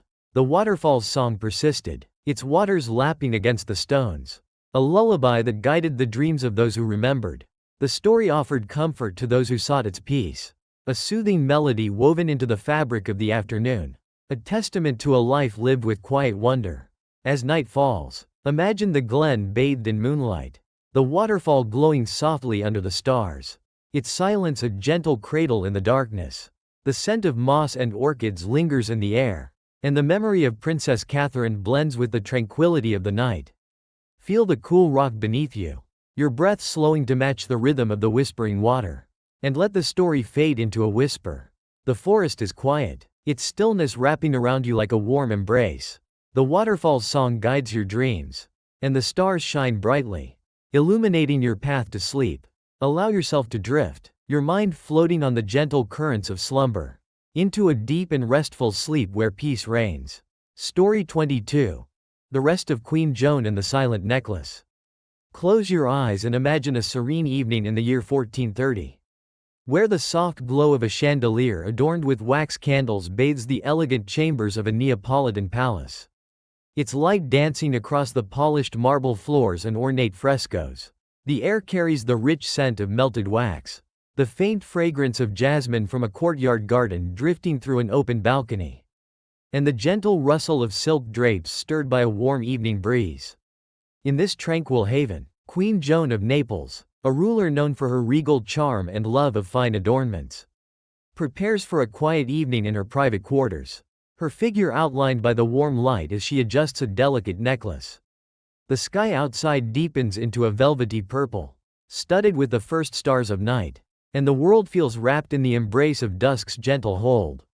This was a night that would weave itself into the fabric of history, a moment when a silent necklace led the queen to a place of eternal rest.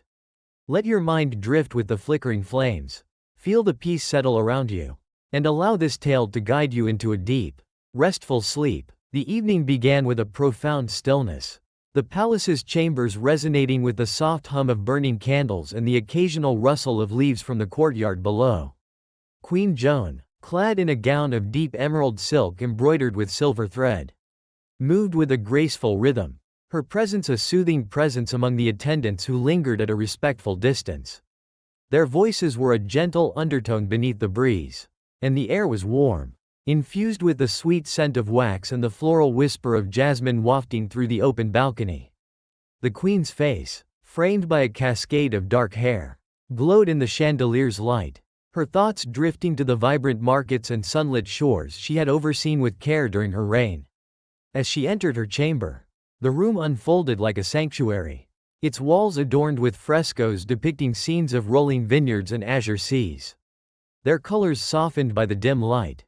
A polished wooden table held a collection of jewels, and Joan approached it with a smile, her hand reaching for a necklace of intricate gold filigree, its pendant catching the candlelight like a tiny star. She fastened it around her neck, the metal cool against her skin, and paused to admire her reflection in a nearby mirror, the jasmine-scented air enhancing the moment's tranquility.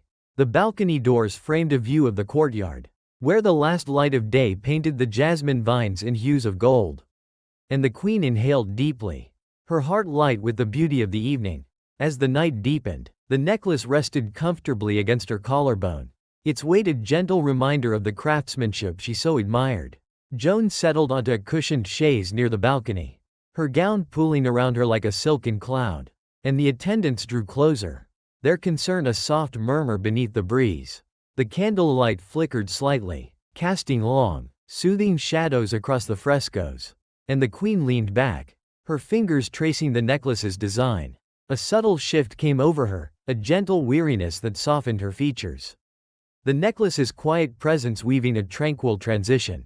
Her breathing slowed, each exhale a quiet release, and the attendants gathered around, their voices a hushed chorus of care. But the chamber remained serene, the stars outside twinkling as if in tribute. The night stretched on, the candles burning lower, their wax pooling into delicate shapes on the chandelier. And the palace grew still, its echoes fading into a peaceful silence. The jasmine vines swayed gently under the moonlight, their fragrance carried into the room, and the air held the memory of Joan's presence. Her attendants worked to adjust the necklace, their hands moving with gentle precision. But the queen's spirit seemed to rise with the rising smoke, drifting upward through the open balcony into the vast night sky, leaving the chamber in a hush of reverence. In the days that followed, the tale of that evening spread through the land, carried by whispers along the coastal paths and through the villages. Courtiers spoke of the queen's regal charm, how the silent necklace had seemed to guide her to a place of rest, and how the palace retained a quiet splendor in her absence. The spot where she sat became a place of reflection, the chaise and balcony standing as silent guardians of her memory. Servants often returned to the chamber, tending the candles with care and placing fresh jasmine blossoms in a vase. Their voices hushed as they recalled her graceful smile. The courtyard flourished, its vines bearing flowers as a tribute to the queen's love for the garden. And the story lingered, whispered by the breeze through the arches. Travelers passing by the palace would pause, feeling the weight of peace in the air, and the wind would carry their thoughts away. The necklace became a legend, a symbol of the queen's final journey, its golden filigree a lasting tribute as it was displayed in a glass case within the chamber. The evening was remembered not for its end, but for the gentle moment when Joan found her rest, her spirit blending with the night's tender flow. The seasons turned, the candles were replaced, and the tale of that day grew with each retelling, a gentle thread in the fabric of history. The attendant spoke of her final hours with reverence, describing how the chamber had seemed to glow with a soft light, as if the chandelier itself honored her departure. The palace's halls echoed with the footsteps of those who came to pay homage, their whispers blending with the rustle of drapes and the faint scent of jasmine. The queen's legacy lived on in the elegance of her court, each fresco and jewel a testament to her care and vision. The open balcony framed the changing seasons, a constant reminder of the night she found her rest, and the chamber became a haven of tranquility, inviting all who entered to share in its calm. The breeze continued its gentle dance through the palace, carrying the fragrance of the courtyard and the memory of Joan's grace. The servants' visits became a ritual, their flowers adding color to the marble floor. And the palace seemed to hold a sacred stillness, its beauty enhanced by the tale it cradled. As night deepens, imagine the palace bathed in moonlight, the chamber glowing softly under the stars, its silence a gentle cradle in the darkness. The scent of wax and jasmine lingers in the air, and the memory of Queen Joan blends with the tranquility of the night. Feel the cool marble beneath you, your breath slowing to match the rhythm of the flickering chandelier. And let the story fade into a whisper. The room is quiet, its stillness wrapping around you like a warm shawl. The breeze outside sings a lullaby, guiding your dreams, and the stars shine brightly, illuminating your path to sleep. Allow yourself to drift, your mind floating on the gentle currents of slumber, into a deep and restful sleep where peace reigns. Story 23. The Rest of King Henry V and the Hidden Fever. Close your eyes and imagine a quiet evening in the year 1422. Where the soft glow of a flickering hearth casts a warm, amber light across the stone walls of a grand English encampment nestled along the banks of the River Somme in northern France. The air carries the rich scent of burning oak, the faint fragrance of damp grass from the surrounding fields drifting through an open tent flap, and the gentle rustle of canvas stirred by a cool evening breeze. In this tranquil military haven, King Henry V of England, a ruler known for his bold leadership and deep devotion to his cause, rests on a cushioned cot near the fire, his figure bathed in the hearth's gentle embrace. The sky outside fades from a deep twilight to a starlit expanse, and the world feels wrapped in the embrace of night's serene hold. This was a night that would weave itself into the fabric of history. A moment when a hidden fever led the king to a place of eternal rest. Let your mind drift with the crackling flames. Feel the peace settle around you, and allow this tale to guide you into a deep, restful sleep. The evening began with a profound stillness, the encampment's central tent resonating with the soft pop of the fire and the occasional rustle of leaves carried by the wind from the nearby fields. King Henry V, clad in a tunic of royal red softened by a woolen cloak, lay on a cot draped with furs, his hands resting lightly on the blanket, his gaze fixed on the dancing flames. His attendants moved with quiet reverence, their footsteps muffled by the canvas floor, their voices a gentle undertone beneath the breeze. And the air was cool, infused with the smoky scent of oak and the fresh undertone of grass dampened by the day's mist. The king's face, marked by the determination of a leader who had led his army to glory, softened in the firelight, his thoughts drifting to the rolling hills of England and the campaigns that had defined his reign. As the night deepened, Henry shifted slightly, his breathing steady but slower than usual, a quiet weariness settling into his frame. The fire's warmth enveloped him, its crackle a lullaby that seemed to ease the weight of his days. And he closed his eyes, a faint smile playing on his lips as he recalled the camaraderie of his soldiers and the promise of peace. His attendants drew closer, their concern a soft murmur, as they noticed a subtle shift in his demeanor, a gentle heaviness that had crept upon him. A hidden fever that whispered rather than announced itself, perhaps born from the long march through the French countryside. The king raised a hand, his gesture calm and reassuring, and spoke in a voice barely above a whisper, reflecting on the strength of his people and the legacy he hoped to leave behind. The tent grew quieter, the canvas swaying gently as if echoing his thoughts, and the river's distant murmur became a soothing backdrop. He settled deeper into the cot, the furs providing a comforting embrace, and the firelight painted soft patterns on his closed lids. The attendants watched in silence, their movements stilled as the tent seemed to cradle him, the fever's quiet presence offering a gentle support. A subtle weariness settled over him, a companion that had lingered in the shadows, now weaving a tranquil transition. His chest rose and fell with a slow rhythm, each breath a release, and the fire dwindled to glowing embers, its light casting a warm glow across the space. The king's spirit seemed to rise with the rising smoke, drifting upward through the open flap into the starlit sky, leaving the encampment in a hush of reverence. The night stretched on, the embers fading, and the tent grew still, its echoes blending into a peaceful silence. Outside, the fields swayed gently under the moonlight, their grass whispering in the breeze, and the air held the memory of Henry's presence. In the days that followed, the tale of that evening spread through the land, carried by whispers along the winding roads and through the villages. Courtiers spoke of the king's bold spirit, how the hidden fever had seemed to guide him to a place of rest, and how the encampment retained a quiet honor in his absence. The spot where he lay became a place of reflection, the cot and hearth standing as silent guardians of his memory. Soldiers often returned to the tent, tending the fire with care and placing wildflowers near the cot. Their voices hushed as they recalled his steadfast leadership. Travelers passing by the riverbank would pause, feeling the weight of history in the air, and the breeze would carry their thoughts away. The fever became a legend, a symbol of the king's final journey, its quiet touch a lasting tribute as the campfires burned each night in his honor. The evening was remembered not for its end, but for the gentle moment when Henry found his rest, his spirit blending with the land's enduring breath. The seasons turned, the fires were rekindled, and the tale of that day grew with each retelling, a gentle thread in the fabric of history. The attendant spoke of his final hours with reverence, describing how the tent had seemed to glow with a warm light, as if the fire itself honored his departure.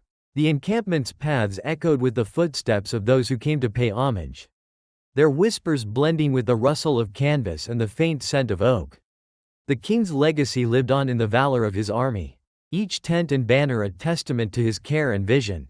The open flap framed the changing seasons, a constant reminder of the night he found his rest, and the tent became a haven of tranquility, inviting all who entered to share in its calm. The breeze continued its gentle dance through the camp, carrying the fragrance of grass and the memory of Henry's grace. The soldiers' visits became a ritual, their flowers adding color to the canvas floor, and the encampment seemed to hold a sacred stillness, its beauty enhanced by the tale it cradled. The river nearby continued its gentle flow, its waters reflecting the sky as if preserving the memory of that evening. And the fields beyond flourished, their grass growing tall under the sun, a vibrant tribute to the king's love for the land. The cot remained a steadfast marker, its furs softened by time, a silent witness to the night's events. The story offered comfort to those who sought its peace, a soothing melody woven into the fabric of the night, a testament to a life lived with quiet courage. As night deepens, imagine the encampment bathed in moonlight, the hearth's embers glowing softly under the stars, their warmth a gentle cradle in the darkness. The scent of oak and grass lingers in the air, and the memory of King Henry V blends with the tranquility of the night. Feel the cool canvas beneath you, your breath slowing to match the rhythm of the crackling fire. And let the story fade into a whisper. The tent is quiet, its stillness wrapping around you like a warm cloak. The breeze outside sings a lullaby, guiding your dreams, and the stars shine brightly, illuminating your path to sleep. Allow yourself to drift, your mind floating on the gentle currents of slumber, into a deep and restful sleep where peace reigns. Story 24. The Rest of Princess Agnes and the Gentle Carriage. Close your eyes and imagine a peaceful afternoon in the year 1440, where the soft golden light of an autumn sun filters through the dense canopy of a Hungarian forest, casting a warm glow across a winding trail lined with golden leaves.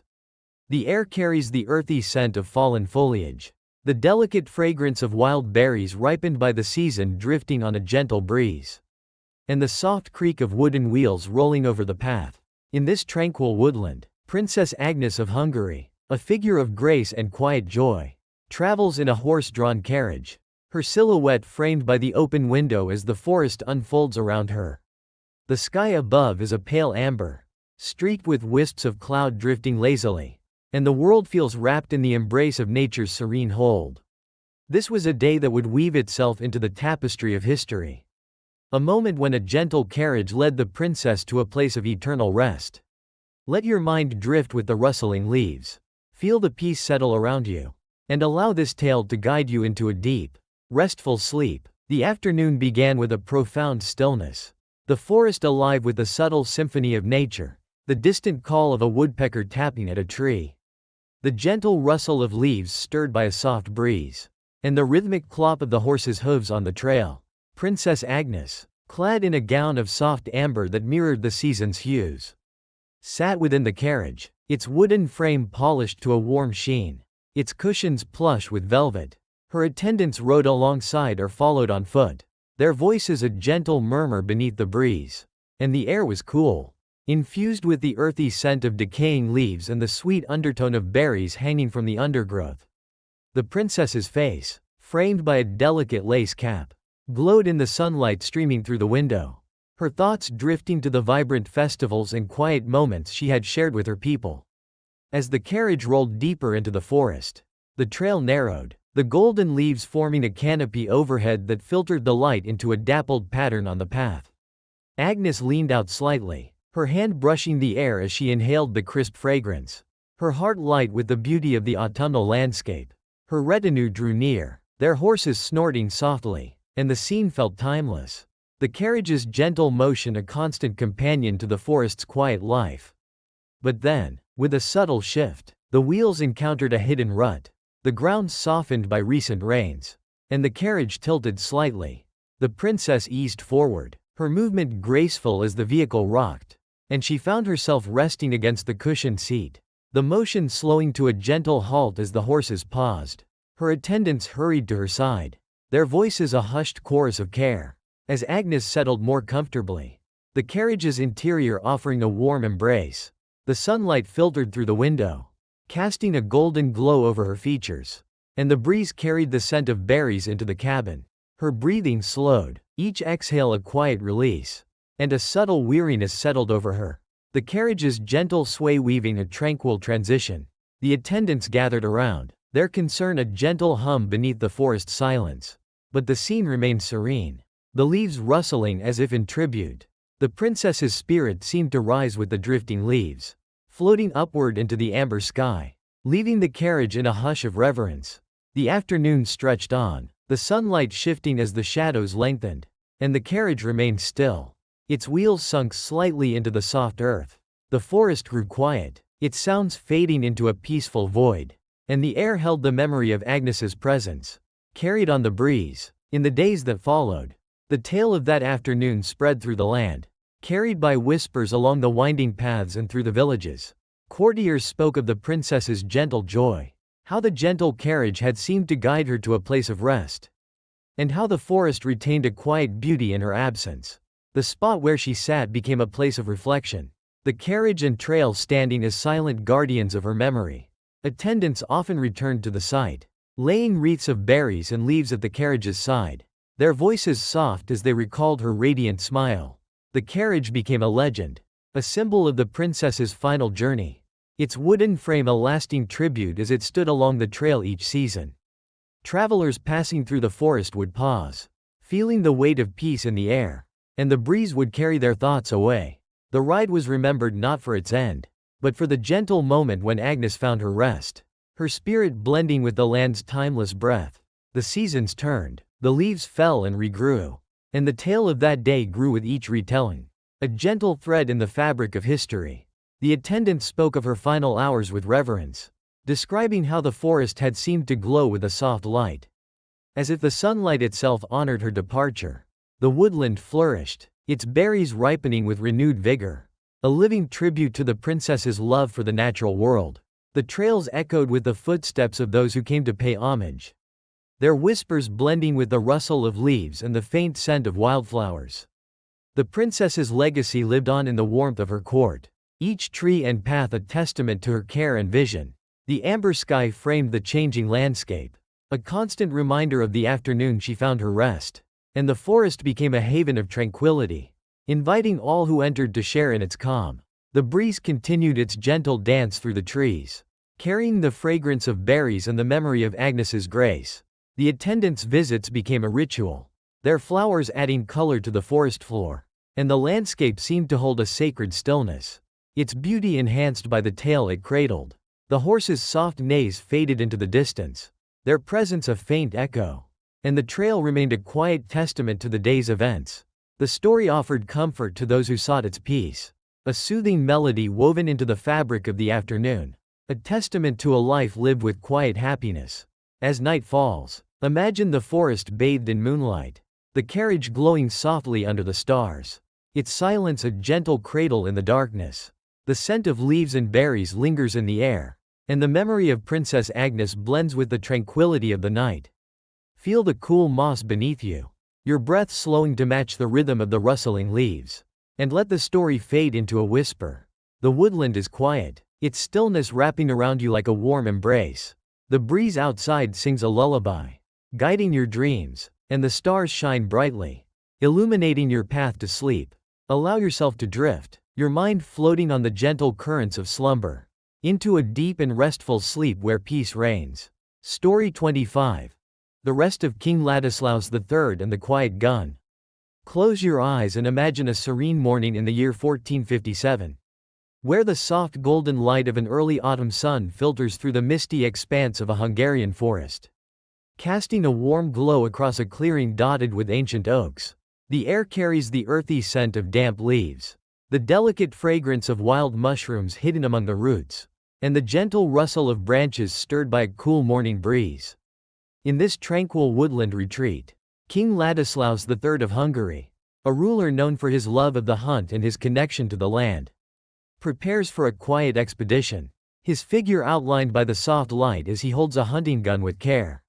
The sky above is a pale gold, streaked with wisps of cloud drifting lazily, and the world feels wrapped in the embrace of nature's peaceful hold.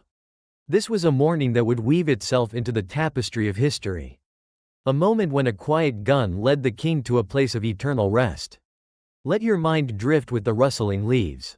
Feel the peace settle around you, and allow this tale to guide you into a deep, restful sleep. The morning began with a profound stillness, the forest alive with the subtle symphony of nature, the distant call of a deer stirring in the underbrush, the gentle drip of dew from the leaves, and the soft crunch of twigs underfoot as the king's party moved through the clearing. King Ladislaus III, clad in a tunic of forest green with a cloak of muted brown, stood with a steady grace, his hands cradling a finely crafted hunting gun, its wood polished to a warm sheen. His attendants followed at a respectful distance, their voices a gentle murmur beneath the breeze. And the air was cool, infused with the earthy scent of fallen leaves and the subtle undertone of mushrooms thriving in the shade. The king's face, marked by the focus of a seasoned hunter, softened in the sunlight, his thoughts drifting to the quiet moments he had spent among the trees and the legacy he hoped to leave for his people.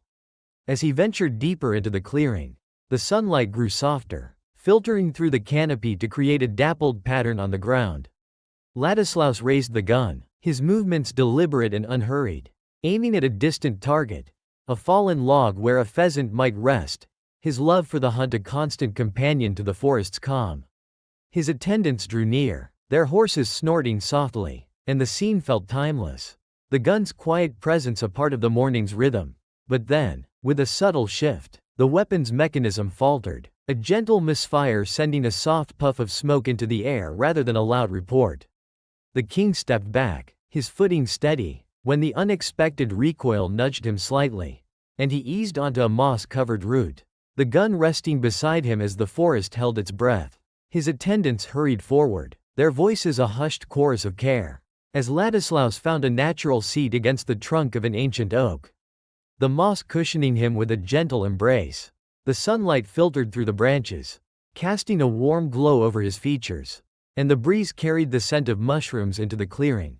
His breathing slowed, each exhale a quiet release, and a subtle weariness settled over him.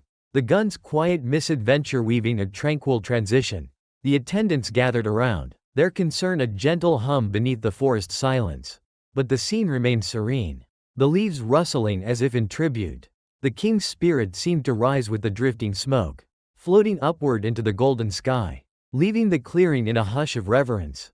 The morning stretched on, the sunlight shifting as the shadows lengthened, and the forest grew still, its sounds fading into a peaceful void. The oak stood tall, its bark etched with the memory of Ladislaus's rest, and the air held the memory of his presence, carried on the breeze. In the days that followed, the tale of that morning spread through the land, carried by whispers along the winding paths and through the villages. Courtiers spoke of the king's love for the hunt, how the quiet gun had seemed to guide him to a place of rest, and how the forest retained a quiet majesty in his absence. The spot where he sat became a place of reflection, the oak and clearing standing as silent guardians of his memory. Attendants often returned to the site, laying wreaths of mushrooms and leaves at the oak's base, their voices soft as they recalled his focused gaze. The gun became a legend, a symbol of the king's final journey. Its wooden stock a lasting tribute as it was placed in an honored case within the castle. Travelers passing through the forest would pause, feeling the weight of peace in the air, and the breeze would carry their thoughts away. The hunt was remembered not for its end, but for the gentle moment when Ladislaus found his rest, his spirit blending with the land's timeless breath. The seasons turned, the leaves fell and regrew, and the tale of that day grew with each retelling, a gentle thread in the fabric of history. The attendant spoke of his final hours with reverence, describing how the clearing had seemed to glow with a soft light, as if the sunlight itself honored his departure. The forest flourished, its mushrooms sprouting with renewed vigor, a living tribute to the king's love for the wilderness. The paths echoed with the footsteps of those who came to pay homage, their whispers blending with the rustle of leaves and the faint scent of the earth. The king's legacy lived on in the strength of his realm, each tree and trail a testament to his care and vision. The golden sky framed the changing landscape, a constant reminder of the morning he found his rest, and the forest became a haven of tranquility, inviting all who entered to share in its calm. The breeze continued its gentle dance through the trees, carrying the fragrance of mushrooms and the memory of Ladislaus's grace. The attendants' visits became a ritual, their flowers adding color to the forest floor, and the landscape seemed to hold a sacred stillness, its beauty enhanced by the tale it cradled. The soft crunch of leaves underfoot faded into the distance, and the clearing remained a quiet testament to the day's events. The story offered comfort to those who sought its peace, a soothing melody woven into the fabric of the morning, a testament to a life lived with quiet passion. As night falls, imagine the forest bathed in moonlight, the oak glowing softly under the stars, its silence a gentle cradle in the darkness. The scent of leaves and mushrooms lingers in the air, and the memory of King Ladislaus III blends with the tranquility of the night. Feel the cool moss beneath you, your breath slowing to match the rhythm of the rustling leaves, and let the story fade into a whisper. The woodland is quiet, its stillness wrapping around you like a warm embrace. The breeze outside sings a lullaby, guiding your dreams, and the stars shine brightly, illuminating your path to sleep. Allow yourself to drift, your mind floating on the gentle currents of slumber, into a deep and restful sleep where peace reigns.